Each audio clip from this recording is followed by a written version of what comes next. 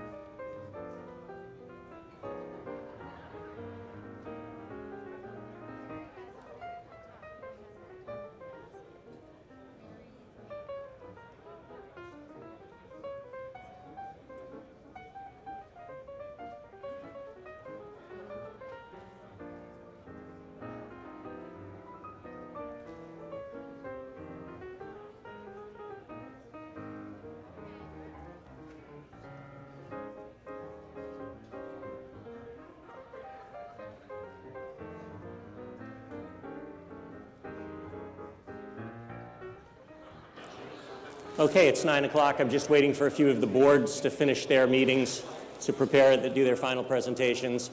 There isn't a line, so as soon as the various committee meetings are done, we'll get started. Again, thank you for being here. I usually have the worry that it's going to be a nice sunny day and everybody's going to be out working on their yards, and now I have to worry about it's a rainy day and nobody wants to go out in the rain. But thank you all for taking the time to be here today. We all greatly appreciate it. Thank you.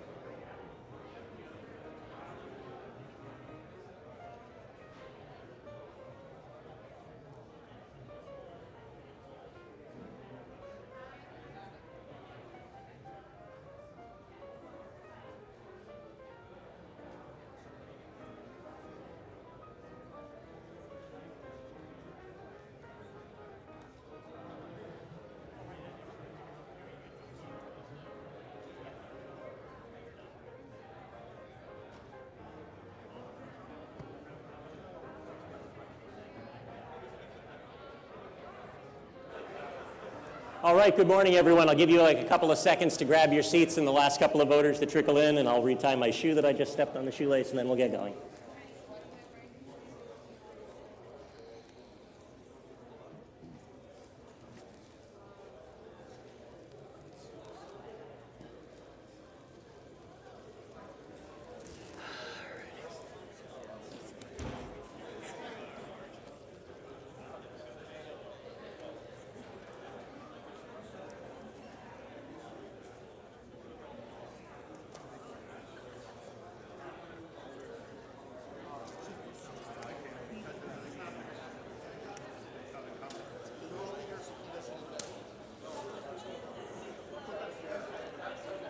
Everybody just about ready? I'd like to start in 1 minute.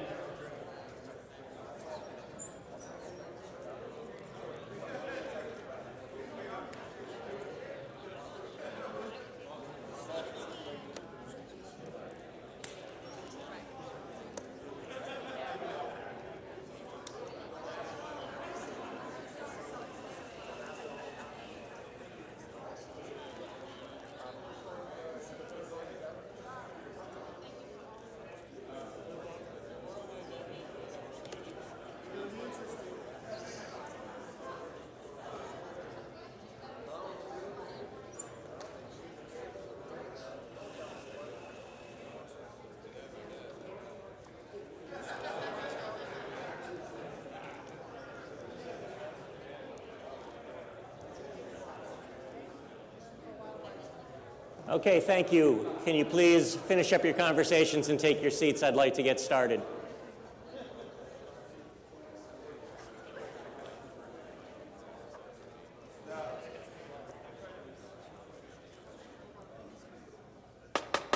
Thank you very much. Will you please rise if you are able and join me in saying the Pledge of Allegiance? The flag is to my right, your left. I pledge allegiance to the flag of the United States of America and to the republic for which it stands, one nation, under God, indivisible, with liberty and justice for all. Thank you. You may be seated. And thank you here for being here on a rainy day, as I said earlier. Usually I worry about people being a nice spring day and people out doing their yard work, but today I have to worry about people going through the rain. So thank you for taking time to be here. The key elements of the annual town meeting are the moderator. My name is John Arnold, 251 West Main Street. I am your elected moderator. We need a town clerk. We have Deborah Ledoux, our elected town clerk. Our bylaws say for an annual town meeting we have a quorum of 0, and there are greater than 0 voters here. And we need to have a warrant properly posted and signed by the select board, that I have my copy and it was properly received and posted. So I therefore declare the March 23rd, 2024 annual town meeting in session. For those of you who are new, or as a refresher, for those of you, since most of you only do this a couple times a year, we have the select board and the town's, most of the town staff, down to the town managerial staff, to my right, your left. We have the advisory finance committee, to my left, your right. I will advise that for as long as they last, if you'd like a paper copy, their report and recommendations is the most important document you can use to follow along. It has the warrant, it has the Finance Committee recommendations, which is their bylaw duty to make. They also provide the Select Board recommendations, and it has some commentary about the background behind those recommendations. If you would rather, or if we run out of booklets, you can download the report from the town website, or that QR code will get you there. We also have, typically the planning board sits down here sort of right in front of me. The school department and school committee sits in these seats down here. And there's various department heads sitting around in various places as needed. So again, please avail yourself of the Advisory Finance Committee report and recommendations.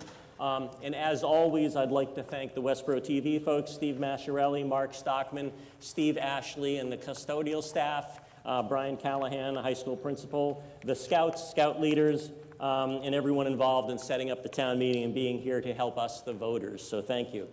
And speaking of Westborough TV is excited to announce that for the first time they're offering closed captioning as well as limited translation services for their live broadcast of Westborough's annual town meeting. They're broadcasting this town meeting live on the Westborough TV YouTube channel and on TV in Westborough on Verizon Channel 28 and 2124 and Charter Channel 192. The meeting will also be closed captioned and translation into Spanish and Portuguese is going to be enabled. So the addition of these town services supports several goals of both Westborough TV and the town, including strengthening accessibility of programming for the entire community, including those with hearing difficulties, improving visibility and awareness of broadcast media to the wider public, and the real need to increase the engagement of the town's diverse population and local government in decision-making. And I want to note that Westborough TV is able to provide these services thanks to a generous donation from the Westborough Civic Club as a benefit that they do for the town of Westborough and its residents. So thank you to Westborough TV and thank you to the Westborough Civic Club. Also, if you saw the town meeting info sheet that was distributed at the town website and via social media, and Westborough Connects was kind enough to send it along, I want to thank Brittany Jacobs, who initially motivated me and who helps me with the design while I provide the content to that every year. And thanks mostly to each of you, the voters, for taking the time out of your day to participate in today's town meeting, Westborough's legislative body. Thank you for being here. All of us who put time and energy into this greatly appreciate it. You may have noticed when you came in that there's a sort of almost like a police type situation asking you to be in here and not in the gym. I do want to advise you, however, that if we end up needing more space, the gym is set up and prepared to allow for equal participation. Voters, if needed to sit there, will be able to see and hear. And also I wanted to point out, if there are voters who would prefer to wear masks at all time and only be around other voters who want to wear masks, the last 3 rows in this upper left section here, so if the person doesn't have a mask on, if you could just move down a couple rows. It could be we don't need it, but I was convinced by a number of voters that I didn't want to be not welcoming to those people. And if there are any non-voters who haven't been allowed to sit on the floor of town meeting and participate, there's the last couple of rows also over here in this section. So thanks for that, and if anybody has any questions or needs me to enforce that, please let me know. So if we do end up needing to use the gym for overflow, we're going to ask that the folding chairs that can be set up in there are reserved for senior citizens and people who have time navigating the bleachers, and anyone who has sort of a regular mobility use the bleachers if at all they can. But we'll deal with those mechanics if and when we end up needing the gym. Our bylaws require that I nominate a deputy moderator who will preside in the event of my absence or disability, and also will preside in the gym if necessary. It's you, the meeting, that formally selects the deputy moderator. My role is to recruit and nominate someone. And I've nominated Lisa Blazejewski of 2 Treetop Park for this post. She's been briefed and prepared to serve, and it's a time for us to test our voting devices. So I've nominated Lisa Blazejewski of 2 Treetop Park. So for those of you new, or if you need a refresher, when I call for a vote, pressing the 1 button is a vote in favor of the motion, pressing 2 is a vote opposed, and if you press the wrong button, up until the vote is finalized with this light that will go on when I start going off, you can change your mind. So if you accidentally press 1, you can change a new button, and it will update your vote. So let's try it out. So I've nominated Lisa Blazejewski. If you approve of my nomination when the light goes on, voting begins. Press 1 if you are in favor of that nomination. Press 2 if you are opposed. And then after about 15 seconds or so, the light will go off. If once you've pressed your vote, you'll get an acknowledgement on your device. If you pressed 1, it will say yes or received, or it will display a large numeral 1.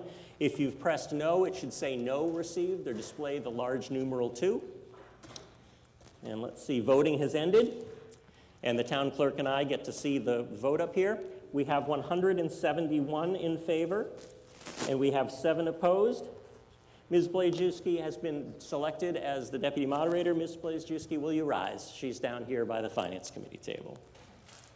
Ms. Blazewski, do you solemnly swear that having been elected deputy moderator that you will faithfully and impartially perform the duties of this office, so help you God? Thank you very much, Lisa.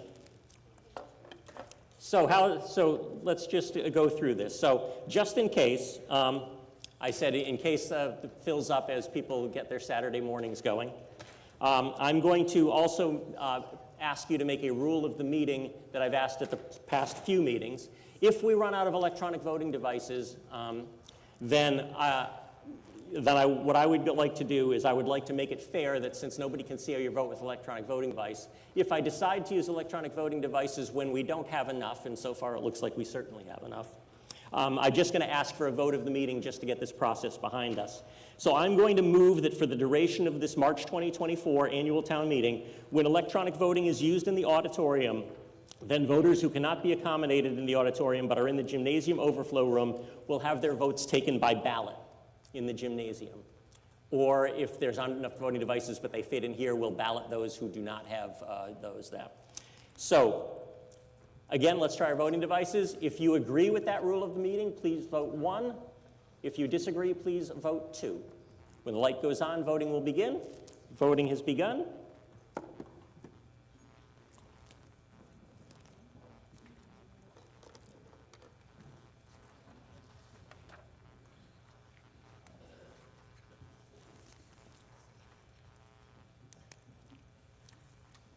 Voting has ended.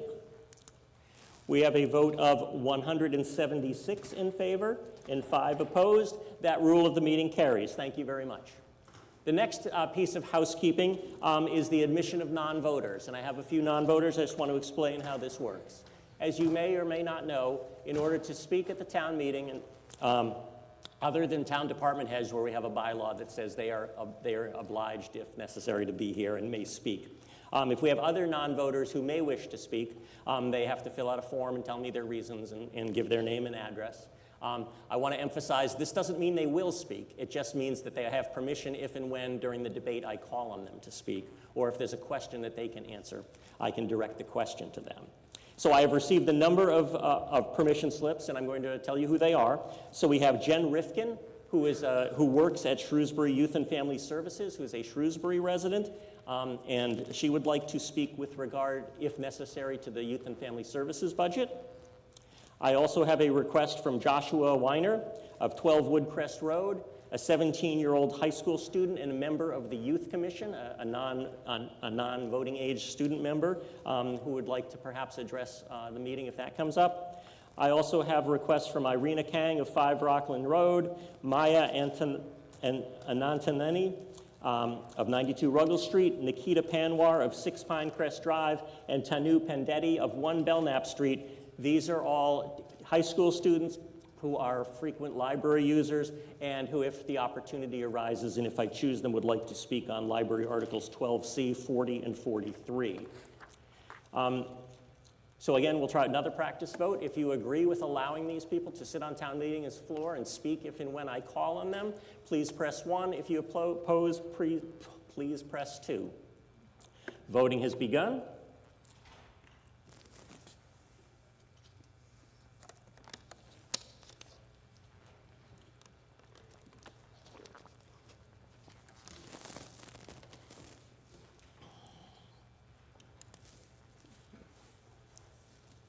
Voting has ended. We have 175 in favor and 17 opposed. Those people are allowed to sit on town meeting floor and allowed to speak if and when I call on them. So at this point, if you're not one of those people and not a registered voter, you should sit in the non-voter section up there that's marked. I think it's the last 2 rows of the sort of center-ish left section. And if you are a registered voter, please don't sit there if you expect me to call on you or accept your vote. Though with electronic voting, it's not like the electronic voting suddenly stops working at that row, but it's just easier for me to understand what's going on. So I know there's a lot of to do here, but I'll go through this as quick as I can. So anyway, as we have been doing the past few years, we're going to try to plan to work through lunch.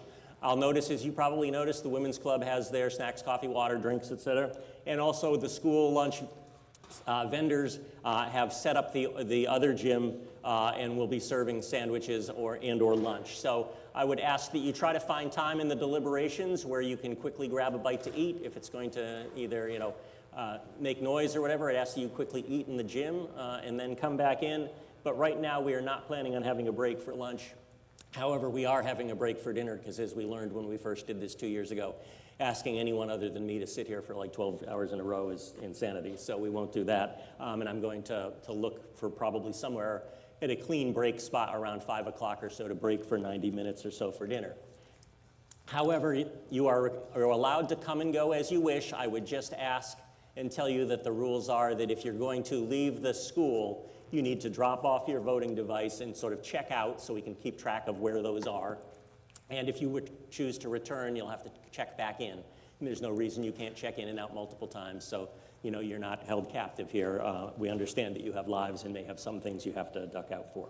So for lighter fare, please take a look at the Women's Club table, and if you need something a little bulkier, please take a look at the gymnasium for that. There is availability of babysitting. We were able to work out the details, and I'd like to thank the Westborough High School staff, including Brian Callahan and Mary McDermott of the front office and the National Honor Society and the National Honor Society advisor for their contribution and for willing to do this as a service so parents can be here without too much extra aggravation. I'd like to thank the Scouts who will be doing roving microphones and the troop leadership behind them. So as you may know, we have 2 standing microphones here as well as the roving microphones. If anyone wishes to speak on an article, to either speak in positively about it, to speak in opposition, or to ask questions, I would ask that if you are able and mobile, that you hover near those microphones, as is a practice I've been experimenting with to let some newcomers who aren't as assertive about their speaking skills. I will ask that you just sort of hover near the microphones, and I will choose appropriately, and I will choose as fairly as I can.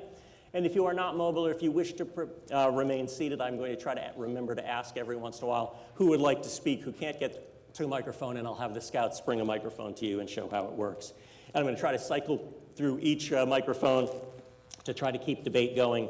And I'm going to try to pre-place some of the roving microphones.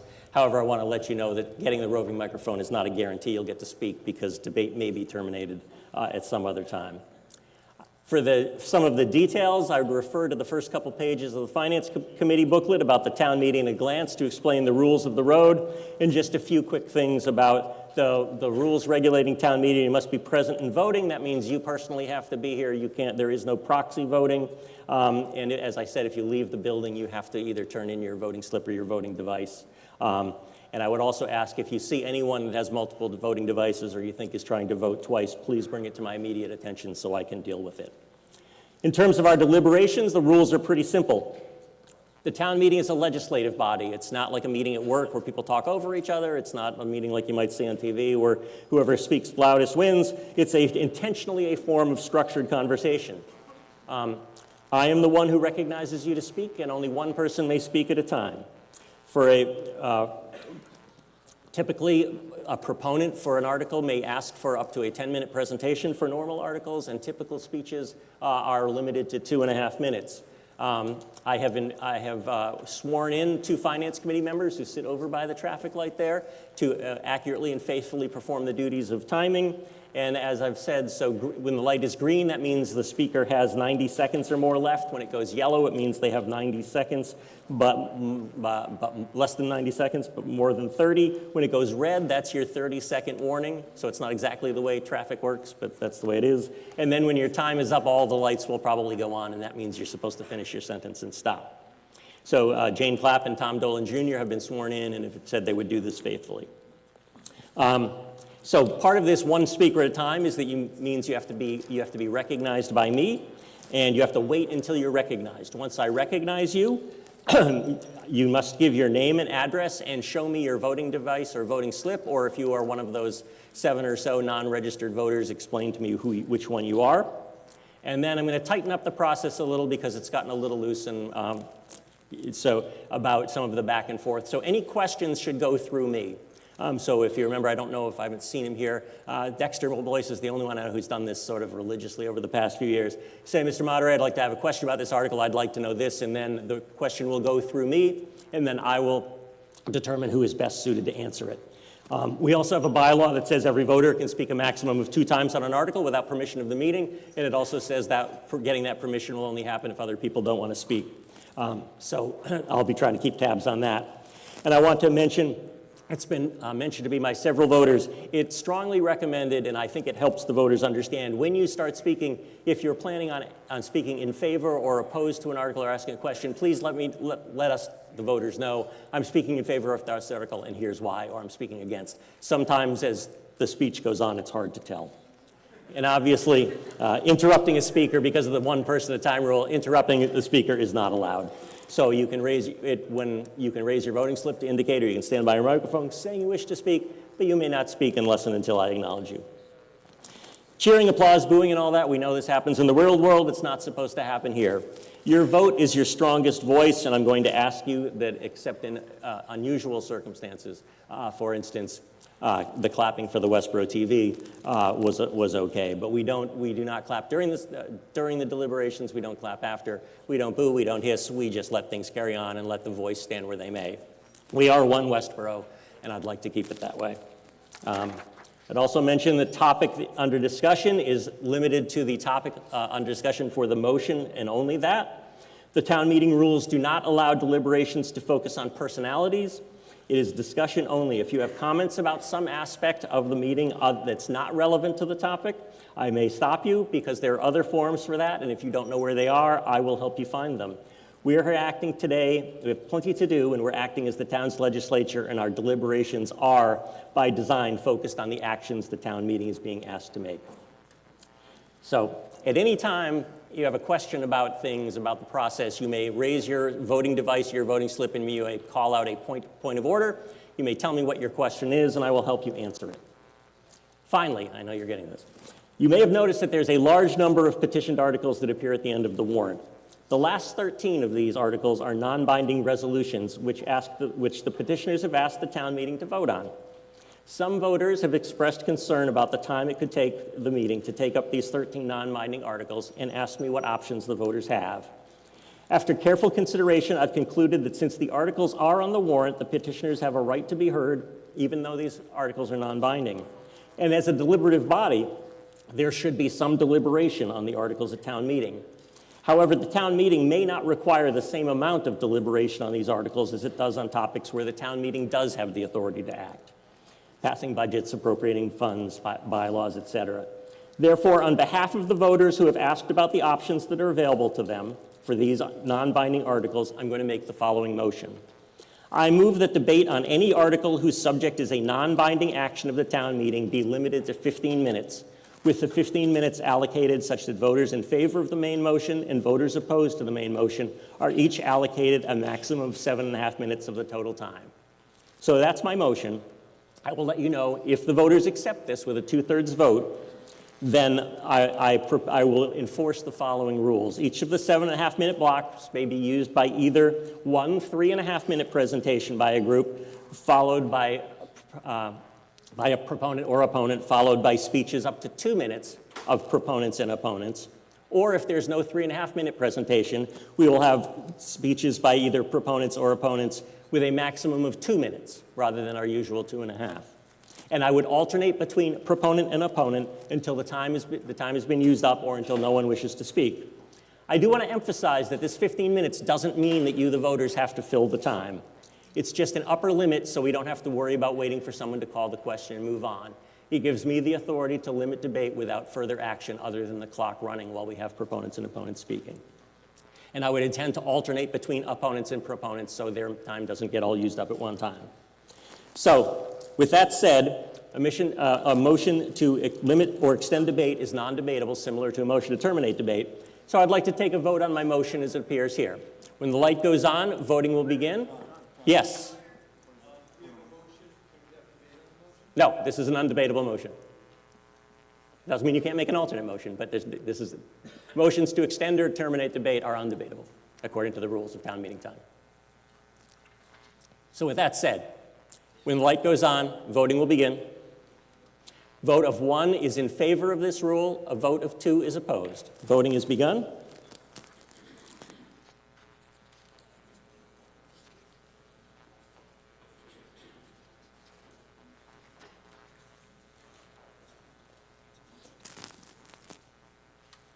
Voting is ended.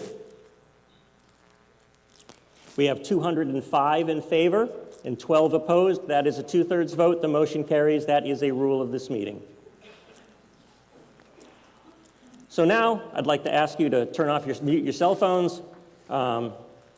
Note where the closest exit is in case an alarm goes off. There's 2 exits here. There's exits to the back. For those of you in the back, there's exits that'll take you out the doors.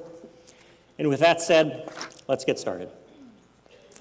For Article 1, the voters took care of the Article 1 in the election that was held on March 12th. To my knowledge, there were 17 people who ran organized campaigns for 12 positions, and 2,872 voters voted.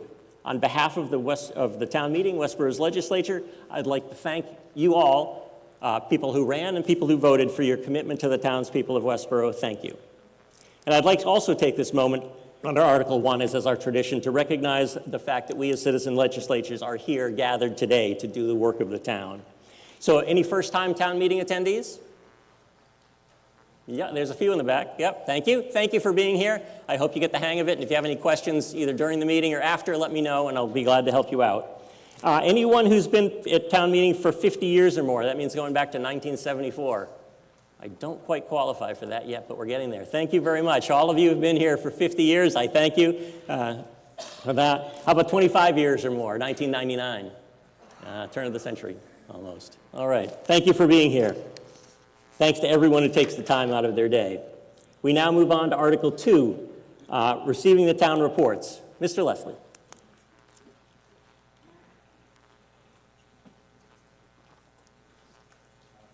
There's a slide switch on that one, I think, Walter. Thank you. It's not a makeup mirror. We're supposed to be able to see the traffic light. But in any case.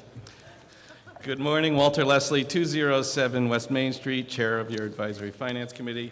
I move that the town vote to receive the reports of the various officers and committees, and that the report of the Advisory Finance Committee be acted upon item by item under the various articles of the warrant. Any discussion on Mr. Leslie's motion? Seeing none, our action comes on Mr. Leslie's motion to receive the reports and proceed to act upon the warrant. When the light goes on, voting will begin. Again, pressing 1 is a vote in favor of Mr. Leslie's motion. Pressing 2 is a vote opposed.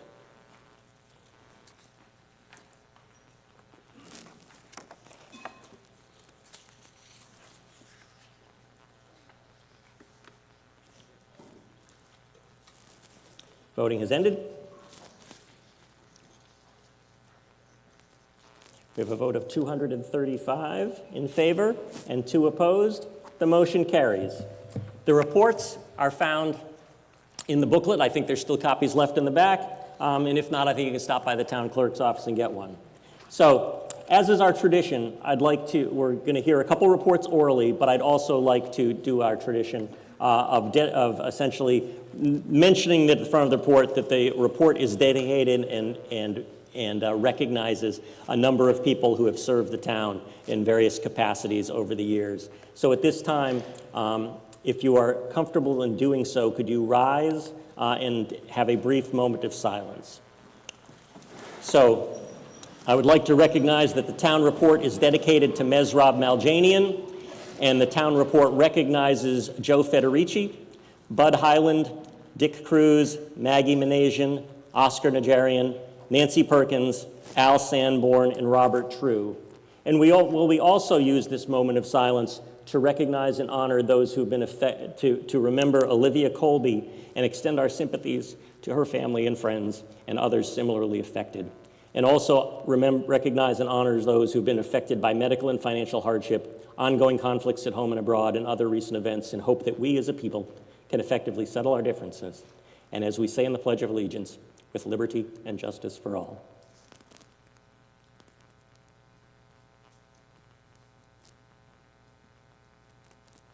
We thank them one and all. Thank you. Please be seated. At this point, it is also our tradition to hear, as part of the receiving the reports, to hear oral reports, and this year I've gotten requests for two. We're going to hear the Advisory Finance Committee Chair, Mr. Leslie, present essentially a summary of the report and recommendations of the Finance Committee, and then we will get our traditional State of the Town on behalf of the Select Board by Town Manager Ms. Williams. So, Mr. Leslie. Good morning, Walter Leslie, 207 West Main Street, Chair of your Advisory Finance Committee. Welcome and thank you for coming. We invite you to read our report and recommendations booklet for information and our detailed messages on pages 3 through 10. It's this book, if you haven't got one. After each article, we included vote recommendations by the AFC, the Select Board, and AFC committee statements on the rationale of our votes. This town meeting has 46 articles, which is actually 67 when including the individual lettered parts of Articles 10, 11, and 12, containing the regular recurring articles and capital requests. Article 8, the operating budget, has 66 lines to consider. We are able to present to you today our informed opinions on these 133 topics because your Advisory Finance Committee has met 17 times as a group since the October town meeting. At those meetings, we have heard multiple times from our town manager and school superintendent. We met with department heads from finance, information technology, town clerk, conservation, planning, library, recreation, police, fire, community development, and public works. We met with Assabet Valley Regional Vocational School and members of the Affordable Housing Trust, Historical Commission, Economic Development Committee, Library Building Committee, and Sustainable Westborough. We held a meeting with the proponents of the 14 citizen petitions. The AFC has a member on the Capital Expenditure Committee, Sustainable Westborough, and the Municipal, Library, and School Building Committees. Combined with our own research, observation of other public meetings, our members, liaison reports, and public input, we feel we can make our report and recommendations with due diligence. Our discussions have not been easy. The initial estimate of the average single-family home increase was close to $1,000. We spent time carefully looking at the budgets and requests in detail. We dove into revenue projections, debt, and the use of free cash. We had many good debates amongst ourselves about the matters before us, and I admire this committee's ability to listen to each other's opinions and respond in a respectful manner. I hope our respectful style of debate serves as a positive model for this town meeting as well. The current estimated increase to the average family home tax is now $835 or 7.15%. The recent reductions from the initial number were mainly due to increased local receipt projections and our borrowing costs, which were lower than forecasted. By following our financial policies, we were able to maintain our AAA bond rating, which qualified the town to receive a lower interest rate. The actual tax rate will be set in November after our October town meeting and tax classification hearing. At that time, we'll know our fiscal year 2024 actual spend, and we'll know more about the 2025 projected revenues and expenses. The spring estimated average family home tax has typically been reduced when set in the fall.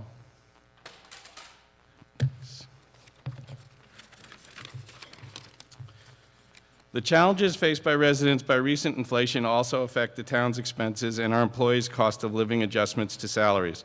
The main drivers of the increase in our operating expenses are related to employee compensation in the budgets of the school and town departments, insurance, and our retirement assessments.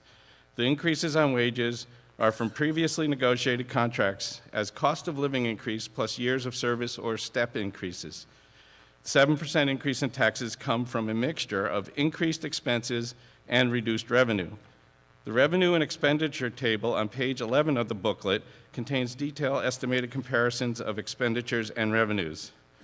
Looking at this slide showing the debt service, which is the amount we spend on principal and interest to repay our loans, the top line of this table shows the debt budget will drop by $1.4 million. or 13% for next year. This change includes retiring old debt that is paid off and adding new debt. The amount went down because a large 20-year-old project was paid off. However, with that school project ending, we also no longer get an annual $2.5 million MSBA payment.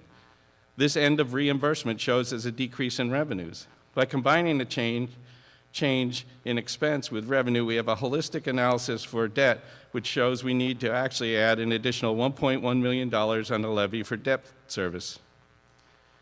And while I'm on debt service, the second table on this slide shows an estimated cost of borrowing for the 5 proposed articles at this town meeting. The table is also in our booklet on page 7, but is revised based on expected motion changes to Articles 12A, B, and C.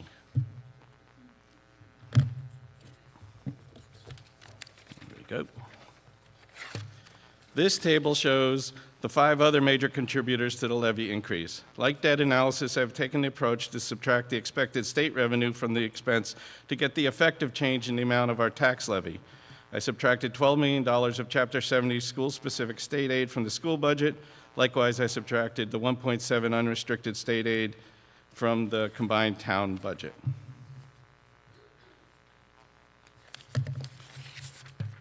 From this data, I created a pie chart to illustrate the source of the increased tax levy. We see the 6 areas I have highlighted: debt service, school, asset, town departments, insurance, and retirement. This is a simplified approach, but I believe it gives a reasonable visual understanding of the relative amounts of increase to the levy.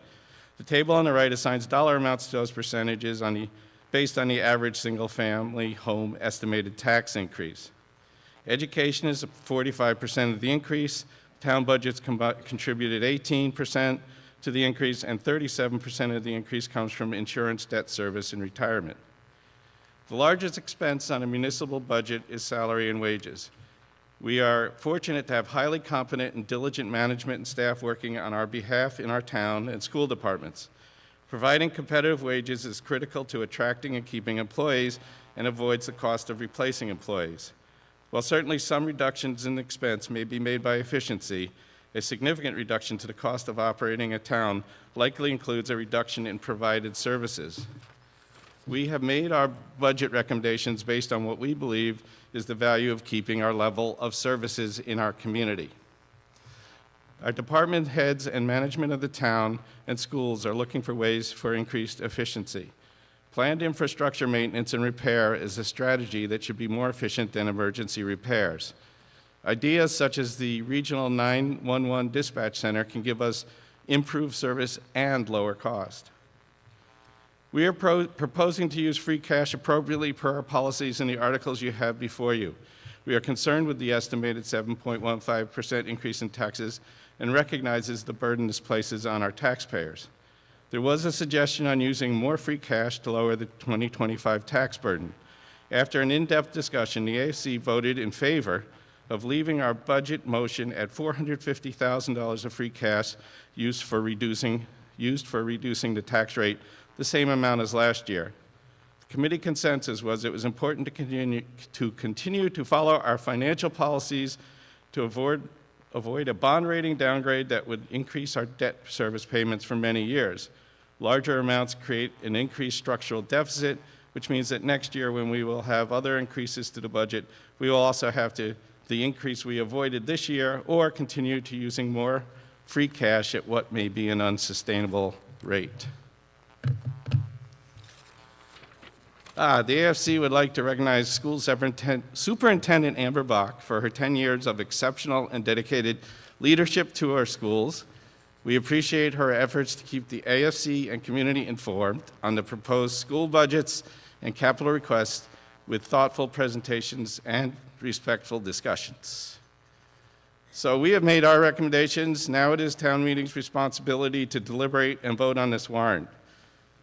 Please consider the size of the task ahead and be concise with your remarks. We recommend if you are voicing an opinion after first giving your name and address, begin with telling whether you are in favor or against the motion before telling us why. We hope you agree we legislate most effectively when we deliberate respectfully. Thank you, Mr. Moderator.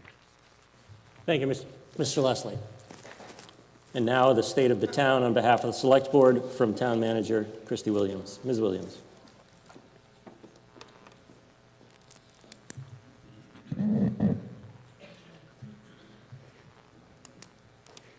Good morning, I'm Christy Williams and I serve as your town manager. The presentation this morning will give an overall view of the town in terms of its recent growth as well as its financial health. As you can see on the slide here, the town has experienced a population growth. Most significantly, you can see between 2010 and the 2020 census, excuse me, the town has grown about over 16%. In the graph, the bar chart below that, looking at the real estate development, we did have a spike in real estate development between 1950 and 2000. However, that rate has slowed over the past 2 decades. When we think about the services that we provide, we look at the individuals that we serve, and this chart here shows that our median age in town is 38.9, and also that the 60% or the majority of our residents are between that 18 and 64 years old.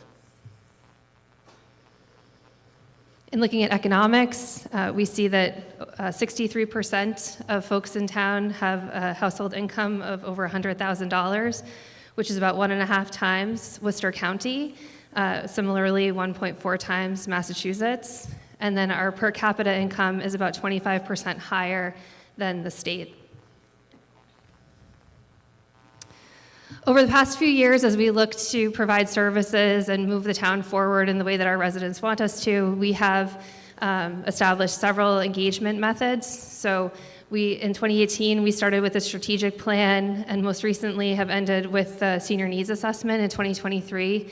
These are really opportunities for us to engage with the community and understand the vision that all of you have for going forward. So the department heads here use the strategic plan, the master plan, the climate action plan, senior needs assessment as guiding documents as we create our goals for each year and as we provide services. I won't read this whole slide, but these are several services and initiatives that have come out of those plans that we're working on in fiscal '24. Of note, I just wanted to call out the Multi-Generational Community Center, which was a goal of the strategic plan, also prevalent throughout the master plan. We did close on that property on March 19th, and we look forward to bringing that online for the town. Also, just wanted to point out that we are working on our downtown development plan. So in the top right-hand corner, you'll see that there's a downtown scavenger hunt. So I would encourage all of you to take part in that. Some of the ways that we move forward to fund these initiatives that are recommended by the town is through grants. So as you can see here, every year we look for opportunities to obtain grants from the state or federal governments or other agencies. So in this fiscal year, in FY24, we've been awarded or expended grant funding in the amount of $12.4 million. On the right side of the screen, you'll see that we have also used ARPA funding, which was the American Rescue Plan dollars that came to us through COVID, and we've allocated those throughout the town in order to make capital purchases and advance some of our guiding documents. When we look at where the money comes from in terms of how we're able to fund our services, this revenue chart shows that the largest piece of the pie is the tax levy. So that's the orange slice there. But as Walter pointed out, there are other local receipts that come to us as well as state aid. So state aid being the second highest with the purple slice of the pie. And looking forward at our fiscal '25 budget comparison, we are experiencing an increase of 5% in expenditures, and that is met with that reduction in revenue. So 0.84% of our revenue is going down about 0.84%. That's largely due to that MSBA offset that Walter mentioned. But when we do look at our debt policies, we are within our debt, so we are right at that goal of 7%, well within our range of 2 to 10% of our debt limits. And then we are using the capital improvement fund, which we also call the PULTE money, to offset our debt service. So that's within our fiscal policies as well. So $2.6 million is being allocated towards our debt service to reduce that cost. As mentioned, we are a AAA bond-rated community. That means that Standard & Poor's has found that we have extremely strong capacity to meet financial commitments. They've cited strong financial management as well as adherence to policies as being really important. This really serves us well when we go out to borrow, is to be able to maintain that. We do have a stable outlook through Standard & Poor's, but they did note a downside scenario would be that if we were to use a significant amount of our reserves, so our free cash as an example, to lower the tax rate due to the pressures that we're feeling from the debt, which Walter did indicate we are feeling pressure from debt, that they could potentially downgrade us, which would result in a higher interest rate in the future. This slide shows the estimated increases throughout the town. So similar to what Walter was showing, but we've broken out the community center because that does have a separate impact of about almost 2% of that increase. We are using a significant amount of free cash this year, so about 37%, which is the highest we've used since fiscal 2020, and it's about $5.5 million. So as you look throughout your warrant, you'll note that the majority of the funding sources throughout the warrant is free cash, except for the budget. And even in the budget article, we are using some free cash to pay for unfunded liabilities, as well as some free cash to lower the tax rate. This shows our free cash compared to other communities. So we certainly are on the higher side of having free cash, but that really enables us to purchase one-time capital items, also enables us to use free cash when we need to lower the tax rate, like during COVID, when we were able to use that reserve for unexpected circumstances. After the use of free cash, we're still falling within our policies, so our free cash stabilization remains right in the middle of our goal of 10 to 15% at 12.37. This shows our excess levy capacity, which we've grown over the years. In fiscal 25, we anticipate using some of that excess levy capacity. This shows our total town property value. So you'll see the residential, commercial, industrial, and personal property split. So certainly the residential tax base takes on most of that burden. And then, as Walter said, in fiscal 25, we're anticipating an estimated increase at this point of $835, understanding that this would be influenced by this change in the state budget, which has not been completed, also continuing to review our local receipts. This shows the average single-family value and how that has grown along with the tax bill. And this is the last slide. So this shows the tax bill and how it will be broken up. So the tax bill is estimated at this point to be $12,515 to the average single family, with the majority of that going to the schools and insurance as well. So that completes my presentation. The department heads and I look forward to answering your questions today. Thank you very much. And I forgot to mention to any speakers down here today, I've set up advanced physics of having a mirror in hopes that, I don't know if Walter or Christy noticed, to hope so you can see the traffic light. If you can't see it, you can just sort of move it around a little. And I don't remember who made the genius suggestion that since I couldn't find a small traffic light on the table, they said, well, why don't you just use a mirror? And I said, oh yeah, I took physics in high school once. And said, yeah, I should. And so that mirror, courtesy of my daughter's nightstand. And thanking my wife for cleaning it. Anyway, on to Article 3. Article 3, prior year's bills. Ms. Travis, is she here to make the motion? Here she is, yes. Ms. Travis.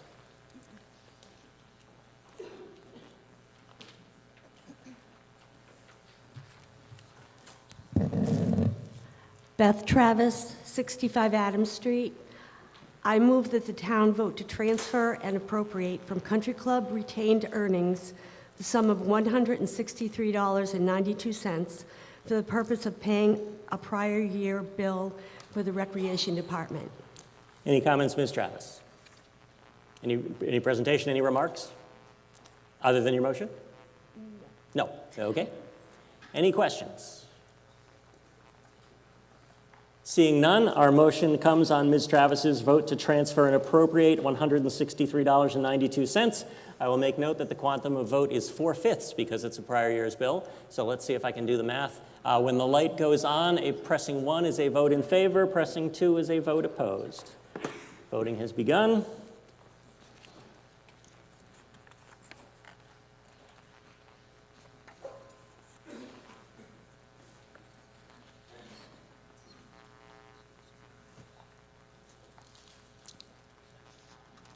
Voting has ended. We have 257 in favor and 9 opposed. That is a 4/5 vote. The motion carries. Article 4, also Ms. Travis.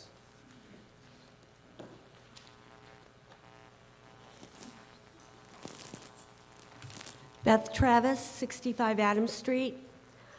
I move that the town vote to transfer and appropriate from Country Club retained earnings the sum of $2,792 for the purpose stated in the article as printed in the warrant. Thank you, Ms. Travis. Again, any comments, any presentation? No. No, okay. Any questions, comments on Ms. Travis's motion to transfer and appropriate from Country Club retained earnings? Yes, Scout, back over here. Okay. Well, no, for the recording and for television, if you could get the microphone or come over. Thank you. Hello? Yep. Christopher Noonan, 13 Cross Street. I'd like to ask through John to the town manager how much the contract is for 3 years for the golf services of the Golf Course Management, Inc. So, Ms. Williams, Ms. Kirkland, you come look that up? Okay.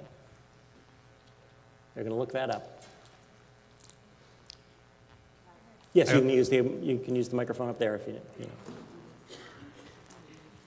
Ms. Kirkland. Hi, Jen Kirkland, Recreation Director, 795. What? 795,000, For 3 years? yes. Follow-up question? Mr. Follow-up question? Yeah. How many public bidders were there for this contract? There were 2. Thank you. You're welcome. Thank you. Other discussion on Article 4, Ms. Travis's motion? Seeing none, our action comes on Ms. Travis's motion to transfer and appropriate from Country Club retained earnings $2,792. When the light goes on, voting will begin. Pressing 1 is, as always, a vote in favor. Pressing 2 is a vote opposed. Voting has begun.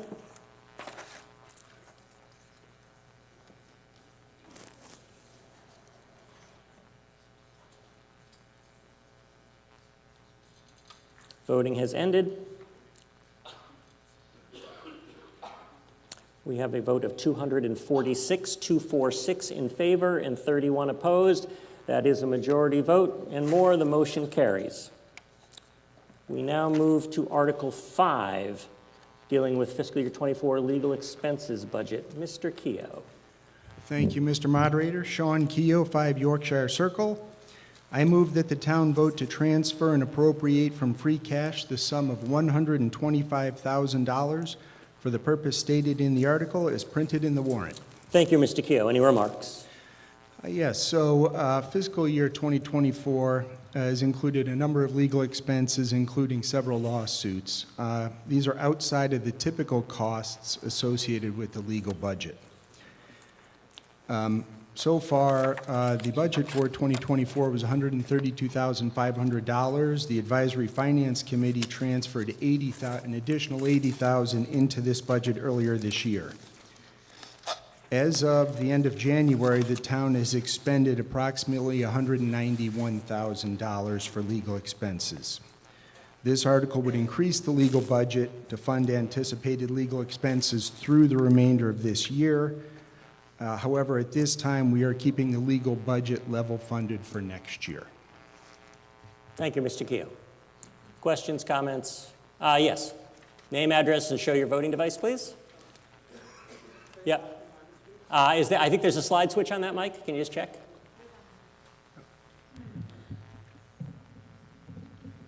Okay, try again. I think it's on now. Yeah, okay. Syed Hashmi, Lyman Street. Could I get a sense of what the lawsuits are? Can you be a little more specific? That lawsuit covers a lot of crimes, so I'd just like to know which ones are there. Sure. they're not all Do you crimes. want to get specific, or? Yeah, Ms. Williams, if you're best suited to answer that. So all of the lawsuits that we're speaking of are listed very specifically on all of our agendas. And so I can go through them. Yeah, just briefly. Ferris Development Group versus Town of Westborough, Lax Media and Lax Media LLC in the Worcester Superior Court. Town of Westborough versus Westborough SPE LLC, Boston Suffolk County in the Land Court.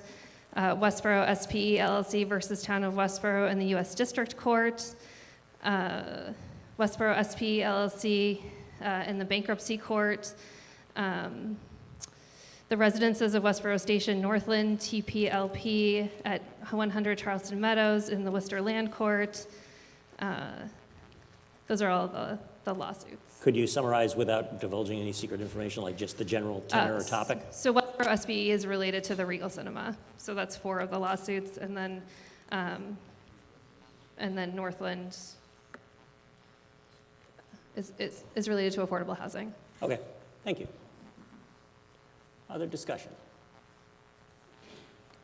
Okay, in that case, our action comes on Mr. Keogh's motion to transfer and appropriate from free cash $125,000 for the purposes in the warrant. When the light goes on, voting will begin. Voting has begun. Pressing 1 is a vote in favor of Mr. Keogh's motion. Pressing 2 is a vote opposed. This requires a majority vote.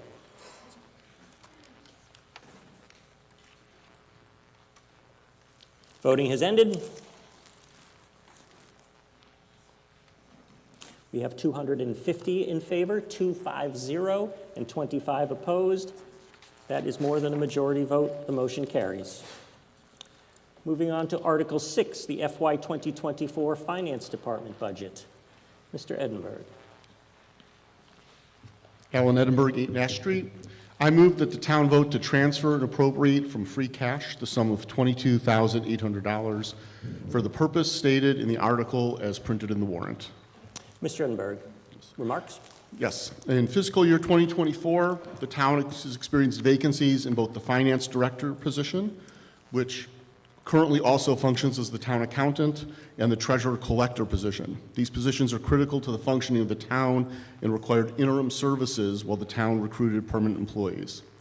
The Advisory Finance Committee transferred $50,000 into this budget earlier this year in order to fund contracts for the interim services and additional outside support.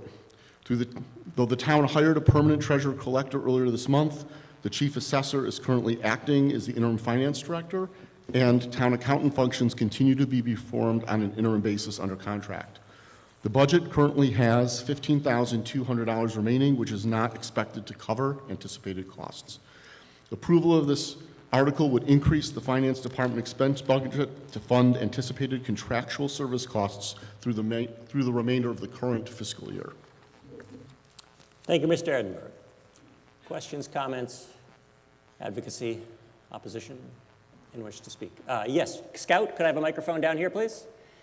And then be prepared to give your name, address, and show me your voting device when the microphone gets here. Gentleman in the middle. Other side?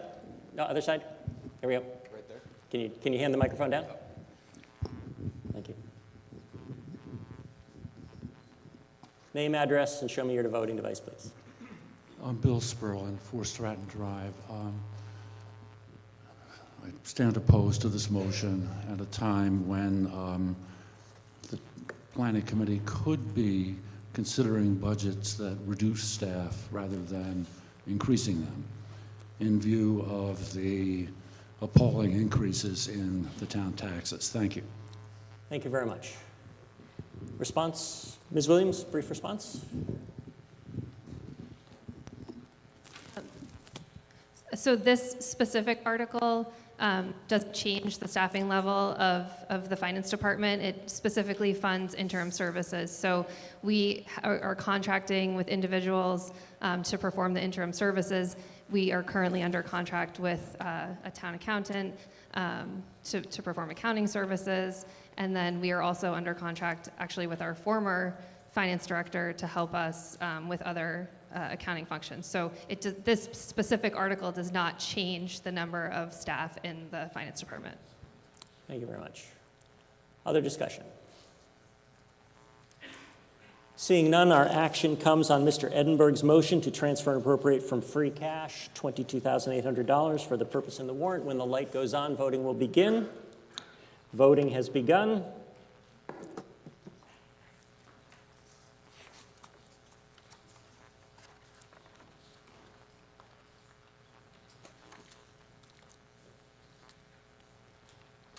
Voting has ended.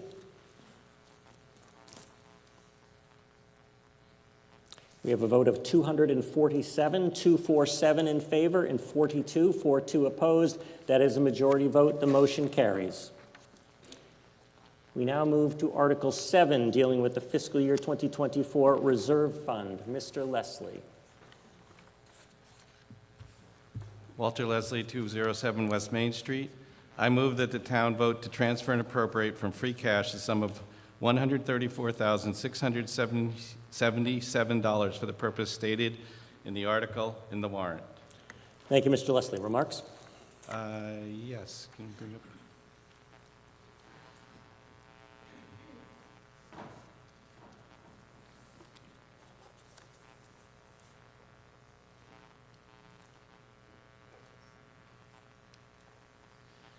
Thank you.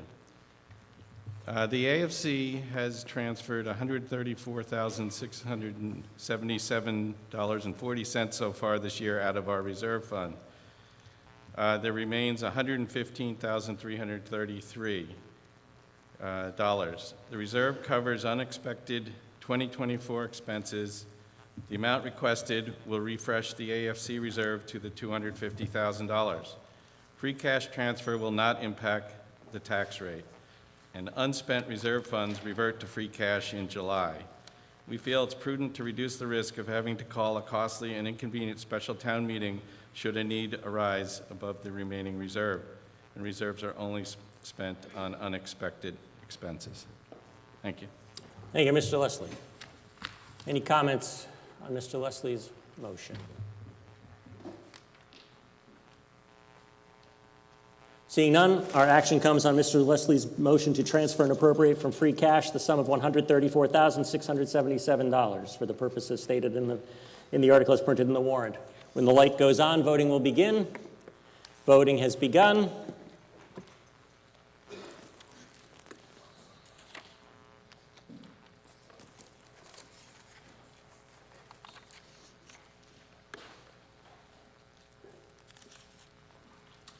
Voting has ended.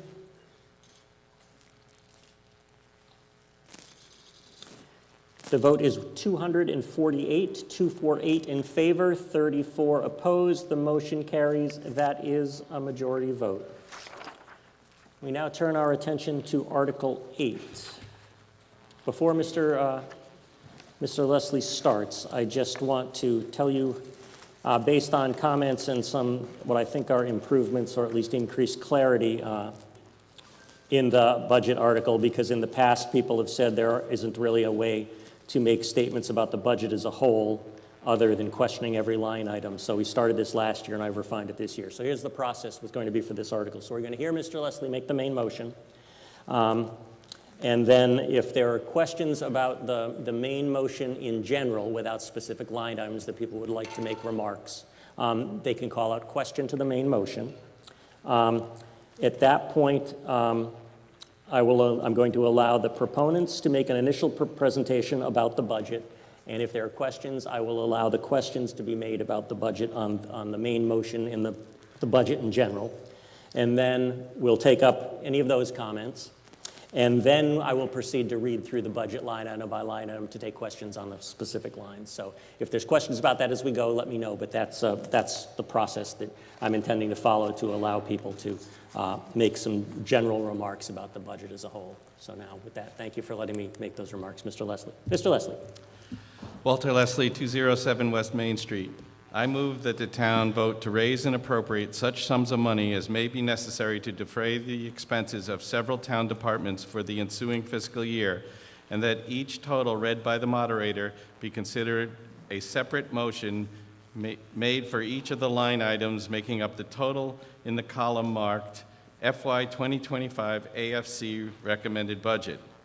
I further move that the sum of $450,000 be transferred and appropriated from free cash to lower the tax rate. I further move that the sum of $196,300 be transferred and appropriated from free cash, $5,627 be transferred and appropriated from water retained earnings, $5,473 be transferred and appropriated from sewer retained earnings, and $5,000 be transferred and appropriated from Country Club retained earnings for the purpose of funding the OPEB trust fund. I further move that the sum of $2,609,425 be appropriated from the Capital Improvement Fund towards the cost of fiscal 2025 debt. Thank you. Now, at this point, are there questions on the motion in general? I heard from, yes. Okay, so, yes. Mr. Moderator? Yes. Rod Schaffert, 8 Parkman Street. I want to be clear, I'm acting as a citizen, not as a member of the Advisory Finance Committee. I, like many of the other citizens in town, I think the word was appalled at the amount of the taxes are going up, and I think there's a solution that I would like to make a short presentation on with Mr. Savoy, but we would like to change the sum of $450,000 to be transferred to lower taxes to an amount of $1.2 million. Okay, I'll take that in abeyance. So that's it. You'd like to make that motion to the main motion Mr. Leslie made. Is that correct? Yes. Okay, all right. Now, I believe was it Mr. Caprioli or Mr. Matthew also wanted to question the main motion? Are they here? Okay. Mr. Hashmi, are you questioning the main motion? Yeah, Mr. Moderator, I'm just trying to figure out if you have questions about the OPEB. Although I said your name, could you please say your name, address? Oh, Syed Hashmi, Lyman Street. Mr. Moderator, I'm just a little confused with this new process. If you have a question about the OPEB trust fund, it's part of the main motion. Is that a question to be asked now or to be asked? Yes, since I don't believe there's a separate line item. So I will make down that you have a question for that, and I will come back to you, okay? Okay, thank you. Oh, sorry. Ms. Williams has corrected me. It's in the insurance budget, so try to remember to question the insurance budget. Okay. Okay, thank you. Thank you, Christy. Just a second. Just making a note here. Okay, at this point, I was going to defer. Sorry. Oh, Mr. Caprioli is here. Okay, sorry, I didn't see you. Yes, I'd like to sort of make a presentation after everybody. Okay, name, address, and show me your voting device, please, and then if you could aim the microphone down lower. Dom Caprioli, 9 Crown Ridge Road. Thank you. I'd like Mr. Matthew to go first. I have a knowledge of what his presentation is, and if he goes after me, his action would be redundant, his remarks would be redundant. So if he goes first, it's there'd be greater clarity. I just want to make clear that since you approached me in common, you're going to share the presentation time, but you want Mr. Matthew to go first, correct? Yes. Okay. Yes. So, all right. Well, Mr. Matthew has his own presentation. Okay. I have my presentation. Okay. But the time is, you'll get 10 minutes combined at most, okay? Say that again, please. I said your presentations will be 10 minutes at most because you've been working together. Yes, mine will be 10 minutes. Okay. Again, I don't want to be redundant with Mr. Matthews. No, that sounds fine. Okay, so Work. before now, so I've gotten 3 questions that we'll come back to. We have Mr. Caprioli, Mr. Matthew, Mr. Two. Mr. Hashmi is going to ask his question on the insurance budget, and then we have Mr. Schaffert, Mr. Savoy's proposal to make an amendment. So at this point, as I said, we're going to let Mr. Leslie and or Ms. Williams talk about the budget as a whole from the proponent's point of view, and then we'll come back to the questions on the main motion from the opponent. So, Mr. Leslie, I don't know if you want to use any of the time to refresh what's said, or give it to Ms. Williams? Or Thank you, Mr. Moderator. Our town manager will give a presentation on the budget. Thank you. Ms. Williams.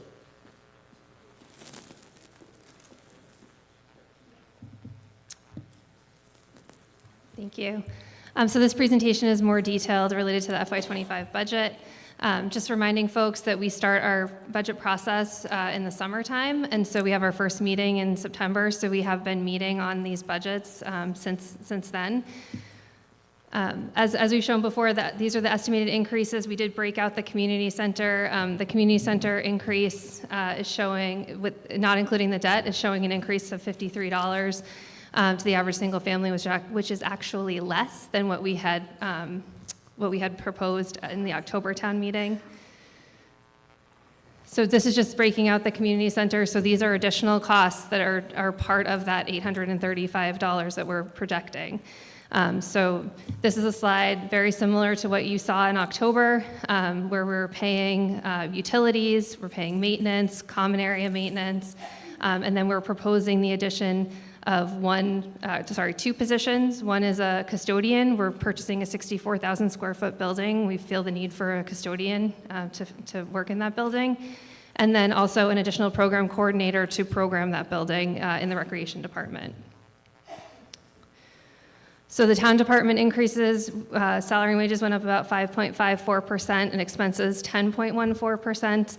That expense line looks really high, and I just want to be clear that that is driven, or a good amount of that is driven by the Youth and Family Services budget, where we've moved salary and wage costs to the expense line. And then we did break out the community center again below. Some of the budget changes you'll see are the Youth and Family Services service delivery model, as I just mentioned, the addition of the community center. We did pull out the elections budget in favor of putting that in a separate article and paying free cash for that. The reason for that is that we do receive reimbursements from the state, which were brought in as a general fund revenue, didn't directly reduce the elections budget. So this is a way to create a financial mechanism to capture that reimbursement. And then there's personnel changes, and I have different slides to show. There's sort of 3 types of personnel changes. This first slide shows personnel changes related to grant-funded positions. So in the Board of Health, we have a part-time public health nurse. He was paid through a grant. That grant will no longer pay for him. He holds vaccine clinics. He works in the senior center. We're proposing to bring him in at 12 hours per week. 6 hours of that will be paid through a different grant that comes into the senior center.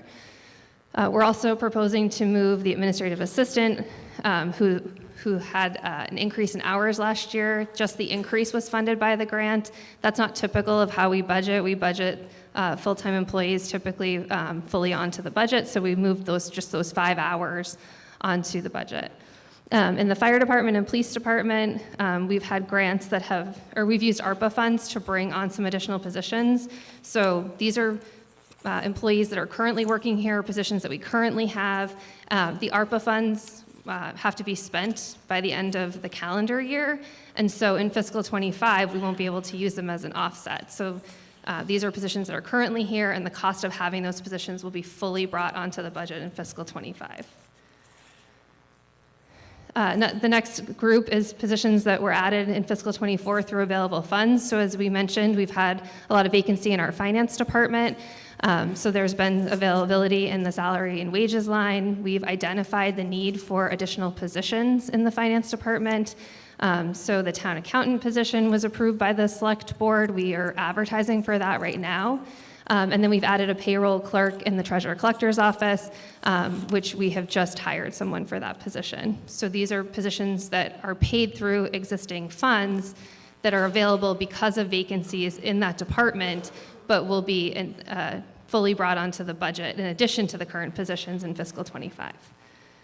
And then these are the new or adjusted position recommendations. So these are sort of all new that would start on July 1st. So one is an increase to the GIS administrator, hours per week. She currently works 19 hours per week. We're proposing to move her to 40, with 12 of those hours being paid through enterprise funds. The assistant planner is a position that we're proposing for fiscal 25, but we're proposing it at half the year to mitigate the impact. So that would be 6-month funding of this position, and also 11 hours per week are going to be funded by the Affordable Housing Trust for this position. The program coordinator, which I mentioned, is an outcome of the community center. Again, bringing that position in for 6 months, and then the custodian that I mentioned for the senior center. In the fire department and police department, these are not new positions, but they're adjustments to their current ranks. So in the fire department, there would be the addition of 4 new lieutenants. That's not 4 new positions, that's moving firefighters to 4 lieutenant ranks. So no additional FTEs. And the police department similarly would be adding the rank of corporal, so moving patrol officers into the corporal positions, adding sergeant and lieutenant positions, no additional FTEs, just increasing supervisory ranks. Expense adjustments that we're calling out in the Board of Health, they have a small budget, so $1,155 looks like a big increase. That's for their Pool Code Pro software. That's not because we just purchased a pool, it's because they have to do all the inspections of the pool, and this is the software that they use to track that. Community development, we're adding in $10,000 for conservation area stewardship. As you all know, we've purchased a lot of open space over the past few years, and there's a need to maintain that open space.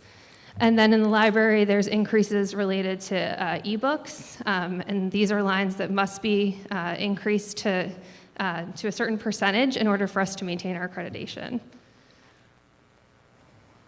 As we mentioned earlier, some of the major contributors to our increases is fixed costs. So even though we're seeing that reduction in debt, because of that loss of the MSBA reimbursement, it actually results in an increase or an impact to the average single family.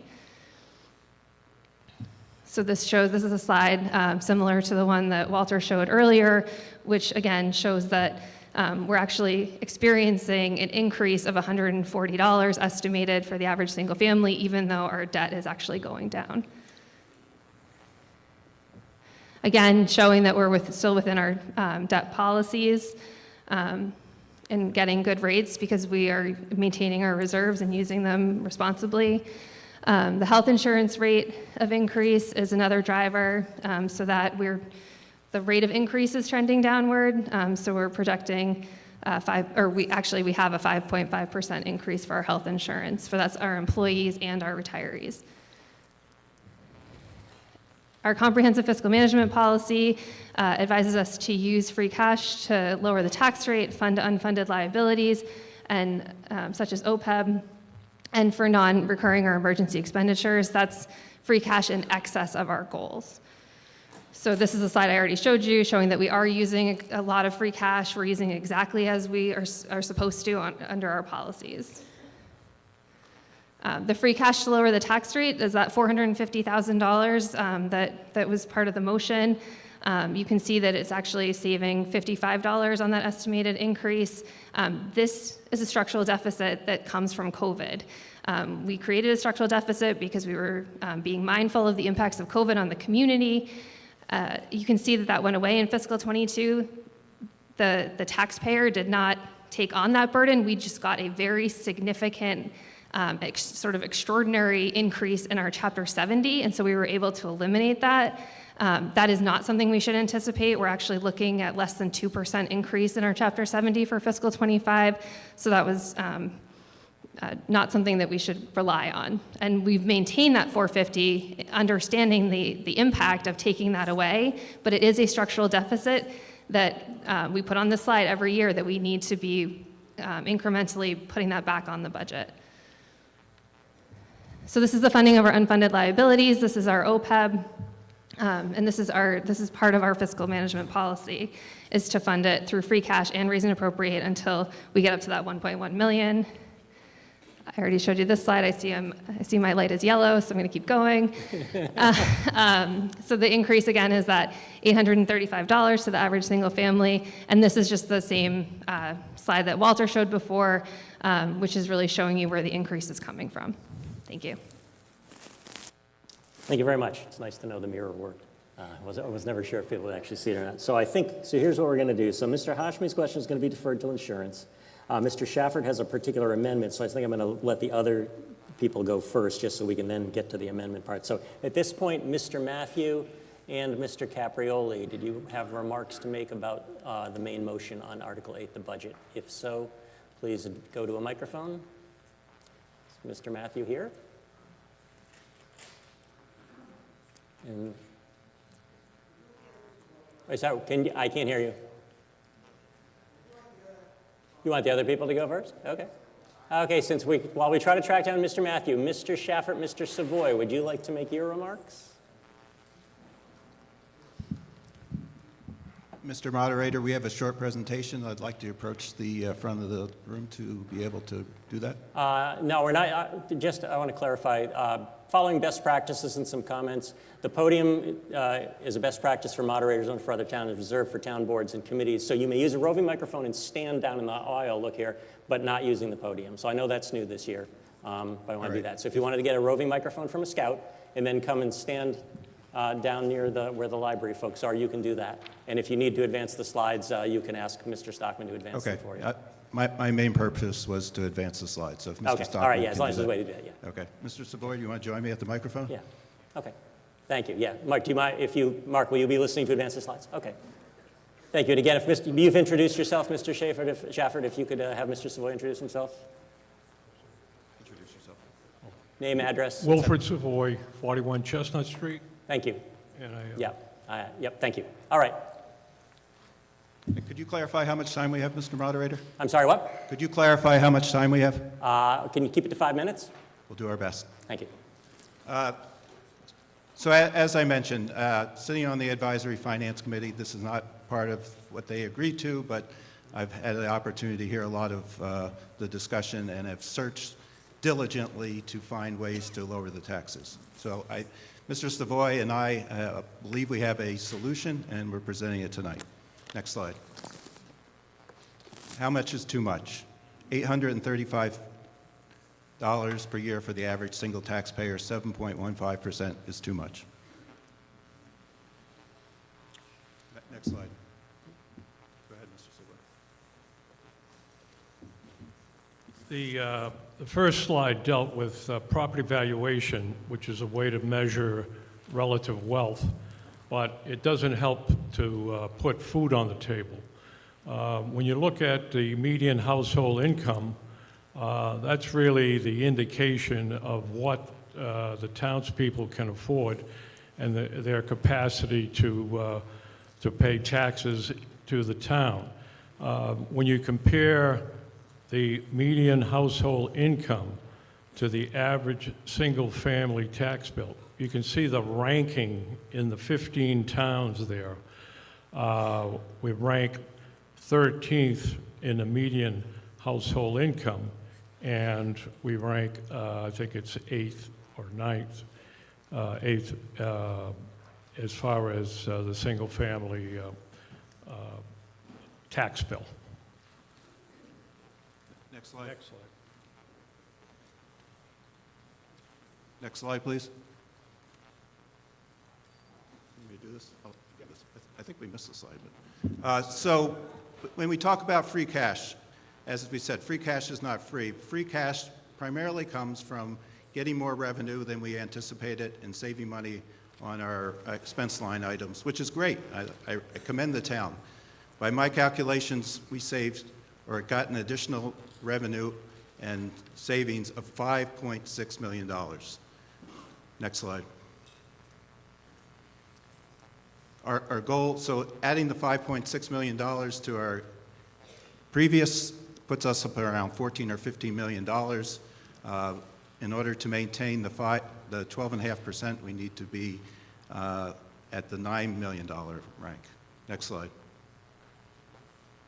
As Christy mentioned, part of the ability, our fiscal management policy is to use that to lower the tax rate. Next slide. So but instead of lowering the tax rate, we are presently have $4.2 million worth of free cash articles. Next slide. Of those 4 million free cash articles, I voted against almost $2 million of them. Next slide. So our original intent was to propose we reduce it by an additional 1.972, which is the amount of items that were voted against. We've revised that for a total of $750,000. When added to the $450,000, that would be a total of $1.2 million. And if you go back to the previous slide, Mr. Stockman, the additional $750,000, I believe, can be made up by voting against 11N, 11O, 11P. These are the high school roof design articles. There's a better way to do that. There's money available to pay for 50% of the cost of doing our roofs through the Mass School Board Authority. I think we should vote those articles down and put that money to free cash. Next slide, please. Next slide, please. So this is the amendment we would like to make. Instead of moving the sum of $450,000, we moved a total of $1.2 million to be transferred and appropriate from free cash to lower the tax rate. Mr. Savoy, would you like to add anything? Just a point, in looking at the higher tax rate, really it's irresponsible during this time of inflation, where we've experienced over the last 3 years an inflationary rate of 17%, food costs up 35, 40%, gasoline 40 to 50%, and you heard some earlier mentions about insurance costs and so forth. So we really need to look at our tax rate and to try to drive it down. And there are other ways that in the future where we can address some of the expenditures that we're making. Thank you. Thank you. Final slide, please. Yeah, wrap it up, please. Yeah. So a lot of people come to town meetings saying they don't think we can make a difference. You, with your vote, can make a difference. The AFC is here to make recommendations. We have a great town staff. We have a great Board of Selectmen, but they need to hear from you, the voters. Thank you very much. Thank you very much. At this point, I'd like to focus the discussion just on the amendment that's been proposed. So why don't we'll hear from Mr. Matthew, Mr. Caprioli after this, but why don't we focus on pros and cons? So we heard a presentation in favor of Mr. Savoy and Mr. Schaffert's amendment for the main motion to change from $450,000 to $1.2 million. At this point, I'll see if the Finance Committee or Select Board wants to make any remarks. I mean, the Finance Committee has made their recommendation, which was the main motion made. So does the Select Board want to make remarks? Ms. Marshall. Yes, yes. Town boards may use that, yeah.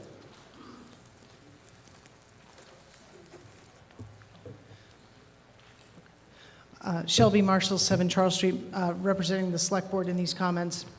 I stand in support of the budget as presented for the town. While we certainly recognize that the increase is significant and that inflation has affected all of us, understand that inflation, the town, its operations, its contracts are not immune to inflation, and that is also what you're seeing here in our budget. As proposed in the original motion of using $450,000, we are, in essence, already creating a structural deficit. Ms. Williams already showed you that on the prior slides. We've been doing that since 2021. If we move forward with the proposal as presented by Mr. Schaffert and Mr. Savoy, we would create a further and deeper structural deficit that all of us will come back to future town meetings starting with next year to address. This will also defer necessary capital investments. Those were displayed on the opponent's presentation and are in your budget book. That our town staff is extremely thoughtful through the budget process in presenting what necessary improvements are needed to maintain the equipment and the buildings that we all use at varying degrees and which are expected as part of the services that are provided to us, and that's inclusive of the schools. So thank you for the opportunity to make the comment. Again, I stand in support of this budget as presented. Thank you very much. Mr. Leslie.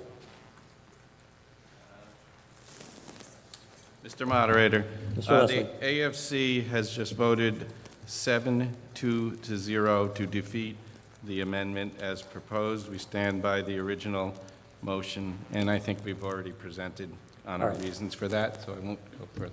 Thank you very much. And now, Mr. Silverberg. Mark Silverberg, 7 Weld Street. I find it hard to understand the merits of this amendment when it proposes taking money away from the high school roof repairs, and I haven't heard the argument for those repairs yet, so it's hard for me to understand the impact of that reallocation of free cash. Thank you very much. I will just point out that since the articles came in the order they were, that's the reason we haven't, but I'm sure there'll be debate on that later. So I don't know if I'm really asking a question, but I guess my question is, what is the impact of that? Okay. So. Although we're not at Article 11 yet, since it was brought up during the argument, could I allow, does anyone from the school department briefly summarize an impact of, I know that the real debate on this is going to come later, but just since it was brought up, if in a couple of quick words, Mr. Durrett, would you, or Mr. Durrett, if you'd just quickly summarize,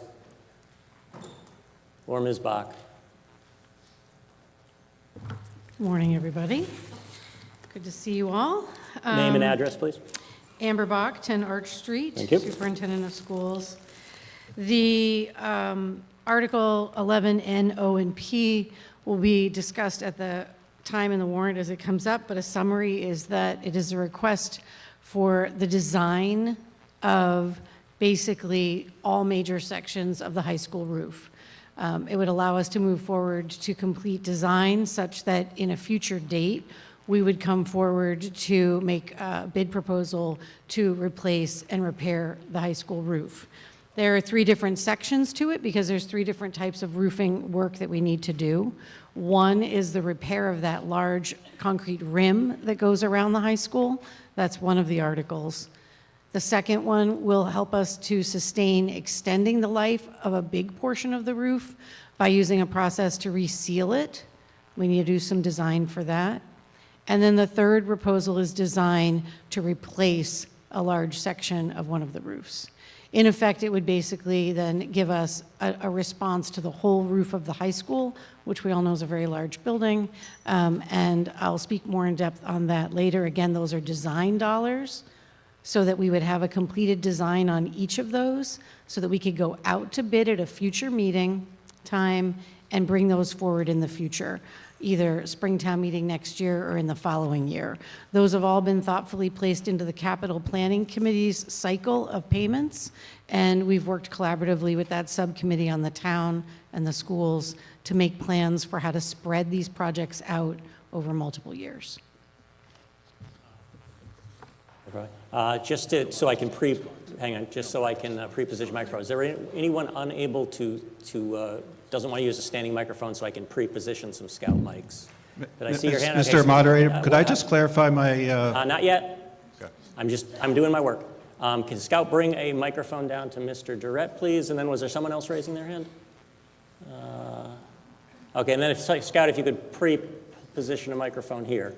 Now we'll get back. I saw Mr. George. We'll let people. Mr. George, I will acknowledge you to speak. Mr. George. Name and address, please.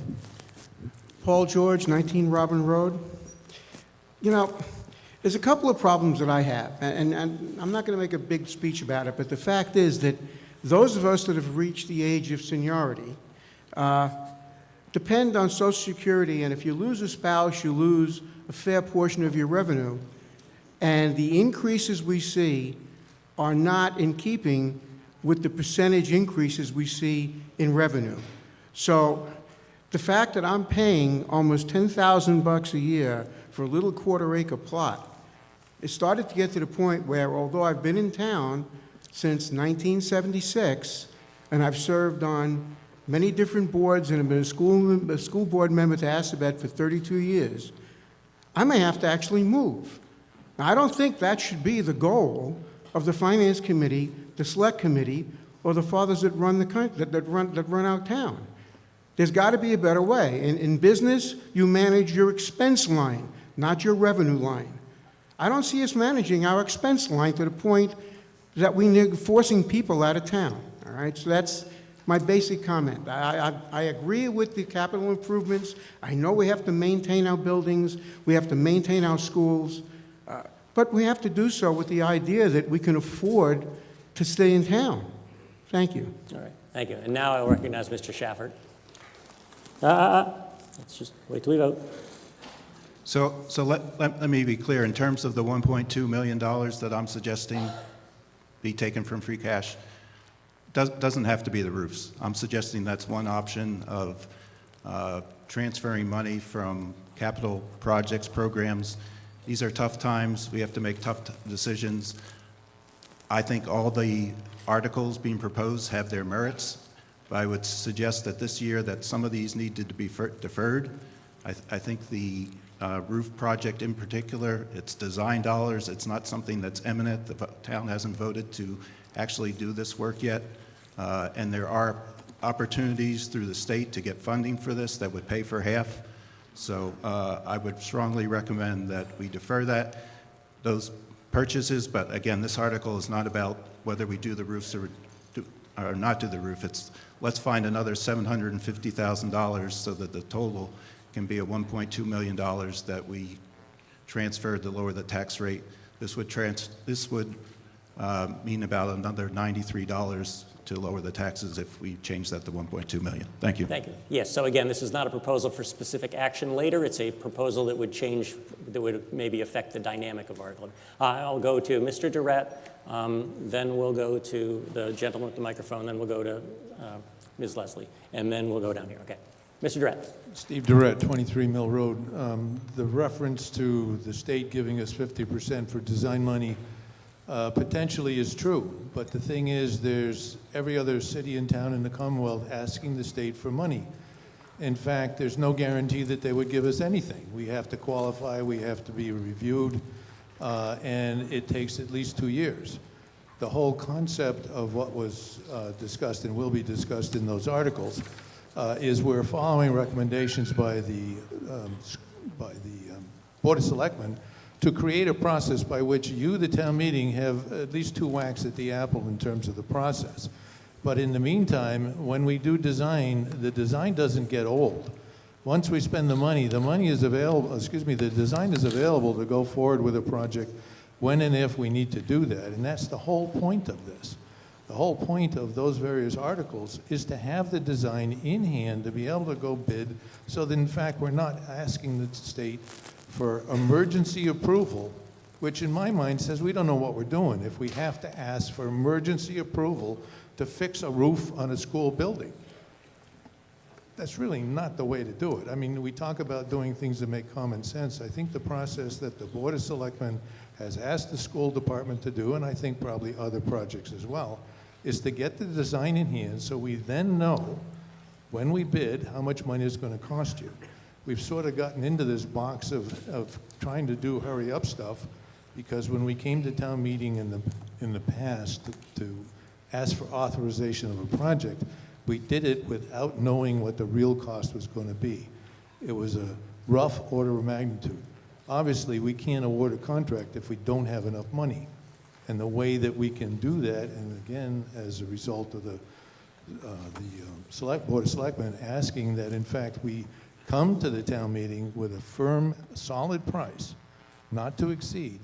The only way we can do that is to have a design in hand and bring it to you after the bid.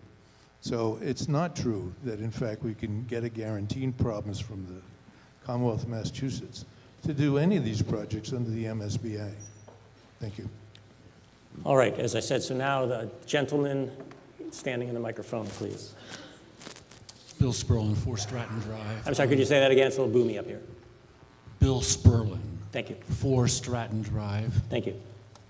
I'm 79 years old, and I'm fortunate to be healthy enough to be here today. Many of my contemporaries are not able to be here at town meeting. And of course, many of my contemporaries are not able to take advantage of the $1,800 a year or $2,000 a year SOP offered at minimum wage to the senior citizens of Westborough in a gesture towards reducing their tax burden. I would like to call the attention of town meeting members and the planning committee and the select board to the report on senior citizens and aging that was commissioned by the town last year and released by the town last October. This report was very clear about the expressed needs and desires of the senior population of the town.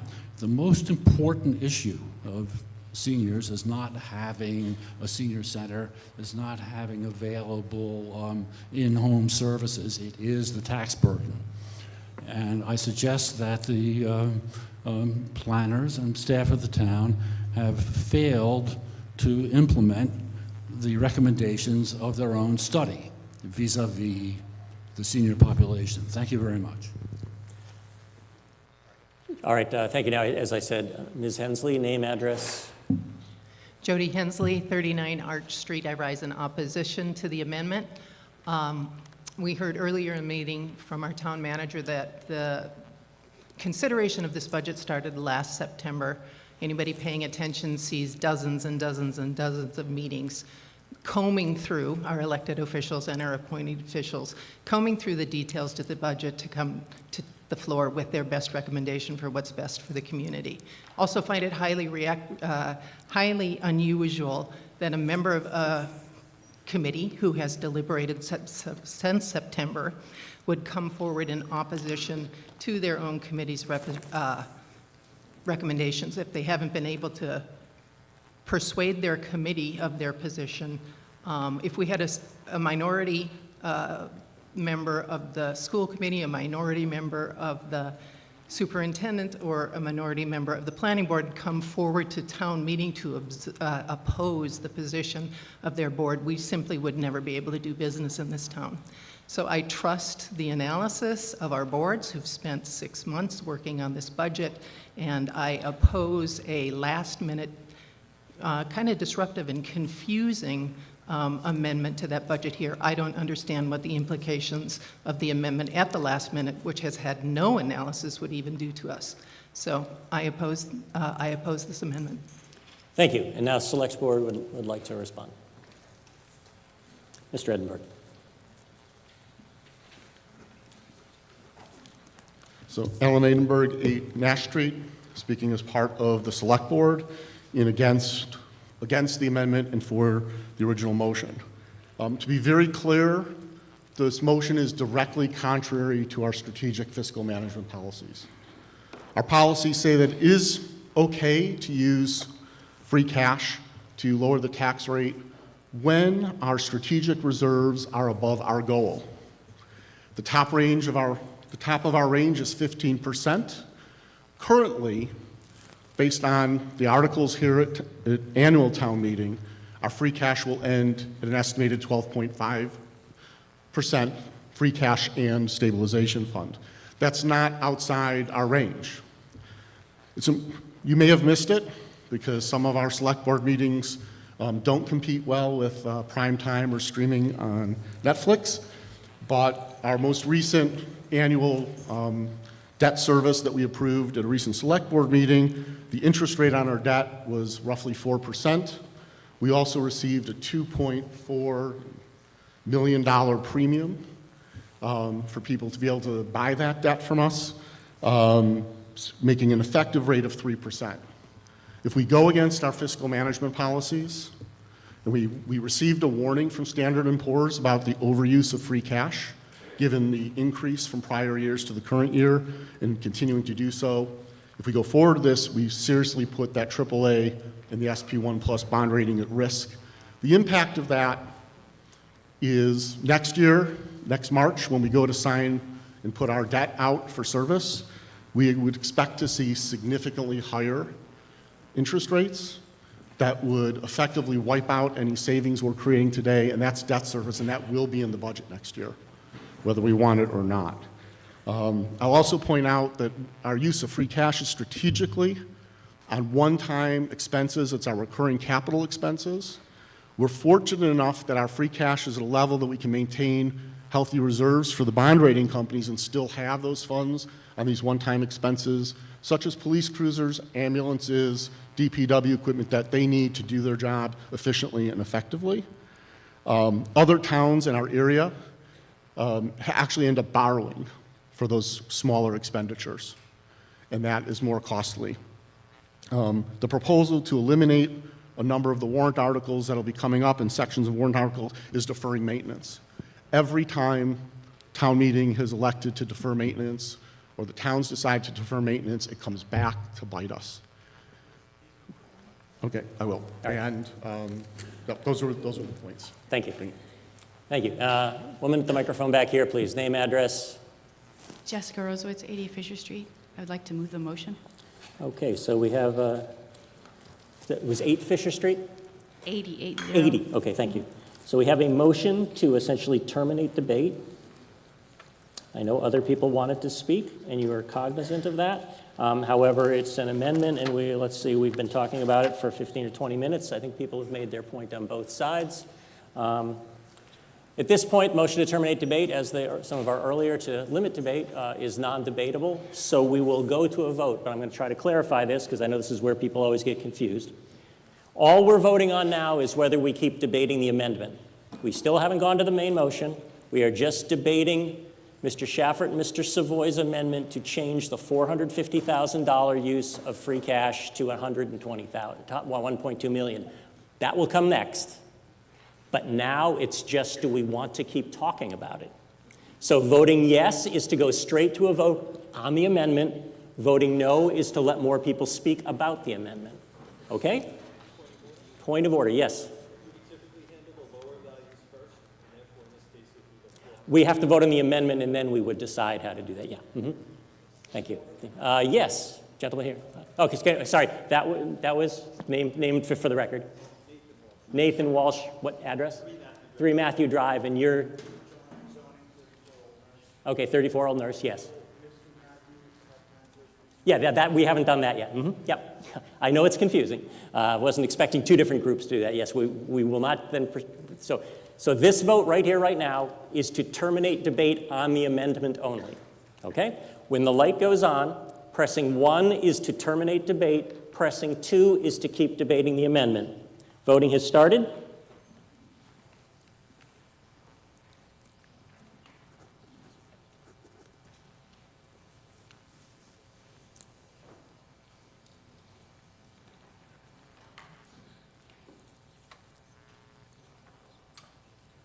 Voting has ended.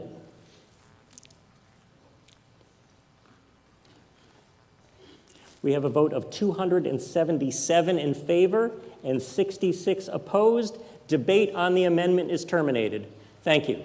So at this point, we vote on Mr. Shaffert's amendment to the main motion that will be used going forward for all the line items.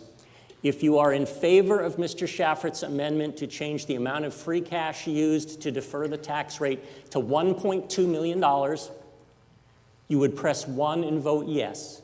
If you are against that amendment and you want the main motion to stay as it was read by Mr. Leslie, use of free cash to defer taxes at $450,000, you will press 2 and vote no. So when the light goes on, voting will begin. Pressing 1 is in favor of Mr. Shaffert's amendment, and voting 2 is in opposition. Voting has started.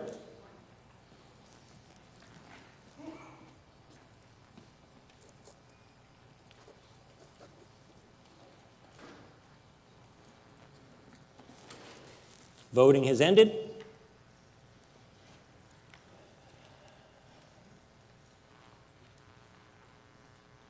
We have 115 in favor and 251 opposed.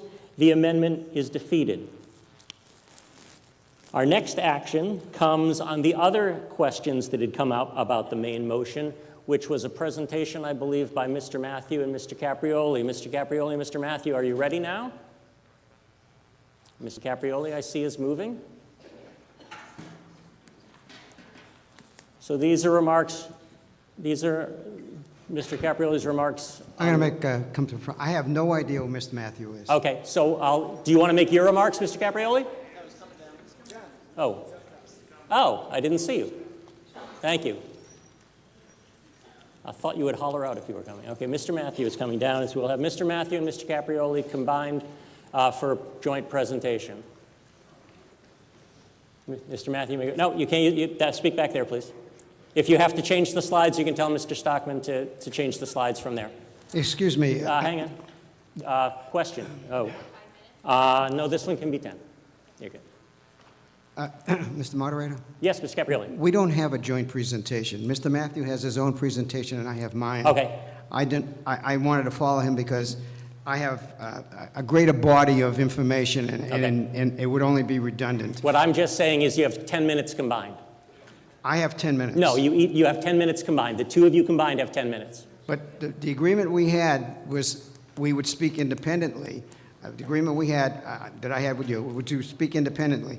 And Mr. Matthew is speaking independently, and I'm speaking independently. Right, but the rule that I have is that if I let the proponent speak 10 minutes representing a group of people, I let the opponent speak with 10 minutes as a group of people, and I assume you work it out yourself. So, Excuse me.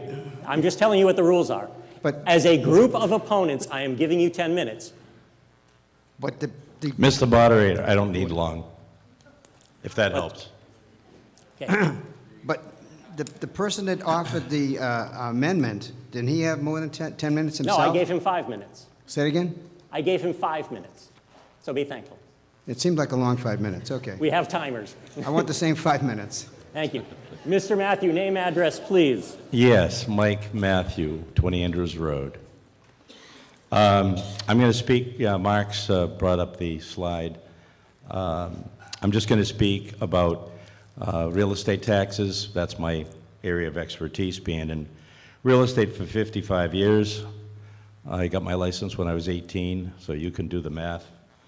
I've been in probably 95% of the homes in Westborough at one time or another over those 55 years. So I understand property values as well, or better than anybody in town. My feeling is the best way to compare taxes from town to town is to compare tax rates. So what I did was I took a $500,000 on the left-hand side of the slide. I'm sorry, it's so small, but it starts at $5,000 per year taxes based on a $500,000 assessed value, not value of the home, assessed value for tax purposes. So the first town you see is Marlborough. I know they have a dual tax rate. I didn't put a lot of credibility on that one, but these 6 towns, including Westborough, are towns that people that are moving to the area will look at when they look at homes. That's just my experience. Shrewsbury's the next town, $500,000 assessed value. The taxes are $61.90. So you take the assessed value times the tax rate of $12.38. Southborough's next at $6,955. Their tax rate is $13.91. Northborough is next at $7,140. Tax rate of $14.28. Hopkinton is next at $7,305 for taxes for a year at $14.61 per thousand, and then Westborough at $16.41 a thousand is $8,205. So if you're talking about a $500,000 assessment, probably equates to about a property worth about $600,000-$700,000, because the assessed values are always 2 years behind. John Steinberg can correct me if I'm wrong, but that's my understanding. They always lag behind the real values. So if you think more common today is $1 million home. So if you double all the numbers I gave you, it'll show that Westborough would be at $16,400 per year for $1 million assessed value, and say Shrewsbury would be about $12,400. So it's about $4,000 difference. So I just wanted to make everybody aware here. I'm just relating facts. I just want to make everybody aware here that our taxes are going up fast. I think everybody feels it when they get their bills. And do you want to do something about it, or do you want to let it keep going? Because it's not going in a great direction. Right now, real estate's hot. Everybody knows it. Bidding wars on all the houses. Everybody wants to come to the area. We're doing great. But the direction we're heading in is not a healthy direction. So that's all I'm going to say. And we should talk to the Shrewsbury people and find out how they do such a great job in managing a big town with a great tax rate. Anyway, that's all I have to say. Any questions? I'm happy to answer. Thank you. You can stop the timer now, guys, because Mr. Caprioli, you want to get settled? You can't use this podium. As I said earlier, we've changed the rules this year. Mr. Caprioli, you have to go to the back, or you get a roving microphone. If you were here earlier, I said, based on learning best practices from other moderators and clarity to the town, this podium at the front is now reserved for official town boards and committees. So you can get and Mr. Stockman will help you navigate the slides, just as he has for others. How do I tell him what I want You tell him to advance the slides or which side to go to. I don't know what a sequence is. Okay, well, it's the sequence you gave him. No, I didn't give him a sequence. Okay, well, we'll do our best, so. Yeah, Scout, can you bring a roving microphone down here, and Mr. Caprioli can stand over to the aisle? Okay, there you go. Yes. Can our chief assessor respond to Mr. Matthew? After their presentation, they were in the middle of their presentation, so thank you. Okay, Mr. Caprioli, yes. Microphone right here. There you go. Thank you. Okay, now you can restart the timer. Dom Caprioli, 9 Crown Ridge Road. I'm basically trying to tell you where you stand, so you know where you're going. First of all, I'd like to correct Mr. Enberg's assumption that the interest rate will go up. The Federal Reserve is lowering interest rates. That means our interest rates for borrowing will go in the same direction. Secondly, earlier I pulled the Town of Westborough proposed municipal budget plan, and I saw that the projected increase was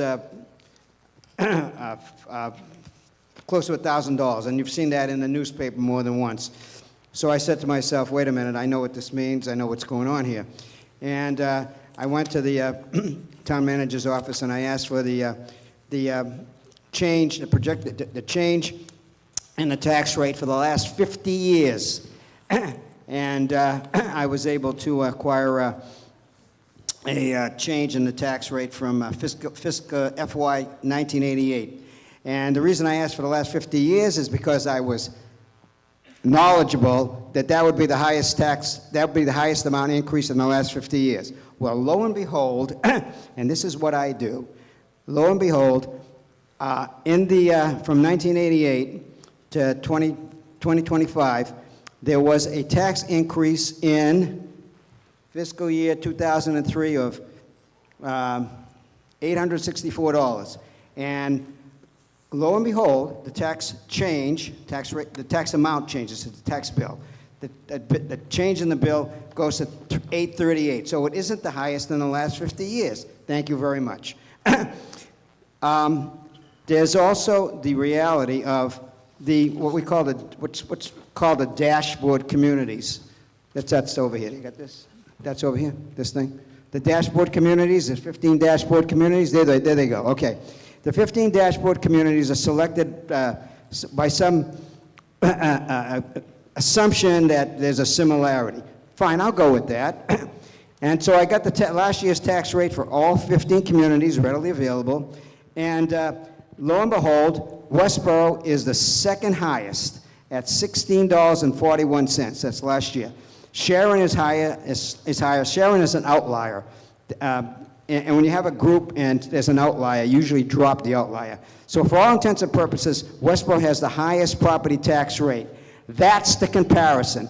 You don't compare apples and oranges and you have a true comparison. The true comparison is the tax rate. It's the cost per $1,000 of property value. That's the comparison. And we're at the highest end. In so doing, I also calculated the average, and the average of the communities, including Sharon, which is higher, is $13.55. So we're almost $3 higher than the average, being at the top. I would very much like to see our tax rate like a couple of dollars less, maybe something like Hopkinton's, like $14.61, which is strangely enough, it's the same figures. They're just the 6 and the 4 is reversed. Isn't that funny? Anyway, that's where we need to be, because we're losing value. We've gone beyond the point of diminishing returns. We're beyond it. And I'll tell you what I've also calculated from the single-family historical data from 1988 to 2025, that the increase in the value, the single-family value, is 3.97, and the increase in the tax rate is 6.72. If you do the math with that, it appears that the tax burden, not the tax rate, excuse me, the property tax burden is increasing almost twice as fast as the increase in value. That is the wrong way to go. And I bet you at Shrewsbury, they're probably a 1-in-1 ratio. Now, there's some talk about all the work that's done. First of all, I have an addiction to the stock market, and I have an addiction to the stock market because the stock market is real. That's where people put their money where their mouth is. And I followed that for 50 years. And the reality is, they have people that have better verbiage than anybody, than this group could possibly present. But the reality is, the value of those equities are the outcomes. And the outcome in Westborough is problematic. And so that is what we have to change. And I'll tell you why the outcome is problematic through a myriad of observations. It's because it's top down. We don't have a democracy here that's bottom up. The question that's not asked, and I've gone to many meetings, and I've been subject to the insulting circumstance where you got 2 minutes to talk and we'll ignore everything you say. That's the truth. The insulting circumstance, because we don't start with the premise is how much do people want to spend, and then we'll figure out where to spend it, where to allocate the dollars of the customers of the town of Westborough, i.e. the taxpayers. When we do that, we will have satisfaction beyond your wildest dreams. Do we have dissatisfaction because it's top down, and that's not a democracy, it's not a republic, it's not appropriate, and the outcome is closed mind. I think I've run out of time. You got 30 seconds. 30 seconds. Try to respect other people's circumstances. I don't mind what you spend. If you're giving me a fair deal, it's not a fair deal on a comparison basis, and life is comparison. A circumstance is comparison, and we don't compare very well at all. I know that because the first thing these other people put up there, I want to say something, is you can make a difference. I ask people how they like tax. Every time I meet somebody, I ask them, what do you think of the taxes in Westborough? It's always a negative response. Why don't you go to town meeting? You can't accomplish anything. When the prevailing wisdom in the town of Westborough is you can't accomplish anything at town meeting, there's a problem with town meeting, and it isn't Mr. Arnold. Thank you very much, John. Thank you. And as we see here, we're trying to come up with a proposal that lets us accomplish something at town meeting, if you think we don't. At this point, I believe Mr. Steinberg wanted to make a couple of remarks, and then we'll see how we're doing, and maybe we'll get to the budget. Mr. Steinberg, just introduce yourself, people who don't know you, please. John Steinberg, Chief Assessor and Interim Finance Director, as someone mentioned previously. I just want to speak to the comparable communities and comparing the tax rate, because that's what I do. They're forgetting one major item in the calculation of the tax rate is the total value of the town.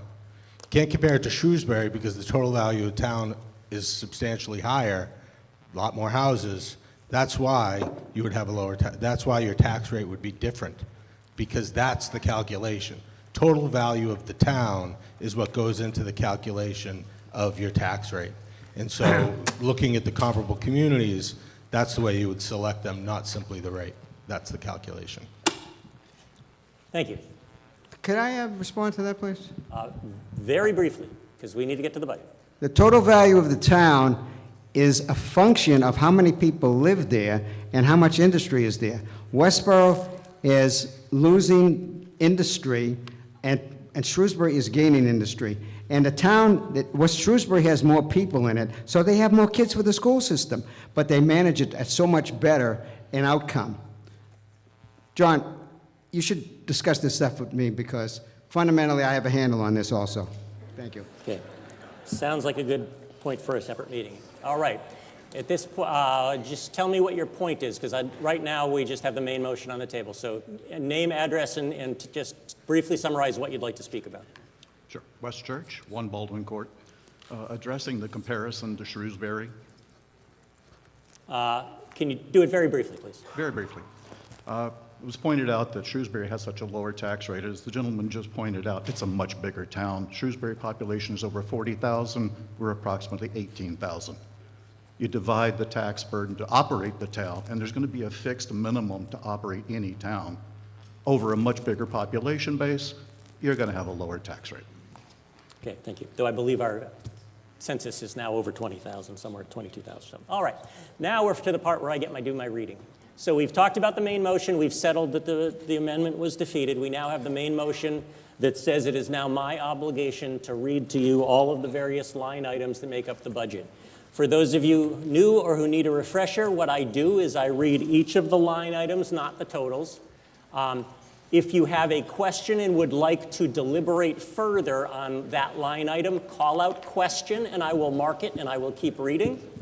When we are done with me reading all of the lines, we will vote on all the unquestioned items, and then we will move to each questioned item one at a time or one grouping at a time. So all you have to do, and if you holler out question, and if I don't say I hear that question, holler it louder or get your neighbor to help you holler it louder.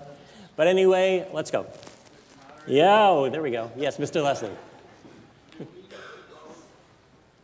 No, that's going to be, no, now that we've, no, that's the main motion. This is the motion that sets the stage for all the coming votes, okay? Yeah, that's why I did it separately, yeah, I didn't want to have to do it separately for everyone, yes. So this is the main motion that's driving, we're now to the part at the top that says that all the line items I read are a motion made. So, and that's the context in which all these future votes are taken. So let's start. Town moderator salaries and wages, 0. Town moderator expenses, 0. Board of Selectmen, salaries and wages elected, 0. Doing well so far. Select Board, Town Manager, salaries and wages, $602,706. Select Board, Town Manager, expenses, $67,750. Finance Committee, salaries and wages, $3,900. Finance Committee expenses, $2,100. Finance Department, salary and wages, $1,015,359. Finance Department expenses, $83,647. Legal expenses, $132,500. Information Technology and Communication, salaries and wages, $369,898. Question on that. Okay, thank you. Information Technology Communication expenses, $574,800. Central Purchasing expenses, $103,600. Town Clerk, salaries and wages elected, $115,101. Salaries and wages, $139,163. Expenses, $8,900. On that page, I heard questioned IT, salaries and wages. So we will come back to that. Next page. Election and registration, salaries and wages elected, 0. Election and registration, salaries and wages, 0. Election and registration expenses, 0. The purpose of that, as was mentioned earlier, there's a separate article coming up about that. Planning Department, salaries and wages, $207,465. Question on Planning Department salaries and wages.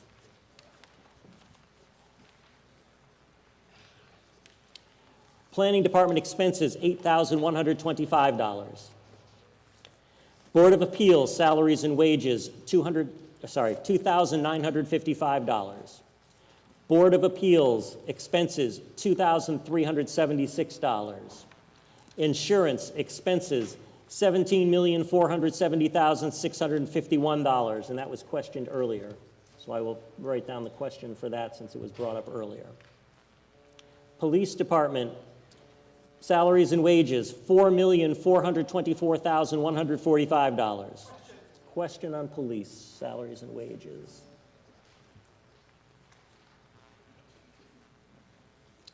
Police Department expenses, $301,126. Fire Department and Ambulance, salaries and wages, $5,558,891. Fire Department and Ambulance expenses, $446,625. Community Development Department, salaries and wages, $798,638. Community Development Department expenses, $48,825. Weights and Measures, expenses, $5,550. Animal Control, salaries and wages, $86,748. Animal control expenses, $3,700. Assabet Regional Vocational School expenses, $1,351,066. Department of Public Works, including building and grounds, salaries and wages, $2,462,784. Question on DPW salaries and wages. DPW expenses, $1,430,614. DPW snow and ice salaries and expenses, $189,636. DPW expenses, $484,000. Electricity expenses, $559,730. Sanitary landfill expenses, $809,080. Question on sanitary landfill. Hang on, before you turn your pages, let me just check. I want to confirm. So what I heard on that page was planning department salary and wages, insurance, police department salary and wages, DPW salary and wages, and sanitary landfill expenses. Moving on to the next page. Health Department salary and wages, $342,449. Health Department expenses, $18,455. Question on the expenses? Health Department expenses, okay, thank you.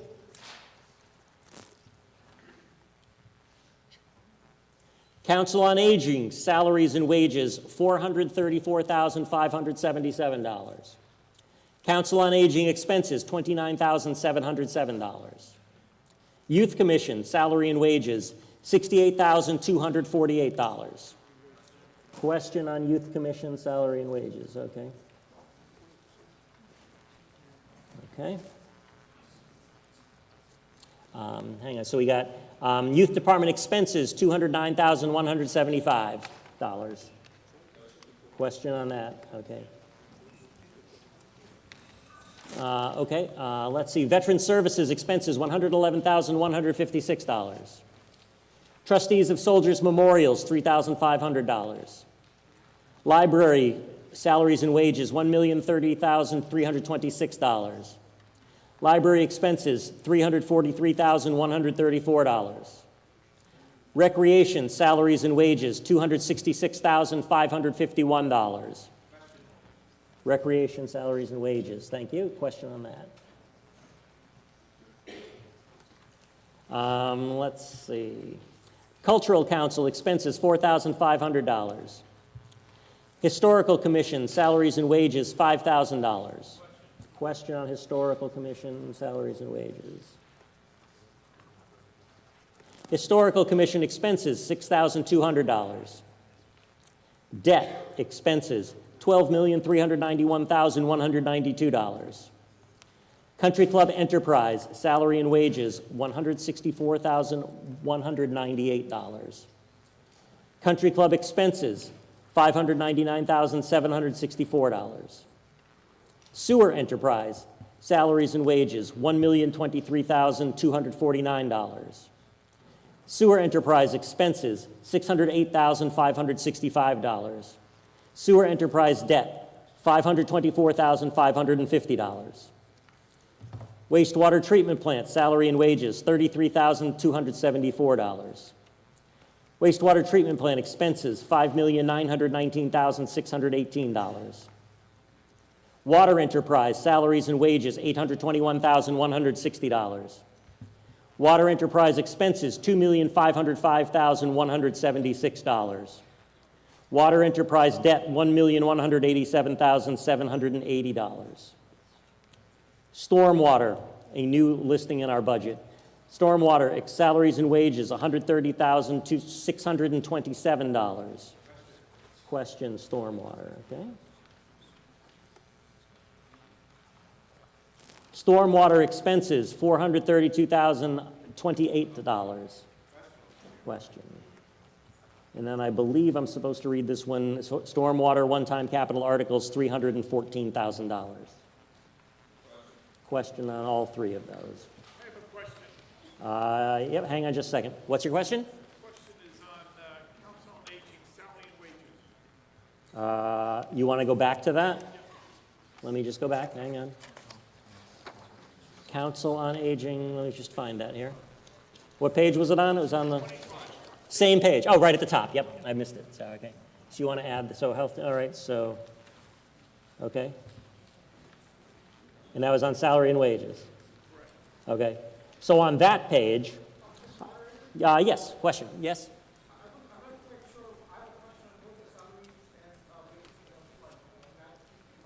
You want the salary and you want the expenses as well as salary and wages? Yes, I'll make note of that. Thank you. All right.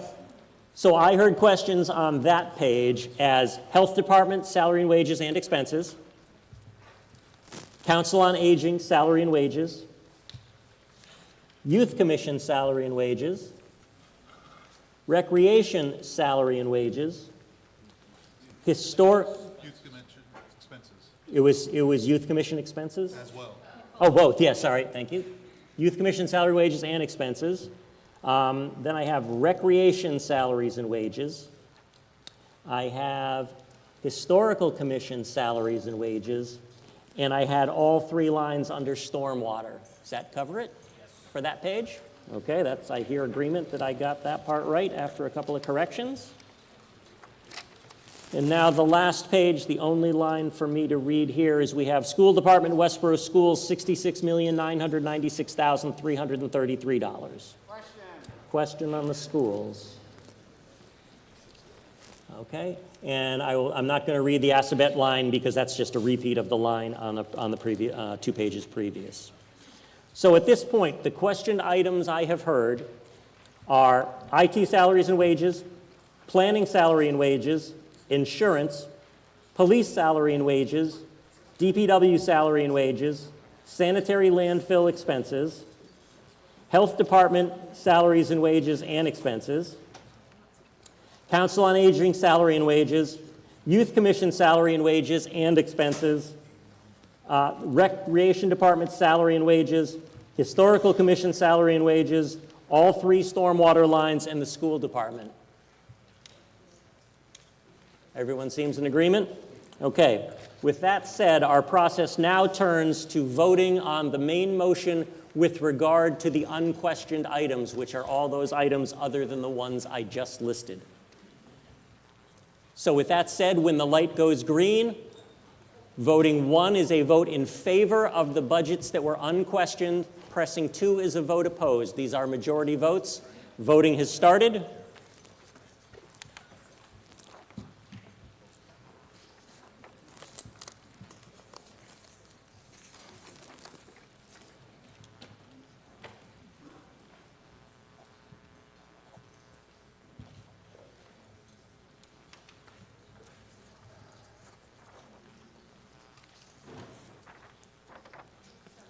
Voting has ended.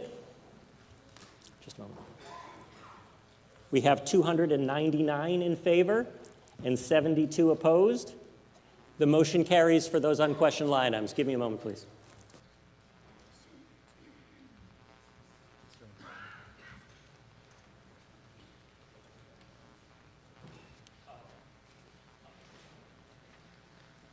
All right, clarification from the experts. Just for my list here. The one-time expenses that I read out for the stormwater is actually just summarized in that spreadsheet, but that number is actually going to be approved or disapproved or changed in a separate article. So we don't have to take that up under the budget. That's not, as I wondered about that, that isn't a budgetary line item. So we'll take the question about that up under the article when it shows up. Okay, so now those of you who are new to the process or need a reminder, we now turn to the questioned items one at a time. And I got to go back to my first page here. And I got to start clarifying my notes. So the first question we had was on IT and communications. Who had their question about IT and communications? Can you, okay, yeah, Mr. Schaffer. Rod Schaffer, 8 Parkman Street, and this will apply to most of the rest of the items that I question. But before I do that, just one remark. Somebody made the comment that as a member of the Advisory Finance Committee, I shouldn't have the right to have my own personal opinion, and I would say I would strongly disagree. In the case of this article, this item, again, these are all important things to the town of Westborough. I fully support them, but not this year. This year, we are seeing tremendous tax increases. The articles I questions are one where we're adding salary by adding new positions. I don't think this is the year to do it. Let's do it next year. Let's do it in the fall, but not now. Thank you. Mr. Shafford, I will just let you know that if you conclude your remarks now, you haven't actually made an amendment to change the amount. Would you like to add an amendment? Could I amend the amount to not add the salary increase for the new position? I don't have that number in front of me. Somebody has to tell me the number, so somebody needs to calculate, and if somebody isn't willing to do it, then we'll just have to move on and not have another number to vote on. But let me just see if they can give me a rough estimate. Does anyone want to provide that? I can't make you. Okay, nope, okay. Let's take a vote. So, without anybody... Could Mr. Stockman provide that number, please? Yes, Mr. Stockman. Oh, Mr. Okay, all right, Mr. Stockman. Okay, I forgot Mr. Stockman running the laptop also is the manager of the IT and Communications, and I forgot which line item we were on. The additional So, amount pardon my is not- stupidity. The Yeah, Mr. additional, Stockman. Mark Stockman, IT Director, the additional amount is $19,730. So you would like an amendment to reduce that by $19,730, Mr. Shafford? I'll do the math later if you want. Yes, please. Okay. All right. Any other comments on IT and communication salaries and wages? Just so you know, if you have questioned other items, it would be helpful if you could come up with an alternate number, or else I have no choice but to vote on what was the motion that's been made. All right, I see no other debate on this item. Our bylaw says that in motions that differ only, oh, okay, sorry, I did not see who. Oh, Mark, yeah, go ahead, sorry.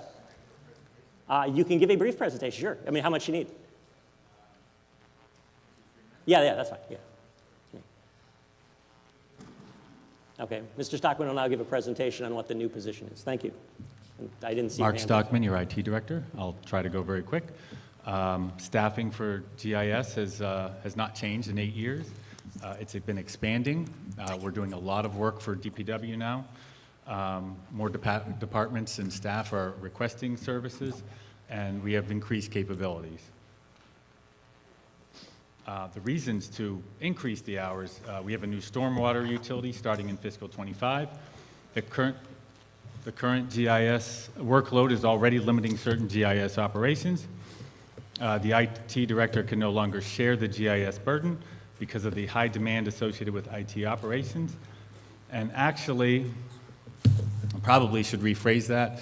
Essentially what's going to happen is now the IT operations side of things is now going to be doing more of the GIS operations. So it's taking away from IT operations. This is a natural progression. More than half the dashboard communities have at least one full-time GIS position. And then it should be working the other way around, where the GIS side is helping the IT side, not the IT side is helping the GIS side. And these are all the things. We cover a lot of ground in GIS operations. And I'll just leave this up here. Thank you very much. Okay. All right. Mr. George, do you want to remark on this? Yes, please. Okay, Mr. George. Paul George, 19 Robin Road. The problems with IT in general are security. The things you have to go through to make sure that you're protected have gotten much more stringent. So the fact that we can even keep up is laudable. So I commend the fact that they've been able to do this with the increase in the budget is minimal compared to what the ramifications are if we don't do the right things to keep the town safe, because ransomware is out there and it wants to get you. Thank you. I just before we move on to the vote or whatever, I know there's a lot of voters coming in. Believe it or not, it may not look it from the back, but there are plenty of seats. I'm going to ask people to either move toward the center or toward the walls to make the seats available, or as an alternate, if you're sitting and don't want to move, but if there are open seats next to you, please raise your hand so the people in the back can see them.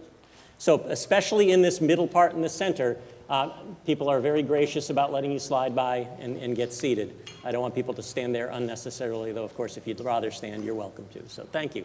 All right, I have seen no other debate on the main motion. So we have a bylaw that says when a motion differs only in the amount of money, that we start with the higher amount and work our way down.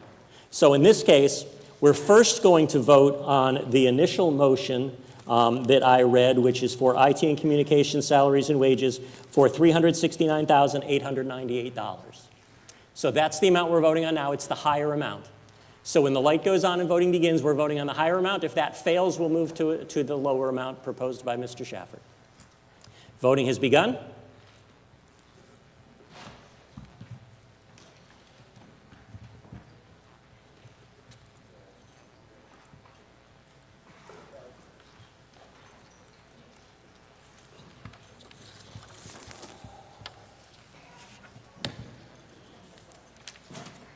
Voting has ended.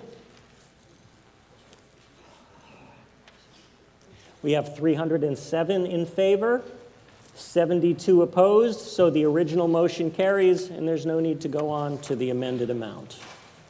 We now move to the next page in the budget. The next item that I have is Planning Department salaries and wages. Who had the question about that?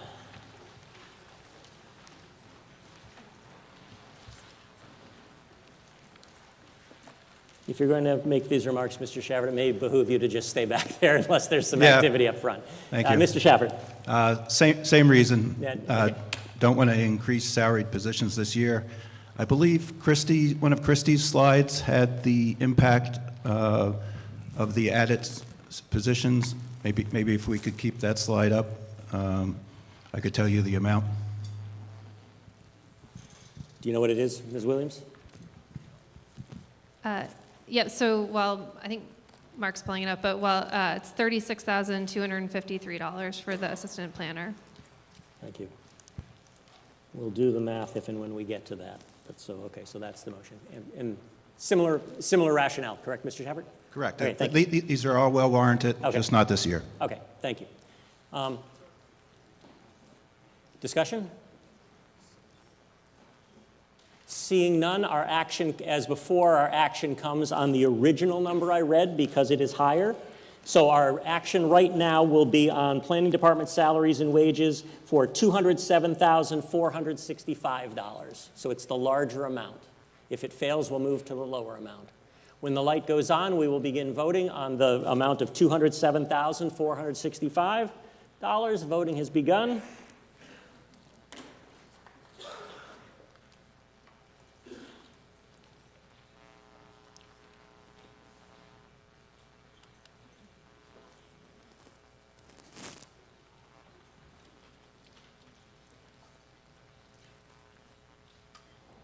Voting has ended.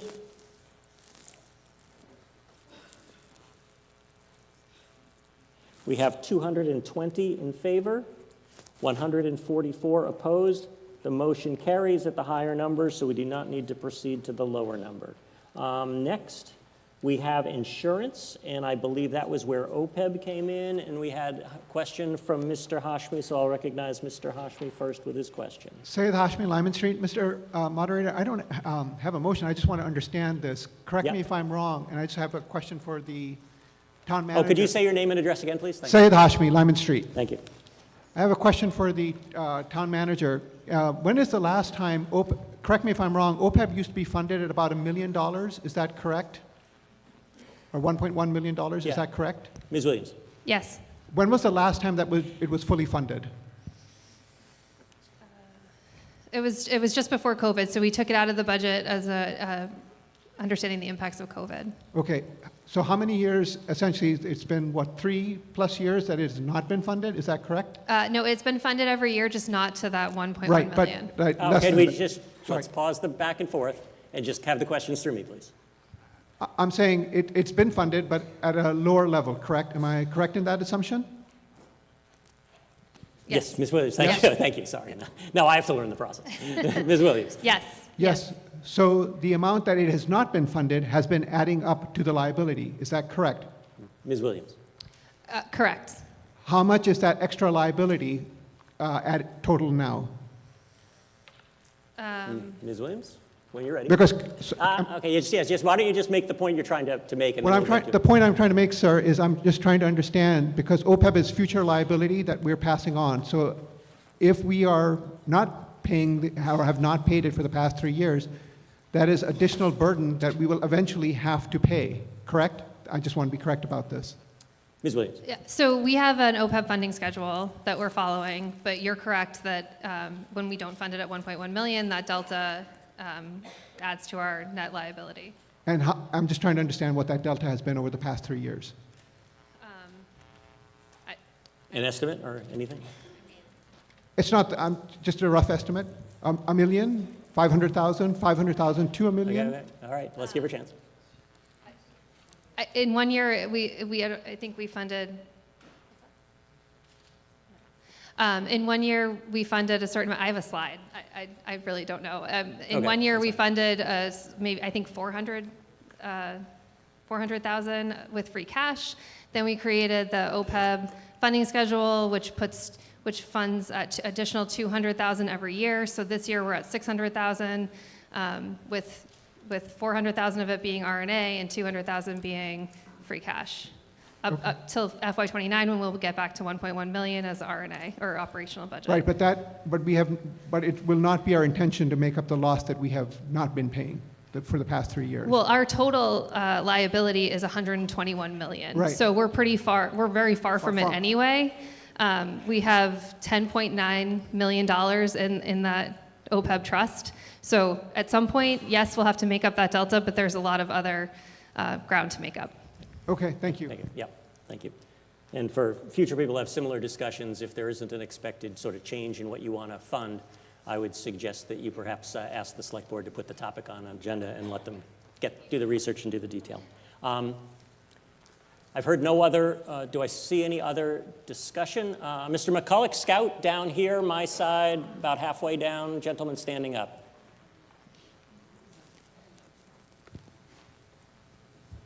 Jerry McCullough, 27 Overlook Drive. I have a general question as far as the medical insurance coverage. Does that fall under the total blanket of insurance here?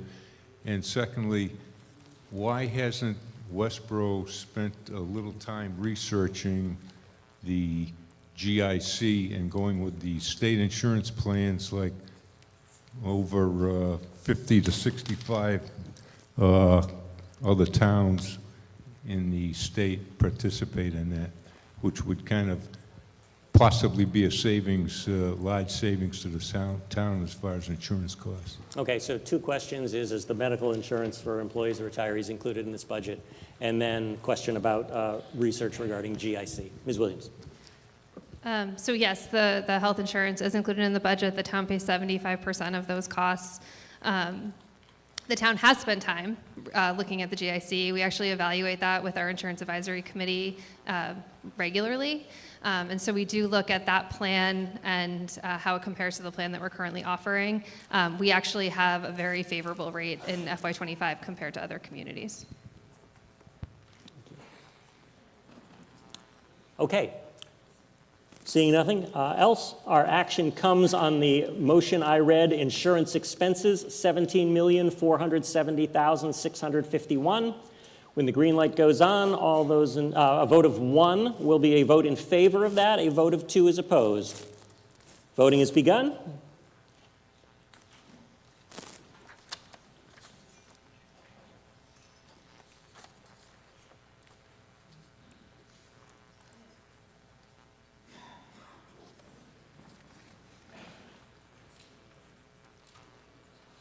Voting has ended.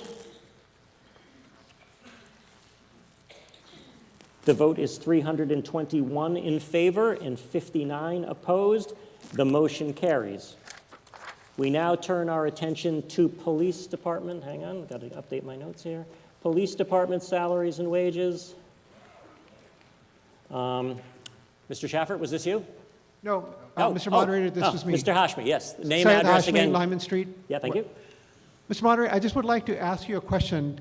As a taxpayer in town, would you agree that it's my due diligence to make sure that where my money is being spent by people that I can trust and count on? Would you agree with this general remark? I think that's okay, but why don't you tell me where you're going and we'll figure it out? Well, I would like to ask the police chief a question. Oh, yeah, because yeah. I'd like to That's know, that's you what know, this my is for. If you have a taxpayers particular are- question about the police salaries and wages, now's the time to do it. Right, Thank well, you. my salary is paying, my taxes are paying for his salary, so I'd like to know something Okay. about that, if that's okay with you. Yeah, ask a question. We'll see how it goes. Okay, thank you, Mr. Moderator. Yeah, you're welcome. Thanks for asking. So I have a question for the police chief. On the cars, the Westborough police cars, you have a particular flag on those cars. Would you like to tell me what that flag represents? Oh, can I just say, this has really nothing to do with the budget. Well, it's because So- I'm being asked to pay for the police department. There's a particular flag on those cars that represents something, and I Okay. would like to know from the police chief, because I'm paying his salary, I'm paying the salary of the, Okay, of the. let's just keep it brief. Okay, all right, I That's understand. my only question, All right, sir. all right. What is Chief that flag on your police cars? Todd Minardi, your police chief. Are you referring to the thin blue line that's on the flag in some of our cruisers? Yes, it's, in fact, I believe it's on all of your cruisers. No, it's actually being phased out. The cruisers that we've bought last year and this year, the flag, the thin blue line's been removed from that But what is flag. that flag? The thin blue line represents the police officers that risk their lives every day in support of our community. Right, but Through me, please. This isn't a cross-examination, so just let him finish, and then you can ask me a question, and So- I'll direct it to him. what I would like to know, Mr. Moderator, Mm-hmm. is that my tax dollars fund the police department and fund his salaries. Yep, we've And those tax dollars are being used to make a political statement using my tax dollars, which, you know, it's fine, maybe it's fine for the rest of the community, but it says something that instead of having, for instance, an American flag or the flag of the state of Massachusetts, that my tax dollars are funding a political statement by the police department of this town. Yep. And I recognize there's a lot of support for the police department in this town. But for a community that, quote unquote, says it's an inclusive community, that the police chief and the police department are making such a statement using my tax dollars, makes me wonder what their priorities are. And that is all I wanted All to right, say. thank you. All right, Thank you. as I believe I heard the chief say, that's being phased out, so, thank you. Mr. Capriolo, are you waiting for the next one, or you want to talk about police salaries and wages? I'd like to say something to the police chief, if you mind. Okay. Mr. Caprioli, name and address, please. Caprioli and 9 Crown Ridge Road. First of all, that's not a political statement, that flag. That's a operational statement. as Try far to as keep I'm it brief. concerned. We've ascertained that there's very... It's my although observation. there's That very little gentleman to have do with the not police salaries observation and as a wages political budgets. statement. but My I- observation I is will that- give you a brief rebuttal, but this isn't the time or place to talk about the police cars. You can take that to select board. But Well, yes, somebody I'll else give you a did. brief rebuttal, so please go, please keep it brief. Put whatever flag you like. I'd like to compliment you on the move to the corporal position. It really fits into with the department. It reflects the the military's transition from private to sergeant, and I believe you have officers that really are doing a little better than sergeant, but not, excuse me, a little better than private, but not up to sergeant, and they are on their experience, their progression and their aptitude and ability, and it shows that they are a good fit for the department going forward. I think you made a wonderful call there, and it's very appropriate for the staff that you have. Thank you very much. Thank you. Yeah, thank you. All right.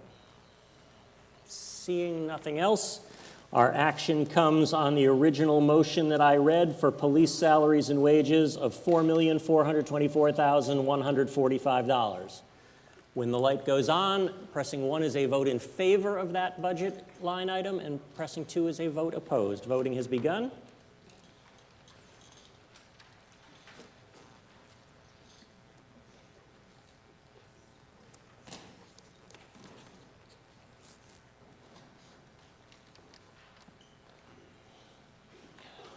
Voting is ended. We have 341 in favor, 61 opposed. The motion carries. Next on my list was DPW, including building and grounds, salaries and wages. Was that, someone want to, who would question that? Is that you, Mr. Shafford? Yes. Okay, Mr. Shafford. Rod Shafford, 8 Parkman Street. I don't know if we have a slide showing the increase in salaries. And again, these are all warranted in good times, in tough times. I think we need to make these decisions with more thought. Thank you. Yes, Ms. Williams. Yeah, so the custodian position is $59,980. That's the new position? Okay, thank you. Okay, so Mr. Shafford, if the larger number fails, Mr. Shafford is making a proposal. Excuse me, were go there ahead. other salary, were we adding other positions to the DPW as well? Were there, do you mean like re-leveling? No. I believe we're adding 2 more positions this Oh, year. other positions. Okay, are there other new positions? Yeah, the other positions are in the water and stormwater budget, so enterprise funds. Okay. Thank you. All right, great. Okay, so to keep me from taking the time to do the math now, we have before us the original motion I read, which is DPW, including building ground salaries and wages of $2,462,784. We will vote on that first. If that fails, I will do the math and tell you what the number for Mr. Shafford's proposed amendment is. But first, let's just see how the vote goes. So we're voting on the number printed in the booklet. When the green light goes on, voting will begin.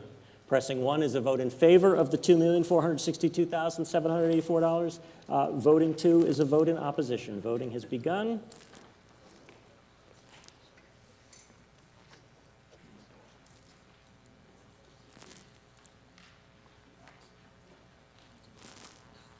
Voting has ended.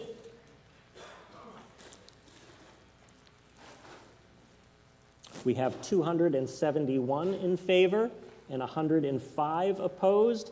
The motion carries. The next item I had on the list of questioned items was sanitary landfill expenses. Hang on. Who had wanted to speak or had a question about that? Is that you, Mr. Caprioli? That's the expenses, right? That was me. Well, there is only an expenses line for salary, for Yes, sanitary okay. landfill, That's yes. me. Would you put up the first slide, please? Do you have oh, he's working on it? Yeah, don't take my time working on the slide. When we get the slide up, I stop. Yeah, it's all right, yeah. The time starts Okay. when the slide comes up. All right. No time until the slide Yeah, I know. comes up. Yeah, leave it. Don't start the time till the slide goes up. It's taking longer than I expected. All right, Okay, there we go. here we go. No, that's the second slide, first slide. There we go. Right here it said WMEC recommendations. In case we don't know what the WMEC is, it's the Waste Management Exploratory Committee. And if you read the first line, PAYT, pay as you throw, is endorsed by the WMEC regardless of which program is ultimately implemented. If you're not paying attention, and I certainly am, we're going to end up with a significant change in our relationship with Waste Connections. We're not going to be able to bring our stuff in our vehicles and put it in the bins or on the belt if they ever get the belt working again. We're going to have to buy bags, and what you can get in the bag you can bring, and what you can't get in the bag, it's your tough luck. Maybe you can burn it in your backyard. I don't think this is what the people of Westborough want. I've been to that transfer station a million times or somewhere around that figure. And the people that live in this community want that relationship as it currently exists. And if you want to continue that relationship as it currently exists, you need to impress upon the selectmen that you don't want any changes in what exists. And what you need, and so this committee is trying to reduce the waste that's collected, to reduce the trash that's collected. I've told them how to reduce it. They refuse to listen. They refuse to do it right. It's enforcement. When you get the regulations for the transfer station, you read those regulations, you understand those regulations, you'll have no problem complying with them if you're not trying to throw out your living room set, because that's not covered in the regulations. But there's no enforcement whatsoever. I don't mean there's little enforcement, I mean there's zero enforcement. And they refuse to use enforcement to make those regulations apply to everyone that drives into that facility, whether they come from the town of Westborough or come from some other place on the universe. You could just drive in. Oh, I don't want to announce this to the world, excuse me. Because, why would I? Because the world already knows it. If those regulations are enforced, they'll reduce the trash collection by 50%. I guarantee you, I put my life on the line with that prediction because I know what goes in those bins, and they are totally, totally unregulated and against the regulations. Okay, so let's get active on this so we're not adversely affected. Let's get active on this so we are positively affected, i.e., we have enforcement. Secondly, I want to point out something. Excuse me. I want to modify that amount, modify the amount to $870,000. Thank you. Okay. So your time's up. So wrap up. One more sentence. Just conclude. Your time's up. Can I explain the $870,000? No, you. Huh? 3 sentences. Not run on. Just okay. No, okay, fine. Fine. So first of all, your amendment is to change it from 809,000 to what? 870,000. Okay, so you want to raise it. Okay. Okay. Would you please change the slide? Remember, your time's up. So quickly. Okay. Slide option 2. Proposal 1 has a without single stream recycling. It's 727.55, and with single stream recycling, it's 870. We want single stream recycling. That's what we have now, the 870. Okay. If you don't vote enough money, then you won't be able to get the services, and they'll say, well, we can't, and they'll tell Harvey's, well, we can't buy the services. Your remarks. We can't buy the services because we didn't get enough money. Put enough money in there to continue the relationship, or you're going to end up with trash you can't handle. Thank you. Thank you. All right. So we have an amendment from Mr. Caprioli to raise the amount to 870,000. So we will act on that number first. Is there the response? Yes, Ms. Marshall. Oh yeah, yeah. Mm-hmm. Ms. Marshall.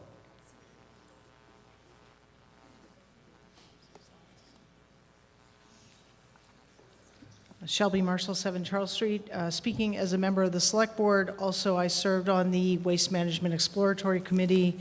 I have been working with our town manager as an appointed member from the board to negotiate the new contract with Waste Connections, most familiar to most of us known as Harvey's, and so that's why I'm speaking.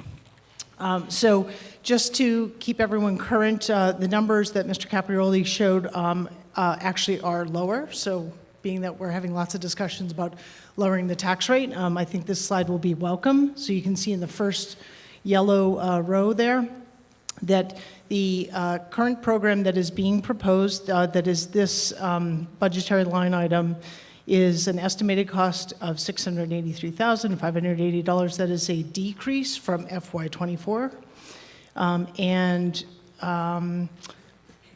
Let's see here.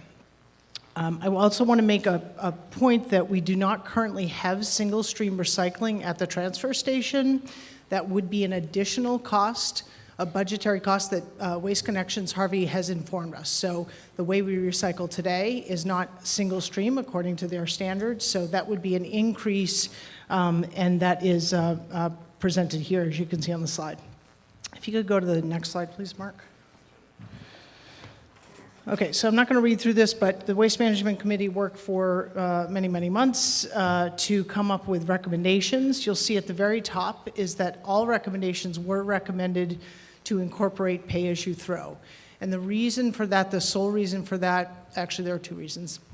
One is it reduces trash. The Department of Environmental Protections, or DEP, would tell you that their statistics statewide, when communities do pay-as-you-throw, meaning you have a designated bag, in this case they would be blue, that reduces trash 25 to 50%. Keep in mind that that $600,000 number and what we're paying in our budget is based on tonnage. The more we throw away, the higher that number goes. The less we throw away, the lower that number goes. The use of pay-as-you-throw bags, the other point I want to make is that it is more equitable, meaning if I bring my living room set and put it into blue bags and throw it away, I have to pay for more bags to do that. If someone else doesn't use as much trash, they are paying for what they throw away at the transfer station. I want to be clear that this change has zero impact on individuals using what we know as Tidy Town or curbside pickup, which is a privately paid for service. Next slide, please. Okay, I'll give you a little extra time Okay, since yeah. I gave Mr. Caprioli Next extra slide. time, but briefly, please. Thank you. Again, this article only affects the budget impacts trash at the transfer station. In terms of enforcement, we will be doing better enforcement. I agree with Mr. Caprioli that enforcement is needed. Stickers will be required, as they always have. They will be limited to 1 per household because we know there's been an abuse of that. They'll be active for 12 months, and the cost of the sticker will be lowered. Pay-as-you-throw bags will be $1 for basically a kitchen-sized bag, and $2 for kind of a big trash barrel size. And that is all I have. Thank you. I want to emphasize a couple of points here, and then we'll see if there's more debate. Oh, yeah, one more thing? What? Can you just leave the next slide up, please? Oh, yeah, sure, Thank you. yeah, sure. Just want to emphasize a few points. Although I know this has all been discussion about pay-as-you-throw, I want to make it clear that whichever number we vote on, we are essentially allocating a bucket of money, some number that we'll vote on, to handle sanitary landfill. We are not voting on whether pay-as-you-throw does or doesn't go. Those are contracts negotiated between the executive branch or the legislative branch. So if you have discussions or commentary, that will happen outside town meeting. I would contact the select board or the waste management committee. We are just allocating money for the purposes of sanitary landfill. And I've been assured from comments at other public meetings that all of the details as contracts get finalized, all of the training and outreach to tell people whatever the rules are proposed to be will be handled in different forums. So I just want to emphasize, this isn't a vote on pay-as-you-throw or not. This is a vote on giving the executive branch of our government a bucket of money to spend on the landfill, however it eventually gets spent. So, yeah. It's what? The follow-up would be to the select board, sorry. Yeah, the Waste Management Committee has done their report and things like that. So thank you. More discussion. Mr. Caprioli? Yes, I'd like a clarification. The Okay. line that Mrs. Marshall put up there with no changes doesn't mean there's no changes. Doesn't mean that there's no changes as it's currently constituted. It means pay-as-you-throw is implemented. Okay, her head is shaking up and down. That means a yes. Okay. All right. If you don't want to change, if you don't want to go to pay-as-you-throw, vote my amount. Because if you don't vote my amount, there isn't going to be enough to continue the current relationship. And with enforcement, I guarantee, I'll bet Mrs. Marshall there $1,000 that if they enforce those rules strategically, and that they will reduce. No, Mr. Caprioli, stop. The point of order interrupts the proceedings immediately. The speaker's already had his time. I'd like to hear from him. Yeah, I know. Oh, but yeah, thank you he very gets up much. to 2. So, Mr. Caprioli, okay, start the clock. Keep going, please. You talking to me? Yeah. I don't know what he's saying. Okay. All right, thank you. Okay. Excuse me. If they enforce the rules, and I'll go over there and enforce, I'll make it happen personally. If they enforce the rules, they reduce the trash collection by 1/3. I have in my truck, Shelby, something I pulled out of one of the bins out there, and you tell me, I talked to the assistant of the Board of Health, and he said, unequivocally, that should not be in there. And I said, why is that in there, in the bins? And he says, because there's no enforcement whatsoever. The health department admits to the town of Westborough, there's no enforcement. You put the enforcement in there, you'll drop it 1/3 or even more. I bet you $1,000. Okay. Gambling, Mr. Leslie. Gambling not allowed on town meeting floor. Mr. Leslie. And then, yeah. Walter Oh, Leslie. wait. Okay. Ms. Marshall, then to Mr. Can you go Leslie. back to the Sorry. very first slide, please, Mark?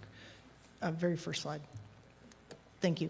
So just for clarification, the amendment that Mr. Caprioli has made, again, would increase the proposed budget, And it would not impact, it is within the purview of the select board to implement pay-as-you-throw as part of the contractual negotiation with the transfer station. So that proposal will increase the budget and will have zero impact on the pay-as-you-throw proposal. I just want to be very clear about that. Thank you.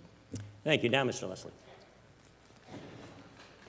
The Advisory Finance Committee just voted on this amendment and recommend 710 to defeat the amendment.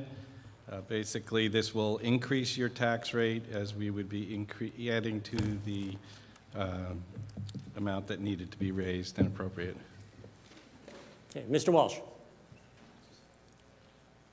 You've spoken twice, Mr. Caprioli. Your allotment of time is done. Nathan Walsh, 3 Matthew Drive. Yes.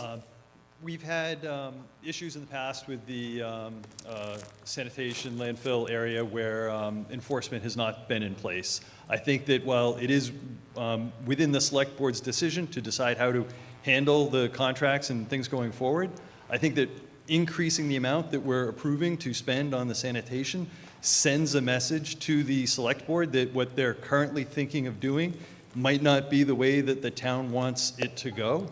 And I think that in addition to that, when, especially when Shelby Marshall was presenting, and she was talking about equity and how to make things fair, she kept jumping between 2 different concepts. One is tonnage and weight and how much people are throwing away, and the other is volume, a bag, a particular size container. And those are very different because you could throw away a chair that's very heavy versus a whole bunch of wrapping paper that's almost, weighs almost nothing. And so I think that it's important that as the select board decides what to do, that they focus on the weight of the trash. That is what is tracked at the State Department. That is what is charged when we have trucks moving around, when we go to send stuff off to be burned. All of that comes down to weight. When we start charging the residents by volume, it has a disincentive to exactly what people are throwing away. And what we really want to control is the tonnage that we throw away. I just want to encourage the select board to make sure that they're taking that into account and not jumping to some other system that doesn't really change the tonnage. Thank you. All right. Gentleman behind you. Name, address. Yes, Joe Considine, 10 Smith Street. I object to the Ms. Marshall saying that the committee can make a decision on pay-as-you-throw without citizen input. This should be something that this town meeting can vote for. And I see the only way to vote for that is to vote in favor of the amendment. Thank you. Thank you. Mr. Caprioli, you've already spoken twice. That's our bylaw. Gentlemen at this microphone. Name, address, please. Adam Broders, 80 Fisher Street. I'd like to move the motion. Okay. The gentleman has moved the question, the purpose of which is to terminate debate. As you've heard, if you've been through this earlier in the meeting or previous meetings, that's non-debatable, so we go straight to a vote. So I will remind you, as I did last time, right now we're voting just on whether to go straight to act on the vote itself, whether to talk about it or not. So when the light goes on, we're voting. Pressing 1 means you'd like to terminate debate. Pressing 2 means you would like debate to keep going. Voting is started.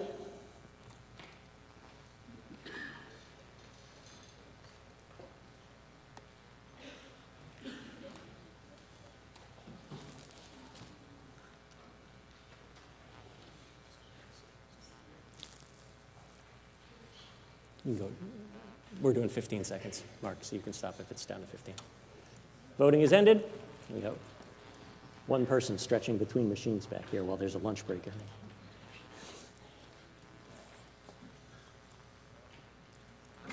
Do you have to do it again?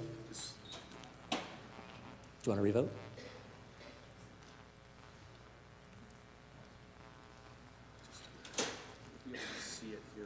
Okay.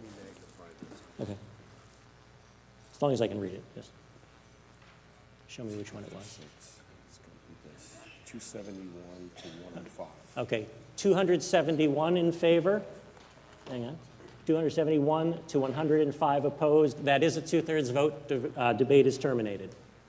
So we now, based on our bylaw, we will now vote on Mr. Caprioli's motion first, or his amended amount. I want to mention that the overall main motion that envelops all of these articles because it wasn't included in any of the further motions that Mr. Leslie made. This is a raise and appropriate, so I want to make that clear. So we are now voting on sanitary landfill expenses of a larger amount than printed on your book, $870,000. So when the light goes on, we will be voting on sanitary landfill, $870,000. Voting has begun. So voting 1 is in favor of 870. If you'd like to go to the lower amount, you can press 2 and vote no. And these amendments and these amounts are majority votes.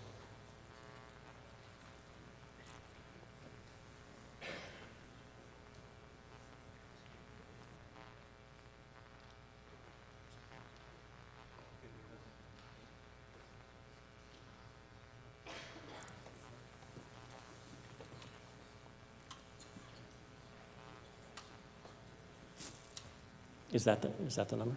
Okay. So for this motion, oops, can I go back up? 129 in favor and 275 opposed.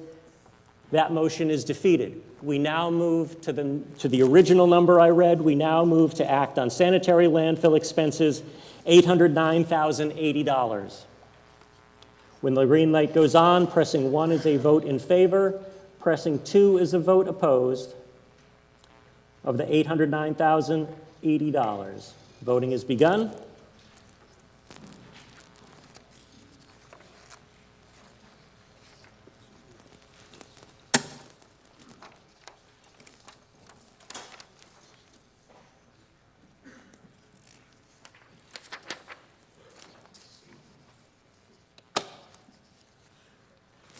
Voting is ended.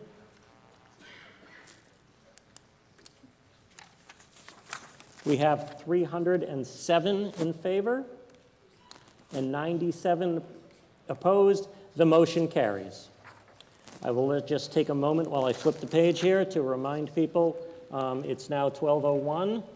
We are planning on working through lunch. However, there is food and snacks at the Women's Club and in the gym. If you think you can eat quickly and if you can try to pay attention out in there, what's going on. It's okay to come and go without leaving the building, without turning in your voting device. You can run in and vote when we get there. But I just wanted to let people know that that's still the plan. Our next item that was questioned was Health Department salary and wages. What? Yes, please state your name, address, and your point, please. Wait for a microphone. Scouts, can we get a mic just in the back row here? Rick Kotowski, 5 Art Street. Just a question for you, Mr. Moderator. Yep. I want to make sure I understand this process correctly. Yeah. When we just voted to terminate debate, was that just on the amendment and we could have had further debate on the lower amount? Or was that terminating debate on the entire question that we were looking at? Well, there? I interpreted it on the entire question because I didn't hear anyone who wanted to talk about anything else. But we could have terminated debate on the motion and then carried on further discussion? Yes, I suppose we could thank have. you. Yeah, okay, yeah. In the future, I'll try to remember to make that distinction. Thank you. All right, Mr. Hashmi, had you questions Health Department salary and wages? Yes, Mr. Moderator, Syed Hashmi. Mr. Moderator, I read a report that the budget for the Health Department was cut by, I think, $11,000. Can someone confirm whether that report is correct? That's my question. Ms. Williams, do you understand the question? I didn't catch it all, so. Do you want me to repeat it, sir? I think I understand it. Okay, let's let Ms. Williams have it just to stay at time. Yes, Ms. Williams. If you look in your books, the Health Department budget actually went up by 10.5% overall. So that was an incorrect report. I just want to be. Yeah. Okay, thank you.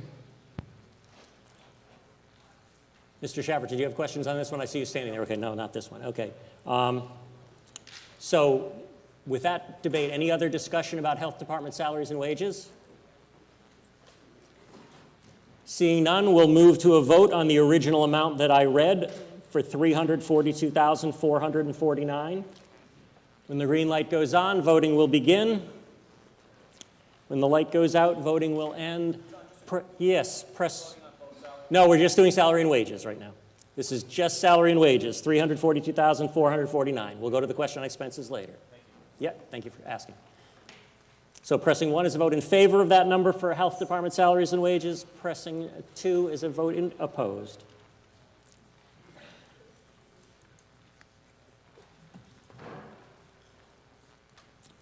Voting is ended.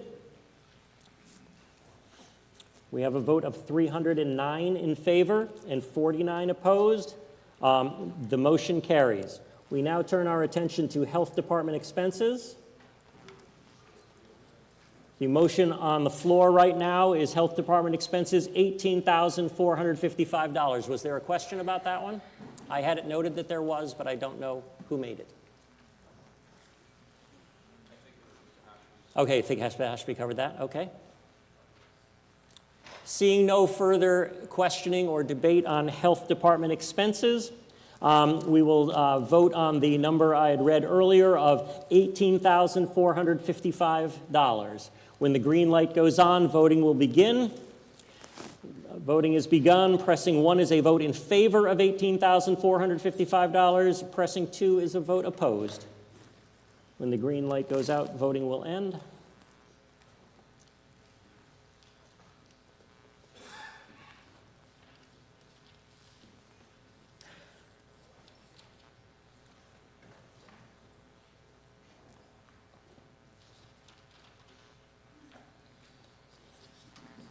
Voting is ended.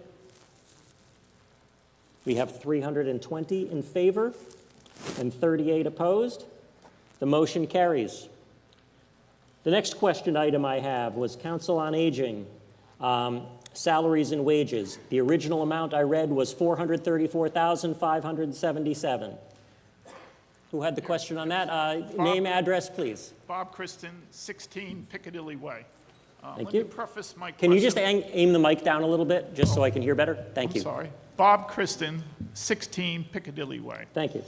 Yes. Let me preface my question here in that I'm not proposing any changes to the amount that you just stated in the budget for this coming year, but I would like to know why the $58,321 increase, which is almost 16% over the budget last year. That's first question. And second, how is the actual this year's expenses for that category, salary and wages, running against the original budget? Thank you. Those are your questions? Those are my questions. Okay, thank you. Let's give them time to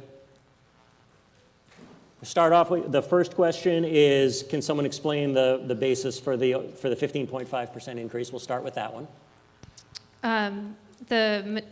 So one of the increases is that additional 5 hours coming off of a grant and going onto the into the budget. So that one position that went from 35 to 40 hours last year, that 5 hours was paid for through a grant. Now it's being paid for on the budget. A lot of the other increases are just related to employee steps, so steps and COLAs. So is the actual this year running fairly close to the budget that we had for this year? Yep. The next question is, how is the spending running for this year based on the 2024 budget? They're pulling that number up. Thank you. May patience, please.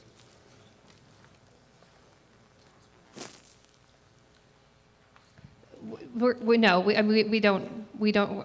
are not aware of any overrun in that line. Okay, thank you. Yep, thank you. Okay, seeing no more questions or deliberations about Council on Aging wages and salaries, your action comes on the motion I originally read of $434,577. When the green light goes on, a vote of pressing 1 is a vote in favor of that, pressing 2 is a vote opposed. Voting has begun.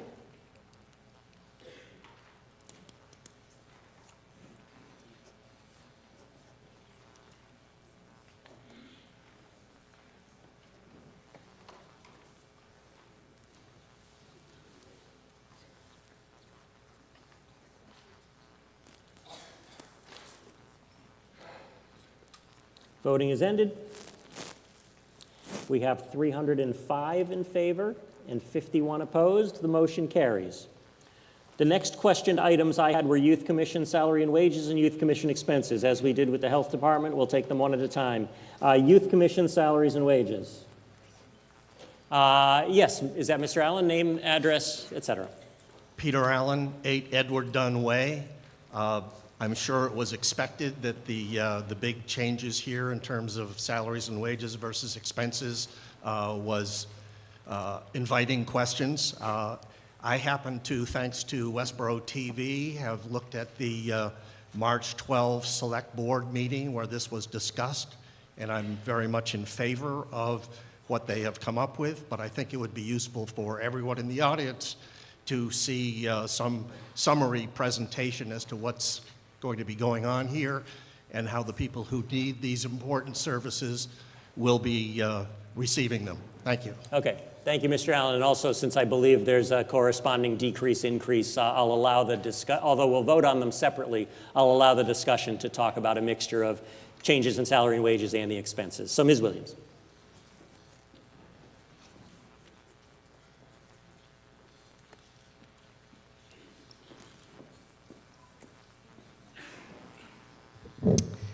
Thank you. So as I mentioned in my earlier presentations, for fiscal 25, we're proposing a change in our service delivery model for youth and family services. Currently, we have two part-time clinicians. Well, we have two part-time clinician positions. We have a director and we have an administrative assistant in Westborough Youth and Family Services. And two of those positions, the director and one of the part-time counselors, has been vacant for about a year. We've had a really difficult time recruiting for these positions. Most of you know that the mental health space is very difficult to be able to fill those positions. So we looked for opportunities. We looked for the way that other communities, our neighbors, are handling providing this service. And so here you can see how long we've been vacant. So the director position has been vacant since February of 2023, the counselor position since December of 2022. We received 6 applications for the director position, 0 for the counselor position. So we started looking at those alternatives, and one of the towns that we looked at was the town of Shrewsbury. The town of Shrewsbury receives these services through a nonprofit agency, Shrewsbury Youth and Family Services. It is called Shrewsbury Youth and Family Services, but it is not a department of the town of Shrewsbury. It is a separate nonprofit.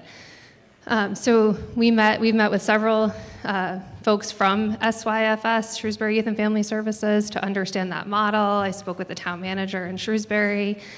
We talked to stakeholders such as the police department, the school department, folks in the youth commission staff. And we started to talk about the possibility of creating a similar model in the town of Westborough. So what we're proposing is to retain 1 employee position in the town. So that's why you're seeing that smaller salary, so in the salary and wages line. And we would change the administrative assistant to an outreach and resource coordinator. And they would be spending approximately half of their time in the community, really doing outreach, making folks aware of the services available, the resources, and then half their time also in the office.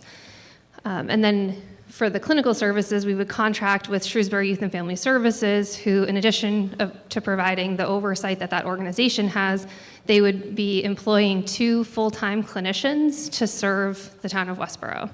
So fully located in the town of Westborough, they would be using offices that are located in the town of Westborough, and they would be dedicated to the town of Westborough. So in addition, we would have trainings, workshops, and groups from SYFS. And one thing that was attractive to us that SYFS has is an internship program. So they have a really robust internship program, which creates a feeder program, so they're able to fill positions. They can also bring folks in to run these groups through this internship program. Again, really important to state that all of the services would be provided in the current offices in Westborough. And then the Youth Commission would remain intact as an advisory body to the town and to the contractor. So the goal of the transition is to enhance mental health services to the community while maintaining low barriers to accessing these services. So we feel like this is a really important point about the services we currently offer, and we think that it will equally be offered through SYFS. This just talks about their structure, so their missions up here. They operate under a 12-member board of directors with 4 student liaisons. They currently employ 11 staff, but again would add staff in order to provide services through our contract. and then they have interns. So this is the proposed contract cost, so that's that expense line that you're seeing, and that's why it's gone up. So moving the money from salary and wages to expenses. We'd have the 2 full-time clinicians, and so we would fund them and their benefits, and then we get a certain percentage of the clinical director, the executive director, and business director, as well as their administrative staff, so $194,000 for the contract in the first year. So this just shows the current model versus the proposed model. So the next steps would be approval of the budget as presented, and then we could move forward with finalizing the contracts with SYFS. We've been bringing this, we have brought this to several select board meetings, and we actually also have someone here from SYFS who can answer any questions related to the provision of service delivery. Thank you. That it? Yep. All right, thank you, Ms. Williams. As I said, although we'll vote on them separately, since there's a bit of a crossover here, we'll allow discussion about Youth Commission salary and wages and expenses. Person at the microphone here, name, address, and voting device. I can see it just so I know you're a voter. Good afternoon, Anand Dada from Quick Farm Road. Quick Farm Road, thank you. Question regarding your, one person, you're serving as a salaried person. I think this is a very difficult position to be. Like a single person is a challenge. I completely understand that you have completely reduced the number which you will be paying for the salary, but it's a lot of burden on one person. That's one I want to point out. And the other one I would really like to understand is that when you are outsourcing the efforts, how are you managing that, and how are you actually making them accountable for your work? Okay, sorry, before you answer, could I just get your street number? I got the Quick Farm Road part. I didn't get the number. 17 Quick Farm Road. What? 17, 17, thank you. Sorry. Ms. Williams, do you want to address the questions? Yeah, so I just want to be clear that the town would retain one position, not a clinical position. So would retain one person to do full-time outreach and resource coordination, and then Shrewsbury Youth and Family Services would provide the clinical service. So we currently have 2 part-time clinicians in those positions. We would go to 2 full-time positions, plus we would have the clinical director would have a certain percentage of her time. So it's not really a reduction. So I want to be clear about that. In terms of making sure that it's working, the select board has actually been really strong as they've looked through contract documents to make sure that there's lots of language in there about the provision of data, so that we can follow number of clients seen, success of those cases, different groups and trainings that they're doing. So really just making sure that this was the right move for Westborough. We feel very positive about it, but to your point, we certainly want to look at the data as it moves forward. Thank you. I see no other comments, advocacy, opponents. So in that case, we'll vote on these one at a time. So the motion before us is Youth Commission salary and wages, $68,248. When voting begins, pressing 1 will be in favor of that amount of money, pressing 2 to be a vote in opposition. Voting begins.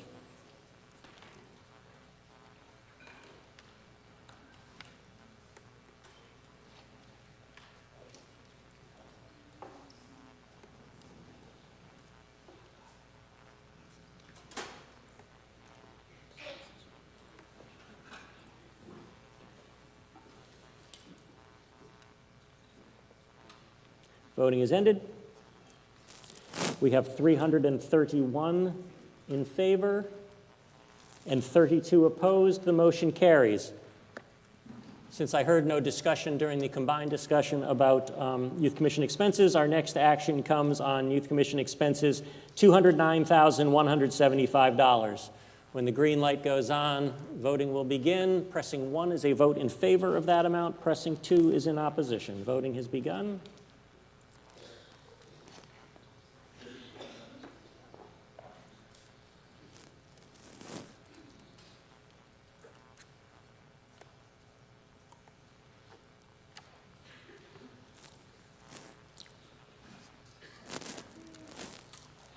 Voting is ended. We have 292 in favor and 40 opposed. That motion also carries. Moving on to the next questioned item. The next question item that I had was Recreation Department salaries and wages. Mr. Schaffert, was this your question? Yes, Mr. Moderator. Mr. Schaffert. So similarly, this is another position that we're adding to the town as part of salary. If we could pull up the slide that shows what the amount is, I'd appreciate it.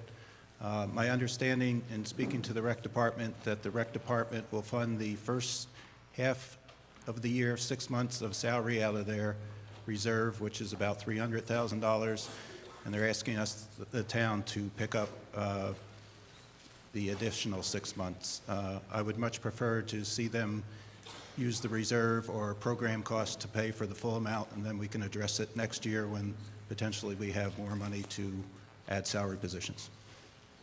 Mr. Schaffert, was there a number that if the larger amount fails, did you want to subtract out? I didn't follow. Did you want to subtract out the 31,000 or the 62?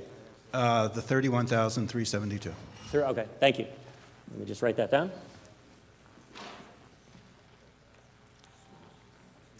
So you've heard Mr. Schaffert's proposed amendment would be that he would suggest that the town not fund or not give the money that's the equivalent of funding that position for half a year. Any discussion? Ms. Williams. Yeah, I would just say that the Recreation Department currently has 3 full-time employees, so the director, a program coordinator who programs all of the fields in town, does all of the current recreation programs, and then an administrative assistant. The revolving account is a wonderful resource for the Recreation Department related to paying for all program costs. You'll notice in your books that they have no expense line in the budget. So all of their expenses are fully paid for through the revolving account. Also, all of their part-time staff. So if you're in the basketball program, if your kids do the summer programs, all of that staff is paid for through the revolving account. Fully anticipate the revolving account will equally cover program fees or program expenses and part-time staff in the community center. Adding this position as a full-time employee is consistent with how we've treated recreation in the past. Thank you. Seeing no other requests to speak, we will now move on to the original motion, the higher amount based on our bylaws. So we will first vote on recreation salaries and wages, $266,551. A vote of yes is a vote in favor of that. A vote of 2 is opposed. And if that fails, we'll go to Mr. Schaffert's amended lower amount. So when the green light goes on, we are voting about the original amount, $266,551. Voting has begun.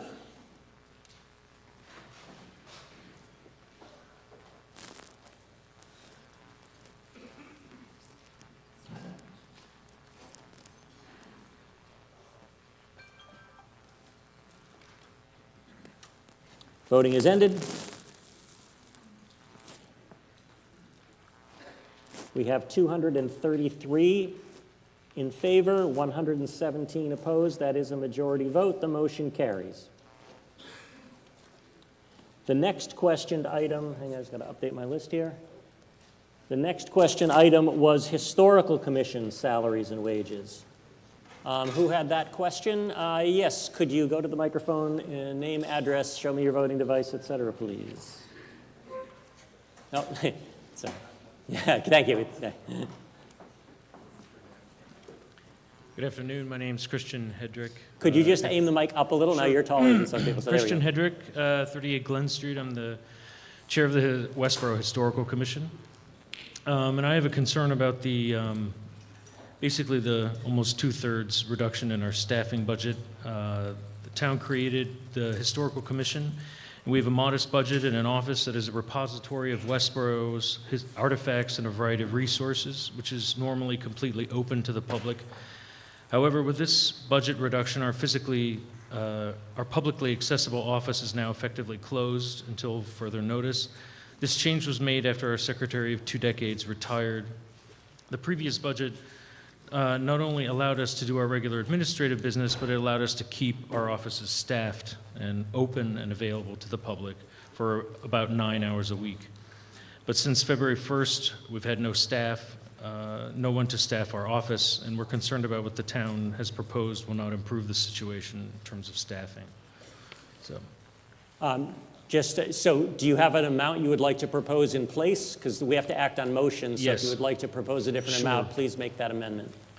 So considering a number of factors, I move that we reduce the staffing budget only to $10,000 so that the Westborough Historic Commission is able to carry out the duties that it's charged with, including staffing our office 9 hours a week. Thank you. So you're requesting rather than 5,000 to be 10,000? Yes. And that you think, and you're saying that that will allow you to staff 9 hours per week? Okay. Yes. Do you have any, I mean, you've still got a little time. Do you have any additional remarks, or do you want to just see if there's questions? We are reducing it still from 13,947, which is what it used to be. But I think that came with the seniority of the person who had the position. So we're proposing to hire somebody at basically an introductory or a introductory administrative rate around $22 an hour. So it's the best guess. Okay. Thank you. Thank you. We'll go with Ms. Williams, then to that microphone. Ms. Williams? Yeah, so I did want to speak to the reduction. The former employee in that position was at a personal rate, so actually got paid significantly more than this current position would be paid. I guess I just will say that I met with members of the Historic Commission before we proposed this reduction, so a little surprised to hear this at this point. This is actually, our budget of $5,000.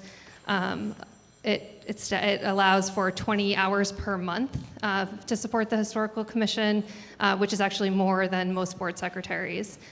So we also have put forward information to the Historical Commission, just letting them know that because their previous employee was only 9 hours a week, our Community Development Department was already supporting the commission, and so certainly able to move forward with that. We also had some ideas about staffing of the office, but it is true that this proposal does not include keeping the office open.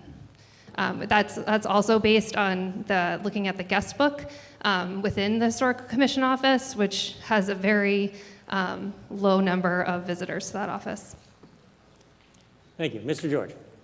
Old George, 19 Robin Road. I find that whole thing appalling. All right, it's Westborough, it's paperclip money. All right? And we do have a historical commission that was put in place because this is the 100th town. So I feel that the town should actually fund whatever the historical commission needs to keep the office open, since it's such a small amount. And the fact is, it doesn't impact anything. All right? I think it's unconscionable that you would allow the woman to retire and not fund the position. Thank you. Thank you, Mr. George. Is it Ms. Nurse? Hazel Nurse, 80 Nurse Street. I was a member of the Historical Commission for a number of years, and we have been through these arguments before with the town, and they have tried to defund our office.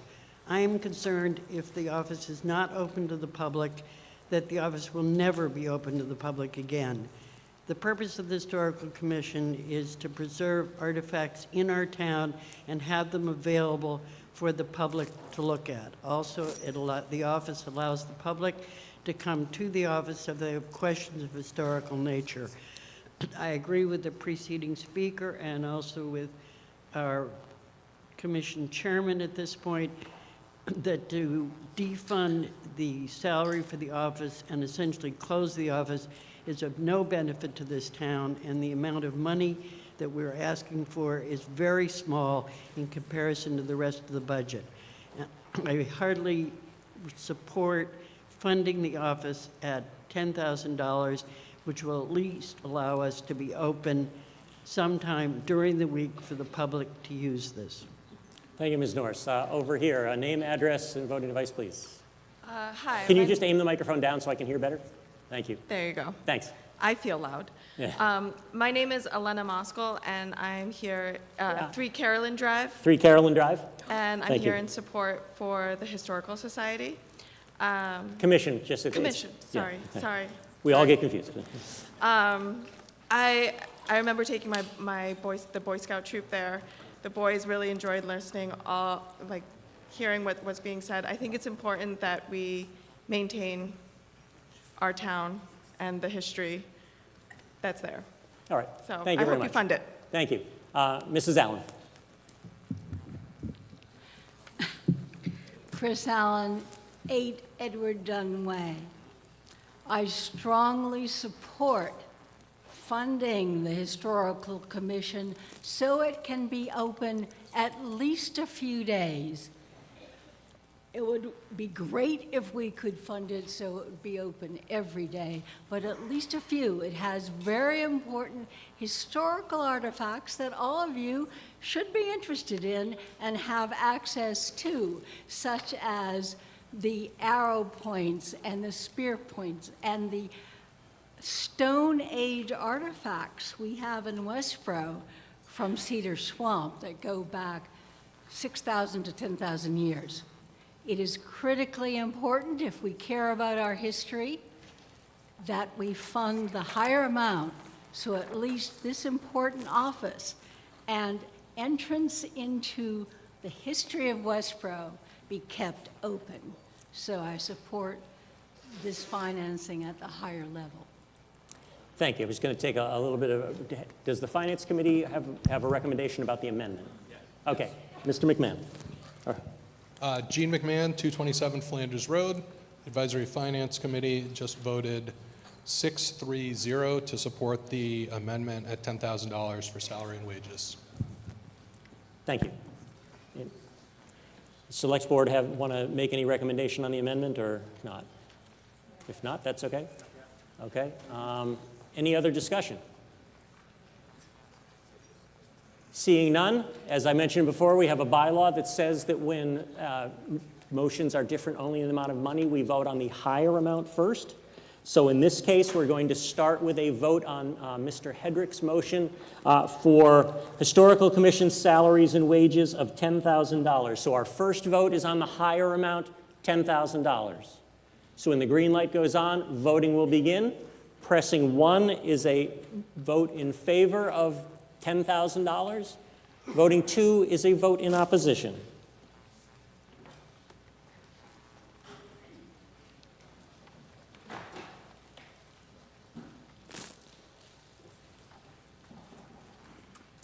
Voting has ended.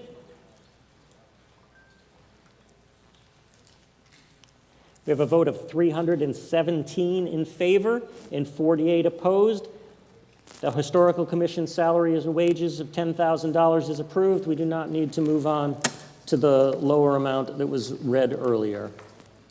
The next questioned items that I had are stormwater.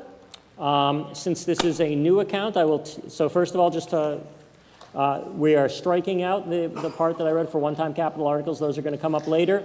And I will allow mixed discussion and questions on salaries and wages and expenses, so we can discuss either one since it's a new amount, but we will vote on them separately. So we'll start out with what was the question on stormwater? Yes, Rod Shafford, 8 Parkman Street. I would recommend that we do not fund salary, wages, or expenses this year for the stormwater till we are able to recognize the true cost impact to the businesses and taxpayers. I think a lot of people are going to be surprised, and I'd rather have them react to that before we commit ourselves to spending money. Okay, so that is an amendment to fund 0 for both salaries and expenses and, for salaries and wages and expenses? That's correct. Okay, thank you. Okay, Mr. Pan, would you like to respond?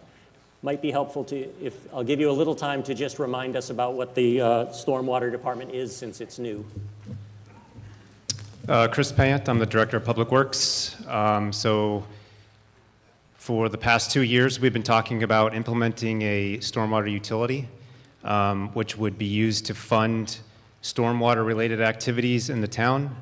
And during that process, we identified requirements that we have that are unfunded that we need to do to maintain the infrastructure we have in our town to mitigate flooding and manage our stormwater. So that was approved to be implemented last year at this same meeting. And then since then, we've been working on the implementation. So in January, the select board voted to approve the rates that were proposed a year ago that would generate the revenue that would allow us to fund this program. So part of that rationale included obviously the requirement to maintain infrastructure and the fact that we have a gap in our funding for the infrastructure we maintain now. We don't have the money there to maintain it. So we wanted to find a way we thought was a reasonable way to generate the funding. And in terms of the impact, the burden goes to the rate is based on your impervious area. And so the majority of the impervious area in the community is owned by commercial properties. So large parking lots that you drive and see along Route 9.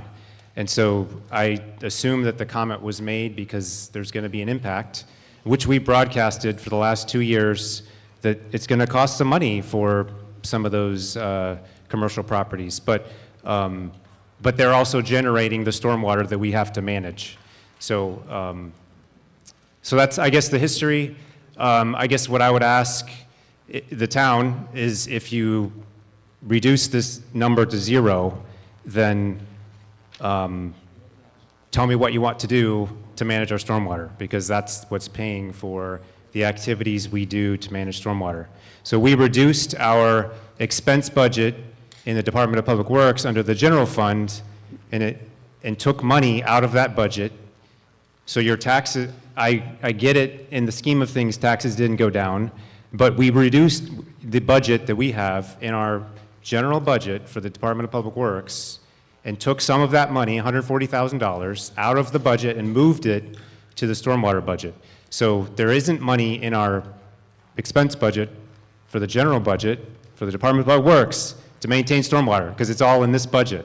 So I guess I'm not sure what you want me to do if we don't fund the budget, because there's not money in our general budget to pay for the work we're talking about.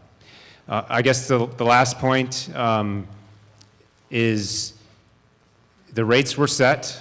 That generates about $1.7 million. We take off an amount for assumptions about unpaid bills, credits, indirect costs. That gets us to about $1.5 million. The budget that's in front of you is basically the checking account of that budget, so it's about $600,000. And then the remaining balance of that 1.5, so is intended to go basically in the savings account. And as we build that account, that's going to fund the capital costs we have related to stormwater projects. So that's my answer. Thank you, Mr. Payan. Mr. Shepherd. So let me be clear. I believe we need to fund our stormwater, but I don't believe we need a separate fund to do that. And from the calculations I saw, maybe Mr. Payan could explain, I didn't see where the $140,000 were saved. But I do, and if they truly were, I'd be glad to add that back into the expenses line item on this line item. I just want to make one comment. I really don't think people are going to understand the impact. Churches are going to have to pay the stormwater fee. Schools are going to have to pay the stormwater fee. To me, it should be done as part of the regular budget that's been done the same way for the number of years. If we need to increase that budget to do stormwater repairs, we should do it under the general budget and not have it under this enterprise fund that has all sorts of costs to administer. Thank you. I'll just add that churches and schools pay water bills, and they also pay sewer bills as well. And this is another utility very similar to water and sewer. Thank you. Mr. Caprioli. Caprioli, 9 Crown Ridge Road. I want to commend the DPW director for his initiative in controlling stormwater. I personally, where I previously lived, had a problem with a town housing development, assisted affordable housing development, creating a paved area that generated stormwater that came down the hill, crossed the highway, that's South Main Street, and went into my yard. And I had to personally pipe that water through a road that went to a house behind me in order to remove that water.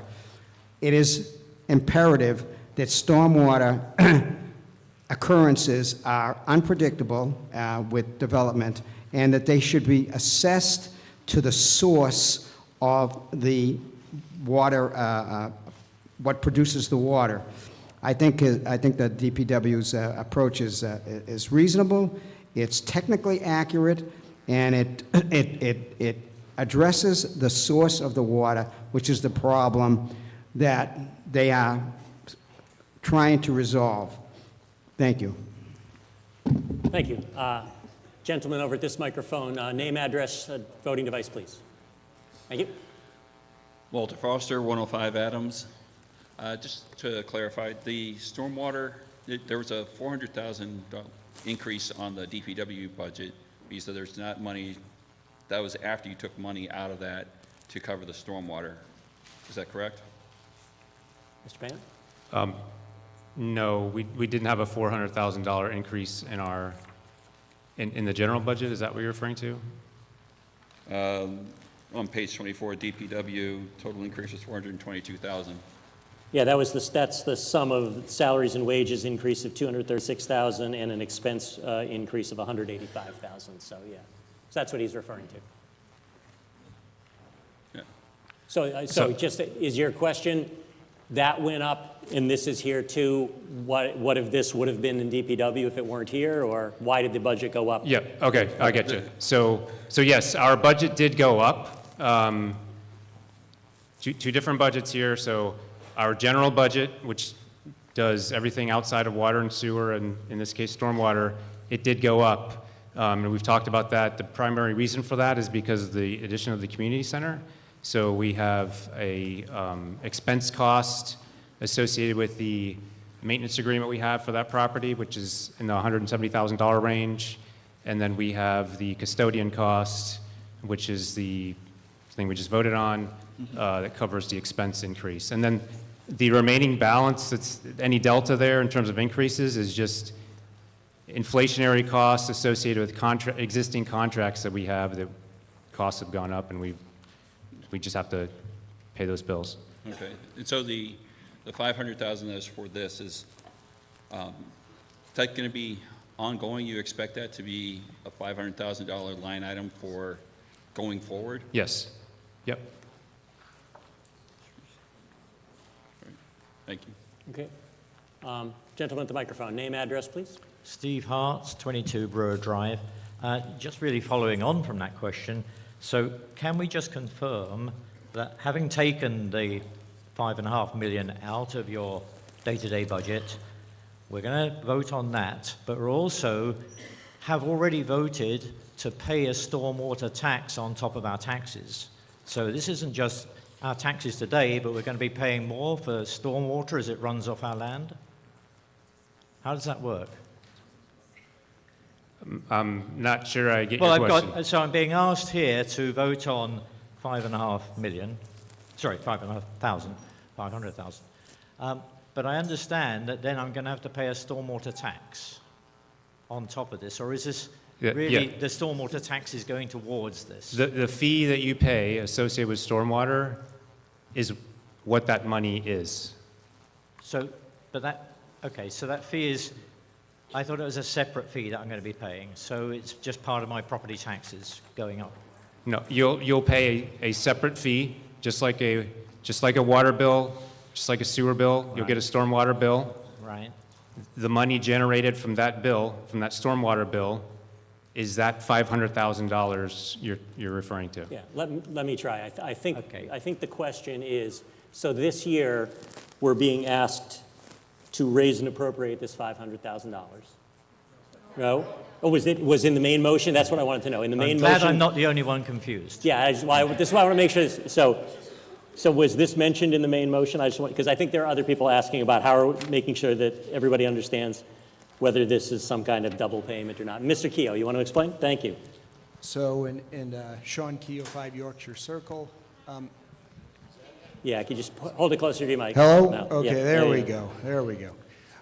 So if you'll see above in the sewer enterprise and water enterprise, right, there are salaries and wages associated with those. When you approve those salary and wage items, it allows those units to spend that money, although it is collected through rates that are charged to you on your water and sewer bills. So this is just allowing them to spend the money to support those services.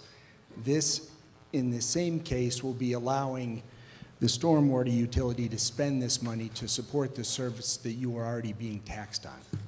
Is that? Right. The fees. Right. The fees, the fees, Yeah, the okay. fees. Yeah, so I guess the question, just to clarify, help move things along. So is the stormwater going to be a kind of enterprise fund?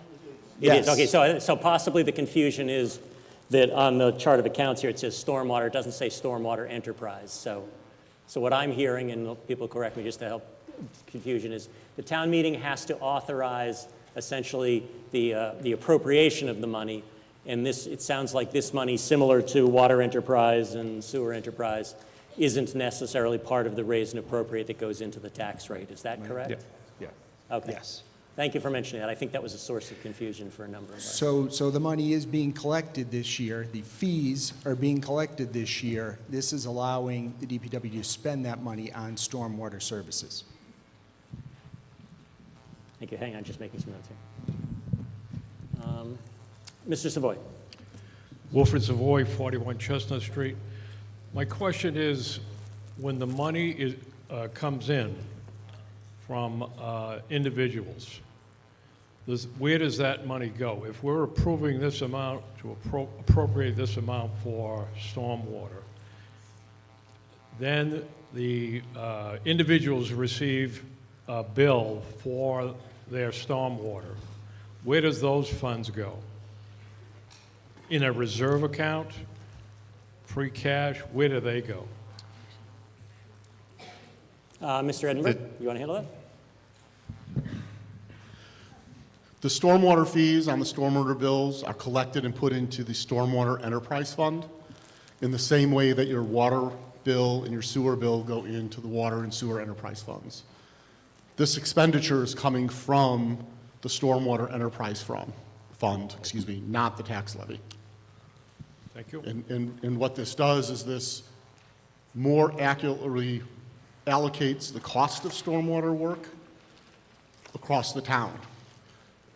If we were to pay for this out of the levy, the tax levy, 70% of the cost of these projects come from the residential taxpayer, 30% roughly from commercial industrial, because that's the split of our tax levy. By making stormwater related to impervious area, it's more of a 50-50 split. So the commercial properties in town that, as Director Payant said, have a greater impact on stormwater management will pay, and they're aware that they're going to pay a greater percentage of the share of the cost, providing relief to residential property owners by going through the enterprise fund. Thank you. Mr. McMahon, did you have a question? Okay, do you want to just, yeah. Gene McMahon, 227 Flanders Road. The Advisory Finance Committee has voted 7-2 to 0 to defeat the amendment in support of the original number. Thank you. Gentleman at the back. Jacob Clapp, 11 Chauncey Circle. I'd like to move the question, please. Okay. Mr. Clapp has moved the question, the purpose of which is to terminate debate, which, as we're learning, is a non-debatable motion.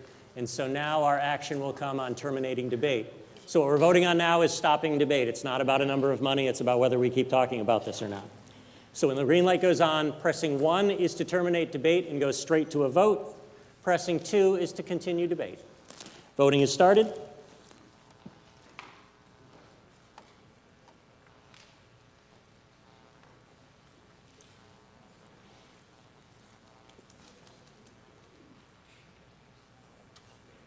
Voting has ended. We have 329 in favor and 20 opposed. Debate is terminated. That is a 2/3 vote. What? Oh, yeah, sure.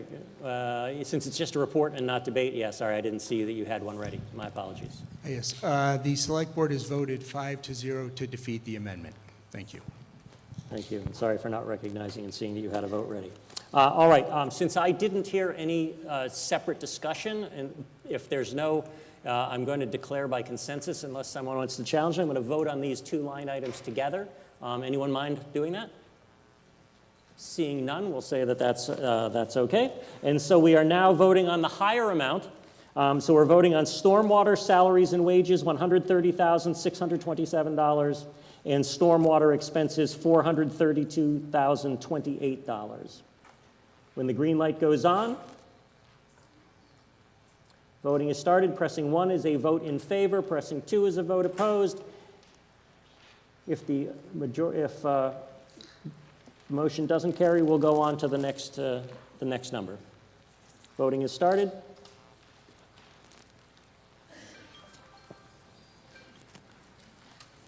Voting is ended. We have 276 in favor, 276, and we have 82 opposed. The motion carries. And I think one of the things we've learned from that is maybe next year we can get that to say Stormwater Enterprise and fewer of us will be confused. The one remaining item that was questioned was the school department budget. Who had questioned that item? Mr. Savoy? I wonder who did that. Dom Caprioli, Oh, Mr. Caprioli, sorry. 9 Crown Ridge Road. This is a very big budget, by the way, in case you haven't noticed. Can you just tilt the microphone down a little bit so I can hear you more clearly? Say Just that tilt again, it down please. toward your mouth a little bit.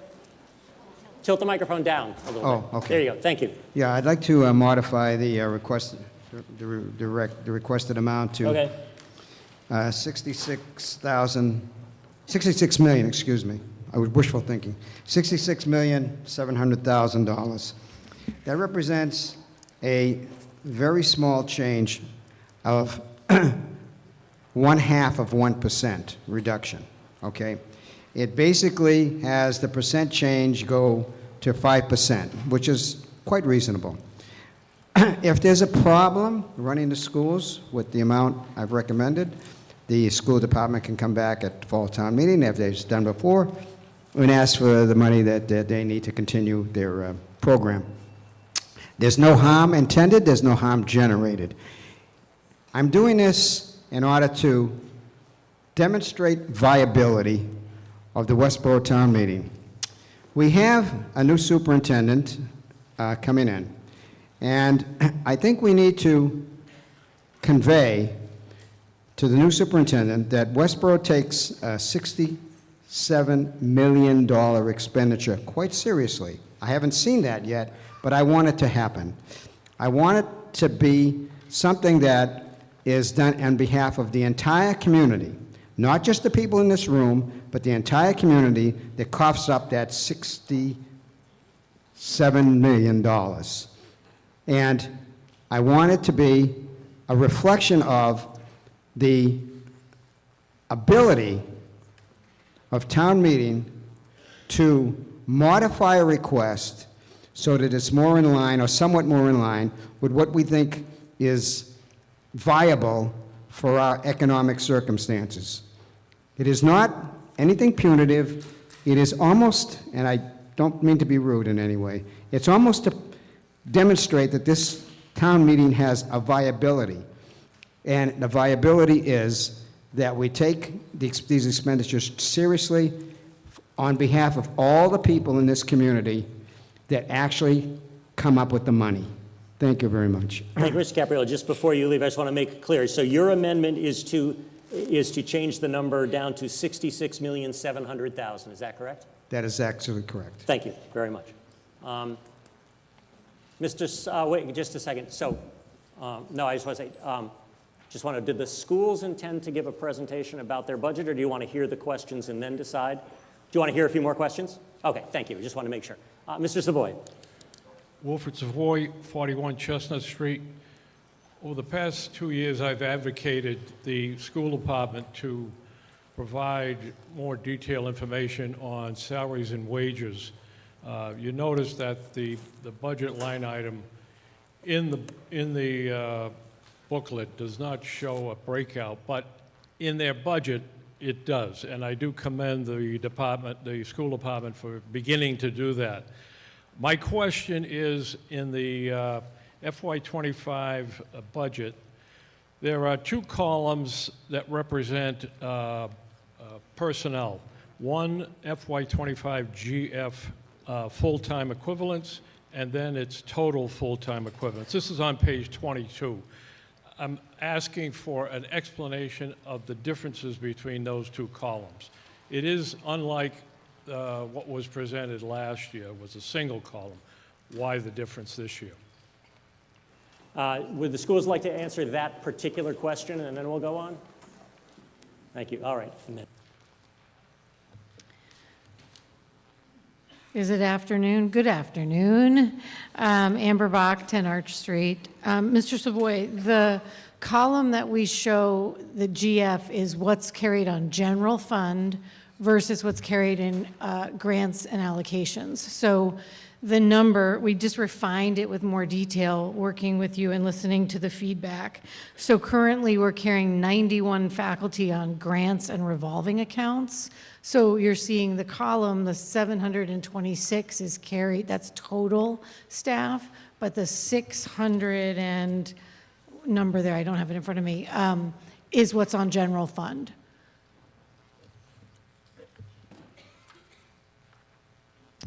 Any other general questions?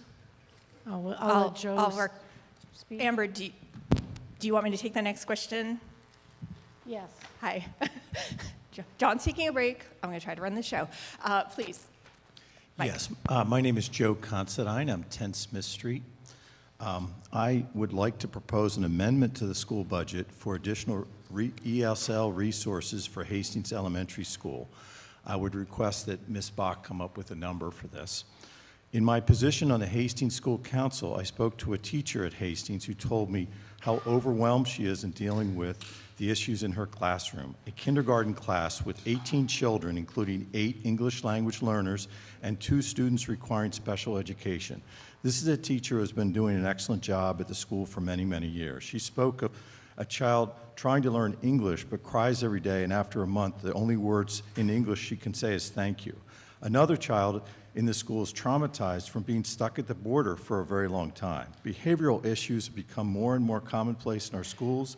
It is becoming increasingly difficult for her to deal with all the kids with diverse learning needs and also provide meaningful instruction for kids who can already read in kindergarten. I fear that there is a large learning disparity between our elementary schools. She reported that Fales has 4 ELL kids in kindergarten while Hastings has 30. This disappoints me greatly. Almost 20 years ago, when I served on the town redistricting committee, which had the task of recommending a way to split our then 2 elementary districts into 3, a primary goal of that committee was to ensure that kids would get the same excellent education at each of our 3 elementary schools. I fear we are falling short of this important goal. I respectfully ask that more resources be provided to Hastings to help our teachers. We need smaller class sizes, more ELL help, and more paraprofessionals. I also ask that the school committee put in writing a policy to ensure that the immigrant children staying at our hotels and the new facility on Lyman Street are distributed evenly between the 3 elementary schools. Hastings is already overwhelmed. I have heard our superintendent state that the migrants have been distributed between the 3 schools. I would like this to be put in writing as part of the district handbook, so this will not change, this policy won't change in the future. Thank you so much. Thank you very much. Just want to clarify, while I stepped away, I'm gathering you're requesting an increase to the school budget for ESL? For ESL for Hastings. For Hastings. And I request that Ms. Bach supply a figure for Yeah, that. okay, thank you. I just want to clarify, all town meeting does is vote on an amount of money that's given to the school department. So an amendment can be made to raise it. However, it's completely at the jurisdiction of the school department and the school committee and the school superintendent about whether that money will be used in that way. So I just want to clarify, because this also came up a few years ago. The town meeting can, unless it's under a separate article, given money for like a particular funding a program, money given to the school committee is directed by the school committee and the superintendent. So that doesn't mean we can't have the amendment. I just want to make it clear that there's no action the town meeting can take to compel that particular amount of money to be spent in a particular way. Just wanted to make that clear. Okay, can I ask Ms. Bach to come up with a figure? Well, I'm seeing if she's going to say something. I just want to make my remarks first, yeah. Ms. Bach, did you have a response to the gentleman's request? Thank you, Mr. Constantine, for your service on the school council at Hastings, and I believe that we've had an opportunity to talk about this, and that I have confidence in the L staffing that we distribute across the 3 elementary schools and up through the high school. We track the ratio of classroom balance to make sure that there is an equitable share of appropriate coverage for classrooms. That's equally important to us as it is to you. I appreciate your care to that. The ELL director will work with Dr. Daniel Mayer, the assistant superintendent, and we will look at the complete package of all service delivery needs across K to 12, all 6 schools, and the director will distribute that staff using a ratio and proportional support structure. Hastings already carries several more L staff than the other schools because of that proportional need, and I believe that they are appropriately staffed. That does not mean that there aren't very stressful days in classrooms. Let's be clear about that. There are always going to be hard days. It's a complex and difficult job. I want to be assuring to all of you that I think the quality of education across all 3 schools is excellent. I think you could speak to Hastings families and they would tell you such. But I certainly am willing to carry back your feedback to the school committee, and they have the authority to direct me on looking at staffing further. And I certainly am happy to sit with you, as we have done on a couple occasions, and talk that through, Joe. Okay? It sounds like you're in opposition to the request to cut the budget, however, which I love, so thank you so much. I will speak to the other question, which is the interest in lowering the school budget. I would respectfully ask you to forward the budget as it has been prepared and shared with you. The complete increase this year, except for about $12,000, is all staffing for the Westborough Public Schools this year. We very selectively made a tough decision not to return in October and to request the change in salary after we settled all of our contracts in May. We made a lot of internal cuts this year, used revolving accounts, and took the responsibility of not returning to fall town meeting to request more funds, because during last year's town meeting, I spoke on town floor and I said that we had the funds necessary to cover the year. And in good faith, when we've said that, we will not return. So I had said that we had our contracts covered. We thought we were carrying enough. It turned out by the time we rolled all the contract settlements, late May, early June, that we were short for this year, up to close to $800,000. We did the internal work this year to face those cuts, defer expenditures, and to cut back and to use the revolving accounts more this year. So the 25 budget is carrying that gap, plus the increases moving forward, which is why it's higher this year. However, all of that is in salary. So I would respectfully ask, as you've heard Joe just speak on behalf of the schools, that the staff we have are busy, they're working hard, it's a complex job, and I would respectfully ask that you support the school's budget. Thank you. Thank you, Ms. Bach. So, Mr. Constantine, given that Ms. Bach, I think, doesn't have a number, would you like to propose an amended number? I mean, we can't compel her to come up with a number, and I have no knowledge. So if you would like to propose a number, I will gladly submit that to the meeting for a vote. No, but I have a follow-on question to Ms. Bach. Okay.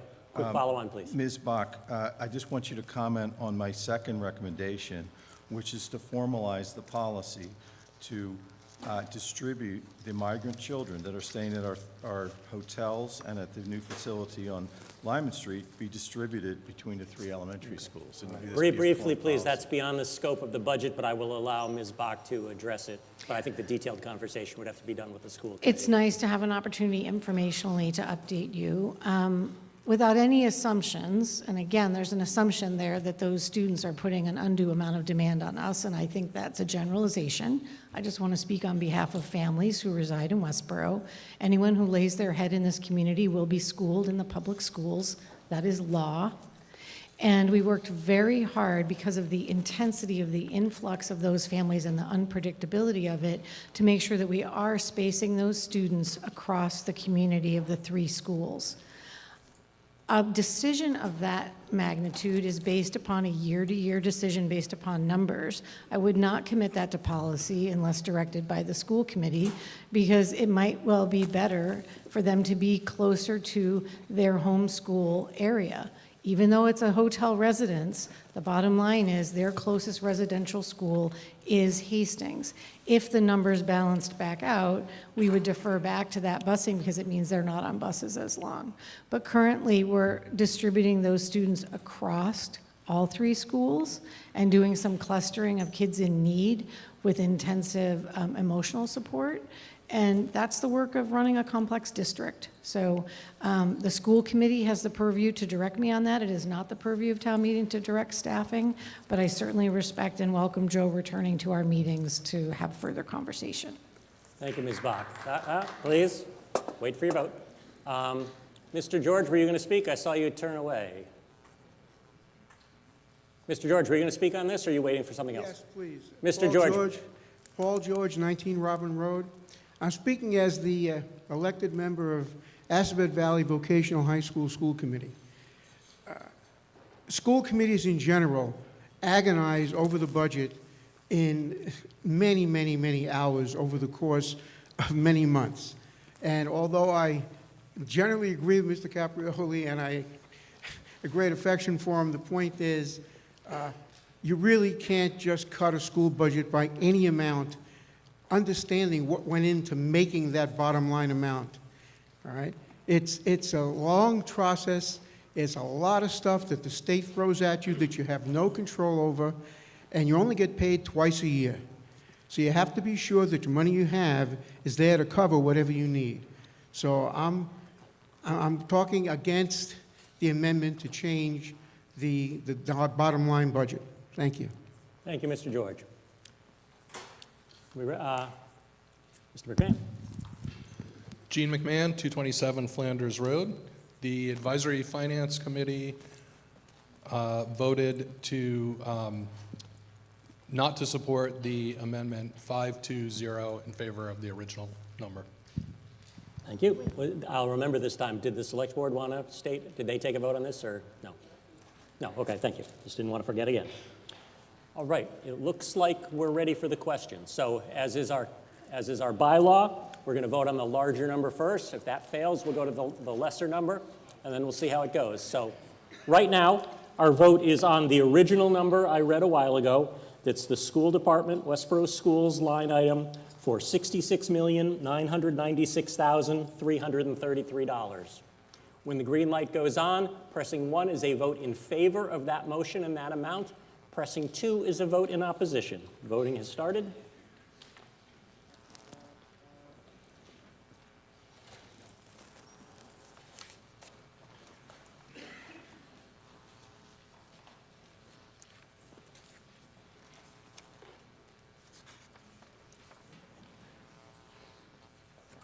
Voting is ended. We have 272 in favor and 58 opposed. The motion carries. And that concludes Article 8. The town of Westborough has an approved budget for fiscal year 2025 starting July 1st, 2024. We now turn our attention to Article 9, which has to do with elections and town meeting. Ms. Marshall. Shelby Marshall, 7 Charles Street. I move that the town vote to transfer and appropriate from free cash the sum of $106,900 for the purpose stated as the article is printed in the warrant. Remarks, Ms. Marshall? Yes. This year, as we've already discussed, the town has removed funds for elections and town meeting from the operating budget to an article as presented here with a proposed funding source of free cash. This particular budget experiences a high variability year over year due to the number of elections required to be funded. The town receives state reimbursements for early voting and extended polling hours, but this reimbursement is treated as a general fund revenue and therefore closes out to free cash rather than directly offsetting the cost of these requirements. Funding this article through free cash utilizes these funds and avoids large budget fluctuations based on election cycles and changing state mandates. The Municipal Empowerment Act proposes to change how these reimbursements are accounted for in the future, so if passed, the town may consider funding these expenses differently in the future. Mr. Moderator. Thank you, Ms. Marshall. Questions, comments? Seeing none, our action comes on Ms. Marshall's motion to transfer and appropriate from free cash the sum of $106,900 for the purposes as stated in the warrant. When the green light goes on, pressing 1 is a vote in favor, pressing 2 is a vote opposed. Voting has begun.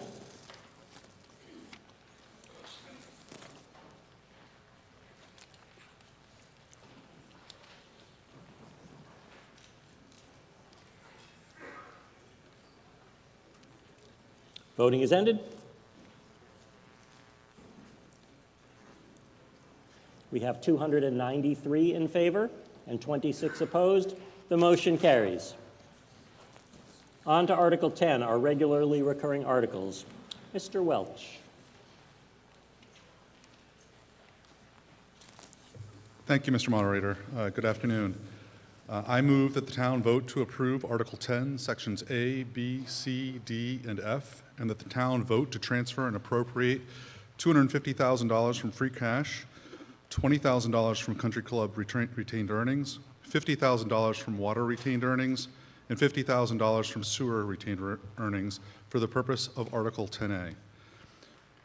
I also move that we move $4,500 from free cash for the purpose of Article 10B, $300,000 from the Cable TV Enterprise Fund for the purpose of Article 10C, $3,500 from free cash for the purpose of Article 10D, $53,609 from free cash for the purpose of Article 10E, and $49,000 from free cash for the purposes of Article 10F as printed in the warrant. Mr. Moderator. This article represents the items that the town meeting votes on every year, as well as articles that maintain a certain funding level and are included in years when funds drop below that level. Article 10A are the reserve funds which sets aside funds for unplanned expenses with $250,000 in the general fund, $50,000 each in the water and sewer funds, and $20,000 from country club retained earnings. The funds are under the Advisory Finance Committee's control.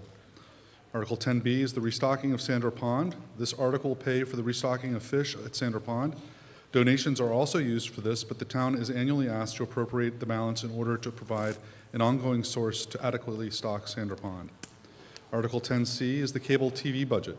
This article seeks to fund the fiscal 2025 cable TV budget, which is composed of funds received by Westborough TV on behalf of the town from the cable license agreements between the town and the cable providers.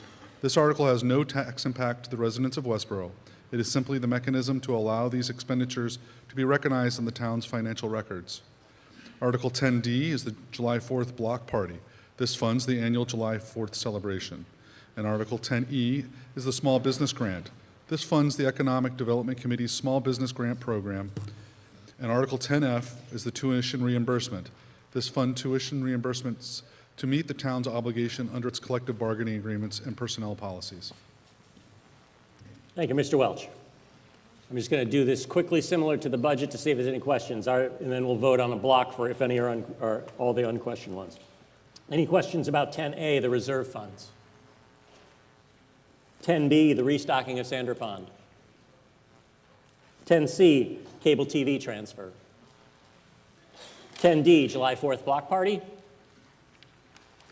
10E, small business grant program? 10F, tuition reimbursement. Seeing none, we will vote on them as a block. We will vote on Articles 10A, B, C, D, E, and F using the motion made by Mr. Welch. When the light goes on, voting will begin. Pressing 1 is a vote in favor of Mr. Welch's motion in its entirety. Pressing 2 is a vote in opposition. Voting has begun.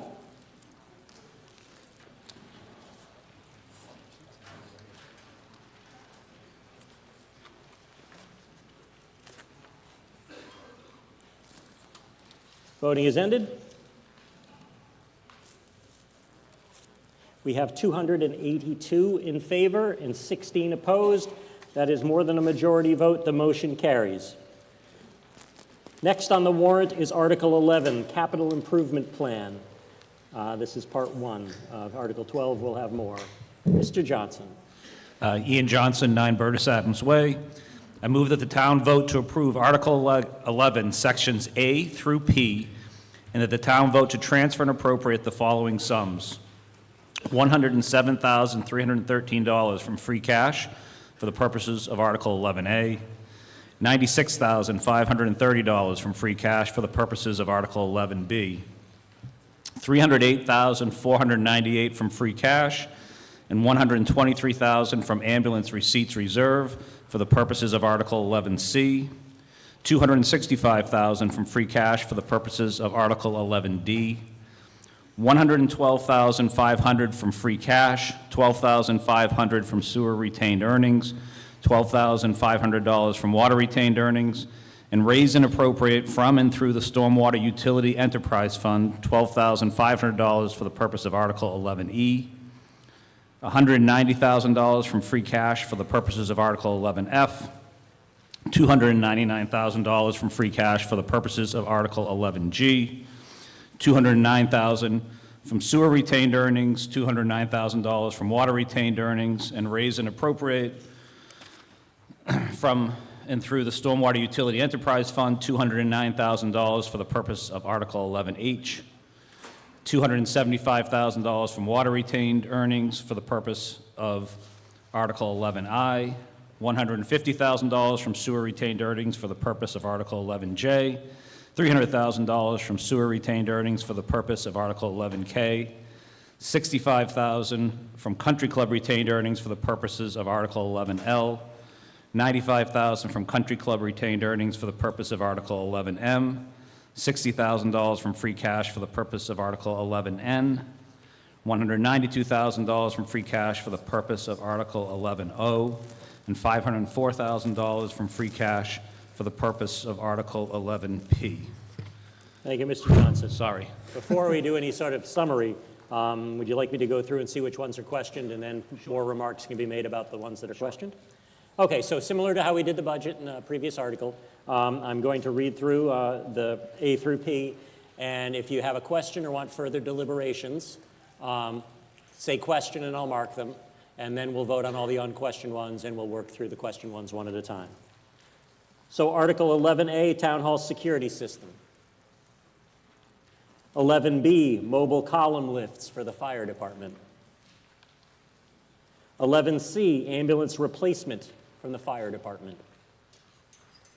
11D, police vehicles from the police department. Was that a question? Was that a question? It was, okay. So 11D for police vehicles, we have a question. 11E, admin vehicle replacement for the DPW Building Department and Health Department. 11F, one-ton vehicle replacement, DPW. 11G, six-wheel dump truck replacement, DPW. 11H, jet vac truck replacement from the DPW. 11I, town water management improvements, DPW. 11J, town sewer system improvements. 11K, town sewer system, Part 2, DPW. 11L, utility vehicle replacement, Recreation Department. Question on 11L, thank you.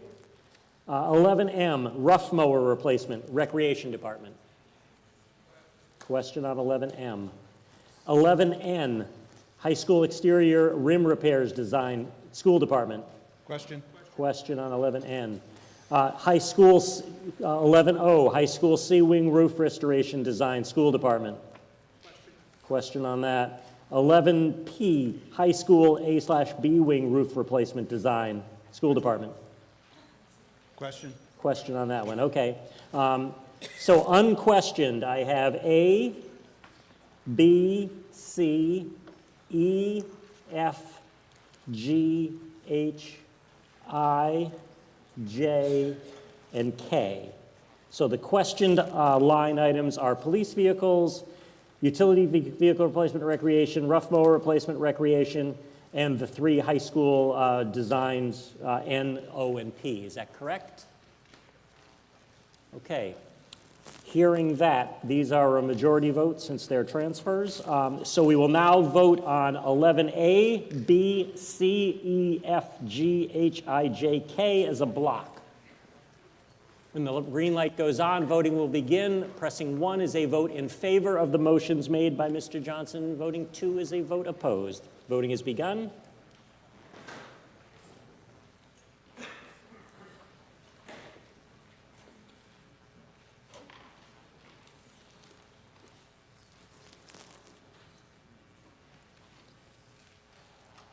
Voting is ended.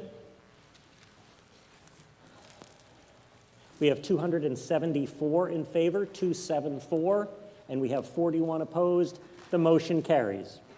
We'll now go to 11Q, police vehicles.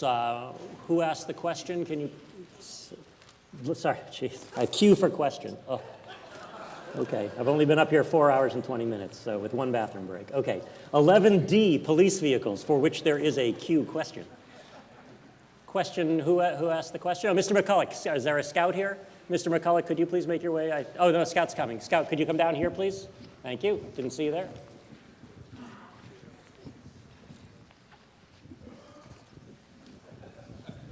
Jerry McCullough, 27 Overlook Hello. Drive. I just have a question with regard to the police vehicles in general. It seems like you see just about every vehicle is always got to be like an SUV, and I'm just wondering if there's any difference where if you've got a detective using a vehicle, does he really need an SUV? Can't he have a regular, just smaller cruiser or something to be more fuel efficient and stuff, driving the vehicles around town? Thank you, Chief Minardi. Todd Minardi, your police chief. All the vehicles we purchase comply with the Green Communities Act. Ford has discontinued their sedan models for police interceptors, and that's why we use the SUVs. Again, they all comply with the Green Communities Act for their gas mile per gallon rating. Okay, and is there, sometimes when you're driving by, seeing the parking lot with the police vehicles, it seems like there's an awful lot of extra vehicles. When I read in the report, it sounds like, geez, if you're missing one vehicle, we're sacrificing potential police protection and stuff, but are they used 24/7 kind of situation, or?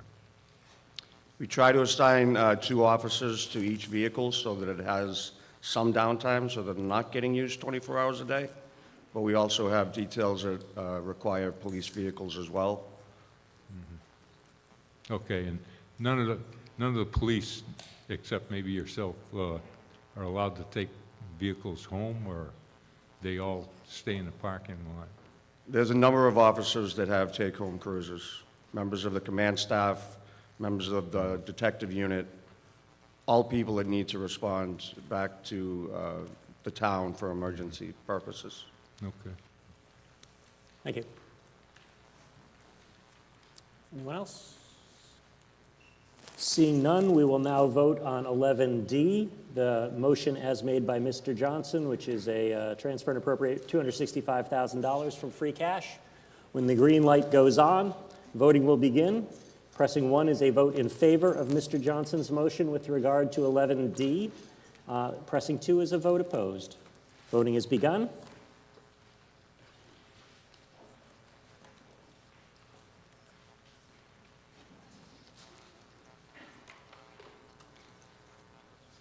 Voting is ended. We have 257 in favor. We have 59 opposed. The motion carries.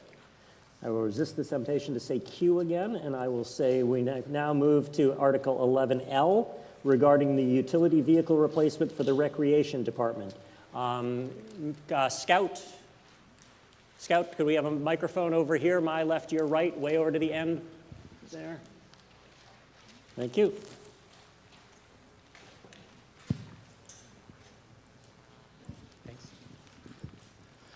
Chris Noonan, 13 Cross Street. I have three questions for someone up at the leadership table. Earlier in the day, we heard that we are basically spending about $300,000 to get the grass cut and the sandbanks fixed. Now, we also have to and that's from a private company, that's not from a public company. Now, we also have to recognize that there's probably 13 to 14 vehicles, maybe worth about 1.2 to 1.4 million, that we as taxpayers pay for. So the first question I have is, why is this arrangement in place? And when they were putting it out for bid, which they just awarded, so I'm not asking for the bid to be changed, did they actually ask the vendors as part of the RFQ for them to supply the capital equipment worth 1.4 to 1.5 million? So therefore, the expense and risk go to the appropriate person and company. That's question one. Do you want that answered before you go to question two? I can give them all, if that's fine. Two, there's a new above-ground fuel tank that's affiliated with this equipment that we're supposedly buying. We have requested from the town manager's office, who owns it? Does the vendor, the private vendor, Gulf Management, own it? Do we as taxpayers own it? If we own it, why is it within 100 feet of an open water source? Never went to Concom for approval, and so therefore we're providing another liability of which therefore we will have to fix if it leaks. We have a pretty extensive petroleum center down at Oak Street, but for some reason this one case seems to be an exception. And the third question, if you allow me, is I received a notice in email that the Golf Course Management, Inc.'s office is at 121 West Main Street, which is a golf course. So do we have a lease with this private company where they're using a public space? And if so, what is the rate for that lease? Or is this just something where the vendor decided to take it upon themselves to use a public address when they surely have their own private address internally within the town? Thank you. Thank you, Mr. Noonan. We'll take those one at a time to see. I'll look to the, who wants to answer the first one? It has to do with why does the town pay for equipment and would the vendor provide it if asked, et cetera.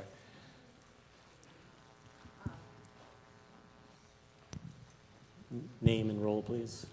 Kim Foster, Assistant Town Manager. The Recreation Director and I did work together when we went out to bid for the current contract. And just to clarify, the first year of the contract is for $260,000. We evaluated a couple of models, and we understood from other courses that including the cost of the equipment and having the contractor own the equipment would likely result in significant contractual increases. Furthermore, when the town owns the equipment, if anything happens with that contractual arrangement, we still have the ability to service the course. The town owns the equipment, but it is not paid for by the taxpayer. It has been paid for out of the the revenues that come in from operating the golf course. So the taxpayers have not paid that through the general fund. Thank you. The second question, according to my notes, was about the above-ground fuel, who owns it, and close to a water supply, things like that. So only vaguely related to vehicles, but since I guess that's where the vehicles get their fuel from, then it is enough related. Ms. Kirkland, you want to answer that one, or discussion ensues? Hang on.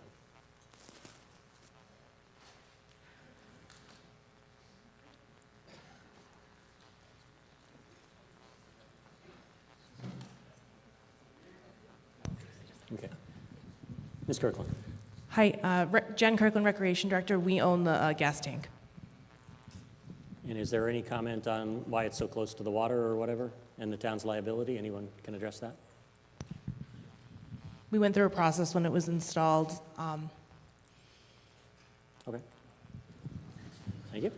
And then let's see, the last one was the golf course management office address. Is that a convenience, or is there a lease and a rate or anything like that?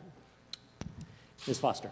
Sure. One of the provisions in the contract is they are expected to be physically on site, and they are granted through the contractual arrangement access and ability to use that site to store their, they do supply some of their own equipment, some of the smaller equipment, but they are expected to be on site, have staff on site, so they do operate and have access to that facility. Thank you. Can I have a follow-up question? Yes. Thank you, John. Mr. Noonan. So Golf Course Management, Inc., this private company, in this, they're basically looking for employees, and what they're suggesting to the employee is that they're not completely wedded to the Westborough Country Club. They also service large and small commercial spaces and sites. They also do other municipal sites. Now my question becomes, so we have this $1.2, $1.4 million worth of equipment that we pay for, and we have to take, and someone takes care of it, but we pay for that, along with the liability of this fuel tank. And so then what happens is, in that lease, is there a management contract, or who literally makes sure the vendor, the private vendor, is not using our equipment on other sites, whether they're in Westborough or outside Westborough, because that becomes a huge liability. Thank you. Thank you. It's addressing essentially who manages to make sure that the Westborough-owned equipment is only used on the Westborough. Sure. There are contractual provisions that make it clear that that equipment is only for use on the golf course site. Additionally, our golf manager, who manages the operations, is physically on site, and he is the individual who has day-to-day contact with the golf course superintendent regarding maintenance. Thank you. One last follow-up? Since you didn't use all of your time, I'll give you one more account as a You're follow-up. so kind today, John. So then the question is, so if it's the golf pro, who used to be independent, and one of the ways we make the country club expenditure account work well is we basically took an independent salary and we moved it over to a full-time salary, so they're an employee. So that was a savings about $70,000 to $90,000 each and every year since 2001 or 2002. Oh, the light's going. So then the question becomes, who is the golf pro enforcing that factor where equipment can't leave for other sources, or who's doing that? Who actually literally is responsible for the management of that? Ms. Foster, question is who's responsible for day-to-day management of the golf course and things like that? Golf operations are managed by our golf manager. And yes, that was brought under the town several years ago. The care of the grounds and the facilities are managed through the contractual arrangement. That contractual arrangement is overseen by our golf course manager, who, yes, is a town employee. Okay. Anything else? Mr. Shafford. Rod Shafford, 8 Parkman Street, sorry. I wonder if the building inspector could confirm that the fuel tank was properly permitted? We got, I guess the fire chief will do. Let's see what Chief Purcell has to say. Excuse me. Good afternoon. Patrick Purcell, serving as your fire chief. Yes, the tank was permitted through the fire department. I do not right now have the parameters that surround that. The fire prevention division did permit that part of the process, but I don't have the information as to all the details in front of me right now. Thank you. I'm sure it's available at the fire department if anyone wishes, or at the building department. Okay. All right, let's proceed to a vote on Article 11L. Then I got to turn back to my, this is essentially appropriate and transfer $65,000 from country club retained earnings for the purposes in the warrant that's stated for Article 11L. When the green light goes on, voting will begin. Pressing 1 is a vote in favor of the motion. Pressing 2 is a vote opposed. Voting has begun.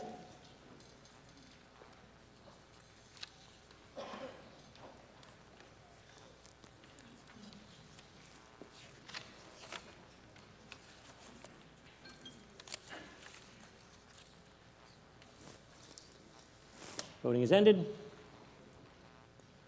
We have 260 in favor. We have 54 opposed. The motion carries. Moving on to Article 11M, the rough mower replacement, again from the Recreation Department, again a transfer from Country Club retained earnings. Any new questions, or were they similar questions? Scout, back to Mr. Noonan, please, if you're still here. Scout, over here, back row again. Guess I should have told you to stay there.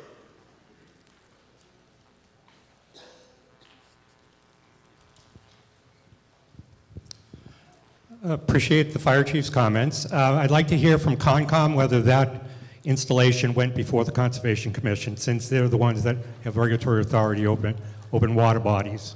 Thank you. Thank you. Anyone from the Conservation Committee here? Here we go. Thank you.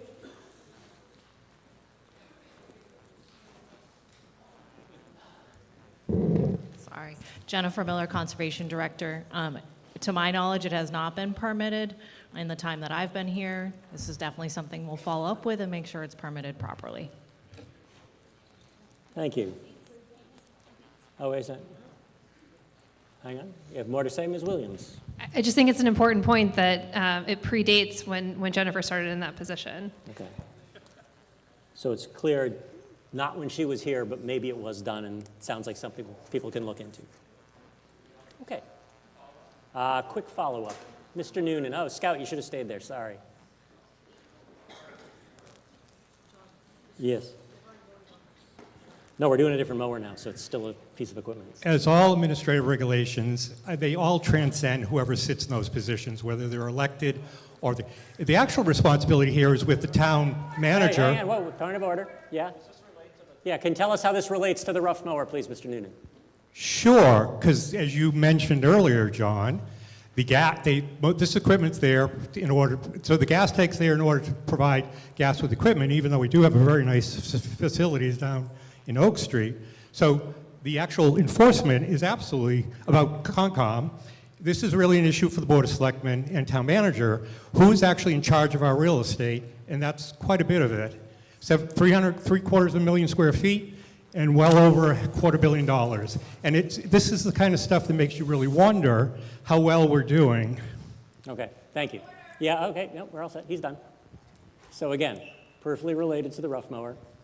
If you, I'm sure there's plenty of people in town who can do the research about the fuel thing that I wasn't aware of, but okay. Our action comes on Article 11M, rough mower replacement for the Recreation Department. The original motion was an appropriate and transfer $95,000 from Country Club retained earnings. When the green light goes on, voting will begin. Pressing 1 is a vote in favor of the appropriate and transfer from Country Club retained earnings. Pressing 2 is a vote opposed. Voting has begun.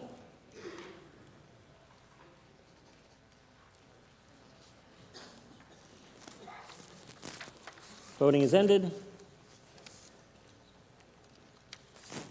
We have 231 in favor and 59 opposed. The motion carries. We now move to 11N, high school exterior rim repairs design, a requested transfer from free cash for $60,000. We have a question, Mr. Shafford. Thank you, Mr. Moderator. Rod Shafford, 8 Parkman Street. I wonder if the school committee could explain how these articles were developed, who was responsible for determining that these repairs were required, and what's their relationship, or how did we go about procuring their services to evaluate these roofs? Okay, so a question, I guess this will also preclude us having to answer it again for O and P. So it's a question about the way that essentially how the design services are procured and what the input is and what the outcome is. Mr. Moderator, just to clarify, I wonder who evaluated the roofs originally to determine that these articles were required. Okay, so the question also includes who evaluated that the work was necessary. Thank you. Give us a second.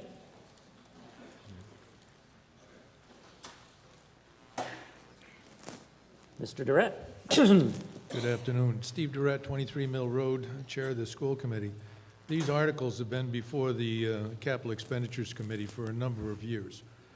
These roofs are in tough shape. We've had consultants review them a number of times. Not necessarily the same consultant, but as we have done projects at the high school and other schools, different consultants have added to the information we've needed. The budget estimates for these, on this particular article, have to do with the design of the fix. And so in discussion with consultants, they would tell us what they think the estimated cost for a project is. And so for the design piece of this, we use the general, let's say, order of magnitude of what the engineer's cost would be to complete the design, and also against the total capital cost of the project. So going forward, we would sit down with the Capital Expenditures Committee and create what we think the future article would be. For those that don't know it, we have a 5-year cycle on the town's Capital Expenditures Committee, which is reviewed by a number of different groups in the town. School committee has a member of it, and other departments as well, who then, in effect, order the what comes before you as a capital project. But also, as part of that 5-year cycle, is other things. And as I mentioned earlier in a response to a similar question, based on the fact that without doing the engineering up front, we can't bring you a fixed price cost not to exceed for these projects. And so as a result of a discussion with the selectmen a couple of years ago, the discussion was that we would do the engineering first. We would do what we think the total capital cost would be, and we apply a percentage against that, which historically is between 8 and 12%. And so these items have come forward on the basis of walk around the school and look, or the maintenance that we do in repairs of the roof. I can't remember how old the roof, how many, 50? 52 years. We've been trying to fix the roof on this building in parts for 52 years. And we've kicked the can down the road to the point where we have school roof leaks that caused us this year to cancel school for one day. We've done that on the basis of the cost of the taxpayer to pay big ticket items like what you're going to see coming forward, because there are times where we can wait. We've been very lucky on this building to be able to wait 52 years before we replace it, but what happens if, in fact, all of these fail at the same time catastrophically, and kids are out of school for a month or 2 months? You cannot fix a roof in a very short period of time. That's the reason why they're before you, to try to use common sense to create an opportunity for the town not only to get a fixed price on the final bid, but also get the engineering necessary to do it right. So hopefully that's an answer that strikes. I'm not in favor of the Vermont method, which is simply, well, it's not raining, so we don't have a problem. Thanks. Thank you, Mr. Durrett. Mr. Shepherd. Yeah, so I don't think, I guess my question is, was there an RFP issued to develop a feasibility study to evaluate the roofs? Or is this a specific vendor who provides roofing materials who's gone up there and made these recommendations? Yeah. Or is it the town that's taken it upon themselves to determine that this is the work that needs to be done? I just, could you be more specific in terms of who's making these recommendations? We have had consultants to come forward to tell us that we need to engineer this roof. It isn't somebody down the street on a bicycle. Amber Bach, 10 Arch Street. To add on, the original, this is 10 years ago when I arrived. This is my 10th year. We had a DRA report, which was from a consulting firm that went out to bid, that came in and did an assessment of all of our buildings extensively and gave a benchmark at that time with needing to move forward on repair of the rim. And we then use Garland Roofing, who comes in and does an annual assessment of our roof, knows our roofs well, helps us do the repairs and call consultants and the work that we need to do. I don't think there's anything nefarious in that. I think this implication that somehow we have this weird relationship with a very, very large roofing company. You call a roofing company to assess your roof. So Garland has, over the years, done some very good work for us. But the DRA report was the original assessment that framed the status of all of our roofing across the district. The high school roof is very large, and with two giant sections of it being 52 years old, the rim and sections A and B, the whole front half of the high school, we need to accomplish design so that we can then have the project go out to bid.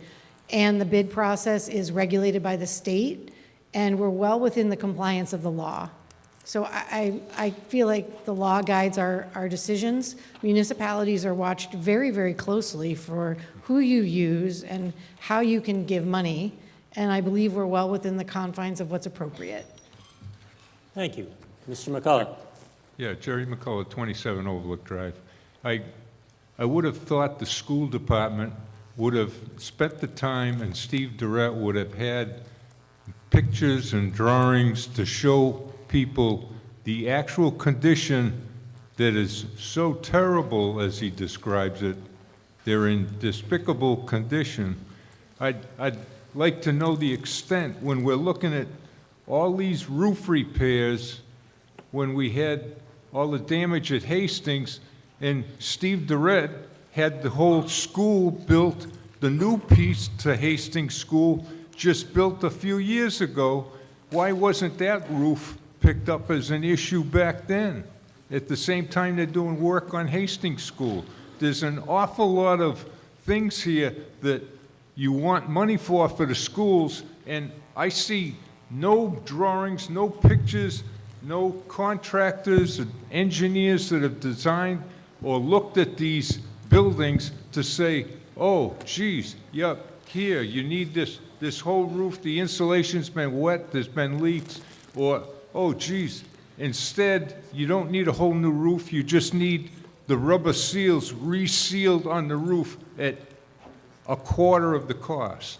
I just will note while we wait for Ms. Boggs to respond, I will note that 11N, O, and P are specifically for design costs, so it sounds... Thank you. for that Design clarification. cost you yeah. don't waste if it's a simple repair. I think my point is the school department does not spend money in a preventive nature to basically cause the roof to go to an excessive point where the whole thing gets, the insulation gets destroyed, damaged. You don't have, I don't believe you've got anyone on your staff that goes up, looks at the roof. Oh, goodness, Oh, please. the Okay, seam, goodness, yes. the seam is Mr. McCullough, bad. we don't talk about personalities. If you want to say that you think appropriate Thank work you for isn't your, done, thank that's you for fine. your feedback. So your question is around, are we taking care of our roofing? A 52-year-old roof is well past its reasonable life expectancy. We're And talking high school Mr. roofs McCullough, here. no interruptions. And there are two roofing projects in front of you today, and I want to separate those out so there isn't confusion. The first roofing project are these design request articles for the high school, which is a very large building, and it takes the three aspects of design that we need so we can prepare to be responsive to repairing this roof. When you look at the high school, you can see that A and B wing are original 52-year-old roof and need to be fully replaced. You can see here, high school A and B roof design, it's $500,000, which is rough order of magnitude 12% of anticipated total cost in the future to get the design done so that we can come forward with that request. The rim has chunks falling off of it. That's usually a good sign that it's done its job. We considered putting netting around it, pretty unsightly. We monitor it regularly. I want to give a shout out to our Buildings and Grounds Committee. They are on those roofs. Every night now, when you come to Article 19, when we're looking at the Hastings roof, anytime it rains or snows, I have one person on the roof and two inside, monitoring and managing leaks until we can replace that roof. So our staff does an incredibly good job maintaining and caring for the roofs across this district. And because of that, we've gotten a much extended life expectancy out of our roofing. We pushed the envelope too far on some of them, assuming we could continue that repair, and we ran out of time at Hastings. When you look at what we're requesting for you today, we want to be in front of coming before you with bid documents with a hard number of what it will take to complete the updating of the high school roof design. The capital committee, inclusive of the select board members, school committee members, FinCom members, and town members, will decide when we come forward with that bid and go out for bid to actually do the project. To do the project, we'll need to have design. You can see that this section of roof could advantageously be managed by using a seal coating process that could give us an additional 20 years on this roof because it's in good shape. We hope to extend the life of that roof with care and repair and management of our team to get the most out of it we can without, as you said, wet installation or other things that happen when you aren't monitoring your roof. We use actually annual assessments and updates and repair on every roof in district. This roof is 52 years old and needs to be replaced. It's that simple. The numbers are horrible. They're large. They're giant buildings. I would say any of you that have a 52-year-old roof are probably going to have to replace it. And you have a smaller house, and it's still expensive. So by the time you're into scope of 80,000 square foot roofing, it's going to cost us a lot of money. I don't feel good putting that in front of you. It hurts. I understand that. But we also have to take the responsibility to do that management because the repair interior, when we lose wall, we lose flooring, we lose ceiling, we have mold, then you're into a whole other cycle of much more extensive cost. So while we recognize that, we partner with the capital committee to pace these out. This is requesting design, and in the future, we'll bring forward the request to bid these projects. Thank you. Thank you, Ms. Bach. Also a reminder, just so everyone knows, if people think that work isn't being done or isn't being done correctly, we can say that, but we do not here at town meeting impugn names or anything. So it's okay to say you think more work needs to be done, but we don't allow discussion of people or personalities. We'll talk about the issues and the topics at hand and on the motion at hand. In this case, perhaps I made a mistake by not allowing the school department to make their presentation before, and if that was my mistake so we could try to be more efficient, I'm sorry. But now let's just get back on track that we're talking about Article 11N, and if it's about the need for design in general, we can talk about that. Yeah, Are you I done, had Mr. some McCullough? follow-up questions. Based on the Mr. McCullough, one information question, yes. I had additional questions with regard to the original high school building. I wasn't in town, I guess, 52 years ago when they say that was built. I thought it was more current on the old section of the high school. But the new section of the high school where there's a new EDPM roof, rubber roof there, that should not require a full replacement of that rubber membrane roof unless you've had testing done by outside engineering people that would warrant that. And Sure. Mr. McCullough, can I just ask, are these questions that would be answered by funding the design, or do you believe that these should be known before the design? I think that all those questions that I have should be answered prior to even going to design. Okay, that's what I wanted to know. You don't ask a design company to come in and design me a new roof. I think what you're looking for, if you're looking for a rough estimate for cost or expense, you would have the square footage measurements of those roof sections you want to do, and there's rule of thumb that they use in the industry for replacing roofs. Before you'd go to design, you'd have so many square feet of roof that have to be covered, and here's the estimated cost, and then you'd go look at designing, having an engineer go design it once you know that the funding is in place to take the project through. maybe if you go to design this year, maybe there's some new product on the market 2 or 3 years from now, and that's when you end up getting the money, and you should have used a whole different product on the replacement. So I'll offer one clarification for you. C-Wing, as you can see in the picture, which is the newer section you're referencing, is not Yeah. 52 years old, it's 22 years old. And actually, we are using a new product. You just said new products. We're actually moving to use a new product, and that is a seal coating product, which leaves all of the existing insulation, roofing, and infrastructure in place, which is both environmentally sound and economically sound. It lowers substantially the cost of dealing with that large C section, but it needs to be done when it's advantageous, where the roof is in good enough repair. They came in and they basically use a laser penetration to look at the health of that rubber topping that, I'm such a good engineer. Anyway, that stuff on top of the roof. The EPDM, They basically come in and they assess that, and if it's substantially stable enough and has been well repaired, which it is, they can come in and do a seal coating, and we get an additional 20-year warranty on that very large section of roofing, which is more than half the cost less, because you're not paying for the installation, you're not paying for the complete refurbishment. You're basically leaving all of that infrastructure in place and then doing that seal coat.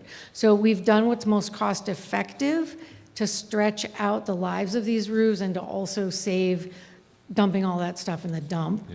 And yet A and B will need to be fully repaired because they're well past our capacity to just put seal coat on them. Thank you. So we are being responsive, and we definitely know the square footage of every one of our roofs and what it would cost to do the work when we bring our design people in. Thank you very much. appreciate- Mr. McCall, I think your time's done. You've spoken twice and you used up your time, so thank you. You can cycle back. So anyway, next person at that microphone, please. Name, address, and voting device, please. Yeah, hi. Name and address, please. Donald Gilbert, 26 Charles Street. I just, if you feel a little pushback on some of the spending projects, this is absolutely an essential, important thing. We don't want fascia falling off onto the students. But if this existed this way for 52 years, or was something out there, why did we do the gold-plated job on fails? Why did we spend too much on 1500 Union?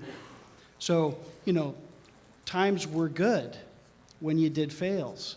But here we go. Here's something that's more of a maintenance thing. It's not sexy, and you're getting some pushback. And I just wonder, did you guys think about this kind of a project coming up and maybe getting some pushback after having gone, so far overboard with fails? All right. Brief response, if you'd like, Ms. Bach, then I'd like to. We actually, the package of work, for those who have been at town meeting multiple years, and there are many of you who have been with us all 10, and in that time, we've actually spaced out these projects meaningfully, Mr. Gilbert. I agree with you that it's important to do so. So we've actually rotated maintenance across all of the schools. We've been staging projects forward to you for years, thoughtfully, and now we work with the Capital Committee to continue doing so. The repair of our buildings has always been cycled in a rotation, as well as the new construction where we did the preschool. You voted for that at town meeting about 8 years ago, and it's helped us with enrollment immensely. And at that same time, you voted that the building we should replace was fails. All of that's been done here at town meeting with the will of the people voting, and I don't consider any of your questions pushback. I consider them inquiry so that you can vote. Is there anything else you need to know to vote on this article? All right, going to go to the microphone back here. Name, address, and show me your voting slip, please. Yeah. Oh, sorry. Oh, okay. Sorry. Yes, you please. Oh, over here. Yes, sorry. Hi. Marie Sorensen at 33 O'Neill Drive. I'm an architect and master planner. This is my first town meeting. I also own a corporate commercial architecture firm that's based here in town. I just would like, are we only voting, I apologize, on 11N right now? We're talking about 11N, but the discussion has turned into school roof designs in general, so hoping that we don't have to repeat it. So. I'm a senior advisory board member of Docomomo New England. That stands for the Documentation and Conservation of Modern Movement, Neighborhoods, Buildings, and Sites. I don't know if you've ever had anyone speak to your historic commission about the Westborough High School. There are not a lot of modern period resources in this town, but the high school, at least A wing and B wing, are a late modern building, and I would consider them moderately significant. I mean, they're not like top of the line, you know, downtown Boston modernism. But I don't, I guess I'm curious why we're voting on design when the description of the article seems to state that there's already been a design created for the project. So I don't want to shoot this down, but I would just like to propose for all three articles that we bring our fees for professional services into line with industry standards and not be paying 12% for roofs, which are a pretty simple design. I would recommend, and I'd like to make a motion to change the amount being asked in Article 11N to a 10% design fee, which would be $50,000. Thank you. Let me just make note of that. So you're requesting that the 60 be reduced to 50? That's correct. Okay. Thank you. Any other, does that conclude your remarks? I would recommend that an architect be hired to create a design that's in keeping with the historic character of the building, and specifically an architect with a preservation consultant on staff. Thank you. Or as a sub-consultant. Thank you, and welcome to town meeting. Thank you for being here. Ms. Bach, any brief response before I go to the next speaker? I am just keeping track of what I want to say here. Okay, we'll try to keep it focused on the amendment if you can. The amendment, I mean, I think, again, we've really worked hard to keep our numbers as tight as possible when we come before you, but we've also known that the inflation cost in building has like stumped us on multiple opportunities here at town meeting. I would love to keep any of our costs in line with industry standard, but industry standard in the last 2 years has been out of control. So in looking at the 60,000, we've gone from, we used to carry 10%, we moved to carrying 12 so that we didn't have to come back and ask for more money. So again, it's for the purposes of making sure that we have enough funding and don't have to wait. We only have 2 times a year to come forward to town meeting to request funding. And so if we put it out to bid and it comes in higher, then we have to wait. We can always return funding not expended against design back to the town. We can return funds not expended towards the project costs. So it's always more appropriate to have 10,000 left at the end and roll it back to the town or roll it into the cost of the project here at town meeting. But if we are under costs, we're stuck, and then we're waiting until spring. So again, well, fall next year would be the next opportunity we would have to come back here and make a correction. So I respect your desire to keep the funding tight, but that has really been difficult for us, and I would respectfully ask that you maintain the 60.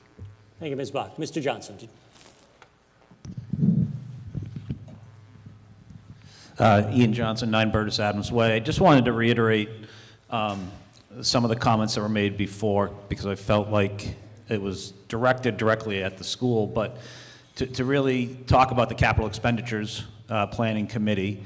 I've been the select board representative on that for a number of years, and as was mentioned, there's other representatives from town boards, but also citizens on that. And we've really worked hard over the last few years under the direction of our assistant town manager to expand out the role there, to really look at all projects in town with a rolling 5-year plan so that we can give to all of you an outlook of where things are coming. Now, it's a plan. Things change. We're going to talk about it a little later with the Hastings roof, but those were things that have been discussed that have been in our plan. And what we're trying to do, as was said, is really vet all these things. All the departments come in front of us with their plans. We ask them for 5-year outlooks, and that will continue to go forward. So we, as the governing body here voting on appropriations, have the ability to look ahead and pace these things out. But I ask that you trust that we're doing that job. We are looking at this stuff. We are analyzing these projects. Again, this is not the schools going rogue, and I appreciate it. I don't feel like it's pushback. This is the forum to ask those questions. But I would encourage folks to look on the town's website, attend Capital Expenditure Planning Committee. All of our notes and all of that plan is out there. But this is a process we're going through. We think it's best practice. We're continuing. We continue to work to make it better. We want to go out further than 5 years, if possible. Again, it's tough because things change, but I do think that we have a robust process in place to really help us all as taxpayers prepare for these expenditures for the town. So thank you. Thank you, Mr. Johnson. I'm going to go to the, yes, if you could aim the microphone more toward you, name, address, et cetera, please. Felicia Vatesman, 27 West Street. Move to end debate. Okay, thank you. So there's 27 West Street? Thank you.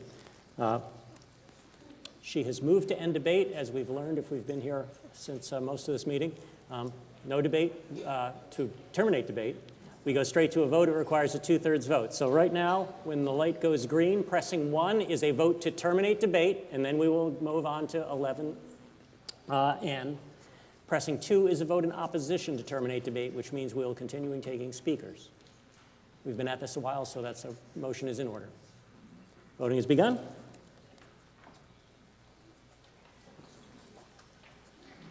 Voting is ended.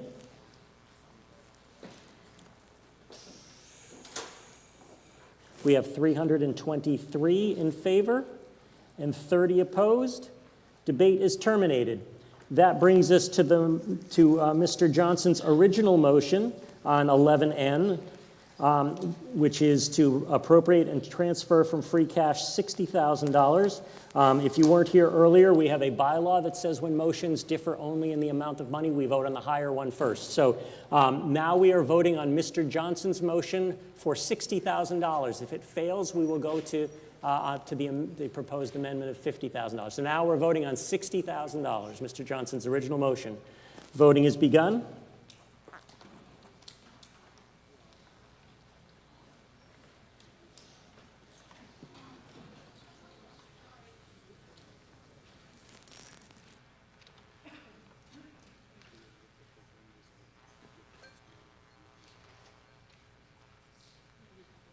Voting is ended. We have 302 in favor and 80 opposed. The motion carries. We now go on to 11O. Since I think we have heard the same general questions. Since I've neglected to ask the first time, I'll ask the school department, do you have any additional slides you want to show the statement of 11O, or were those were shown in the discussion of 11N? Okay, just wanted to make sure. I didn't want to make that mistake twice. Gentleman at the microphone. Name, address, et cetera. Yes, Joe Considine, 10 Smith Street. I just have something to share. I asked Mr. Durrett, the school committee chair, to prepare a return on investment analysis on the $7 million spent a few years ago for the option for the new fail school, which included solar panels and geothermal heating as part of that new building project. Just before you go, Yeah. are you going to tie this into 11O? Yes, this is directly tied to. Okay, just want to make sure. Give me a moment and I'll Thank get you, to it, because we're not here to talk about a school that's already built. Thank you. Okay, continue. It is very relevant to compare the net costs and benefits of this option versus the prior option without these expensive additional features. The analysis reports, and I would be happy to share it with anyone here, I have it printed out. Basically, it says it will take 27 years to realize a financial benefit of the option of the solar panels versus geothermal heating versus the prior proposal for the new failed school that didn't have those options. The alternative, remember, the alternative could have been to buy green power from National Grid. I argue as a concerned citizen that this was not a wise investment and hope that our town leaders will not bring forward such expensive but largely symbolic projects in the future. So I'm just asking, I have a request that as any of these projects, if you're including an additional expense to put a more substantial roof in, to include solar panels or other expenses for this, that you do an ROI analysis. And as a citizen, I would request that we don't go for projects with a 27-year return on investment. That's 27 years of debt that we all pay. So if it's 2 or 3 years, I'm all in favor of every green project. But I just ask this to be put in consideration. Thank you. All right, thank you. We'll go to this microphone over here. Woman here, name, address. Hi, it's Marie Sorensen again. Okay, sorry, I didn't recognize you from mic this angle. previously. 33 O'Neill Drive. I have 2 questions, and I'd like to make a motion. Okay, why don't you ask your questions first, then we'll get to that. My first question is, who was the contractor for the 3 most recent roofing projects done for the school department? The general contractor. Wait to see if they, I think they're looking it up to see if they can figure it out.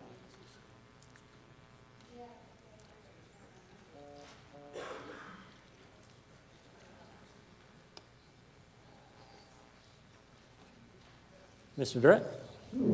Steve Durrett. Actually, I was trying to finish a discussion on the last article, which simply is the reason why we need to get engineers involved with these projects, because if they're a certain dollar magnitude or more, we need to write specifications for the bid purposes, which is required by Massachusetts law for bidding. And that's what the engineer's cost is, at least part of. A good portion of it is writing the documents to go out to bid. And so the answer to this specific question, I believe they were all different, and they were different because they were the contractors. And they all were the minimum bidder that we arrived at based on having bid the documents out there. 3 bids were required by Massachusetts general law, and each contractor won the award based on being the low bidder. So I'm not sure what the basis of that question was. I'd also like to have an opportunity to respond to what Mr. Considine had to say about what I provided him in terms of the review. Can I answer that? Well, if anybody wants to know, we've had discourse a number of times in a written report that I provided him, and he misstated what the conclusions of that report were. I'd be happy to answer any questions you have on that issue, because he has misconstrued what was said in that report. Thank you. Thank you, Mr. Durrett. Did you have another question, or did you want to go to your amendment? No, I had a follow-up question on what Mr. Durrett had just said. What are the 3 comparable roofing products that were provided as is required, the 3 roofing manufacturers that were all considered as equal in the specifications for the roofing? The specification that was offered was a specification for quality. And what it said was, and I'll use an example, if you go buy a steel product, you give a specification for what that steel product is. You don't care where it comes from, but that specification requires the quality. And so the contractors bid on the detail of what was required to meet the quality.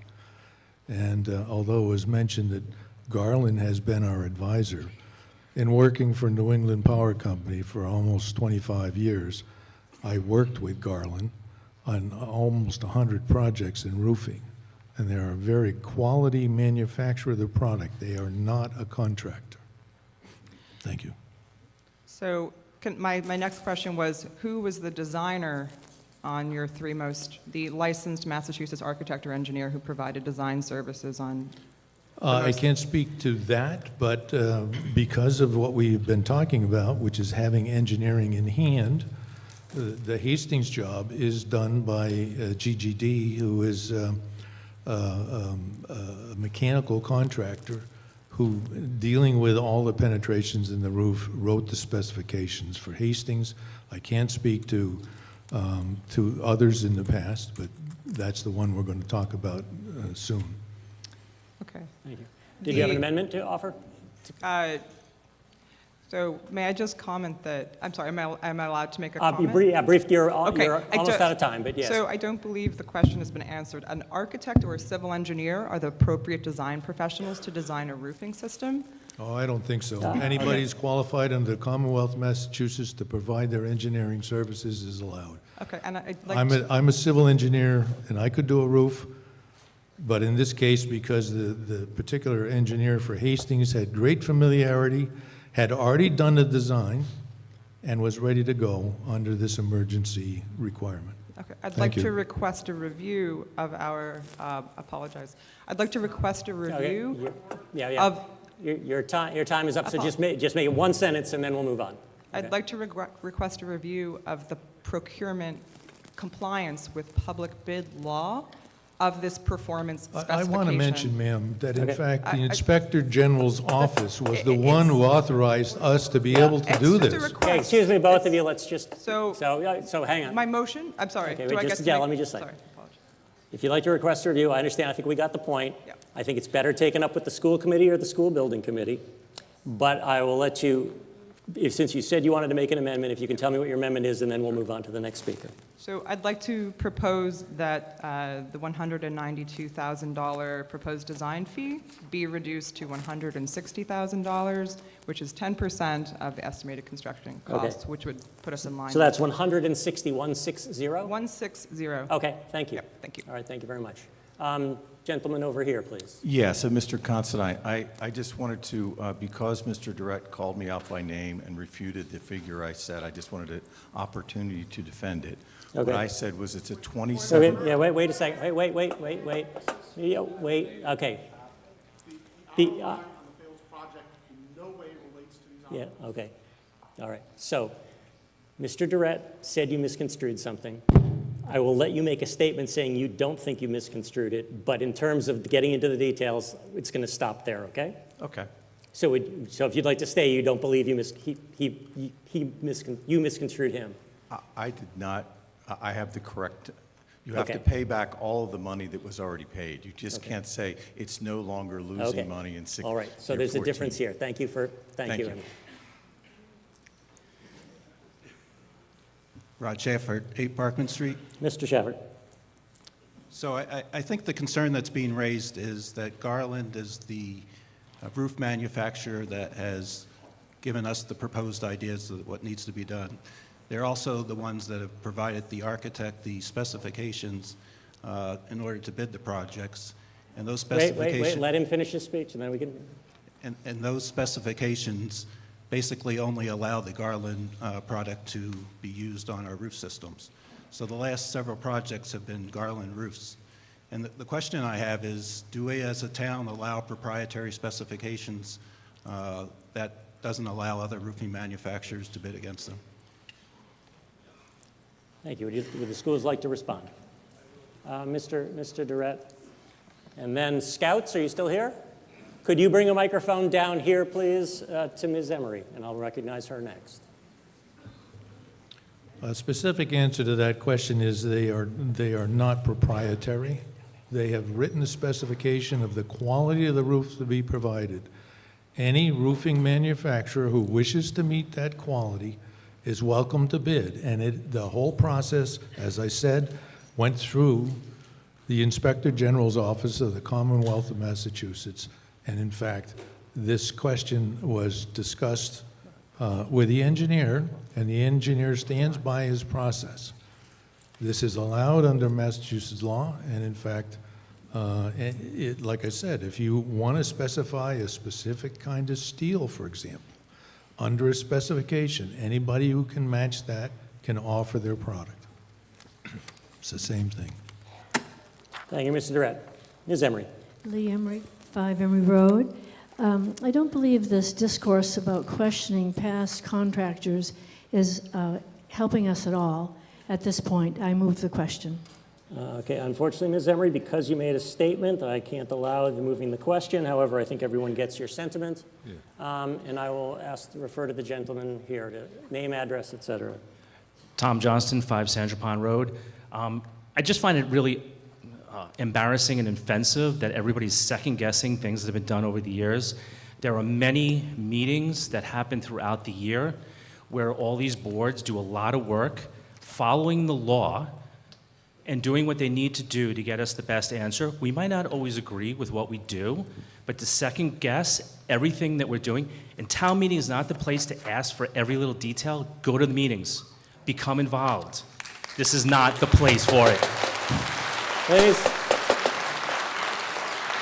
This all goes faster when we just allow people to talk. Thank you. Thank you. You're done. Scout down here, I see Ms. Hensley. Yes, Jody Hensley, Oh, yeah, Mike. 39 Arch Street. I move the question. Okay, Ms. Hensley has moved the question, purpose of which is to terminate debate. And as we're learning, that's not debatable. So right now, we're going to vote on whether we stop talking about 11-0. Not on the amount of money, but on whether we stop just debating it. When the light goes on, pressing 1 is a vote to terminate debate. Pressing 2 is a vote in opposition. Voting has begun.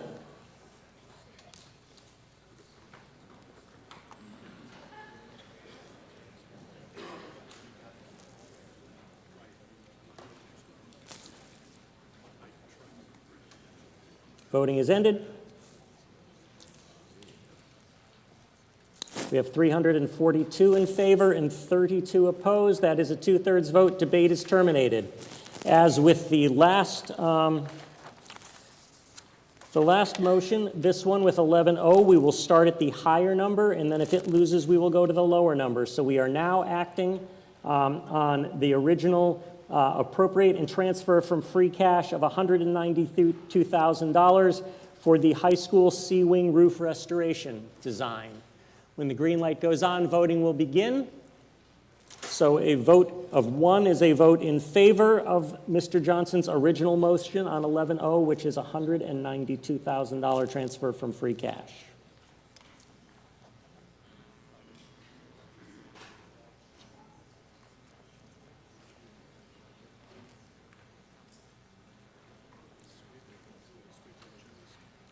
Voting is ended.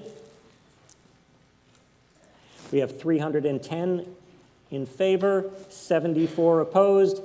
That is a majority and higher votes, so the motion carries. Mr. Johnson's original motion carries. We now turn our attention to 11P, which has to do with Mr. Johnson's original motion to appropriate and transfer from free cash $504,000 for the high school AB wing roof replacement design. We've just talked a lot about school roof replacement design. Anything new for someone to add? Mr. Shafford. I promise this will probably be my last remark. I'm sure people will be very happy about this. But as you may guess, I feel very strongly about this, and there's a lot of confusion. So if you specify a Cadillac, and the only one that can meet the spec is a Cadillac, you get the Cadillac. So that's all I'm trying to say. We're spending more on our roofs than we need to be because they're being overspecified, and we're only allowing one manufacturer. The MSCBA will pay no, and there's also another opportunity, as I mentioned earlier. The NSBA has a rapid roof repair program that will pay up to 50% of the cost of the design and the construction. We should absolutely be looking at that to pay these costs. And just the final thing I would say is the MSCBA allows a max of $35 a square foot for their roof replacements. On the next project that we're going to talk about, we're paying almost $50 a square foot. So we're paying for a higher quality roof than we need, than what's being specified around the state of Massachusetts, and we really need to reconsider how we do our roof repairs. Thank you. Thank you, Mr. Shafford. The schools have any response to it? Okay, all right. In that case, I will go to the woman over here. Name, address, please. Sophia Kogan, 26 Church Street. Yes. Sophia Kogan, 26 Church Street. Thank you. I move to terminate debate and vote. Okay. Okay. It's there usually has to be some debate before we terminate it, but I appreciate your sentiment. Let's just see how it goes. Luckily, there's fewer people standing there, but in the spirit of town meeting, there should be some debate before we terminate. So, Mr. Walsh. Nathan Walsh, 3 Matthew Drive. I have a question for you, Mr. Moderator, and then a possible amendment, and then maybe some comments. The question for you is, would it be within scope to change free cash in this motion or this article to a raise and appropriate?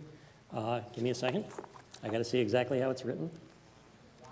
Can you, while I look it up, can you say why you would want to do that? So the rationale is I tend to be a very fiscally responsible person, and if we actually want to spend this money, I think that pulling it out of free cash might not be the best way to do it. We heard several people from the select board talk about structural deficits being created by the amount of money that we're pulling out of free cash.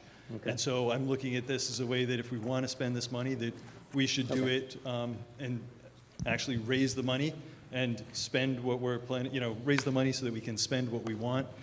It just seems to me a little reckless to put large budget items on and then just pay for it with free cash and not have it go forward. Thanks for that, but I will note that the wording in the warrant, which was the warning to the citizens, specifically says to see if the town will vote to transfer from free cash, and it gives a sum or such other amount.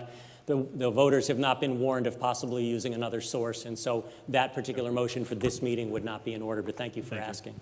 And Mr. thank you for Moderator. giving me... Mr. Moderator. Who's speaking? Mr. Edinburgh, thank you. May I answer just on the policy side of his question? Quickly, yes. Yes, very Yeah, quickly. explain, if it emphasizes why using free cash, Right. please. The select board's concern is using free cash for recurring operating expenses, operating budget. Those are items that occur every year. This project is a one-time expense, and therefore it fits within the strategic fiscal management policies of the town for use of free cash in a way that obviously doesn't impact the tax levy and increase the residential tax burden. Thank you, Mr. Edinburgh. Gentleman over here, name, address, please.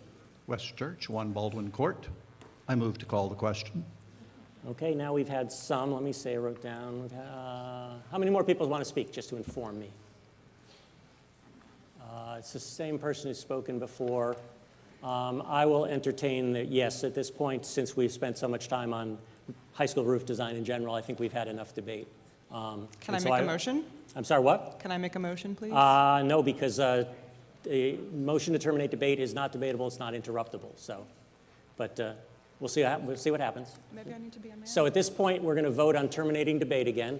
So when the light goes on, pressing 1 is to stop debate. You know there's at least one more person who'd like to speak. If you'd like debate to continue, then you can press 2 and vote no. Voting has begun.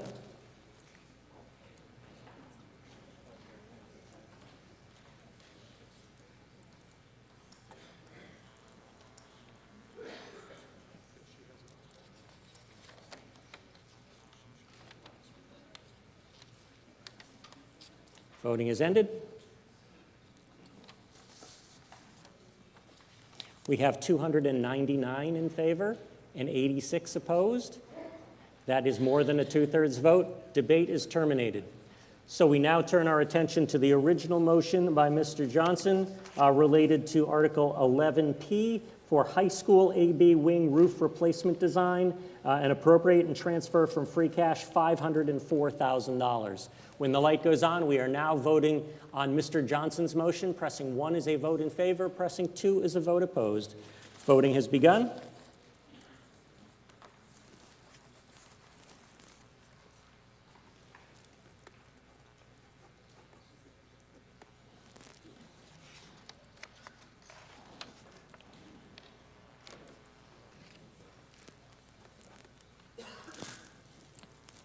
Voting is ended. We have 308 in favor and 84 opposed. That is well more than a majority vote. The motion carries.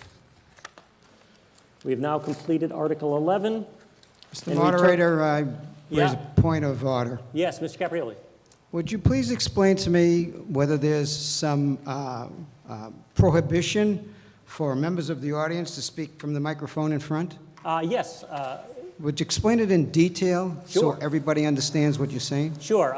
As you may or may not know, I'm a member of the Massachusetts Moderators Association. We have meetings, and we exchange our experiences, and we exchange best practices. And over the course of this winter, one of the questions we talked about was essentially providing clarity to voters.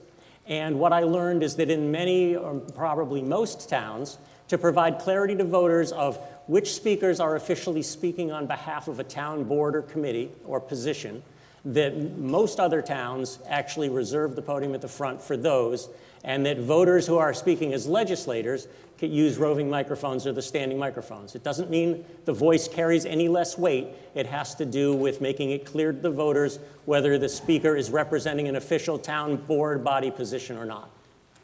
Can I respond to that? Very briefly. No, give me enough time so you understand what's being said. They're not the bosses, and we're the peasants. They don't have any more status than we do. Yeah, I didn't. Okay, Mr. Caprioli. This woman over here, excuse me, this woman over here speaks as well as anybody up front, and she deserves the optics, The word optics is very important. She deserves the optics of being at the front of the room and speaking to the entire room. This is not a... Yeah, okay, okay. Somebody yeah. want to argue about this? Okay, Mr. Caprioli, you asked me to explain my position. Well, I want you to change it. Okay, because thank you. I'll take it under I advisement. insist that you change it, Mr. because if this town starts... Mr. Caprioli, quiet. I've taken it under advisement. I'll think about it before the next meeting. I am not saying that anyone speaking at this podium has any more authority. I am just saying I'm offering clarity for when someone is speaking on behalf of a board or commission and when someone is speaking as a legislator. I agree that legislators have more power, but by having them be known who is speaking and whether they're representing things, that's my decision. If you would like to appeal it, I'll put it to a vote if people want to appeal it for that meeting, but that's my rule, and the state law gives me the authority to regulate debate, and I've seen it's a best practice, and that's what I intend to do. Okay, no applause, please. Please feel free to attend my office hours or to contact me if we want to have a meeting about who does or doesn't use the podium. I'll be glad to attend, but not right here, right now. It's almost 2:30, and we have much to do. Okay, we now move on to Article 12, Capital Improvement Plan borrowing articles. We have a motion to be made. Who's making this motion? Are we going to do them individually? Or are we going to, okay, individually. Okay, 12A. Who would like to make the motion for 12A? I wasn't sure if we we're going to read them all as we did before.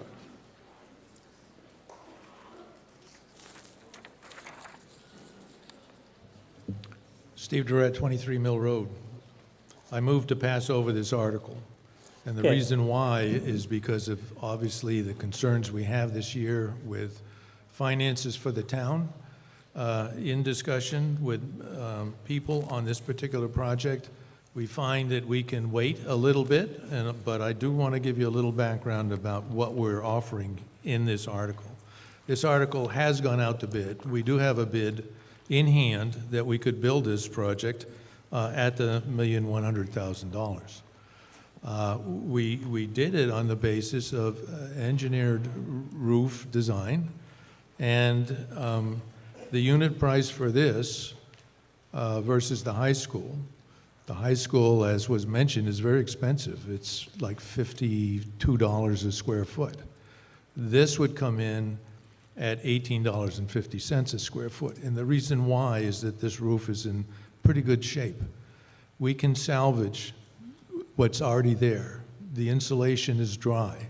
Although the membrane is broken in a few places, if we do this overlay for that beneficial price, we can get another 20 years out of this roof. It's 20 years old now. But on the basis of the fact that we understand, and we have done this before, for the benefit of the town, we think we can press this a little longer, and perhaps we'll come back in the fall and do it when circumstances may allow us to raise this money this way. So this would be a borrow, different than what we had talked about before. But we have been listening, and we're aware of what's going on in the town in terms of taxes. So thank you. Thank you, Mr. Durrett. Mr. Durrett has made a motion to pass over. The implication of that is it essentially means that the town meeting takes no action. That means that nothing would happen under the warrant as presented on Article 12A. Any discussion on Mr. Durrett's motion to pass over? Yes, Mr. McMahon. Oh, right, you wanted to report out. Gene McMahon, 227 Flanders Road. The Advisory Finance Committee voted 6-0 to support the motion to pass over. 6-2-0, is that what that was? Okay. That's correct, 6-2-0. All right, thank you. Mr. Keogh. Yes, hello, Sean Keogh, 5 Yorkshire Circle. The Select Board met and vote to approve passing over this article 5-0. Thank you. All right, any other discussion on the motion to pass over, the effect of which is to essentially take no action? Seeing none, this requires a majority vote. When the light turns green, pressing 1 is a vote in favor of Mr. Durrett's motion to pass over. Pressing 2 is a vote opposed. Voting is started.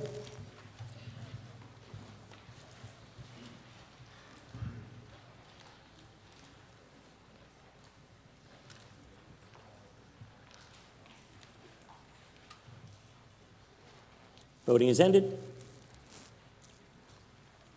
We have 366 in favor, 32 opposed. The motion is passed over. Let me just, while we get set up for the next motion, let me just take a moment here. Since things have been getting a little testy, I just want to, as I said at the beginning, I regulate the procedure here, and I said very clearly, no interruptions. Speak when you're recognized and stop speaking when I remove the recognition. So I want to read from you Massachusetts General Law, Title 7, Chapter 69, Section 17, which says, no person shall address a town meeting without leave of the moderator, and all persons shall, at the request of the moderator, be silent.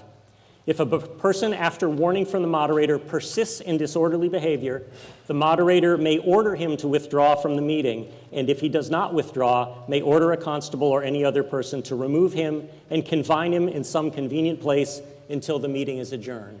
So again, these aren't my rules. This is the authority given to me by state law in order to regulate the proceedings fairly and justly, and as was mentioned many times, respectfully. Let's try to keep it that way, please. All right, we now turn our attention to Article 12B, the Hastings Elementary School ADA and MAAB construction.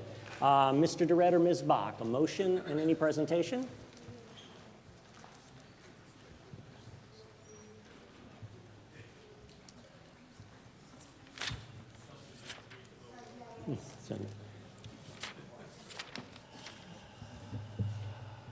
Mr. Durrett. Steve Durrett, 23 Mill Road. I move the $2,600,000, $624,000 is appropriated for the purpose of funding design, construction, project management costs to meet Americans with Disability Act and Massachusetts Architectural Access Board requirements at the Hastings Elementary School, including all costs incidental and related thereto, and that to meet this appropriation, the town treasurer, with the approval of the select board, is authorized to borrow said sum under Mass General Law, Chapter 44, Section 7, or any other enabling authority, and to issue bonds or notes of the town therefore, and further to authorize the select board and appropriate town offices to enter into all agreements and execute any and all instruments, and to take all related actions necessary or appropriate to effect the foregoing. Thank you, Mr. Durrett. Presentation by Ms. Bach.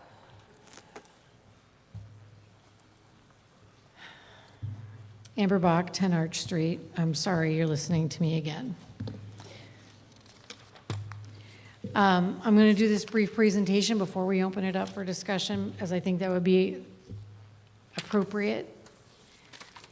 So we're going to look at the Hastings project, which has had multiple returns to town meeting over multiple years, as you know, for those of you who've joined us here. We work with the Capital Planning Committee. We're running the 5 to 10 year scope of work, and this project was deemed to come forward to you now in the staging of the capital work.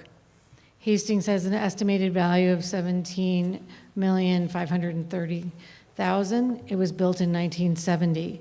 We have done an extensive amount of projects inside this building. We renovated the pre-K project where we built the preschool and renovated several of the interior classrooms to make them available for extended space about 7 years ago. We updated the library, we filled in the pit, carpeted, and did interior work, roof repairs. It has a new geothermal system, and we did some unit ventilator repair. It's had sprinklers put in and cosmetic upgrades.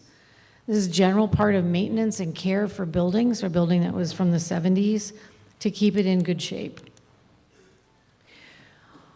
As we've moved forward to look towards projects on this building, you know that at Hastings, we've stumbled into a structure that has become complex, where the cost of projects, the ones that we need to do now, roof and other types such projects, triggers the need for us to be ADA compliant. Anything that is beyond 30% of the cost of the overall estimate of the building, would require and trigger the ADA. And as projects have become more extensively expensive, you have some costs of projects, those I just mentioned, that have been done. And by the time you try to combine a new project, triggers the need for the ADA fix. We've tried a variety of ways to look at waiting for projects to fall off so that we would then have more cost available within that 30% window. But we've gotten into a structure where, in working with the capital committee, we know at this point we need to do the ADA repairs so the future care of the building can be managed without being told that it triggers that need. The ADA compliant upgrades will allow us to replace double doors and single doors to be wheelchair compliant, replacing sinks in classrooms and workrooms, replacing bathroom toilets, partitions, and countertops, and reconfiguring walls in the kindergarten spaces, replacing some fixtures, adding interior ramps and exterior landings where needed, regrading exterior doors and modifying grab bars. Stage access would be upgraded with a small elevator lift, and all of that gets completed so that we can do the HVAC upgrades. We were on site to you several years ago, and you voted close to $4 million of HVAC repair money, which we couldn't use because it triggered this ADA stop. So we've been carrying $5 million in working with the Capital Committee as a potential placeholder. We have a bid in hand, ready to award for the $2,149,000, which would accomplish the renovations. We're carrying $300,000 in contingency, and we will need to have an OPM, bringing the total requested cost to the dollar amount that Mr. Durrett read in the motion, $2,624,000. By completing these ADA renovations and upgrades, it unlocks our access to move forward to use the HVAC funds that are already waiting for us to do those future improvements. Everyone always asks us, what else needs to be done at Hastings? What would be coming later? As a 1970 building, it's already had the substantial repairs and updates that I mentioned to you. It has a full, new, highly functional geothermal system. What else is needed? You will see when we come before you for Article 19 that we need to do an emergency replacement of the roof. Windows eventually would need to be done at Hastings, and the HVAC, which I just mentioned. Funding is available for us to make a substantial dent in the HVAC work, and we could probably do it along in parallel with some of the ADA work once we get started. Next steps would be, with a successful vote here today at town meeting, we would award the bid and we would move forward with these upgrades. We would work through summer '24, off schedule during the school year, and summer of '25 to complete the ADA work. The roof, if voted successfully in Article 19, would move forward as soon as school closes. I would open it up for discussion. Thank you, Ms. Bach. Any questions, comments? Mr. Leslie.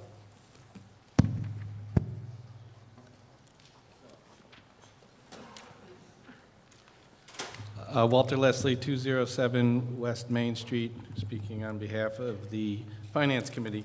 The Finance Committee had not voted on this previously because the actual amount was floating around a bit. And so we voted today 8-0-0, recommending the town vote in support of this at the motion. The other thing I want to update on is on page 7 of the booklet, we had a chart of capital borrowing costs, something that Mr. Beretti started about a year and a half ago. On all borrowing articles, we thought it was important to do an estimate on borrowing. Article 12B, we had it listed at the time at $1,074,000, and so here are numbers based on the new number of 2624000, with the assumption of a 4.5% 20-year loan. The interest on that would calculate to be $1,239,840 for a total cost of $3,863,840. The way the town does the borrows, they start highest in the first year and go to the lowest. And the way that works out as an approximation for the impact on your tax rate is $31 in the first year and $17 in the last year, descending somewhat linearly. Thank you. Thank you, Mr. Leslie. Seeing no one else for discussion, our action will come as a vote on Mr. Durrett's motion as he read to essentially authorize borrowing, et cetera, for $2,624,000 for the Hastings Elementary School project. This requires a 2/3 vote since it's a borrowing. When the light goes on, voting will begin. So we're voting on Mr. Durrett's motion for Article 12B. Voting has begun.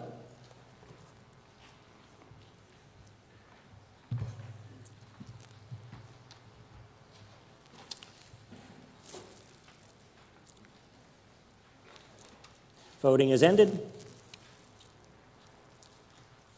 We have 344 in favor and 51 opposed. That is a 2/3 vote. The motion carries. We next move on to 12C, which is related to library building repair design. While the library people get set up, I just wanted to offer an extra point of clarification about the use of the podium. I understand that there's optics about being able to see and be seen. All I have said is that the use of the actual podium down here is reserved. If a speaker making a presentation or wants to make remarks to the voters so they can see and be seen, you can get a roving microphone from the scouts and you can stand in the lower part of these aisles, and that way you can have the optics of making eye contact and all that. Again, my rule is just about the actual official podium being reserved. So I just wanted to make that clear. That was something that I mentioned earlier but got lost in the brief interaction with Mr. Caprioli. So anyway, Mr. Baldwin, we now move to 12C. Thank you. I'm Ed Baldwin, 25 Mount Pleasant Street. I am a library trustee and the chair of the Library Building Committee. I move that $1,178,632 is appropriated to fund design development, detailed cost estimate, and create bid documents for building improvements to the Westborough Public Library, including all costs incidental or related thereto, that to meet this appropriation, the town treasurer, with the approval of the select board, is authorized to borrow said sum under Mass General Law, Chapter 44, Section 7, or any other enabling authority, and to issue bonds or notes of the town therefore, said sum to be expended under the direction of the Library Building Committee, which is authorized to enter into all agreements and execute any and all instruments and to take all related actions necessary or appropriate to effect the foregoing. Thank you, Mr. Baldwin. Presentation? So we do have a presentation, just a sec. Go ahead. So I'm going to take a few minutes to explain why the library needs the funding and what our plans are. We start by acknowledging and thanking the Library Building Committee. This is the group right here. Our members bring a wide range of experience, knowledge, and insight to the project. They've all put in a lot of time to get us where we are today. And we're all Westborough residents and Westborough taxpayers. We want to be sure our hard-earned tax dollars are used wisely. I also want to thank our partners, Lamoureux Pagano Associates, that's the architects, and Vertex, the owner's project manager, for providing their expertise to the project. Finally, I want to thank the many interested residents who provided us with valuable feedback and suggestions throughout the process. Did this go? Yes, it did. Okay. So just a little history. In October 2023, we came to you with 4 repair options to define the scope of the repair project. Initially, we favored scenario 1, that's the least expensive one, and that's why we favored it. Based on input from some residents and various members of town boards, we actually modified option 1 to option 1A. Instead of repairing things, which is the absolute lowest cost option, we're replacing some items, the roof and things. That increases the upfront costs, but it reduces overall costs and it makes good economic sense over the lifetime. The estimated total cost is $15.6 million. That includes construction and all of our soft costs. And that estimate is based on an in-depth schematic design that specifies major components and key details. But it is an estimate. We have estimated high when there's assumptions or when there's uncertainties, because we really don't want to promise a cost that we can't deliver. We hope and expect that the actual cost will come in under this estimate. The building committee has 4 goals for the project: cost effectiveness, essential maintenance, code compliance, and program improvements. Cost effectiveness has been a key concern throughout the project. We want to do things in the most cost-effective way possible, considering both initial and lifetime costs. As I said, we're all taxpayers. We all want to get value for our tax dollars. So essential maintenance, I'm going to spend a little bit of time on this because this is sort of driving the whole project. Thank you. The library, like any building, requires regular maintenance. We've been putting off that maintenance for almost a decade because we didn't want to spend money on maintenance and then do the major expansion that we hoped for but was voted down by the town in 2022. But it's time to do those repairs. And we need to do them without unnecessary delay to ensure the integrity of the building and the safety of library users. So these are some of the key maintenance things. We plan to restore the windows in the 1908 older part of the building. That's the one closer to Main Street. They are the originals. They're about 115 years old, and the wood frames are largely rotted out. We plan to replace both of the building's roofs. They both of them leak in heavy rain, and we have a leak at this moment, given the 2 inches of rain we're supposed to get today. We plan to replace the failing HVAC parts and are considering some additional upgrades. Some of the parts are at or beyond end of life and could potentially cause a catastrophic failure. For instance, we had a fan coil unit, which is one of the components, that caught fire December 2022. Fortunately, people saw it and put the fire out, but that could have been, as I said, catastrophic. Last month, the key pump in the heating system failed. If the other pump, there's 2, also failed, then we would not have heat. We plan to replace the carpet in the lower floor. That carpet's in a humid environment, and it's been there 50 years. It's, in my mind, just sort of nasty, and it's the carpet for the children's area, so our kids are sort of sitting and playing on that carpet. So as I said, we feel these repairs are necessary and should be done with as little delay as possible. Okay. When you add up the cost of those repairs, it's high enough to require compliance to building codes and the Americans for Disabilities Act. So the American for Disabilities Act compliance requires numerous minor upgrades. You saw Amber's list earlier with doors and railings and so on. In addition, it may also require that we add a wheelchair lift and a ramp to the front of the library. That would be the most expensive, the most expensive individual ADA item, and we are working with the town and state bodies to determine whether it's needed and whether it's legally required, and we plan to apply for a variance to not have to put that in. We're adding 3 restrooms on the main floor. That's partly to meet the code requirements, and also we've gotten many, many patron requests over the years to fix our bathrooms. There'll be multiple updates and additions to comply with current electrical, energy, plumbing, fire suppression, and structural costs. Structural codes. Our focus is on repairs and then the code compliance, but we feel it makes sense to do some program upgrades, limited and expensive program improvements that will address key community needs while we're involved in the repair project. We're out of the library, the workmen are in there, the walls are all opened up and so on. So let me show you.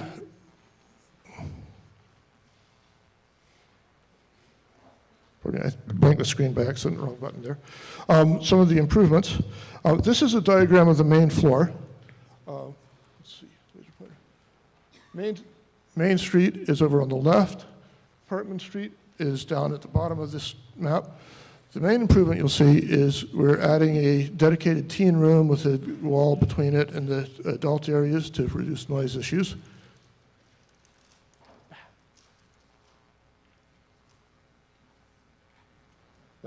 That's up here. That will restore the reading rooms to their original use. We've had several complaints about that in the past few years. We're going to add a small study room. As I mentioned, we're adding 3 new toilets.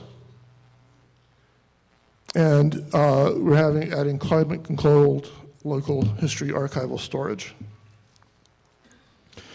This is just a schematic diagram of the new teen area. You're looking from the back of the library toward the front. These curved windows on the right face the Congregational Church, and you see there's the glass wall separating the teens from the main library. And we'd be restoring the reading rooms, as I said, to their previous use. This is the reading room on the right as you come in through the front door of the library. It'll be pretty much the same as it is, but with nicer furniture. On the lower floor, we're going to replace the old carpeting, refinish all the public areas, and upgrade the meeting room's digital capabilities. Our plan changes to the HVAC system will reduce humidity problems on this floor, and it also. Excuse me. There's not actually much visible change on the upper floor. Main thing is we're adding a IT closet to get rid of the rat's nest of cables that many of you seen in previous town meetings, seen pictures of anyway. I should have to say these drawings leave out a lot of important but no less visible aspects of the project, roof repairs, changes to the infrastructure, and so on. So let me move on then to probably the big question is what is it all going to cost and where we are now. We just finished the schematic design phase. That's where the information I just presented and the designs came from. The town meeting voted us $360,000 last March. We have used $320,000 of that, so we're about 12% under that budget. Today, we're asking you to fund the final design and bid. The amount there is approximately $1.17 million. During final design and bid, we take the schematic design and bring it to completion. We will be doing substantial value engineering in that phase, which is we look at the design and try to find ways to reduce costs. Then our goal is to put that out for bid in time to get the bids back for the March 2025 town meeting, when we will ask you to vote for construction, and we will have firm costs at that time. Overall, the construction is expected to take a little over 2 years. We should finish in 2026 at a total project cost of $15.6 million. And thank you, and I'm happy to take any questions now. Thank you, Mr. Baldwin. As you'll see, the combination of Library Trustees Building Committee is down here. Mr. Leslie, you're just going to report from the Finance Committee? Okay, quick report, please. Yep. Walter Leslie, 207 West Main Street, reporting on behalf of the Finance Committee. Like the last article, but slightly different, the library repair design was in the warrant, as you probably noticed, at $1.6 million, and now is at $1.178 million. So on that page 7 interest calculation, of course, it went down. The current level of interest would be $556,904, total $1,735,536. And again, as a average single-family home impact, it's down from $19 in the first year to $14, and $8 to $10. Sorry, it'll be $8 in the last year of the 20-year loan, as an estimate. Thank you. Thank you, Mr. Leslie. I had received a request for a rebuttal presentation, I'm going to counter presentation, then I'll come to you, okay? Oh, it's a committee report? Sorry, I thought you were speaking. All right, committee report, then we'll get to it. So, Scout, are there scouts here? Can you bring the microphone down here, please, front of this section right here? While you're doing that, Mrs. Allen. Chris Allen, 8 Edward Dunn Way, representing the Master Plan Implementation Committee. Our committee voted to support this article 6-2 as a major priority of the Westborough Master Plan. Thank you. Thank you, Mrs. Allen. Mr. Conklin, you can, no, stand, no, were you not here for the thing about not using the podium? You can stand right there. Not at the podium yet. Okay, okay. All right. And if you need slides changed, if you have slides, Mr. Stockman will take care of them. Mr. Conklin, name, address, and then your presentation, please. Boyd Conklin, 8 Water Street.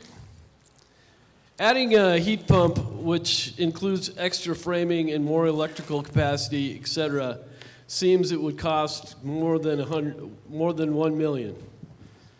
And so I suggest that perhaps $2 million of this $15.6 million is devoted to heat pumps. And heat pumps are Sustainable Westborough's idea of a zero carbon Westborough at no matter what the cost. So I would opt to say that we should only put forward $13.6 million instead of $15.6 for the library project to get rid of the idea of any heat pumps. Stay with the natural gas system. Just a quick question. Stop the timer for him, please. I just had a question. Right now, we're voting on the repair design to go out to bid, which is $1.17 million. Are you going to propose a lower amount for that to essentially ask them to not put heat pumps in? Or I just want to know if to anticipate an amendment or not. Well, no, I guess not. Okay. All right. So just want to make sure. I'm just my point is to dispense with the heat pumps and all the extra costs of zero carbon, and stay with the natural gas system that's currently in there and repair. Thank you. I just wanted to make sure I didn't want to miss an amendment if you were going to make one. Thank you. Okay, I'm done. Thanks. Oh, you're done. Okay, thank you. All right, so Mr. Conklin has made a counter presentation just asking the various committees to not consider heat pumps and other energy improvements. Well, is this a planning board report or? Okay, well, go ahead. The microphone's here, so go ahead, and then I'll come to this microphone back here. Name, address, please, thank you. Jim Ball, 78 Lyman Street, and co-chair of the Library Foundation. Just want to express that, as we had talked about, if the prior project had been approved last year, it is the foundation's intention when this project comes to us, and I love what I'm seeing here, to get out and fundraise as voraciously as we can and try to reduce this cost at that time. And I'm in support of this article. Thank you. Thank you, Mr. Ball. Hang on. Yes, name, address, and your remarks, please. Hi, I'm Jody Fredman, 7 Cook Street. 7 which street? 7 Cook Street. Cook Street, thank you. So I've been watching this library project and the process over the last 15 months, and I attended many of the library construction committee meetings. I also suggested to the committee ways to get the total cost down in order for the project to pass, along with a few other people. This was prior to the first town meeting when we were doing the initial large, total renovation, and then also prior to the second, actually not prior to the second meeting, just to the first. $1.2 million in a design for a $15.6 million project is a lot of money. And I am just concerned about, I would love to see, I know that the library committee has worked so hard on this, but I would love to see the cost of the project for 15.6 to go down. Some of the costs I'm concerned about is $1 million for a temporary move, $1 million for furnishings and curtains, which could potentially be fundraised for, and higher than average architectural fees. The average is 10%, and this is over 12 or 13%. They are also including a higher cost than possibly needed for some of the repairs, such as the heating system. There are some other options. I would love to just look into these fees and find out other options and research other library projects and other grants that are still available, because I actually am a grant writer. I actually called the Grafton Library. They told me that they moved their library to a temporary church to save money. And I know we talked about that as well. So I think there are resources in town among all of us to help with this project to get it down to a more reasonable cost. I'm just commenting. Instead of 15.6, I'd love to see it more like 12 million. Our taxes are incredibly high and they keep going up. And I think fundraising is wonderful, and I think that's wonderful if the fundraising can help with this, get this down. And when it's time to vote for the actual project, I'd love to see it be a little bit more cost-effective and have everyone work together. Thanks. All right. Thank you. Again, no amendment to this, just asking for keeping costs down. Yes, so would anyone from the library like to provide any response to either person so far? Sure. Mary Johnston, 5 Sandra Pond Road. I am the chair of the Library Board of Trustees as well as a Library Building Committee member. Nobody wants to see free space more than I do. We are very much looking into potential options for relocating the temporary library. As we all know, with the purchase of the potential community center downtown, moving the senior center, that potentially leaves options for us to use town-owned space already. But because that's still very new in that process and we don't know what will be available, we have to potentially budget for the most that we expect it could be. And that $1 million came from other library projects, and what our experts have estimated would be the need to move our library, rent potential commercial space, as well as retrofit whatever space we move into for that temporary spot. And we are doing everything we can to be really creative to use existing town spaces. Thank you. Thank you, Mrs. Johnston. John. Yes, Mr. Keogh, sorry. Hello, Sean Keogh, 5 Yorkshire Circle, also member of the Library Building Committee. Agree with what Ms. Johnston says here. And the town always prefers to use town space when it is available. I would just provide the example of our renovation of Town Hall, where we did move people around town in order to utilize town space during that renovation. So we will be careful and see what we can do regarding this project as well when that comes up next year. Thank you. Thank you. Person back here at this microphone, name, address, et cetera. 27 West Street, Felicia Vatesman. What's your name, sorry? Felicia Vatesman. Felicia Vatesman, okay, thank you. Question, I'm assuming that you guys had some planning meetings before coming up with this and bringing it to town meeting, correct? Yes, Okay, many. so perhaps a better place for that, for people wanting to see the cost down would be the planning meetings, right? We aren't getting a new library in town. That was voted down. We are working with what we have, which is an old historic building. We're doing our best to, not we, they are doing their best to get some money to do the repairs that they are trying to get done, since they're not getting a new library, they're not getting a big restructure. So I think, it's time to give the library the funds that it so deserves and provide this community with resources that bring people to this community because it's desirable. Yes, our taxes are high. It's a desirable community. If our taxes don't increase and we don't come up with this money, we're going to have a dilapidated library that falls apart and looks like crap. And that's not going to bring people to our town. So that's it. Thank you. Mr. Silverberg, can you run up to the microphone quickly, or, okay. Oh, the podium rule's starting to kill people, I know. Mark Silverberg, 7 Wells Street. I agree with, I definitely support this article, but I just would like to say we're not giving the library money. We're giving ourselves a better library. And I think that you have to realize this is an important project. It's way overdue, and you all deserve a better facility than we have now. Thank you, Mr. Silverberg. All right, looks like we're ready for a vote. Our action comes on...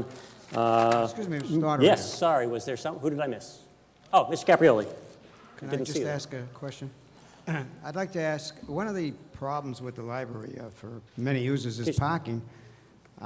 Is there going to be some effort to improve the parking situation so people can use the library during times of peak usage? I think that would be very helpful for a lot of people. Thank you. Anyone want to address the parking question from the library staff, trustees?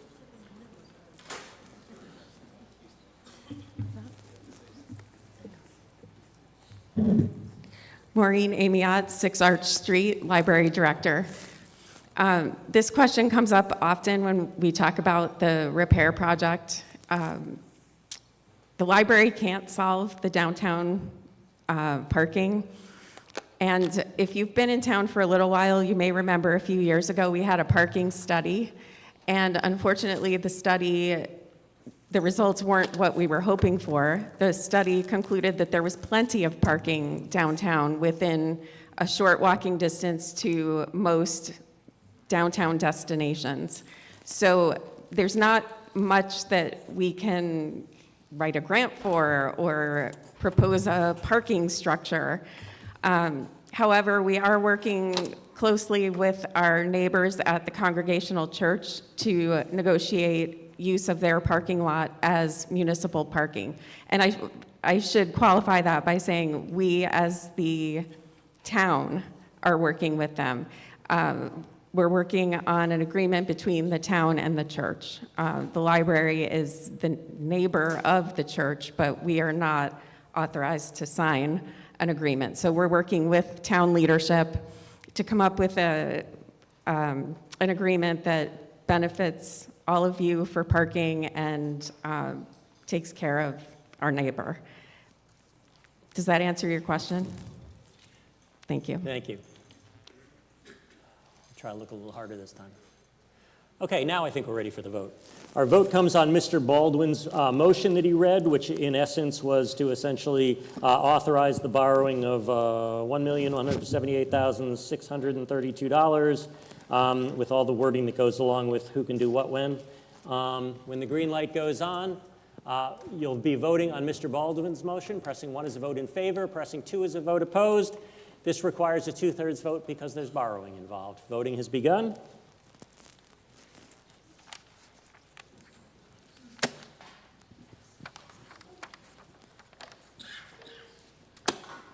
Voting has ended. We have 333 in favor and 59 opposed. That is a 2/3 vote. The motion carries. Turning our attention to, thank you for voting. Okay, we've got a lot to do. Article 12D, Town Water Supply Improvements. Mr. Payant.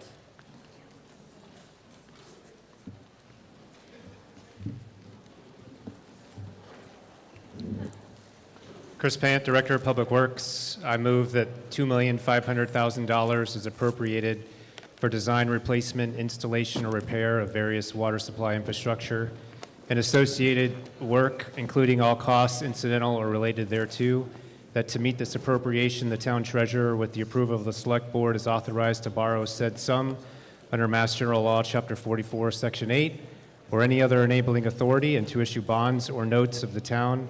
Therefore, and further, that the select board and appropriate town officers are authorized to enter into all agreements and execute any and all instrument and to take all related actions necessary or appropriate to effect the foregoing. Okay, hang on just a second. Can all of you who are leaving, it's okay that you're leaving, just try to be quiet, and most of all, turn in your voting devices so we don't have to track you down or pay for them.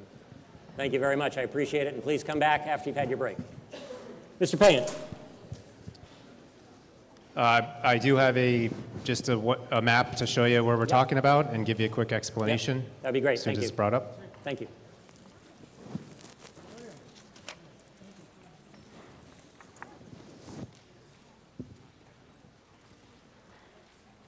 Keep going. Keep going. Keep going. 24.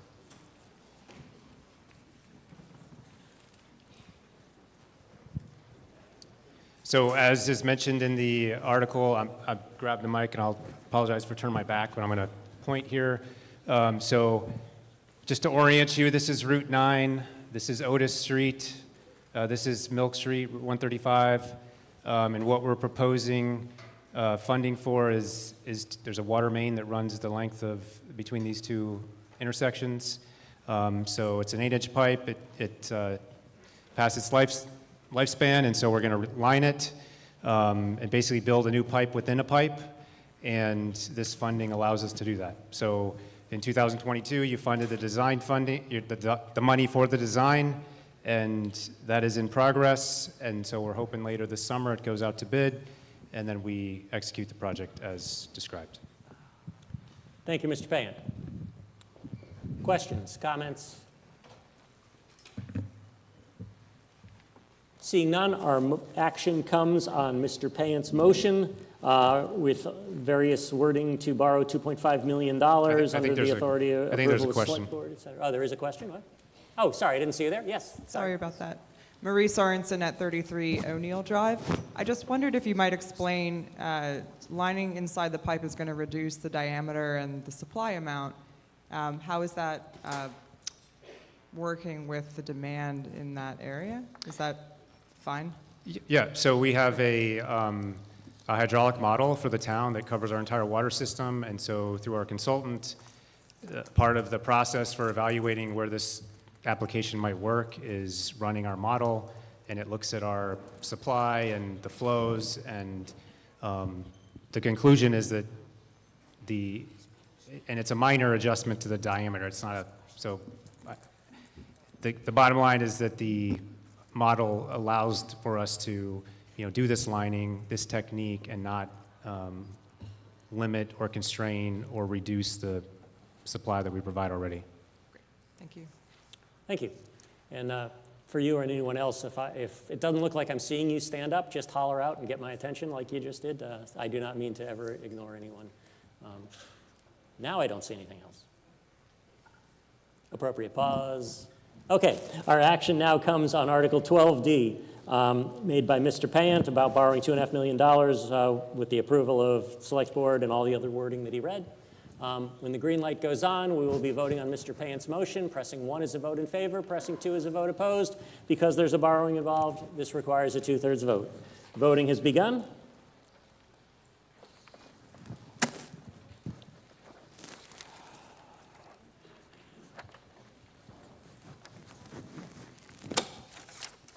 Voting is ended. We have 279 in favor and 28 opposed. That is much more than a 2/3 vote. The motion carries. We now move on to lucky Article 13, dealing with fire department core switches. Mr. Welch. Thank you, Mr. Moderator. Fire Department core switches, I move that the town vote to transfer and appropriate from free cash the sum of $19,500 for the purpose stated in the article as printed in the warrant. Thank you, Mr. Welch. Any remarks? Yes.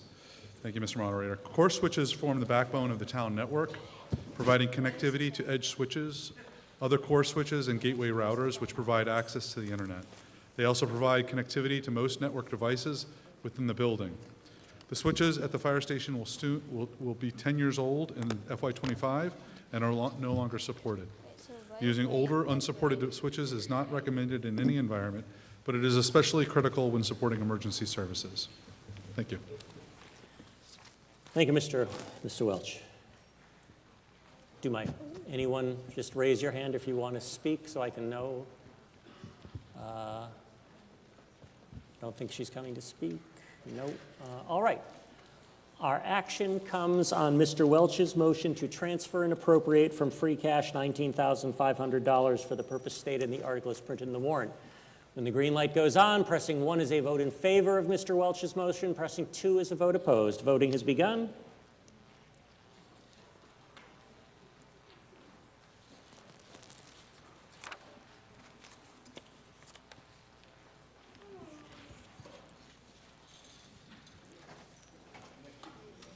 Voting is ended. We have 310 in favor and 16 opposed. The motion carries. It was only required a majority vote. Article 14, Historical Commission funding. Mr. Hedrick is coming down to the podium. Thank you.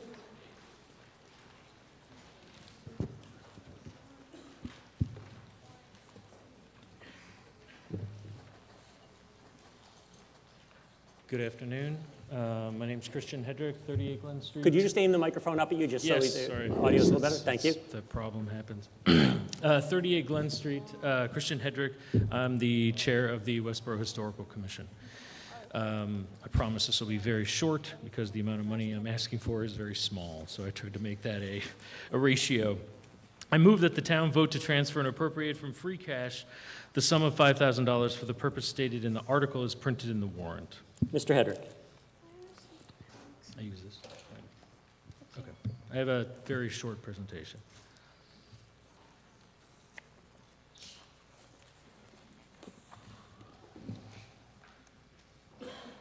All right. You're lucky. Normally these are 60 to 90 minutes, so we'll just do 2 minutes here. All right. I won't. I'll restrain myself from talking about the Fay House there. So, yep, this is what we're doing. We're asking for $5,000, and I just wanted to remind everyone that the Historical Commission is mandated to protect and preserve historic structures, properties, cemeteries, and archaeology sites in our town. So we do this in a variety of a number of ways. We keep track of our historic properties with these things we call surveys. They're an accurate survey helps protect what we have. It helps us understand what we have. It's really the only form of documentation that we use. Survey was originally begun in the 1980s, but it remains incomplete because it's a vast amount of work. So we have to do it kind of piecemeal as we go. They're very important because they raise public appreciation. It helps the public understand the value of historic properties and why history is important, and the physical expression of that history in buildings. They're used for all kinds of purposes that I just came up with a few that I've seen them used in local classrooms. They're obviously a key part of walking tours, all kinds of tours, marker programs, in the master plan and publications, et cetera. And the master plan calls for increasing the amount of surveys, so it is a sort of mandated by them. There are currently, I don't want to overwhelm you with numbers, but there are about 248 pre-World War II buildings that have yet to be documented with a survey. So the funds requested today by us will be used to begin to document those properties. So, and that's it. Okay, thank you, Mr. Hedrick. Comments, questions, proponents, opponents? I think they're just moving. Who was that? Who said they had a question? Oh, yeah. Scout, can you bring a microphone down here, please? And then name, address, et cetera, et cetera. Is it working? Yeah. Elizabeth Hawes, 136 Upton Road, Westborough. Upton Road? Yeah. Okay, thank you. All right, I have a question, only because it came up with the GIS mapping. When you're done with this survey, is it going to be available in a format for GIS that kids can pull in and we can add more data to it or coordinate it in any way, or is that like a future project? Okay, that's a good question. Really briefly, these surveys are more documenting the properties, and it's not so necessarily map-based. We have to sort of figure that out, exactly what the nature of the survey is going to be. Typically, it takes the form of an inventory survey, which is something that's uploaded into the Commonwealth's database that sort of houses all of these surveys. So I don't believe it links directly to, actually, it does have a link to the state's Commonwealth database. So there is a link there. Yes. So you'll be able to access it through that, I think, yes. Okay, cool. Yep. Thank you. Seeing no one else, our action comes on Mr. Hedrick's motion to transfer and appropriate from free cash the sum of $5,000 for the purpose stated in the article. When the light goes on, pressing 1 is a vote in favor of Mr. Hedrick's motion. Pressing 2 is a vote opposed. Voting has begun.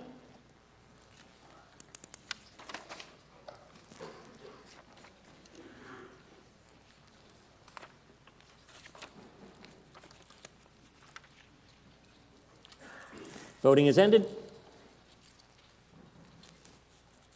We have 305 in favor and 27 opposed. The motion carries. That is much more than a majority vote. Next on the warrant, we have Article 15 related to the Open Space and Recreation Plan update. Mr. Silverberg. Mark Silverberg, 7 Weld Street, Chair of the Open Space Committee. I move that the town vote to transfer and appropriate from free cash the sum of $32,500 for the purpose stated in the article as printed in the warrant. Mr. Silverberg, any remarks or presentation? We do have a presentation, but I'll hold off of it, see how many questions there are. Really, this is a requirement that the state, from the state, that we update this plan every 7 years, which comes up this year. if we don't have an approved open space plan on file, then we are not eligible for a number of grants, including a grant that I'll speak to later, where we're applying for over $300,000. We wouldn't have been eligible to apply for that if we didn't have an open space plan. The last plan was done in-house by the Conservation Department. It's heavily skewed towards conservation. We believe that an outside consultant would provide us with a more balanced, comprehensive, and complete plan that takes open space, conservation, and recreation into consideration. And there's also incredible complexities involved with doing this update that I just don't think we have the staff hours for in-house. So I think that's it. Okay. If there's a lot of questions, we'll get Jen to do the presentation. As Mr. Silverberg says, they have a presentation if necessary, but first let's just see if there are questions and comments that require that. Yes. Hi, Marie Sorensen at 33 O'Neill Drive. Just a quick question. Do you plan to have a public input process to address things like how, for example, the new multi-gen community center might be, brought Yeah, into the yeah. recreation and open space plan from a From my- walkability, sorry. Oh, go ahead. No, I'm interrupting. Sorry, specifically from the perspective of people walking around town. It seems like that building's like at the far end of the Roche Bros parking lot, as I think of it. So how are people going to walk there and bicycle there? Is that going to be examined? Okay. Sorry to interrupt. I feel like you've been interrupted a lot today. So the plan does involve public meetings, input.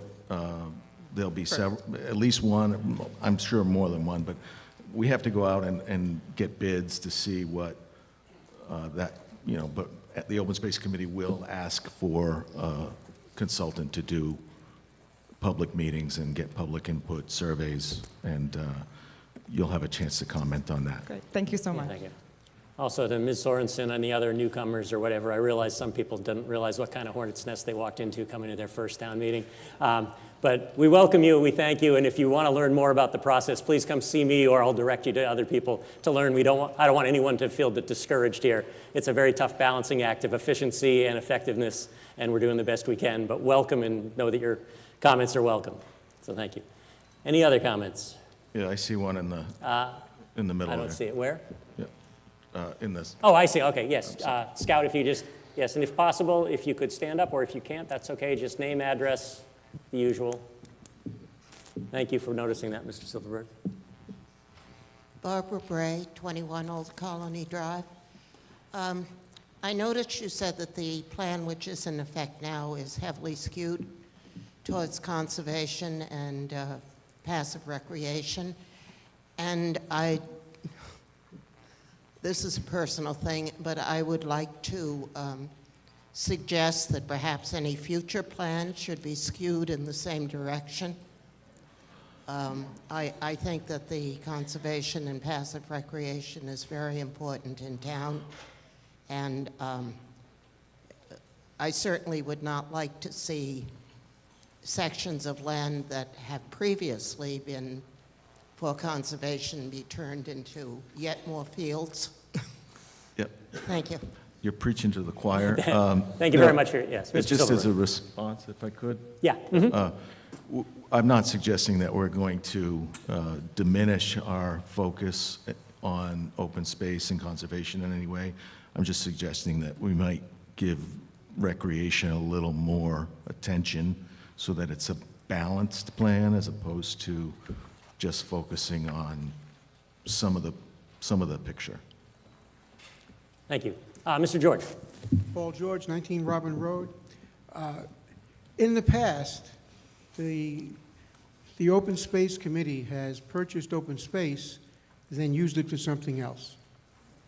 I'd like some assurances that we're spending money to get property or accepting property, and we make sure we keep it as open space unless there's some overwhelming community need to do something else with it. You have my assurance that I will fight that till my dying breath. Thank you. Thank you, Mr. George. Thank you, Mr. Silverberg. Yeah, yes. Down here, Scout, and then we'll come to you with the microphone there. Scout down here first. Actually, tell you what, down this side. Actually, well, while he's coming down, why don't you at the standing microphone, Mr. Koenigsberg, is it? And then we'll go down here. So yes, down here. Well, raise your hand, and then you'll come next. Yeah, Andrew Koenigsberg, 3 Smith Street, member of the Open Space Committee, also Conservation Commission. I'm not sure what has happened in the long past, but ever since I've been on the Open Space Committee and on Conservation, if we purchase open space for passive recreation, it gets deeded to the Conservation Commission, and under the state constitution, once land has been designated for passive open space, it cannot be used for anything else without a 2/3 majority of the state legislature voting to change its status. So I just want to make that clear. Thank you. Thank you. And now we'll go down to the gentleman here. I think it's Mr. Burns. It's name, address, please. Don Byrne, 58 Flanders Road. I wanted to actually make 3 comments. One, there was a question about getting to the new community center. There is a downtown plan being developed right now. It's going to have an April 9th hearing, and some of that is circulation to get to the things like the community center. So if you're interested in making sure that there's good biking and walking, give input to that plan. You'll also see there's a survey you can do online. The second thing is the one case I know of where open space was manipulated a little on, that was back, I was chair at the time, or just before I became chair of the committee. And it was an error by the town attorney. An unfortunate error, but it allowed a couple, 2.5 acres to be taken out of open space. And the third thing I wanted to point out is this is actually a good deal. In 2003, we did another previous open space plan, and to get a consultant to do it, which we decided not to finally in the end, we had been quoted $55,000. That was the best quote we could get. In 2003? Okay. In 2003. Thank you, Mr. Byrne. So while the mic's going back, Mr. Byrne was making a plug for also what's called the Downtown Improvement Scavenger Hunt, and there's a meeting in April 9th about that as well, so obviously related. Mr. Caprioli, were you wanting to speak on this? Yes. Mr. Caprioli. Caprioli, 9 Crown Ridge Road.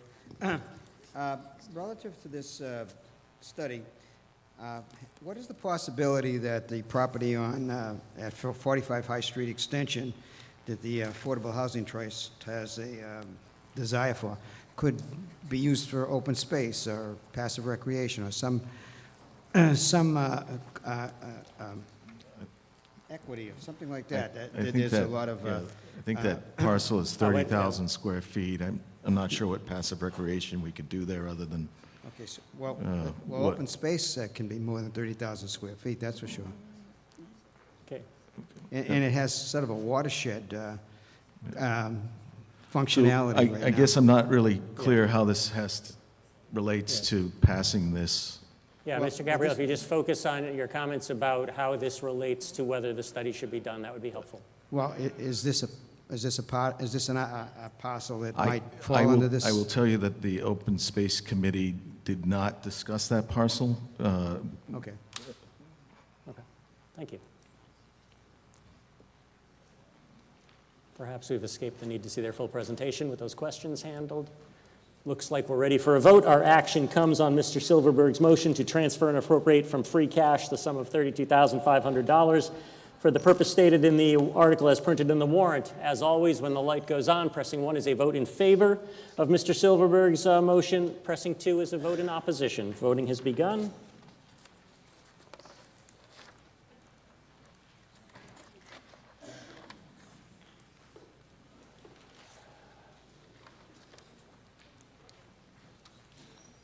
Voting is ended.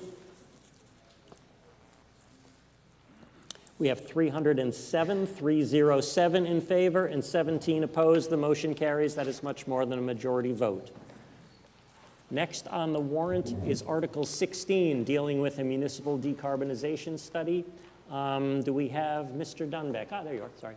Mr. Dunbeck, name, address, motion.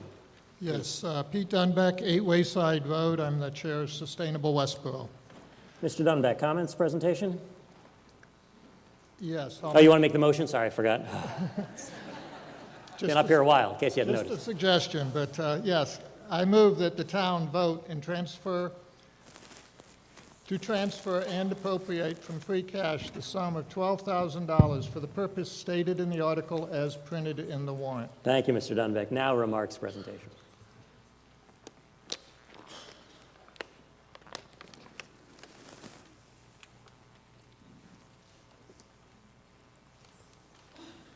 So thank you. As stated, the article is for $12,000 in the warrant that was printed. We did not have the funds, didn't have the quote at the time. Sorry, there's a glare on my screen here. The funding is for an engineering study to support part of our requirements for attaining the DOER Climate Leaders Program initiative. The Climate Leaders Program is the next generation of green communities, which I'll describe in more details in a couple of minutes. The amount being requested was a quote we got from Power Options, who's a nonprofit that supports municipalities in doing this work. We are preparing an application for a grant from DOER to fund this work. In the grant, if attained, we would cover the full cost of this study. The submission is due later next month, and we are requesting the funds now to allow us to progress if we fail to get grant monies. We are going to look at other grant sources from the state and federal government, but we would like to proceed with this engineering study. The Climate Leaders Program is an extension of the Green Communities Program that we've been part of for about 6 years. The initial Green Communities Program was focused on energy reduction, and through that program we've been able to get grant monies of about $700,000, and that money has allowed us to save on utility bills of about $90,000 a year. And this energy reduction, of course, generates a side benefit of greenhouse gas reductions. But this new program is focused very much and fully aligned with the state climate goals for greenhouse gas reductions. In Westborough's Climate Action Plan, as you've heard in a previous town meeting if you were here, the Westborough Climate Action Plan is aligned with those goals. So with this program, in the new grants that will become available with this new program, as well as technical assistance, we will be able to implement our plans more effectively and more rapidly. Because of this, we're anxious to join this program and pursue the grants that are possible as a result of it completing the requirements. The requirements are summarized here. There's 6 requirements, and through the work of the town and Sustainable Westborough town staff, we've already completed 3 of them. We are a green community in good standing. The Sustainable Westborough organization is the type of committee that the town is asking communities to establish. And the Westborough Climate Action Plan is a demonstration of Westborough's goal to commit to the state's decarbonization goal, and we've already received confirmation that we meet those requirements. So I'm sorry, I did that a little too quick, but there are 3 other requirements. All 3 of these have significant work left to be done to get our application in order. But we're here to focus on this municipal decarbonization roadmap. And what does that mean? So the methodology proposed here is an approach that will allow establishment of a baseline of all the municipal buildings, including the schools. And this study will also include engineering review to develop specific changes that will reduce the carbon emissions of our buildings. The plan uses a method called zero over time approach. And what that means is for each building, we'll identify specific trigger events, like when a HVAC system fails or when we're renovating a building, what do we do with the windows? Those trigger events will drive review and consideration of the decarbonization changes that have been identified in this study that we're requesting funds for. All of the investments that would be required in the buildings will go through the normal approval processes of different committees, including votes for capital investments at town meeting when required. Key point here is that this approach does not require or force premature changes of equipment or buildings. It's done based on these trigger events. And because of that, we don't miss opportunities where you're replacing an HVAC system that's going to be running for 20 years, where, in fact, you could have made a different decision and had lower carbon emissions immediately. So this approach has been studied and recommended by the state to minimize cost and to maximize the impact of the money spent on both energy efficiency and carbon reduction. So I'll leave it at that and ask for questions. Thank you very much, Mr. Dunbeck. While Mr. Conklin gets set up, Mr. Leslie, did you want to report on Finance Committee recommendation? Sorry, Mr. McMahon. Mr. McMahon. Gene McMahon. Hang on. Scout, could you bring your microphone down this side, please? Mr. McMahon. Gene McMahon, 227 Flanders Road. The Advisory Finance Committee has voted 7-1-0 to recommend the town support the motion. Thank you, Mr. McMahon. Mr. Conklin. Pardon? I'm sorry. What, sorry? Oh, you started reporting out, Selectman? Sorry. Yeah. Sean Keogh, 5 Yorkshire Circle. The Select Board votes 5-0 to support this article. Thank you. Thank you. Sorry, I forgot you wanted to report that out loud. I saw it printed in the warrants. All right. Now, Mr. Conklin. Okay, I'm against this. Okay, so just name, address, just for the record, please. Boyd Conklin, 8 Water Street. Thank you. I'm against this. I'm not against double pane windows.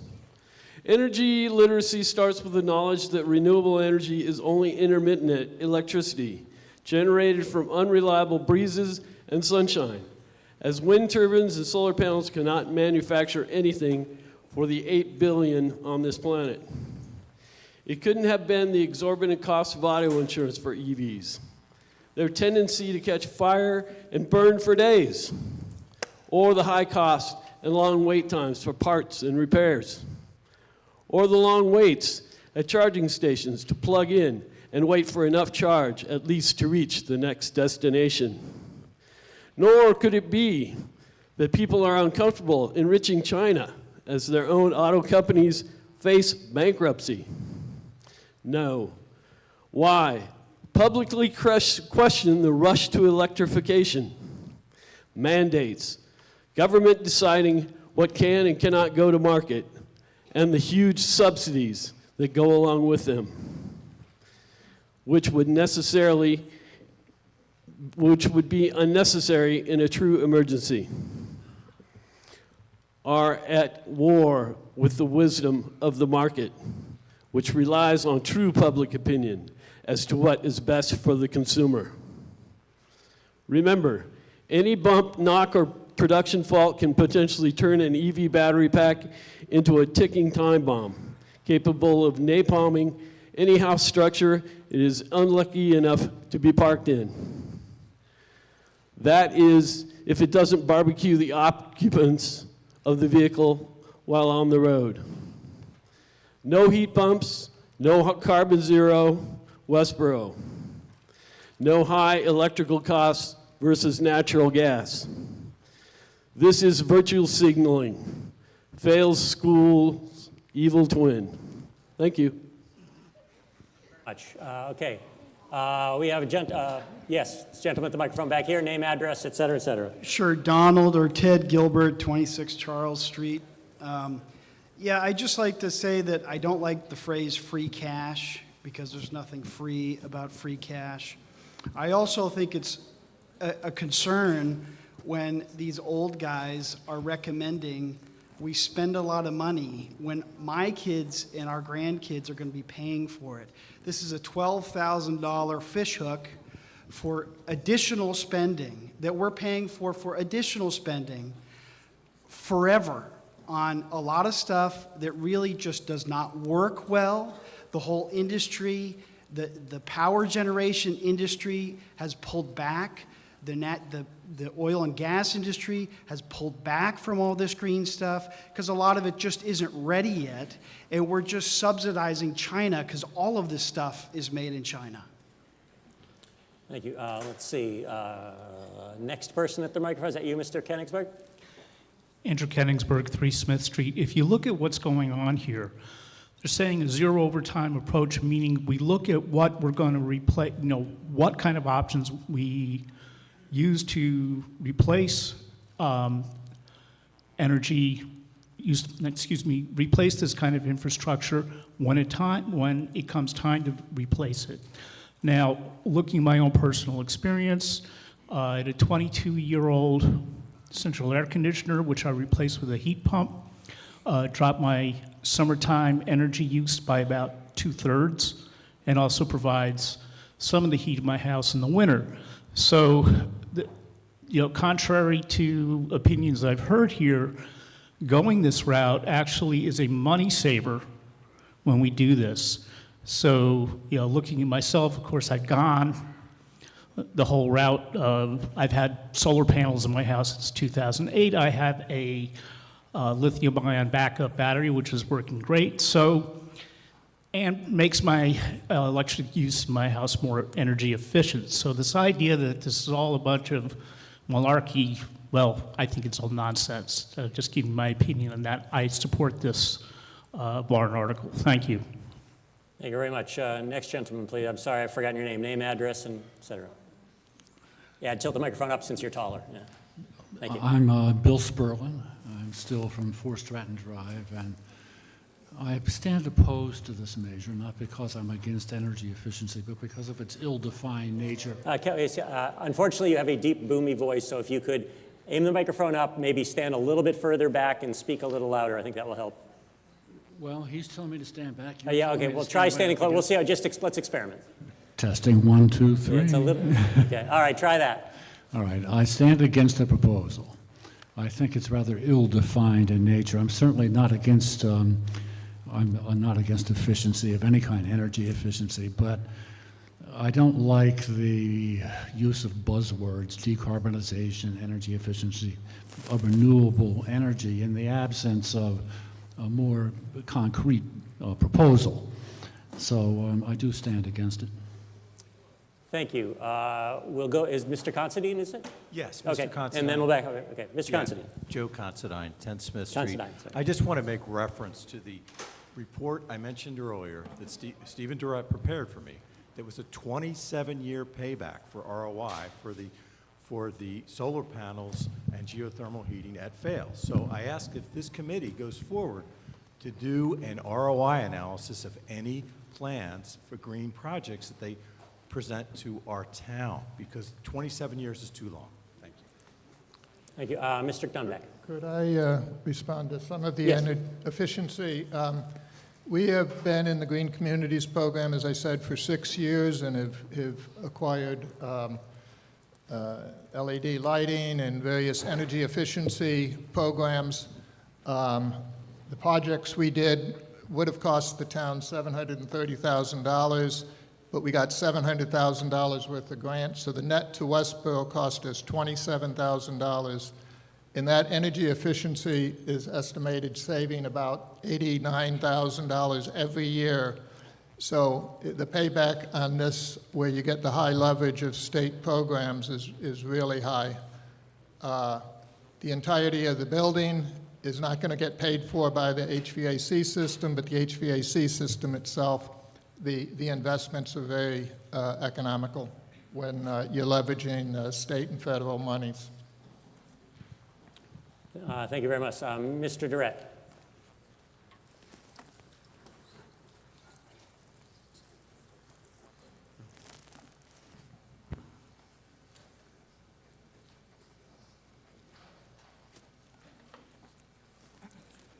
Good afternoon. Steve Durrett. Can you just tilt the microphone up, please? Thank you. That works.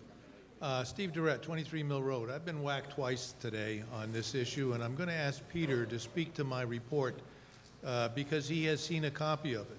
What it is a life cycle study of what the benefits of the failed solar geothermal project is.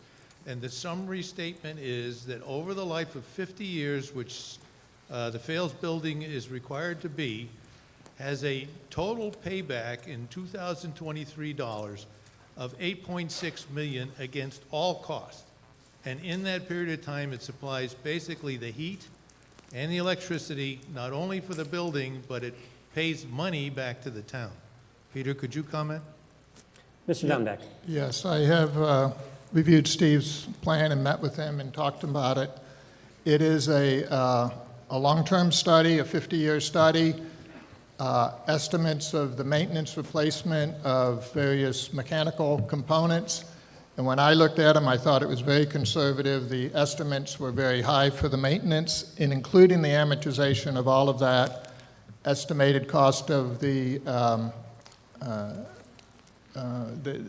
actual cost of the debt structure that is used to pay for fails did pay back, and in a net present value, it generated $8 million of net present value above the initial cost. So it's an economic investment. Typical of these models, there's a lot of assumptions that go into it, and you could argue here and there. I thought the analysis was conservative on many points. Future energy prices are going to be different, but the future of that solar electricity isn't going to be different because it's a sunk cost of the capital project, and the debt is going to be quite predictable. So future energy costs of other buildings might be more unpredictable, but that building's going to be very stable on its operating costs. Thank you very much. Is that Mr. Flynn at the microphone back here? Yes, thank you, Mr. Moderator. Peter Flynn, 3 Crown Ridge Road. I'm a member of Sustainable Westborough, and I rise in support of this article. And I'd like to suggest there are 2 reasons why town meeting should approve this article. One is environmental, and the second is financial. The environmental rationale is as follows. I think there's a broad consensus that we need to look at opportunities to reduce greenhouse gas emissions, not just in Westborough, but every place. But I think a number of comments have been made today in terms of how do you do it intelligently? You know, what are the right decision points?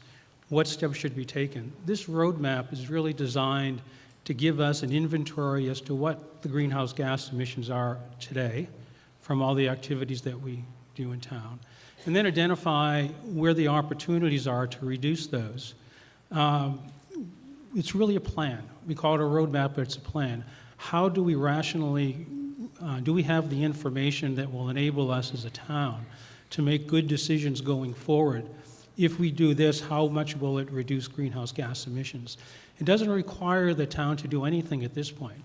The decisions about is the benefit worth the cost will be made when specific proposals come before town meeting. This is simply to give us information so that we can make rational decisions going forward. So if we want to reduce greenhouse gas emissions in an intelligent way, then I think this roadmap will give us a tool to be able to do it. And I think that's enough reason to approve it. But the second reason lines up with it, and that's financial. We expect that the state is going to have grant money available for communities that participate in the Climate Leaders Program. So by fulfilling the requirements of the Climate Leaders Program, and the roadmap is one of them, we will be in a position to take advantage of some of the state money that's available. And oftentimes in these programs, the early movers are the ones who get the money. So this would position Westborough well to be able to apply for grant money from the state when it's available. So I encourage the town meeting to support this article for $12,000. Thank you. Thank you, Mr. Flynn. As I said earlier, I'm not necessarily going by order of line. I'm just trying to be fair, and I want to hear some new voices. So, Mr. Gabriel, I'm going to ask you to yield to the person behind you so I can hear a new voice at town meeting to encourage people to not always feel they have to go after all of us old-timers. So name, address, and your remarks, please. Jeff Levine, 6 Quail Hollow. Mr. Flynn actually said a lot of what I was going to say, but I'm gonna have a me too anyway. The Green Communities has funded Westborough through a number of grants over the years to quite a significant sum, as Mr. Dunbeck said, on the order of $700,000. So the topic before us enables us to go the next step in the leadership program. And we want to do this because we want to continue to be a member of Green Communities and the Next Step to Leadership program. So the return on investment is quite considerable, and I urge everyone to vote for this task in front of us. Thank you. Thank you very much. I'll hop back over here, a woman at the microphone here, since, yes. Felicia Vatesman, 27 West Street, move to end debate. Okay, that was 27 West Street. Yes, point of order, please hang on, I'm just writing down the thing. Point of order by whom? Oh, okay, yes. Can you go to the microphone or scout microphone so I can hear the point? Just, aren't we supposed to hear from the FinCom? And I don't remember hearing from FinCom. Okay, yeah, okay, hang on. Just can you give your street address for the record? Street address, please. Just 84 Fisher Street. Yes, Mr. McMahon reported earlier that the AFC recommended 7 to 1 to 0 to support. But thank you for checking. So now we go back to the motion to end debate. As you know, not debatable, not amendable, not interruptible. So let's go. When the green light goes on, pressing 1 is to end debate, and that's all. If it gets defeated, we continue talking. If it's approved, we go straight to the vote. Voting is started on the motion to terminate debate. And I want to note that we did have over 20 minutes of discussion, and I checked, and it had been a fair and balanced discussion with at least 4 people on each side. That's why I allowed the motion to go ahead. Voting is ended. We have 293 in favor and 35 opposed. Debate is ended. That is a 2/3 vote. So our action now comes on Mr. Dunbeck's original motion to transfer and appropriate from free cash the sum of $12,000 for the purpose stated in the article as printed in the warrant. So this is a transfer from free cash for $12,000. When the light goes on, pressing 1 is a vote in favor of Mr. Dunbeck's motion. Pressing 2 is a vote opposed. Voting has begun.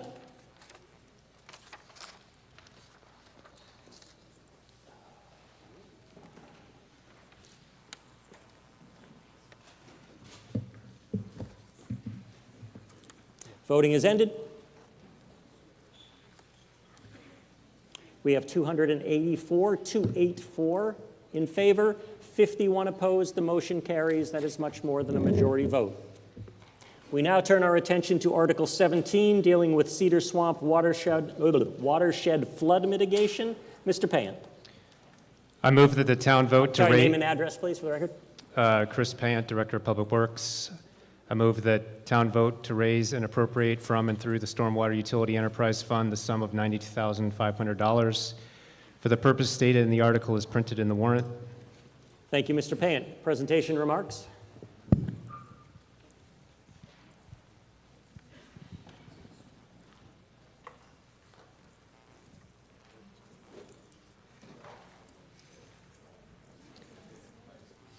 Okay, so you're looking at downtown here. Here's the high school where we're sitting. This is Cedar Swamp and Cedar Swamp Pond. This is the Sudbury River. So if you're not aware, the Sudbury River originates here in Westborough. This red line indicates the railroad that runs through the middle of the swamp. And then I'll be talking in just a second about this project that we're asking for funding to support. So whole lot of things going on here, but a lot of water from the town ends up in this swamp, and then it's intended to go out this way through to the Sudbury River. So we're evaluating an issue here where there's a blockage of this, basically the entrance to the river by beavers and other things. We're working with the MBTA. They have 4 culverts that run along this railroad, and that allows the water from this side of the swamp to get to this side and then out to Sudbury. So that's a that's something we've made a lot of progress on recently to get their involvement, and they've indicated they potentially will do that in the near term to correct those deficiencies with those culverts. So, so that leads us back to here, which is where we'll talk. I just wanted to give you a big picture. So we're going to talk about this swale here, which is really just a ditch, and that's where water flows through to get to the swamp. And this shaded area just represents, it's a representation, it's not to the exact, location, but it represents where the water, when the water falls, it hits the roof, it goes to drainage structures in the road, and then it gets its way eventually to here. So all these yellow marks here indicate stormwater infrastructure, catch basins, so the drainage grade 2C, and then the pipes that connect those basins, and then eventually dumps into here. And so our ask here today is for funding that would allow us to maintain this swale here. And what I mean by that is over time, water goes into the swale, that water carries debris, soil, it fills up the volume of that swale, and so we've lost volume of that swale, and so the amount of storage that occurs here is reduced. And if we have issues further out in the swamp where the water's not leaving, we want to, at least in the near term, try to address this issue here and create more volume in this location, so when the water falls, it gets to that location, it has a place to go versus staying on the roads where we don't want it. So that's the gist of the project. I'm happy to discuss any questions. Thank you, Mr. Payant. Let's see, we've got recommendations from both AFC and Select Board already. Mr. Gilbert, is that, yeah? Donald Gilbert, 26 Charles Street. I just had a question about, I'm a little disoriented by your map, but we have a lot more parking space along Otis now as a result of Amazon, right? There's a lot of runoff there. I know it may not be directly related maybe to this site, or is it? Yeah, no, want to jump in? I believe this right here is the Dunkin' Donuts right after you go under the railroad bridge. Okay. And this is the part, and if you walk, so, and then, as he said, the Rotary, so, this is like Cavallino and Roach Brothers Okay, down gotcha. here, so we're not really near Otis Street. Mr. Payant, if you could indulge me here, just as we're thinking about this category of issue, was there any kind of a benefit there with Amazon moving in and creating all that parking space? And is there a remediation system there for rainwater at that site along Otis as a result? Yeah, so part of a site plan review includes and the Hokomo Pond is over there. No, let him, Mr. Gilbert, you asked a question, So let's let him answer. It's very peripherally related, so Mr. Payant, please. Part of the development of a site includes a review that eventually makes its way to the planning board for approval. All the town departments get to review that plan, and each plan is specifically reviewed for its stormwater impacts, and then there's requirements that are imposed on the developer to mitigate the stormwater impacts. So I don't know the precise stormwater infrastructure at that site you're referring to, but I know there's infrastructure there to address stormwater as it occurs. Okay, so can I just follow up, John? Is it related to East Main Street and Cedar Swamp, or when I saw you at the Sustainable Westborough Fair, you talked about the aquifer, which we all know is one shared aquifer underneath the town, right? No. Well, that's not accurate, but Okay. you can keep going. I'll answer whatever your question is. There's Are- multiple aquifers. Okay, there are multiple. There's different types of aquifers at different depths. Yeah, let's but- try to stay okay. focused I on hadn't East Main finished Street, yet, so- Cedar Swamp Reservoir. Water goes where it wants to go, right? So I just think when we talk about these issues, maybe if you could give us kind of the global view when it comes to water, when it comes to stormwater, that would be helpful for these kinds of decisions. So, I mean, specifically, I can imagine that would be disruptive to have all of that asphalt now at Amazon, but anyway. Okay, we're done. Thank you. Mr. Savoy? Wilfred Savoy, 41 Chestnut Street. I have a question on the Stormwater Utility Enterprise Fund. Can that be used for free cash? Can that be transferred to free cash at all? So I think what you're asking is, will that generate a retained earnings, which you could kind of call free cash? Is that what you're saying? Yes, but because it's the first year, we haven't received any revenue yet. So that's why this is a raise and appropriate. But in subsequent years, if we were to come back for a capital-like project, it would say sewer or stormwater retained earnings versus a retained and raise and appropriate, because it's going to come from basically our savings account. Just to keep it simple. So those funds would have to be used for stormwater utility? Yes. Thank you. Mr. Kenningsburg. Just a follow-up from... Just name and address, Yes, please. I'm sorry, Andrew Kenningsburg, 3 Smith Street. Just to follow up on what the previous gentleman asked for. Current stormwater regulations on the state level require that the flow of stormwater off a site, that the rate of that flow not increase. Westborough stormwater regulation says the volume of water that comes off that site can't change either. So state regulations and local regulations on stormwater for developments that have been going on since the mid-2000s, the impact in flooding is mitigated by stormwater infrastructure that's required for any private development that goes on in Westborough, in fact, throughout the state. So I hope that helps alleviate people's concerns, at least generally, about what's going on in Westborough, about development and the parking and everything else and its impact on stormwater. Does that help, Chris? Yeah. Yes. Okay. Thank you, Mr. Kenningsburg. I'm assuming Mr. Gilbert wants to make a quick follow-up. Please make it related to this particular project, or I'll have to shut you down. So, name and address, please. Well, I'm just responding to his comment, responding. Okay. I believe All right. to- Let's just try to keep them brief. I'm trying to I'll make put them it- get smaller and smaller. I'll put a bow on it here, okay? Okay, thank you. Are we, with the stormwater, are we on the hook for stormwater remediation, mediation, as a result of Amazon, and are they paying their way? Are they paying their fair share here? Yep. So they'll pay their stormwater fee just like every other resident or commercial property that has impervious area on their property. So they will pay a bill that will fund these types of activities. Okay, Mr. Silverberg, you wanted to respond to that, or you want to go instead? Okay, I just want to. Okay. Fred Lenaro, Community Development Director. I can briefly speak to Amazon. They put in a massive infiltration system underneath the parking lot. So as they go forward with those projects, they have looked at those issues. Thank you. Now, Mr. Silverberg, you just want to add a little bit of amplification to that?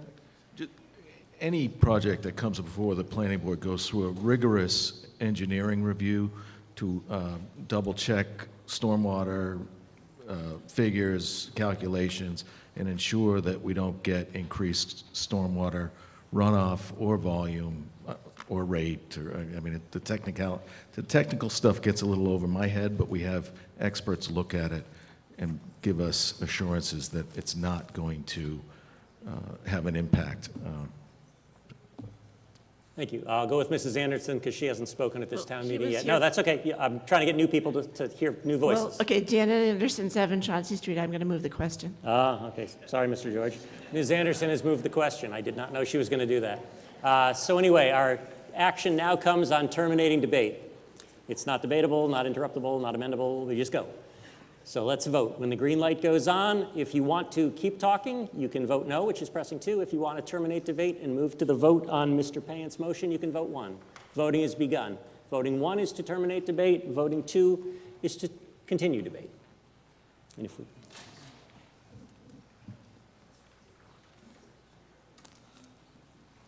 Voting is ended. We have 285 in favor, 28 opposed. Debate is terminated.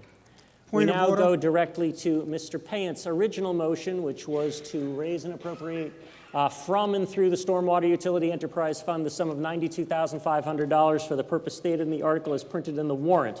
When the green light goes on, pressing 1 is a vote in favor of Mr. Payant's motion. Pressing 2 is a vote in opposition. Voting has begun.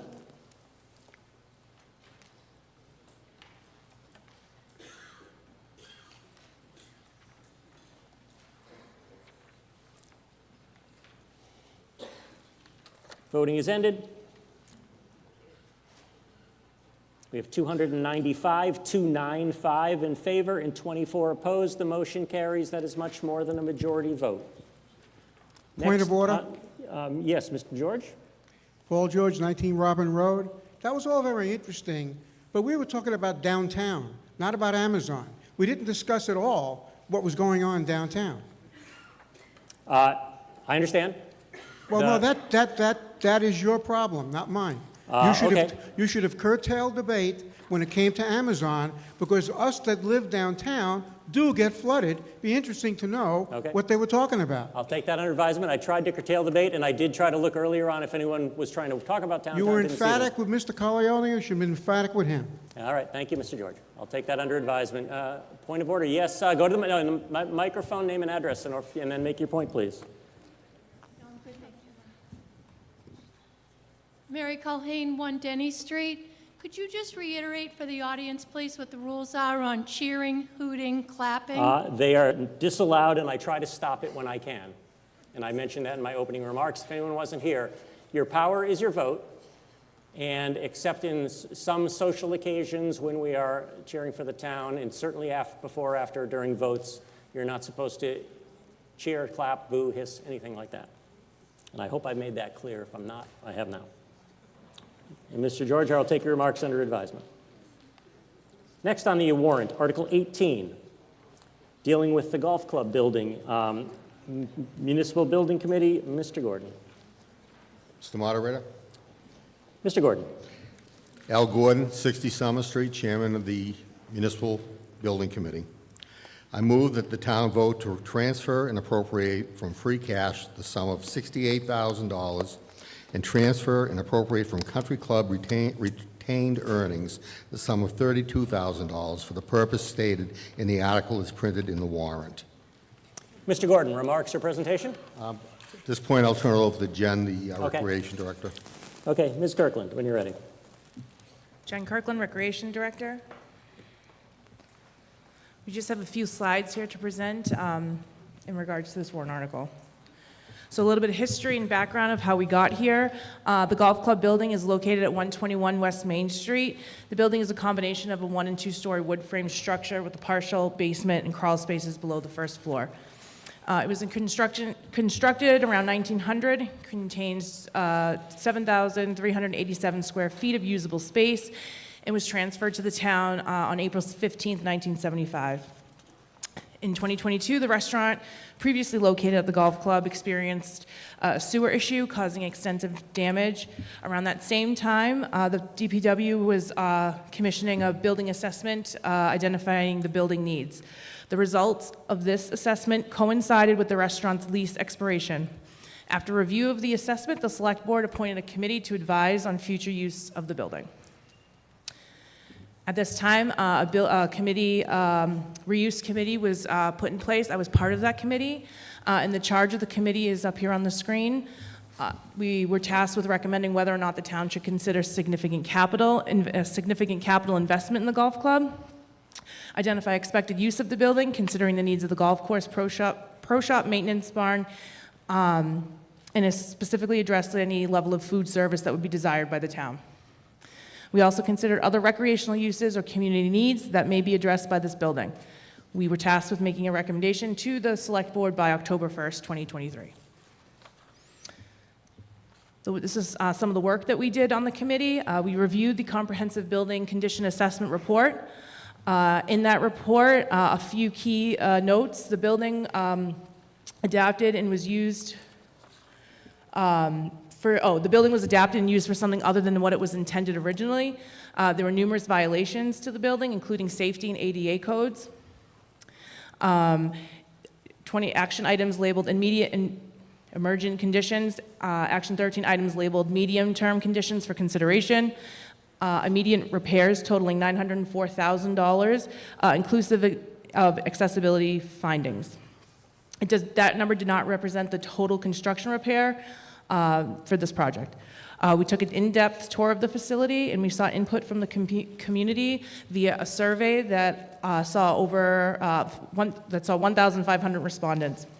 We worked with a local golf course and consulted with our own DPW.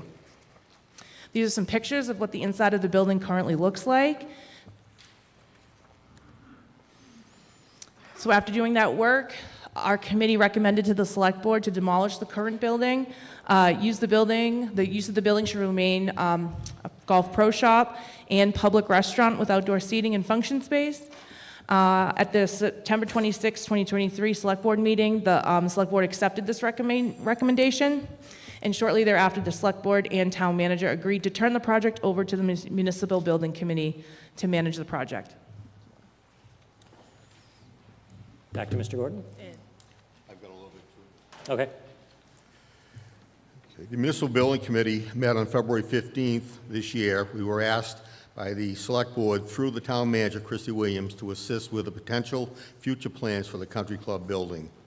We met with Peter Collins, who is the project manager for the new fire station, renovated town hall, and renovated Forbes Municipal Building. He volunteered to assist us by detailing the process we would need to follow. Peter was made aware that the Select Board had voted to replace the Country Club building due to its condition and the cost to make repairs. Peter suggested we hire an architect to conduct a feasibility study that would involve stakeholders such as the Country Club operations people and possibly individuals to run a restaurant at the location. Peter estimated that we would need approximately $100,000 at the top to complete this project of hiring an architect to assist with us. That complete our presentation. Is that it? Yes. Okay. Discussion on Mr. Gordon's motion. Mr. Noonan, scout over here, back of the section over here.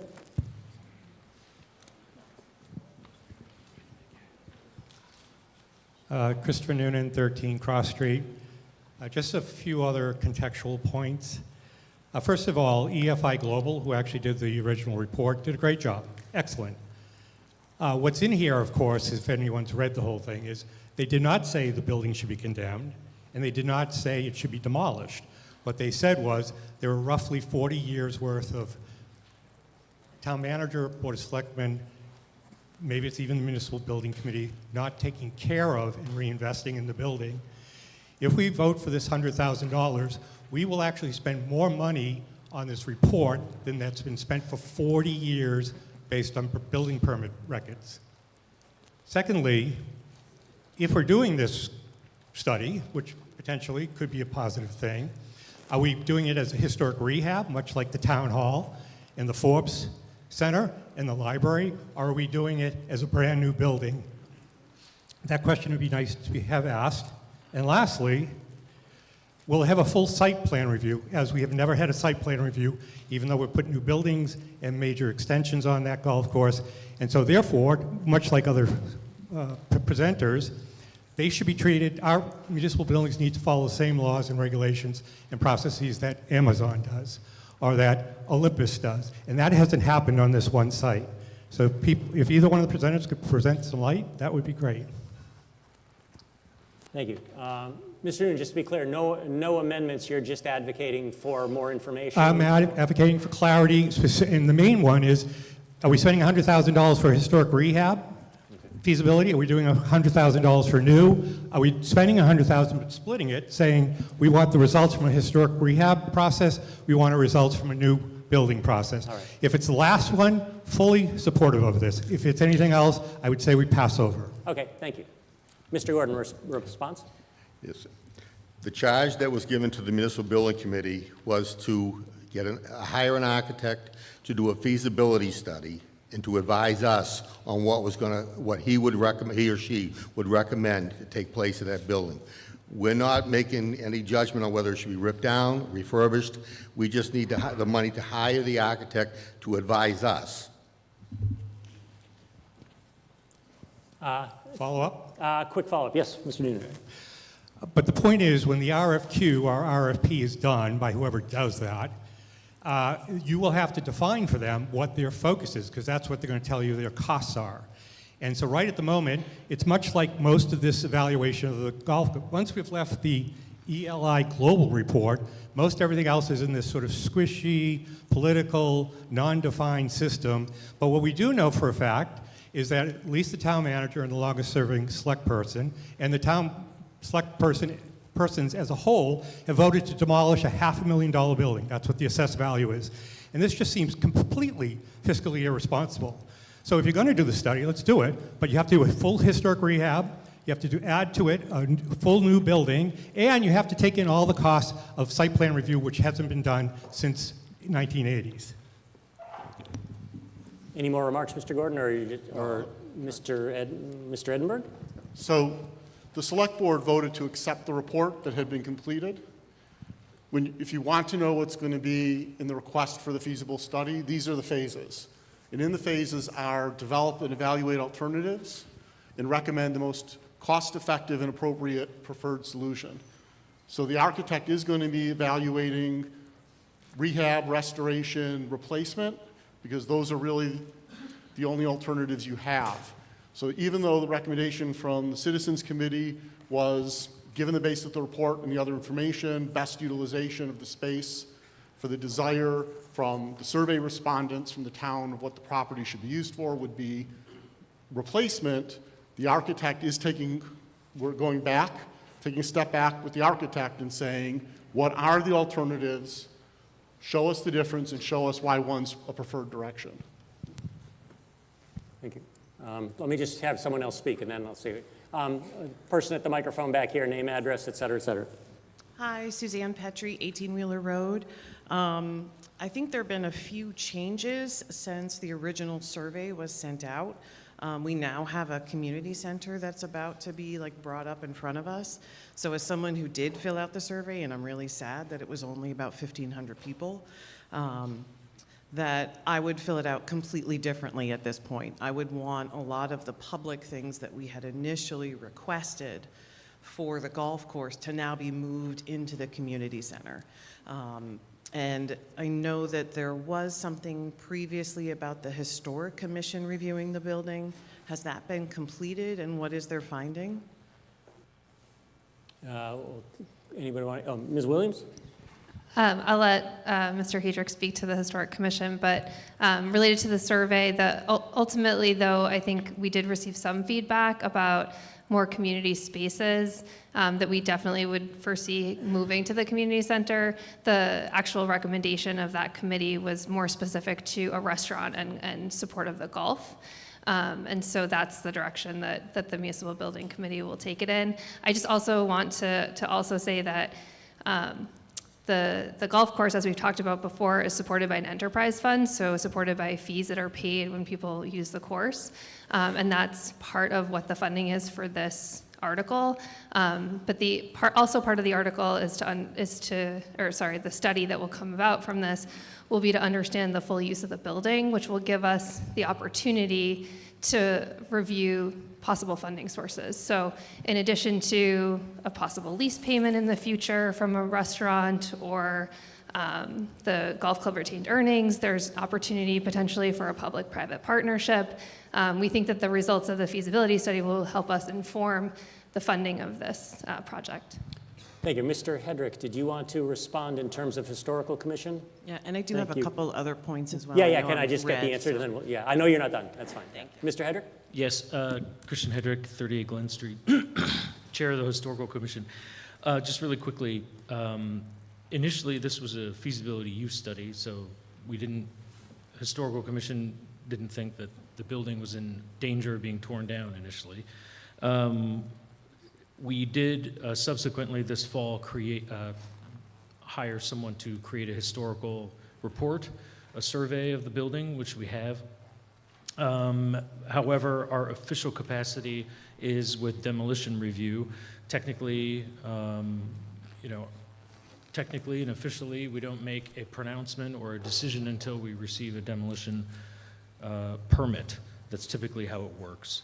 However, we would like to very much be a part of this process. So I would just like to officially state we would like to be involved in all of this as much as we can be. Thank you. And now back to your remarks. Thank you. Yeah, I would certainly hope that they would be able to weigh in before a demo permit came in, because now we've wasted $100K and we don't want this building demolished. I also just have concern sustainably. Tearing down a building and putting a building into the landfill, I do not believe is a direction that we want to go in. I'm also someone that has worked in restaurants in the past, and you make use with what you have, which is exactly what Civic did. So please don't think of it as a brand new restaurant that's moving into a brand new built space. So I do not support tearing this building down. I do support moving a lot of the functions that I asked for in that survey into the new community center that we're working on. So I almost think that you guys have to kind of go back to the beginning with this and see what this needs to be. And I do agree that whatever is presented to an architect has to contain all of these things that we're talking about. Thank you. Thank you. Keeping with the tradition of trying to get some new voices, I believe the gentleman behind you hasn't spoken yet, so we'll recognize. Is that you, Mr. McManus? Yes. Joe McManus, 8 Isaac Miller Road. Thank you. I appreciate that town manager saying that the operating costs of the golf course are covered by the enterprise fees. That's the green fees and the rent from the restaurant, et cetera. I think that's how it should be. I haven't heard, although I haven't been to all the meetings, whether our charge to the feasibility committee and then ultimately to the architects will be to recommend something that can be supported, perhaps with debt service, which is supported by the enterprise fund, or is the request, hey town, buy us a golf course building and then we'll cover the operating costs. So I'd just like to understand what the goal is here. Okay, Thanks. thank you. And you, Ms. Williams.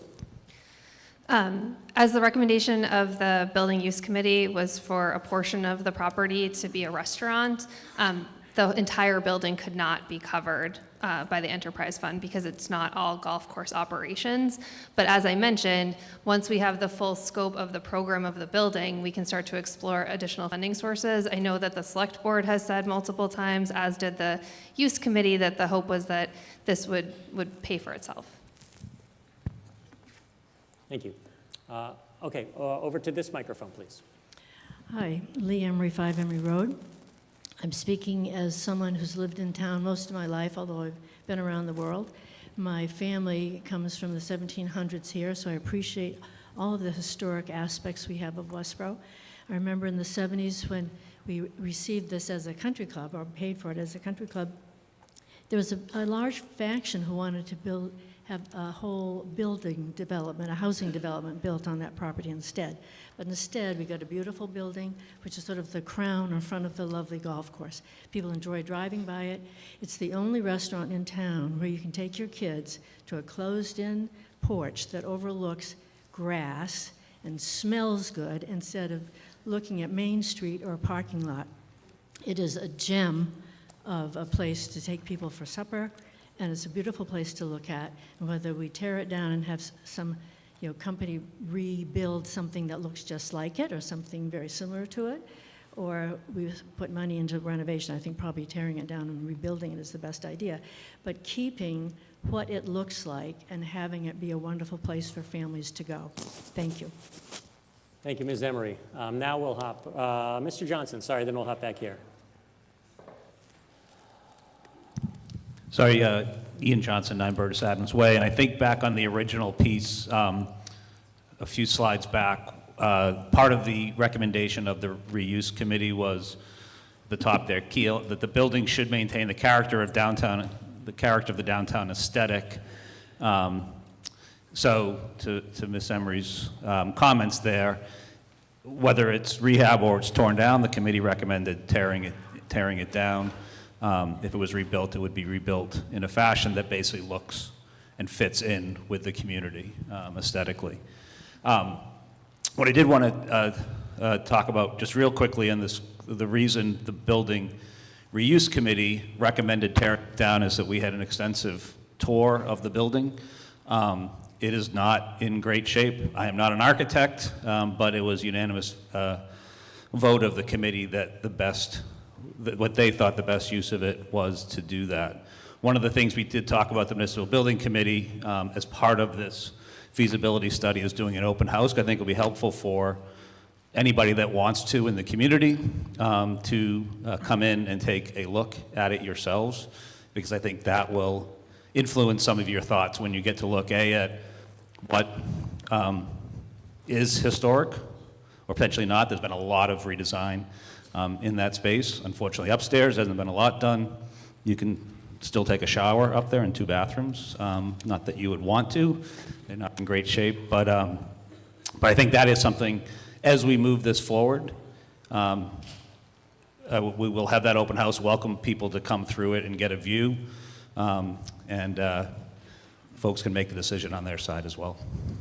Thank you, Mr. Johnson. I'll go to the gentleman at the microphone back here now, please. Name, address, et cetera.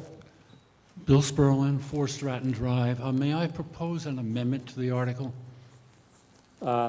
Yes, say what it is and we'll figure it out. I'd like to add a section to the studying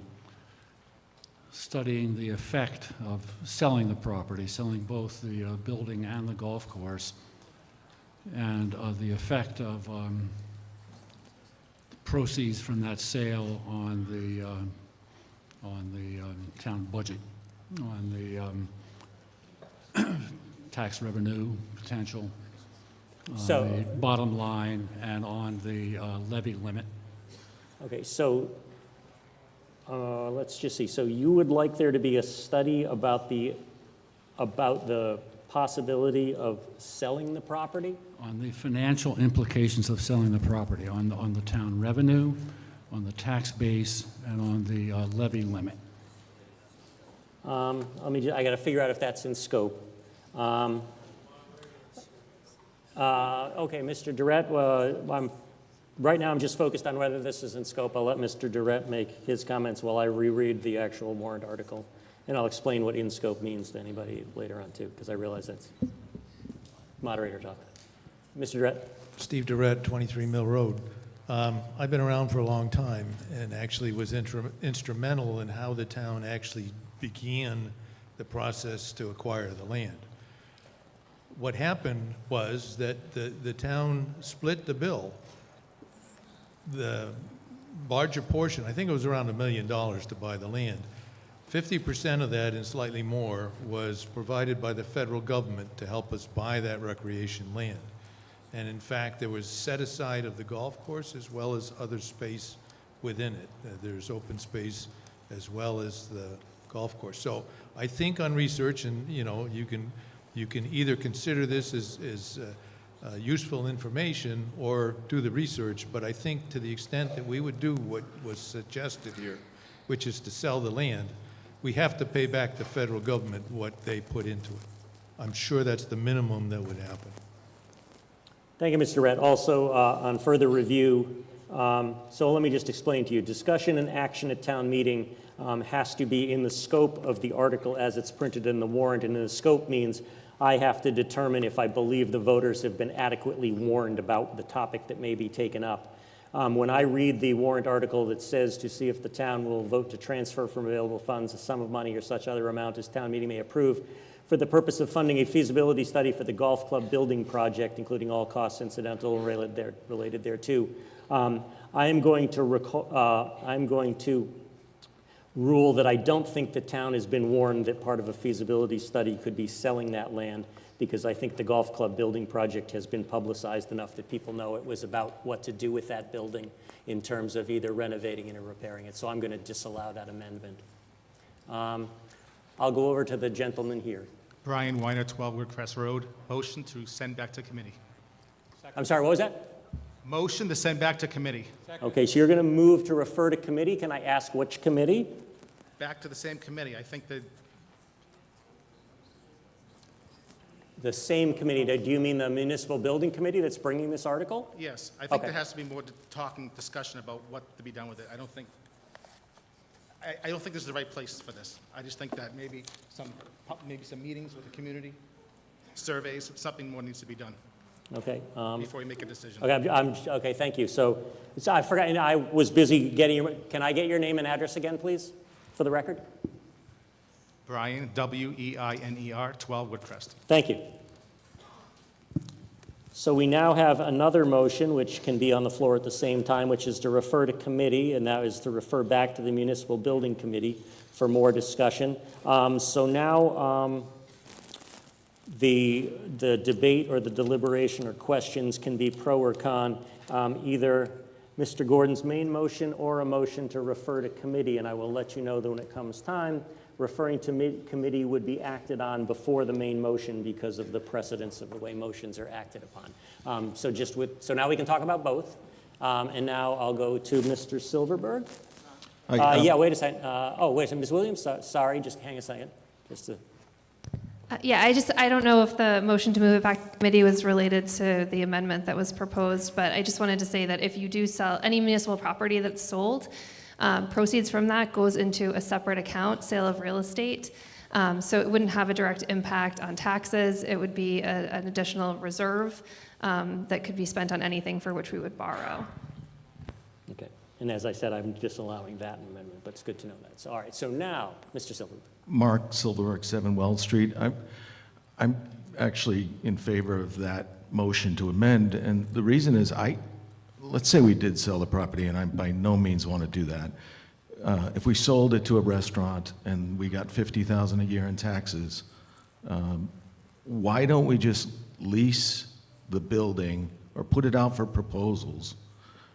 Tell somebody you've got a 99-year renewable lease. It's going to cost you $50,000 a year because that's what we would get in taxes. And oh, by the way, you have to put a pro shop in there. Why are we making this building our problem? It's going to cost us much more to build this building than a private enterprise. So I feel like, there's creative solutions to this that don't involve us building a new building or renovating that building. If we want to say to somebody, you have to renovate it, we can do that. And if we don't like the proposals, we can pull back and consider other options. But I think we should make this someone else's problem. Okay, thank you. Who would like to respond to that? Ms. Williams? Okay. Yeah, so as I said before, the purpose of the feasibility study would be to develop the program. So we would identify within the building, whether renovation or new building, how much of it would be needed for the golf course and how much of it would be needed for a restaurant. And at that point, we would take the design that the town has decided is what we want to move forward with because it will get multiple recommendations or solutions. And then we would do exactly what you're saying, which is explore a different funding source, alternative funding source, so that it doesn't come back to the taxpayer. So we are, again, we would use that to explore a public-private partnership, exactly what you're saying. Yeah, so let me just clarify. By me not allowing the amendment, I'm just saying that I don't believe the voters have been warned that selling that land may be an option that the town meeting should vote to require to be looked into. But I don't have any control, and the town meeting doesn't have really the control over what the Municipal Building Committee actually looks for. So I don't mind. I'm not saying they can't do it. I'm just saying not clear that the town meeting should compel them to do that. So, Mr. Silverberg, if you'd like to respond. Can you just run to that microphone, please, just so I don't get scolded again? Yeah, I'm sorry. I hate it when people jump up and get in front of Yeah. people in line. I just wanted to respond to that. Yeah. If that is in fact the case, that this is the precursor to coming up with some type of private solution, public-private partnership, then I am in support of it. I'm just not clear on that process and how that works, but I do have faith that the select board will get us there. So, Thank you, Mr. Silverberg. I'll now hop to the microphone over here. Name, address, et cetera, et cetera. Yes, Lauren Murphy, 2 Wachusett View Drive. I asked to move to the question. Okay. So we now have. I'm going to 2 Wachusett View Drive. Thank you. We're moving the question. I have two motions in front of us, so we're going to move the question. I believe that can be done on both of them. So you want to terminate debate about Article 18 as a whole and go to voting. So again, we've got two motions that are pending. We'll deal with them one at a time, but first let's decide if we want to stop debate. When the green light goes on, pressing 1 is to stop debate on Article 18, and we'll proceed directly to the motions. Pressing 2 is that you'd like to continue debate.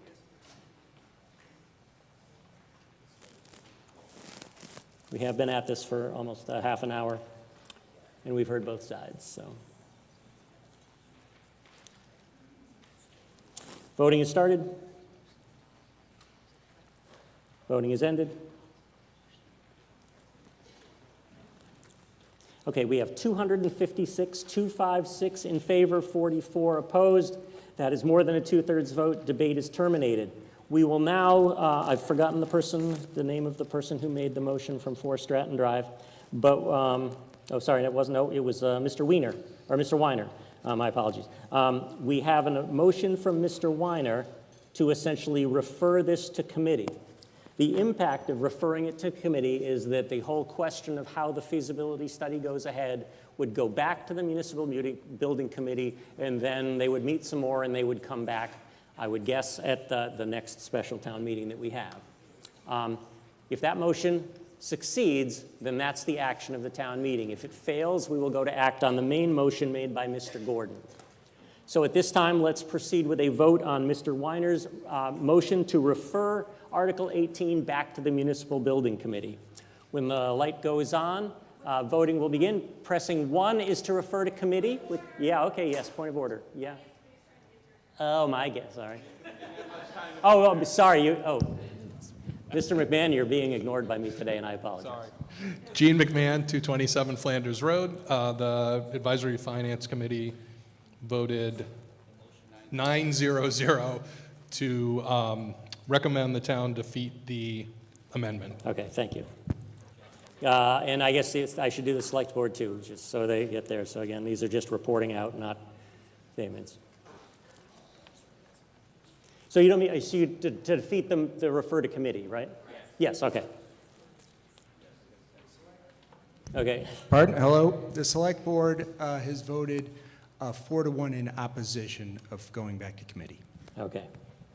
Thank you. With that said, now when the green light goes on, pressing 1 is in favor of referring Article 18 back to the Municipal Building Committee. Voting 2 is a vote in opposition, and if the noes outweigh the yeses, we will move on to the main motion.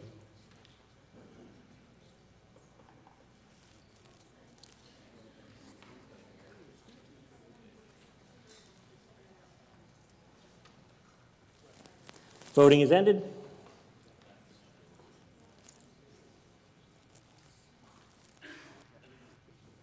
We have 90 in favor and 243 opposed. The motion to refer to committee is defeated.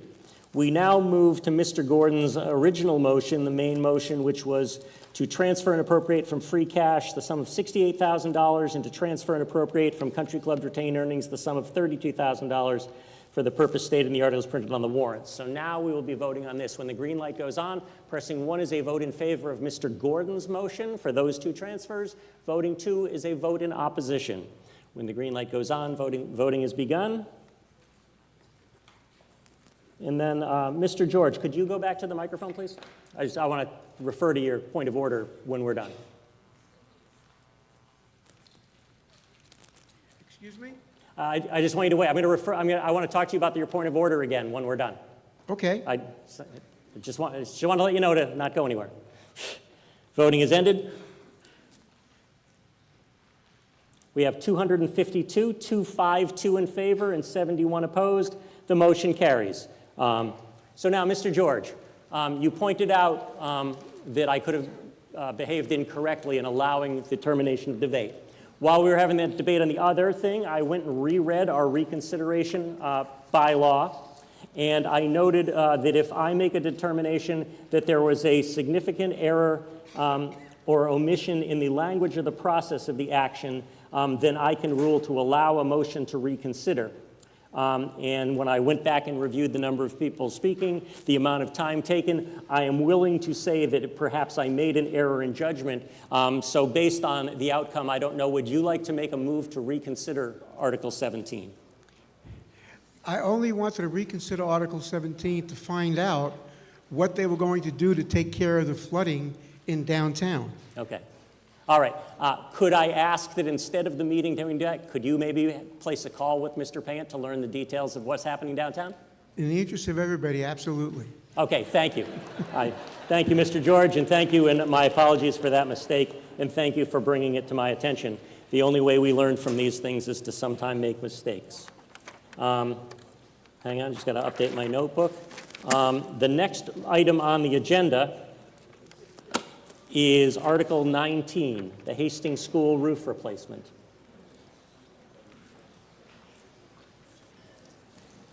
Mr. Durrett. Thank you. Steve Durrett, 23 Mill Road. I move that $4,142,800 is appropriated for the replacement of the Hastings Elementary School roof, including all costs incidental and related thereto, and that to meet this appropriation, the town treasurer, with the approval of the select board, is authorized to borrow said sum under Mass General Law, Chapter 44, Section 7. Yeah, thanks. Or any other enabling authority, and issue bonds or notes of the town therefore, and further that the select board and appropriate town offices are authorized to enter into all agreements and execute any and all instruments, and to take all related actions necessary or appropriate to effect the foregoing. Thank you. Mr. Durrett, or Ms. Bach, presentation? Okay.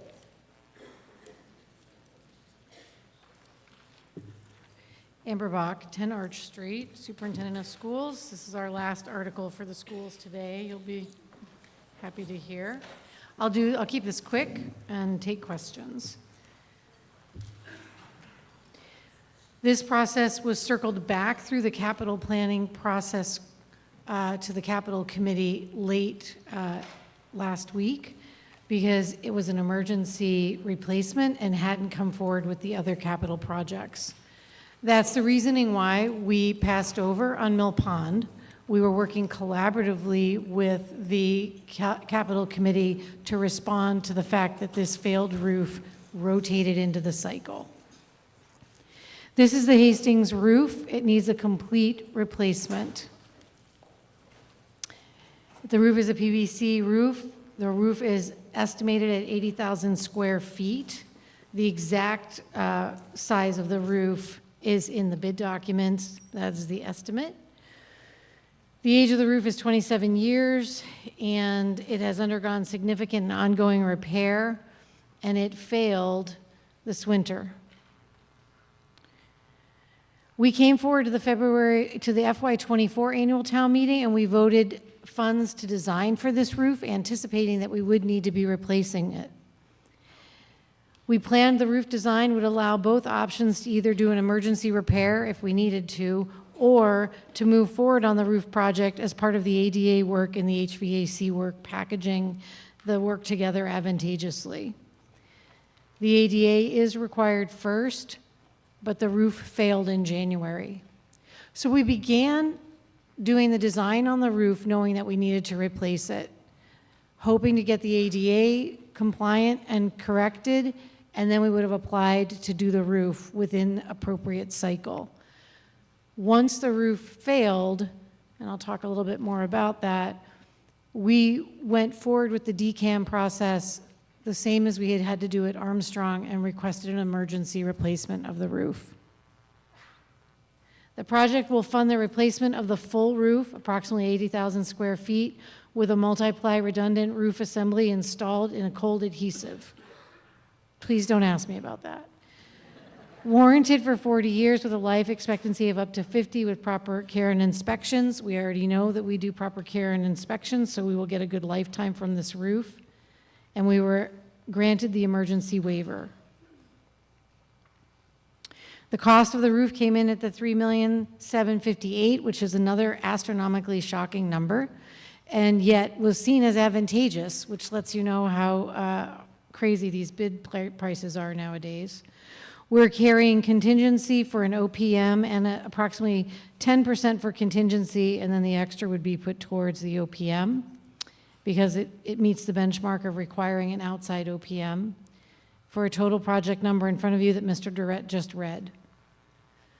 On January 10th, rain and snow caused serious failure of the roof. I met some of my favorite fire department people at 2:30 in the morning to walk through the door and find water pouring in throughout the vast majority of the building. We were closed for a day. We did emergency repairs on the roof, and we did emergency cleanup in the interior. And we've been continually checking it and monitoring it since then. We had been originally allocated ARPA funds, and we were going to do the Hastings roof first. Both the Hastings and the Armstrong roof are the same age, and the Armstrong failed first. So we rotated the funds that were anticipated for Hastings and used them to repair Armstrong last year. We thought we could move forward with the ADA and continue patch and repair, and we ran out of time. These pictures give you just a sampling of the extensive damage that happened throughout the building, with water coming in across multiple rooms, hallways, and other, that's the back kitchen area. And we came in, of course, and cleaned and replaced everything. The interior damage was covered by insurance and has all been repaired. But you can't continue to live in a circumstance like this where you have this type of water leakage coming into the building. There are deficiencies throughout the roof, both failed seams and flashing, cracked membrane, poor drainage, but it really is just that the rubber coating itself has lost its waterproof capacity and is porous. So in the circumstance where we had both snow and rain, it just found its way through every crack and corner of the roof.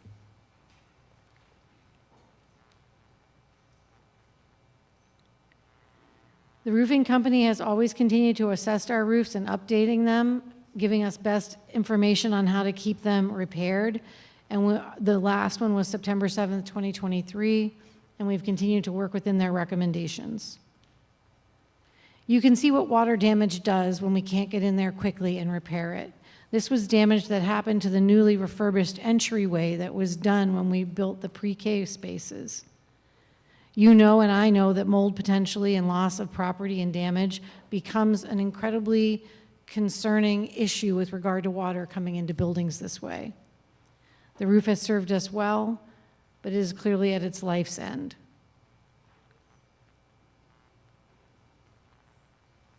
Our next steps are to seek your support here to pay for this roof. The accepted bid is ready to award following town meeting, and we will begin staging the project in the spring, and we will begin construction of the roof as soon as school is out. We will hire the OPM. We will continuing our monitoring and maintenance, 2 men inside, 1 on the roof during foul weather to make sure that we can be in front of stopping any leaks if possible, and the project would begin summer of '24. I would open it up for discussion and questions.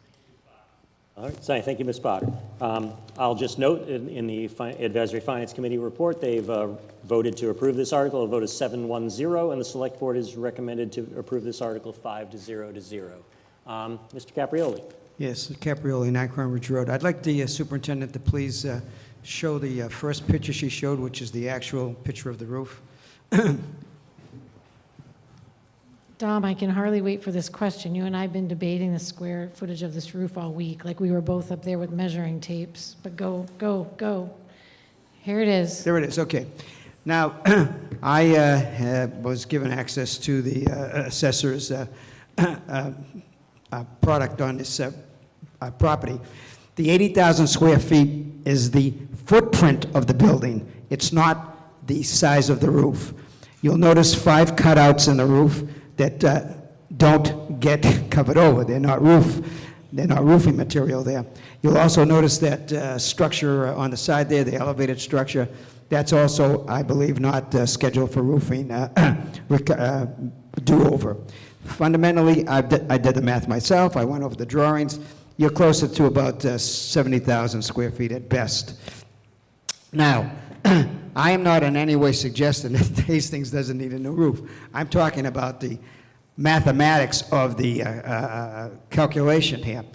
So if you have 70,000 square feet instead of 80,000 square feet, it's a smaller project. Now, if you take $4 million and you divide it by 80,000 feet, which is, I'll go with that figure because you like that, you get $50 a square foot.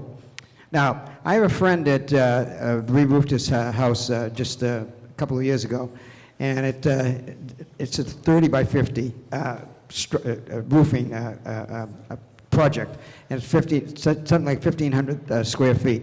And if you multiply the 1,500 square feet by $50 a square feet, you get $75,000.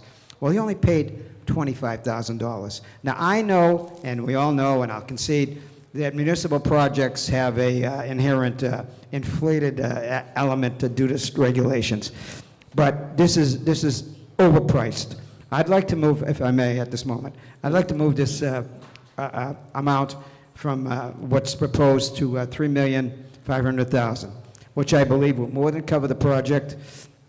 And I am sure if the project is bid properly, that will be quite adequate. Now, what happens if you vote the $4 million? Okay, I'll tell you what happens. Either the contractor is... No, that means he has 30 seconds left. Okay, either the contractor has, takes advantage of the windfall and the community is ripped off by $500,000, or the school department retains that money unspent under the article, and someday down the line, when they have something to fund, they come up and they say, well, we need $2 million for this, but we got $750,000 from some other article, and we'll move that other article over, and it looks like you're getting a bargain, but what you did is they banked money for a future article. That's the way it works, ladies and gentlemen. You're done. All right, thank you. Mr. Durrett, response? Well, first of all, we have a bid. That is the bid. And Amber explained that. It's a bid based on the drawings that were provided to the contractor. We had 3 bids, and this is the lowest bid of that group. We thought the project would come in much higher than what we see here. The second part, therefore, the scope of work is the roof that was presented to them on the drawings, whatever the measurement is. I'd also let you know that this is prevailing bid laws in Massachusetts, which means it's anybody, anywhere in the state will have to pay the prevailing bid labor laws, which happen to be contractors from Boston. So it's fair for anybody in the Commonwealth to bid the work.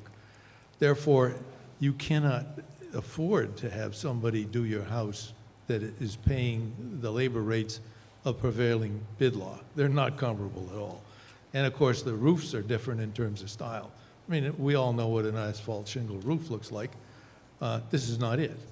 So the bottom line is this is a bid project. It was bid according to state law. The waiver was simply because we already had the drawings, the state was allowing us to put it out to bid without all the other preambles that we normally have. But 3 bidders did bid on it, and this was the lowest bid. So, you know, if you want the roof done and you want it done this year before we start spending money for 3 people to stand around waiting for the rain to come, this is the price to do it. Thank you. Thank you, Mr. Durrett. Mr. Gilbert. Yeah, I just want to make 3... Name, address again. I know it's redundant. Donald Gilbert, 26 Charles Street. Thank you. I'd like to make 3 quick points. One, I support this article. I think this needs to get done.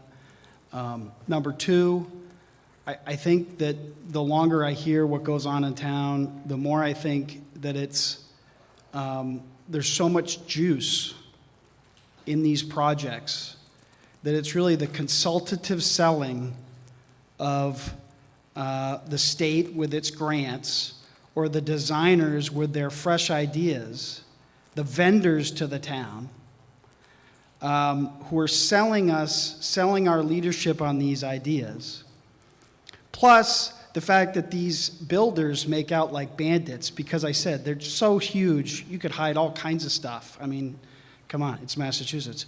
But I support it nonetheless, because to me, this is an essential thing. My last point is I think it's unfortunate that Amber, who, the more I've gotten to know her, I think she's done a fantastic job for this town and for the school system. And I think it's unfortunate that she has to put up with this stuff, and we don't have somebody else who could help her, even though she's done a great job, with this kind of minutia and this kind of crap when she's dealing with what she's dealing with at the schools. All right, Mr. George. Paul George, 19 Robin Road. This is a very, very good price. We've been dealing with roof problems at Assabet under warranty since we had the building redone, and we're finally come to fruition many moons later. But a school roof is very complex. First, it's a flat roof, it's a large area, it sustains an enormous amount of weight, and if there's snow and then there's rain, unless you've got a very pristine roof, you're in trouble, and you got kids with water dripping on their heads. So, having experience going through all of this and all of the bidding, that price is not a bad price for what we're trying to do, considering it's at the state it's in now. So I'm for this, and I think we should just move and go ahead and get it done. Thank you. Thank you, Mr. George. Looking for anything else? We've heard some. Okay. It looks like we're all set for the vote. If that's the case, your vote comes on Mr. Durrett's motion, which I will not repeat. And again, we have a bylaw that says if the upper amount fails, we move to the proposed amendment for the lower amount. So I made note of Mr. Caprioli's lower amount, and we'll go to that if the original main motion fails. But we're going to act on Mr. Durrett's original motion first, which was for $4,142,800 in all the other words that he read. So when the green light goes on, pressing 1 is a vote in favor of Mr. Durrett's motion. Pressing 2 is a vote in opposition. This requires a 2/3 vote because it authorizes a borrowing. Voting has begun.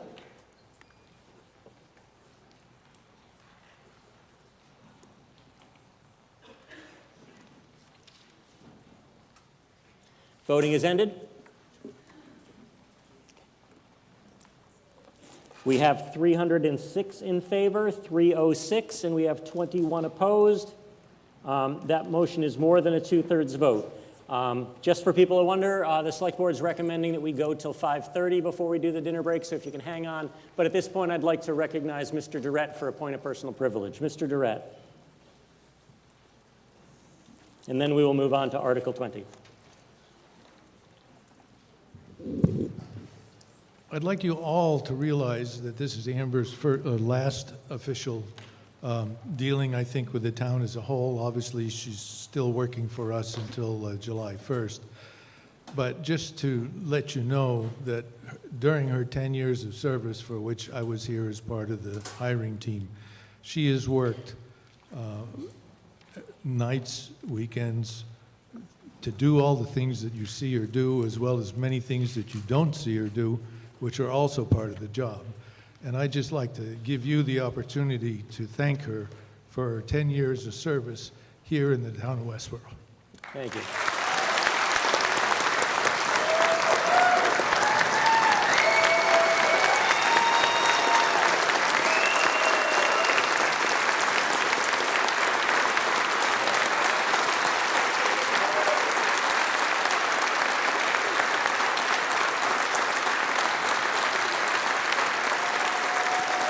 Thank you. One of those rare moments where it is okay to clap and applaud. And thank you on behalf of all the voters. We'll now move to Article 20, dealing with the acquisition of property at 0 Bellman Street. Mr. Silverberg. That's a hard act to follow. Yeah. Don't worry, I won't let them cheer you that hard. Oh. You know what made it better is I moved the Mark Silverberg 7 Weld Street. I don't have to read the whole thing. I can move the article as printed in the warrant. Well, thank goodness there'd be 5:30 before we were done. So, just all really right, quick, brief remark, presentation, Mr. Silverberg? Yeah. Mr. Silverberg has moved the article as printed in the warrant. We have a presentation from the Conservation Director, but it is a long article. It's, I hope, really simple. We're not asking the town to raise taxes for this at all, but I'll let Jen explain it, and then we'll take questions. Thank you. Ms. Miller. And Ms. Miller, I think I forgot to say before your first speaking, welcome to Westborough. I think this is your first town meeting, so welcome to Westborough. Thank you. This is, well, the first one I'm presenting. I was Right, here okay, yeah. last year, but this is my first Right. time being up at the podium, so thank you, everyone. This property is on Bowman Street, so technically it's known as 0 Bowman, but we've been calling it the Ellis Walker property, referring to the names of the family members. So to give you a sense of place, this is located near I-90 and the Upton Town Line. So here's I-90 right here, and then Upton is kind of on. Okay, is that better? Okay, so here's I-90 right here. The proposed acquisition is outlined in red, and then Upton is located in this lower portion of the map. All of the parcels in green are conservation areas that the town currently owns. So we have Bowman Conservation Area, which on this map includes Sandra Pond, and then Bowman West, and then we have what's known as the Upton Conservation Area over here, and a couple of other small ones. I would like to quickly point out on this slide that the family is also looking at gifting a parcel to the town that's located just south of the Bowman West parcel. It's kind of separated from the rest of the acquisition, and because it's its own small little standalone parcel, they're looking at gifting that, and that adds some additional connectivity to Bowman West. This property, just in terms of its past use, it has agricultural history. It was for many years part of an egg farm, and tells a lot about Westborough's community character and is really important in the face of development and keeping that community character alive. So just to give you a little bit more background about the property, other than its historical importance, it fulfills quite a few different community priorities for us. As Christy talked about earlier on in the day, we have different guiding documents here in town that we use for planning purposes. So we have the strategic plan, master plan. We also have the open space and recreation plan, which we heard about earlier and we'll be updating. So we kind of look to all those documents when we look at different parcels that become available in town for acquisition. So one of our community priorities is passive recreation.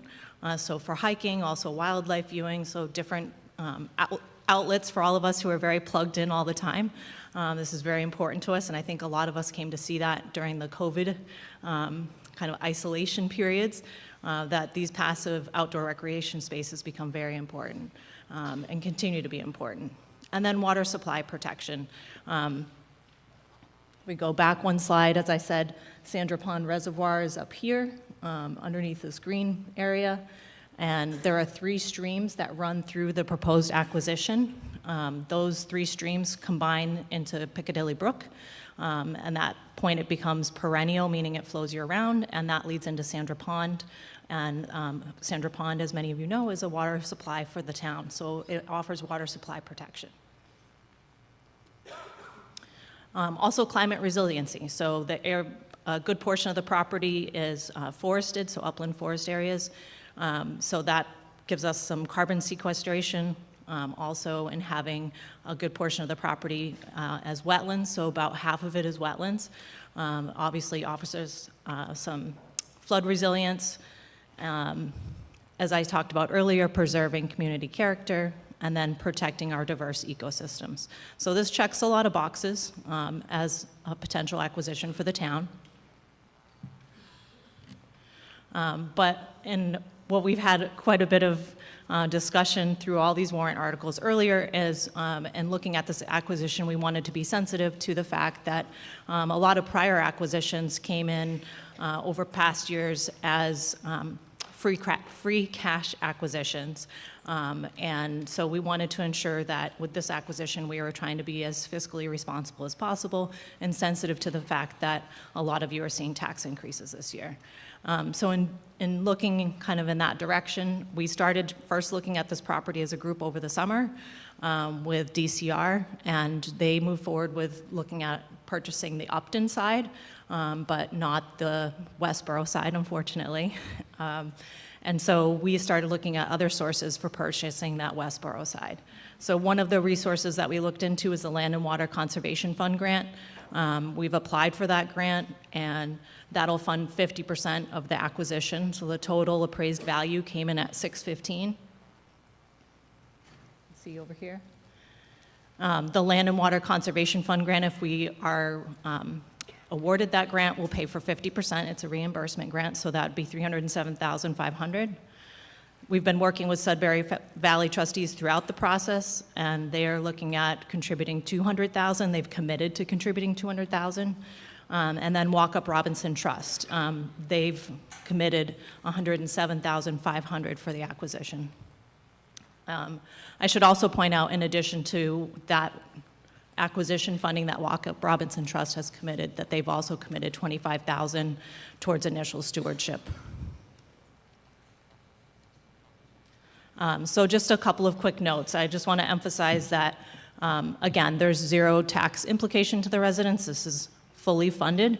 In the warrant article, if you're reading that closely, you'll notice that it starts off with some free cash set aside. It's $507,500. The reason why we have to have the free cash is because I said earlier the grant is a reimbursement grant.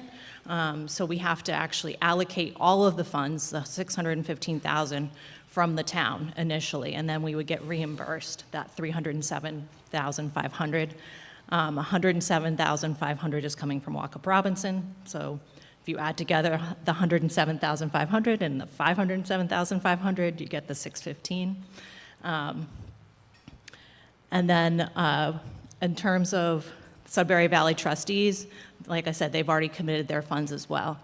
We've worded the warrant article so that none of the free cash will be kind of put up front until we have been notified that we are receiving the grant funds. Again, trying to be sensitive to the fact that of the increased tax burden and having this be a zero implication as far as taxes. And then I mentioned the initial stewardship costs from Walk Up Robinson Trust. Just to kind of explain what we mean by that, we want to make sure that we can have the facility open to the public relatively quickly after acquiring it. So that would cover things like a small parking area, making sure any existing footpaths and trails are improved so that they're safe for everyone to use. So things like footbridges to cross small streams, having a kiosk, a trail map, marking the trails, all those kind of basic things that you need in order to start using the facility. And that's it. We'll take any questions through the moderator. I just want to ask a clarification that I think will help the voters, but for my own notes. So I noticed you said that there'd be no tax implications, but I just want to make sure that I understand for my notes. The fact that the motion actually says that the funds appropriated shall not be expended unless the town receives the grants, blah, blah, blah. So does that mean that likewise, if the grants aren't received, not only would the tax rate or not, the taxpayer not be affected, but also the amount of available free cash would also not be affected? That free cash would only be expended if those grants are received to essentially replenish it? Correct. Okay. Yep. Just want to make sure I had my notes right, because I know the free cash has been a touchy topic today. So, all right. You're reporting out, right, Mrs. Allen? Reporting. Okay, and we'll get to you. Okay, Mrs. Allen. Chris Allen, 8 Edward Dunn Way, as a representative of the Master Plan Implementation Committee. Our committee voted unanimously 8-0 to support this article because it is part of a major priority of preserving and acquiring open space as part of Westborough's master plan. Thank you, Mrs. Allen. Is that you, Ms. Google? Out here? Name, address, remarks, please. Ellen Google, 84 Fisher Street. I really want to commend the Conservation Commission and the Open Space Committee for doing this right. This town has moved a long way. I was a member of the Open Space Preservation Committee back 25 years ago, and when we acquired the Nurse Andrews property, we did not have this language with Chapter 40, Section 8C. I brought that to everybody's attention at the time, but nobody seemed to know what the heck that was. We'll just put in our article that it's for conservation and passive recreation, and Mr. George alluded to it earlier. Yeah, sometimes, one time, we made a big mistake there. We accepted that land and bought it, but we didn't use this language. This town has done it right this time. I fully support this article, and the fact that you're partnering with Sudbury Valley trustees is even better. I do believe that this is going to preserve this land that we acquire in perpetuity for conservation with the way it's written now. Please support it. Thank you.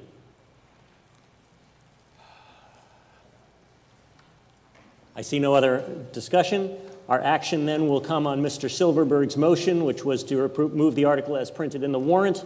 When the green light goes on, pressing 1 is a vote in favor of Mr. Silverberg's motion. Pressing 2 is a vote in opposition. Voting is begun.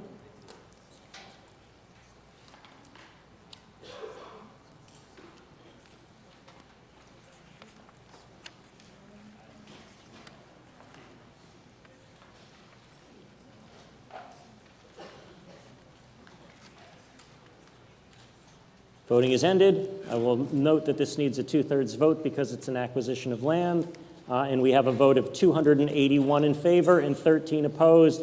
That is much more than a 2/3 vote. The motion carries. Now, at this point, I will look to the Select Board to see, are we going to go to Article 21?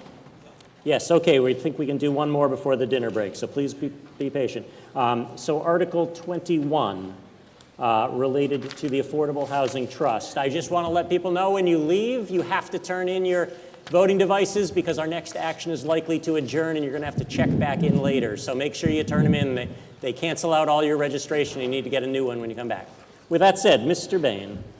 Yes, Ed Bain, 5 Thomas Rice Drive. I'm chair of the Westborough Affordable Housing Trust. And I would like to move the article as printed in the warrant. Thank you, Mr. Bain. Comments for Mark's presentation? Yes.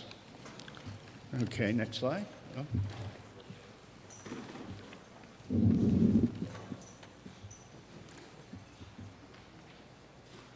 Next one. That's the motion, okay. Basically, 45 High Street extension is in the area downtown. It's High Street, if you know that. It's the area right past where the mobile Exxon station is, goes up the hill there, continues on under Culvert, and that becomes High Street Extension. On the map here, you can see the to the right is the Mayberry Apartments, to give you a sense of where it is. The High Street Extension is the road in front of the, to the lower left of that property. It's about 0.7 acres, and we originally saw it. It looks like it's been, it's a municipal property. Looks like it was taken by taxes in about 1949, and hasn't been used since for any municipal purposes.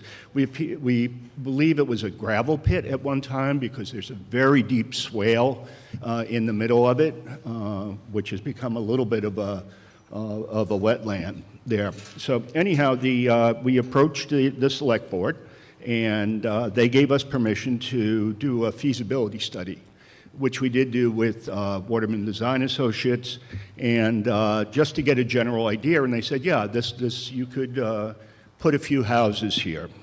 The property would support probably 4 cottage-style homes in a courtyard type of setting with off-street parking. The houses would be on a shared septic system.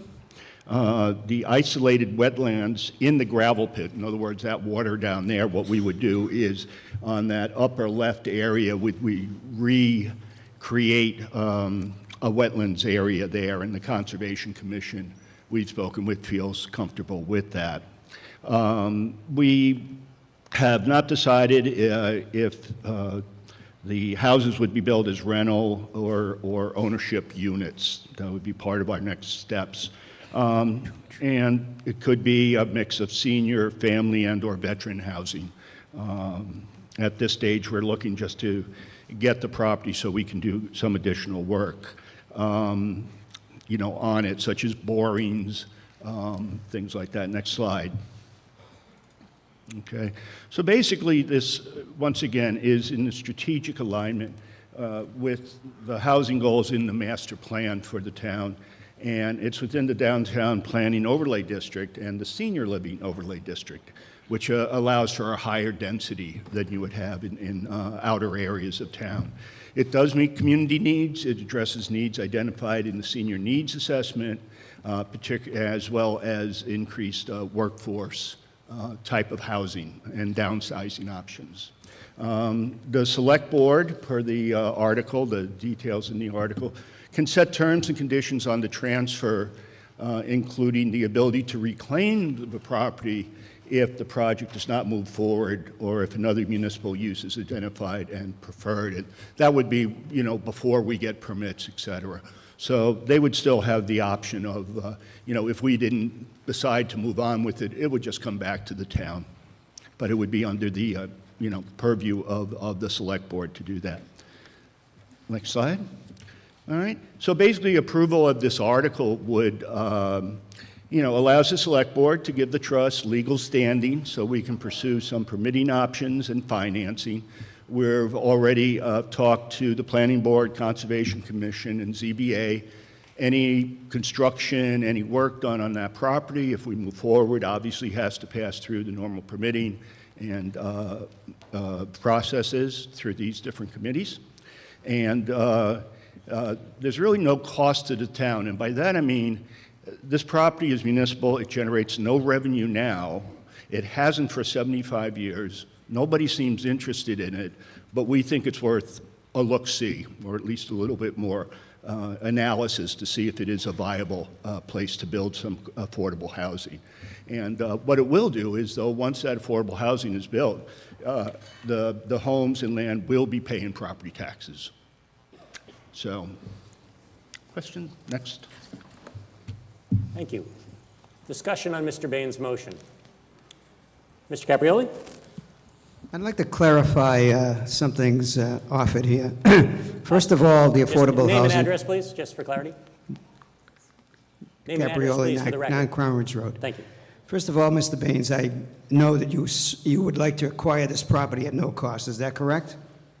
Correct. We would look for a transfer Okay, so it's free. from Okay, free. yes, a transfer It's free. from the town. Go Okay, back and free. forth, please. Just answer the question, answer. That's the question, answer. Thank you. When the term affordable housing is sort of a misnomer. What this is really is taxpayer subsidized housing.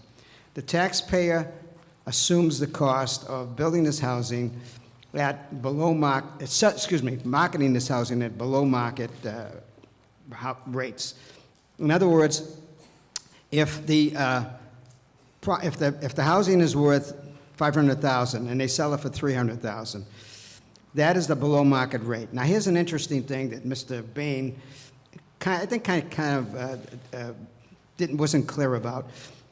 The assessment is at the lower rate, is at the transfer rate, like I said, the $300,000 rate, which is the affordable housing cost, not the $500,000 rate, which would have been the market cost. And taxes are paid on that lower rate. So, although taxes are paid, the services provided are at the standard rate that everybody else pays. So it's not a profitable venture at all, number one. Number two, the town of Westborough has adequate affordable housing to meet the state's current requirements or expectations. But the most important thing to remember is the state of Massachusetts is engaged in a program of seeking affordable housing throughout the Commonwealth. And they are going to send people to various communities to occupy affordable housing. There's going to be a very large, I believe, population in the renovated building that was state property. And any place else they can put them, hotels or any place else. This project is ill-advised at this time.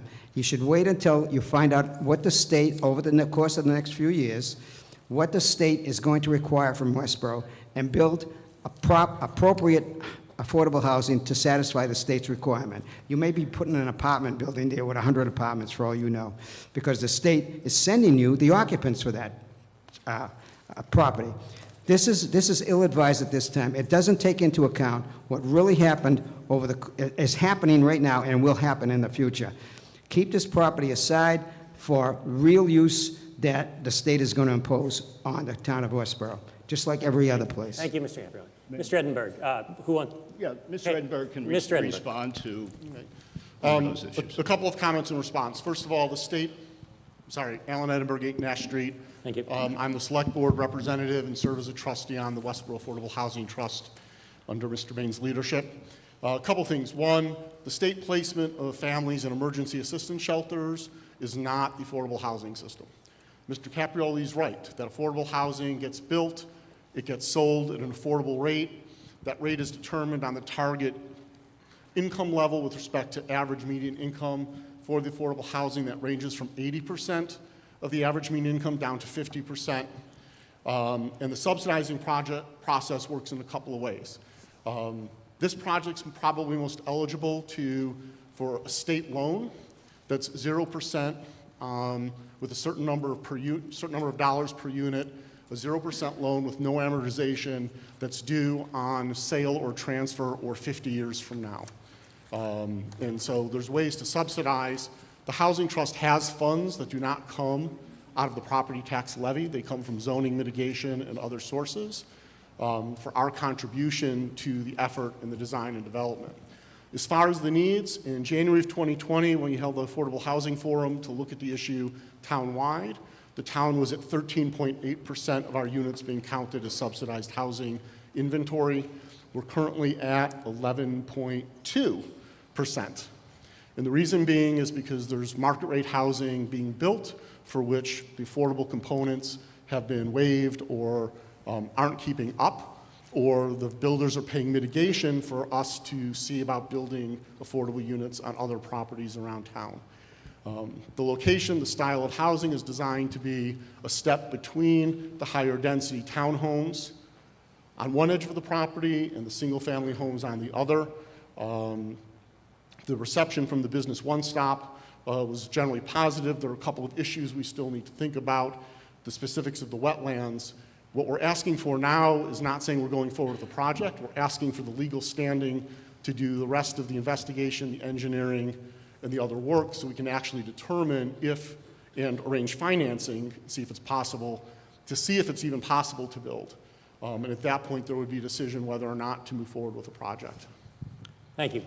We have a request, Scout down. Do we have Scouts here still? Down here, gentleman in like the 4th row, and then there was a woman up here. We'll come to you next, okay?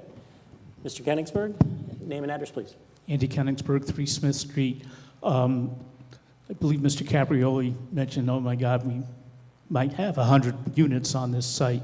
Can you clarify, you were talking about on-site septic. I think we're limited in how much housing could be put on that property if it's on-site septic? Thank you. So the concept, the two design concepts we're working with that'll guide the rest of the engineering, the feasibility study, both involve 4 housing units, 2 bedrooms, 1,200 square feet on 40-foot by 30-foot pads. So no basement. That allows us at a flow rate of 110 gallons per bedroom per day. That gives us 8 bedrooms or 880 gallons. That's well below the state's limit for group septic of 2,000 gallons per day. The initial engineering review by Waterman Design actually identified 2 locations on the property that could house the septic field, particularly since we'd be filling in the pit. We can actually fill it with materials that are conducive to septic percolation as well, if that's one of the locations decided. I will mention that part of the warrant article allows the select board to create conditions on the transfer that they would be able to take the property back at various points in time, and the trust would cover the cost of retransferring the property back.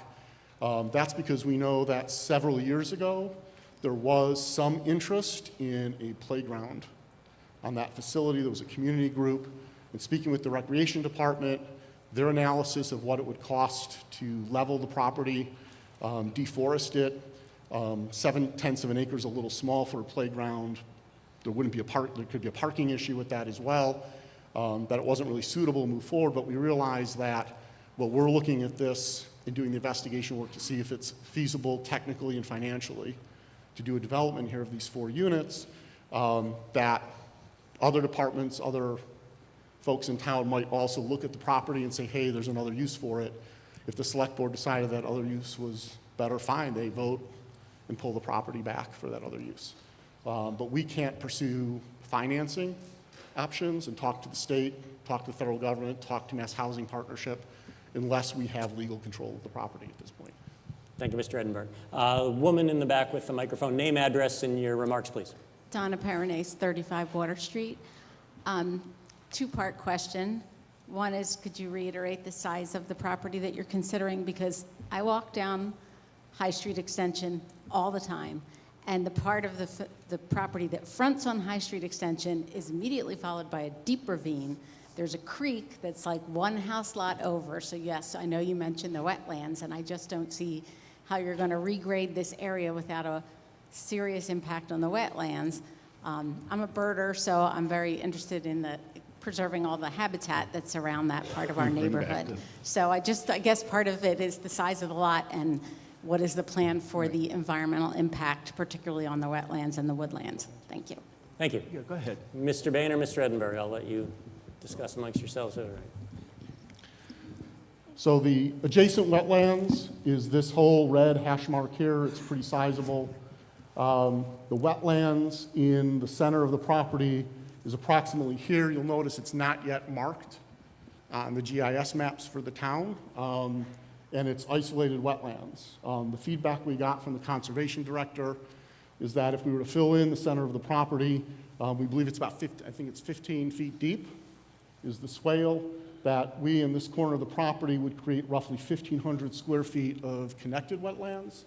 And connected wetlands are always preferable from an ecology, a wildlife, a sustainability standpoint from the isolated wetlands. From the isolated wetlands that are currently in the center of the property. Thank you, Mr. Edinburgh. And again, part of what we're looking to do is we need to do more analysis, and we need to understand the cost involved, because that becomes part of the project cost to know if it's feasible. We can't do that work unless we have control of the property. Thank you. The property is 0.7 acres, and so this property would require, even under the overlay districts, this property would require a permit to be issued by the Zoning Board of Appeals. Thank you. Seeing nothing else, we can come to a vote on Mr. Bain's motion, which was the article as printed in the warrant. When the green light goes on, voting will begin. Pressing 1 is a vote in favor of Mr. Bain's motion. Pressing 2 is a vote opposed. Voting has begun.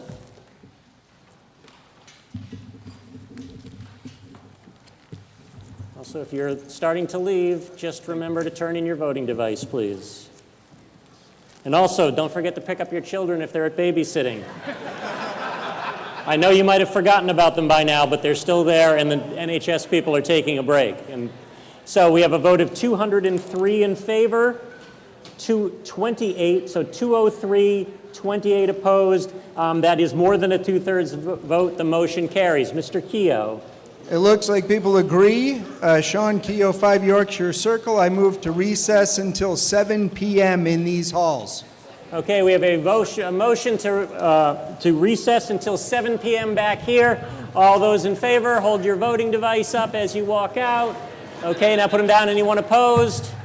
Thank you. I know it's been a long haul. Thank you for staying with it, and I hope to see you again at 7 o'clock. The meeting is recessed until 7 p.m. I hope not. Yeah. Oh, yeah. And babysitting will reopen at 7 o'clock if you want to bring your children back. And thank you to the Honor Society and the school for facilitating this.